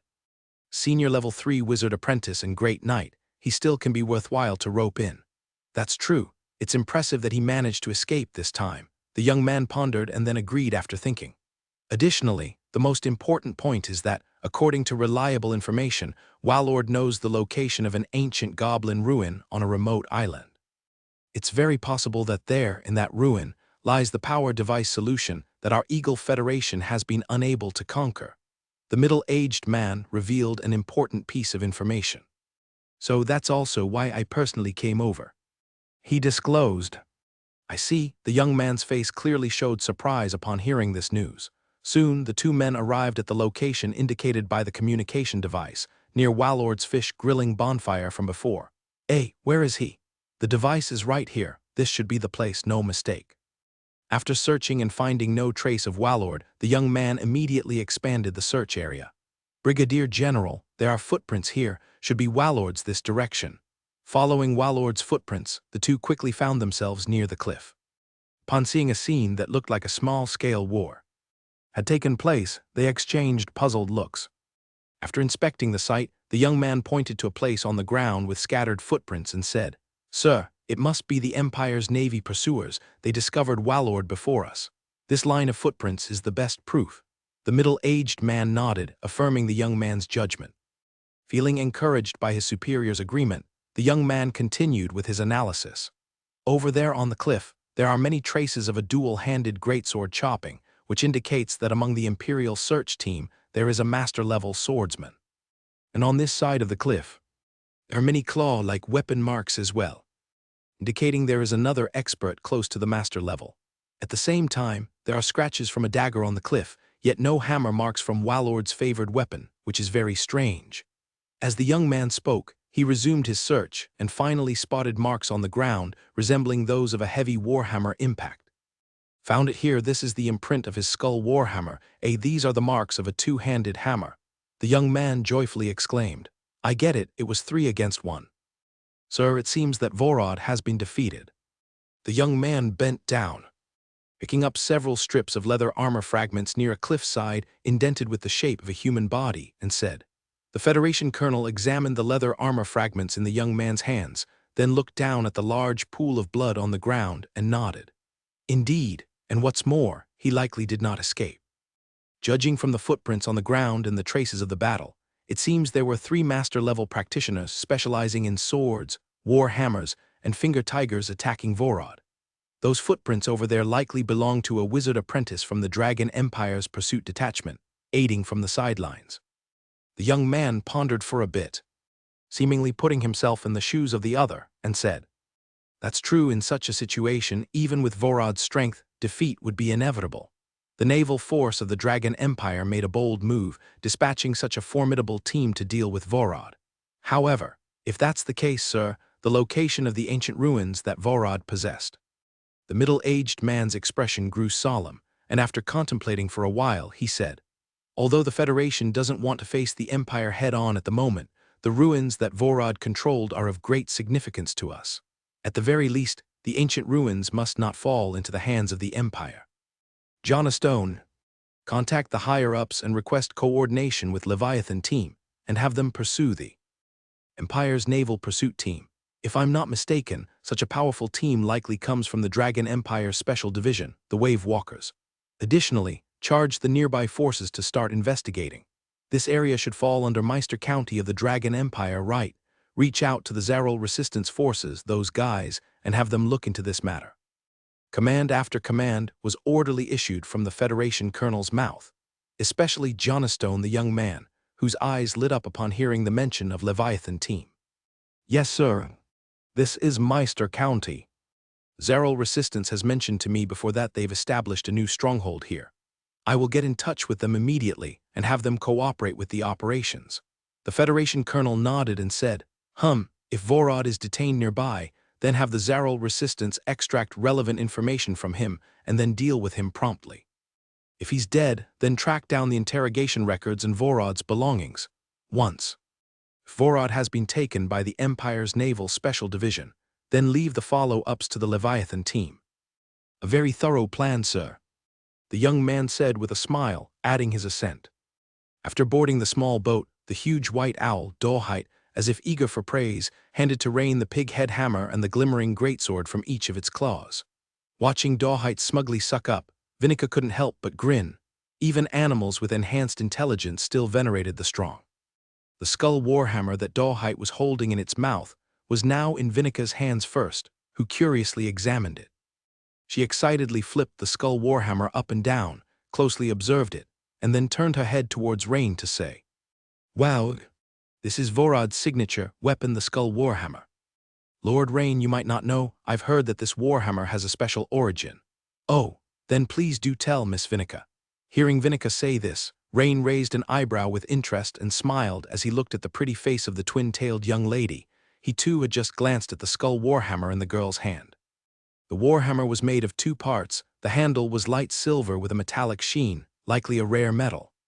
The hammerhead was white, with elliptical protrusions and indentations, and upon closer inspection, it was actually a miniaturized human skull, hardened. Presumably, this was why the warhammer was named the skull warhammer. Warhammer made from a skull to shatter the skulls of enemies. Interesting indeed, though it did convey a rather barbaric impression. What Vinica said next confirmed Rain's guesses. "Lord Rain, you flatter me." Vinica laughed and began to explain.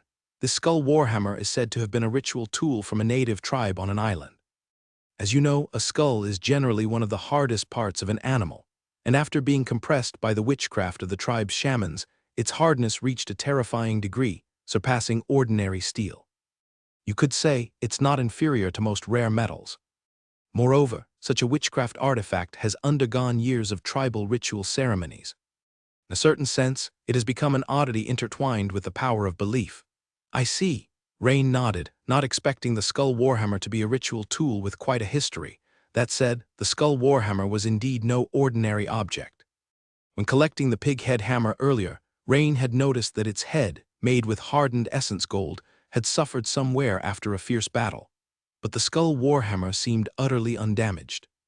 After examining the artifact with interest for a while, Vinica handed the bone warhammer to Rain and said with a sly smile, "Lord Rain, you may well treasure this trophy of war. It will serve as proof of your valor." "Thank you for your praise, Miss Vinica."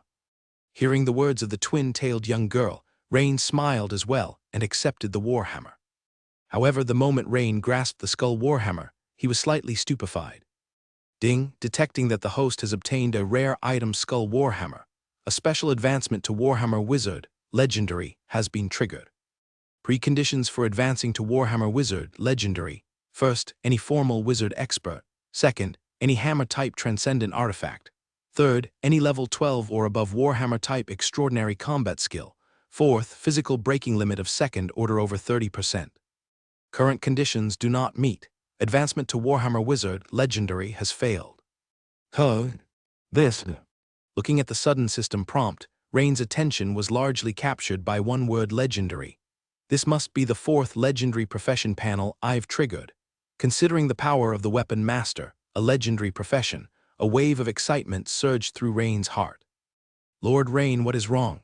Vinica, standing beside him, couldn't help but ask, seeing Rain lost in thought. "Oh, it's nothing. I just think that what you just mentioned is likely true. This warhammer must have come from some native tribe's sacrificial tool. I can feel a primitive aura." Rain smiled and deftly changed the subject. However, after carefully reviewing the system prompt several times, Rain had an insight. Previously, in the advancement prompt for Wizard Legendary, he noticed that the Wizard profession panel itself is a legendary profession panel. So this special profession based on Wizard, Legendary, Warhammer Wizard, one can imagine, might even surpass the typical legendary professions in power. To make a simple analogy, it's like comparing the Transcendent Knight profession panel and the Great Knight Transcendent profession panel. Although both are Transcendent profession panels, obviously, the Great Knight Transcendent profession panel is much stronger than the Transcendent Knight profession panel.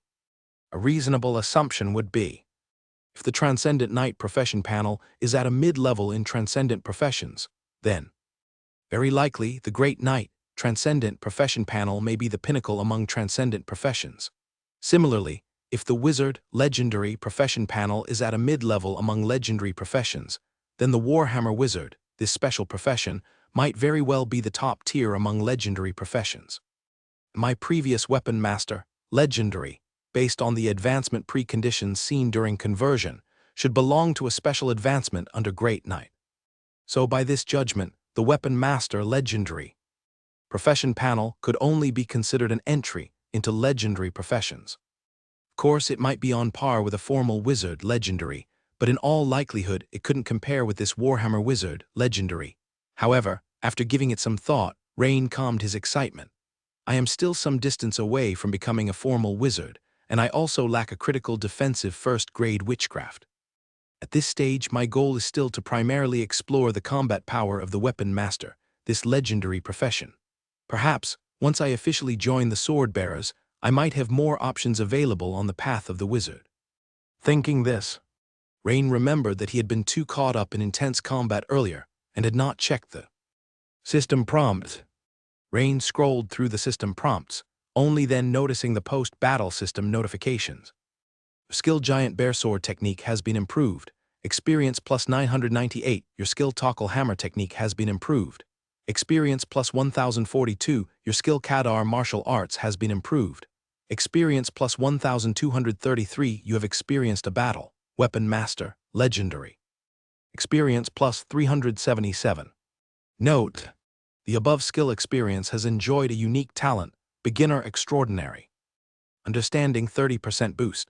Congratulations, your Weapon Master Legendary profession level has increased. Congratulations, any of your legendary profession levels has reached LV2, unlocking golden skill points. Note: golden skill points can be synthesized from 3 skill points or can also be obtained by defeating formidable enemies. Weapon Master Legendary immediately went up a level, gaining another attribute point and skill point, restoring the remaining attribute points back to 5 and the remaining skill points from 0 to 1. At the same time, Rain excitedly discovered that the profession level of Weapon Master, Legendary, had reached LV2, 284 over 300, nearly advancing to LV3. Certainly, fighting against the powerful brings sufficiently rich experience rewards from the system. These golden skill points are meant for, Rain pondered thoughtfully. At that moment, Vinica, standing beside him, interrupted Rain's contemplation. She held a purple gigantic egg in her hands. With slightly furrowed brows, she looked up at Rain and said, "Lord Rain, please forgive me. I can't recognize this bird egg as any type I am familiar with." Vinica shook her head, a bit embarrassed. After all, being a third-level wizard apprentice, specializing in bird transformation, and unable to identify a random bird egg brought by Rain was somewhat embarrassing. However, Lord Rain, based on the size of the egg, it's unlikely to be an iron-beaked sea eagle's egg. Perhaps this egg comes from some brood parasitic bird species. Brood parasitic? Rain frowned and asked. Yes, Lord Rain, it's where eggs are laid in the nests of other bird species, making other birds help raise them. We call this brood parasitism, Vinica explained.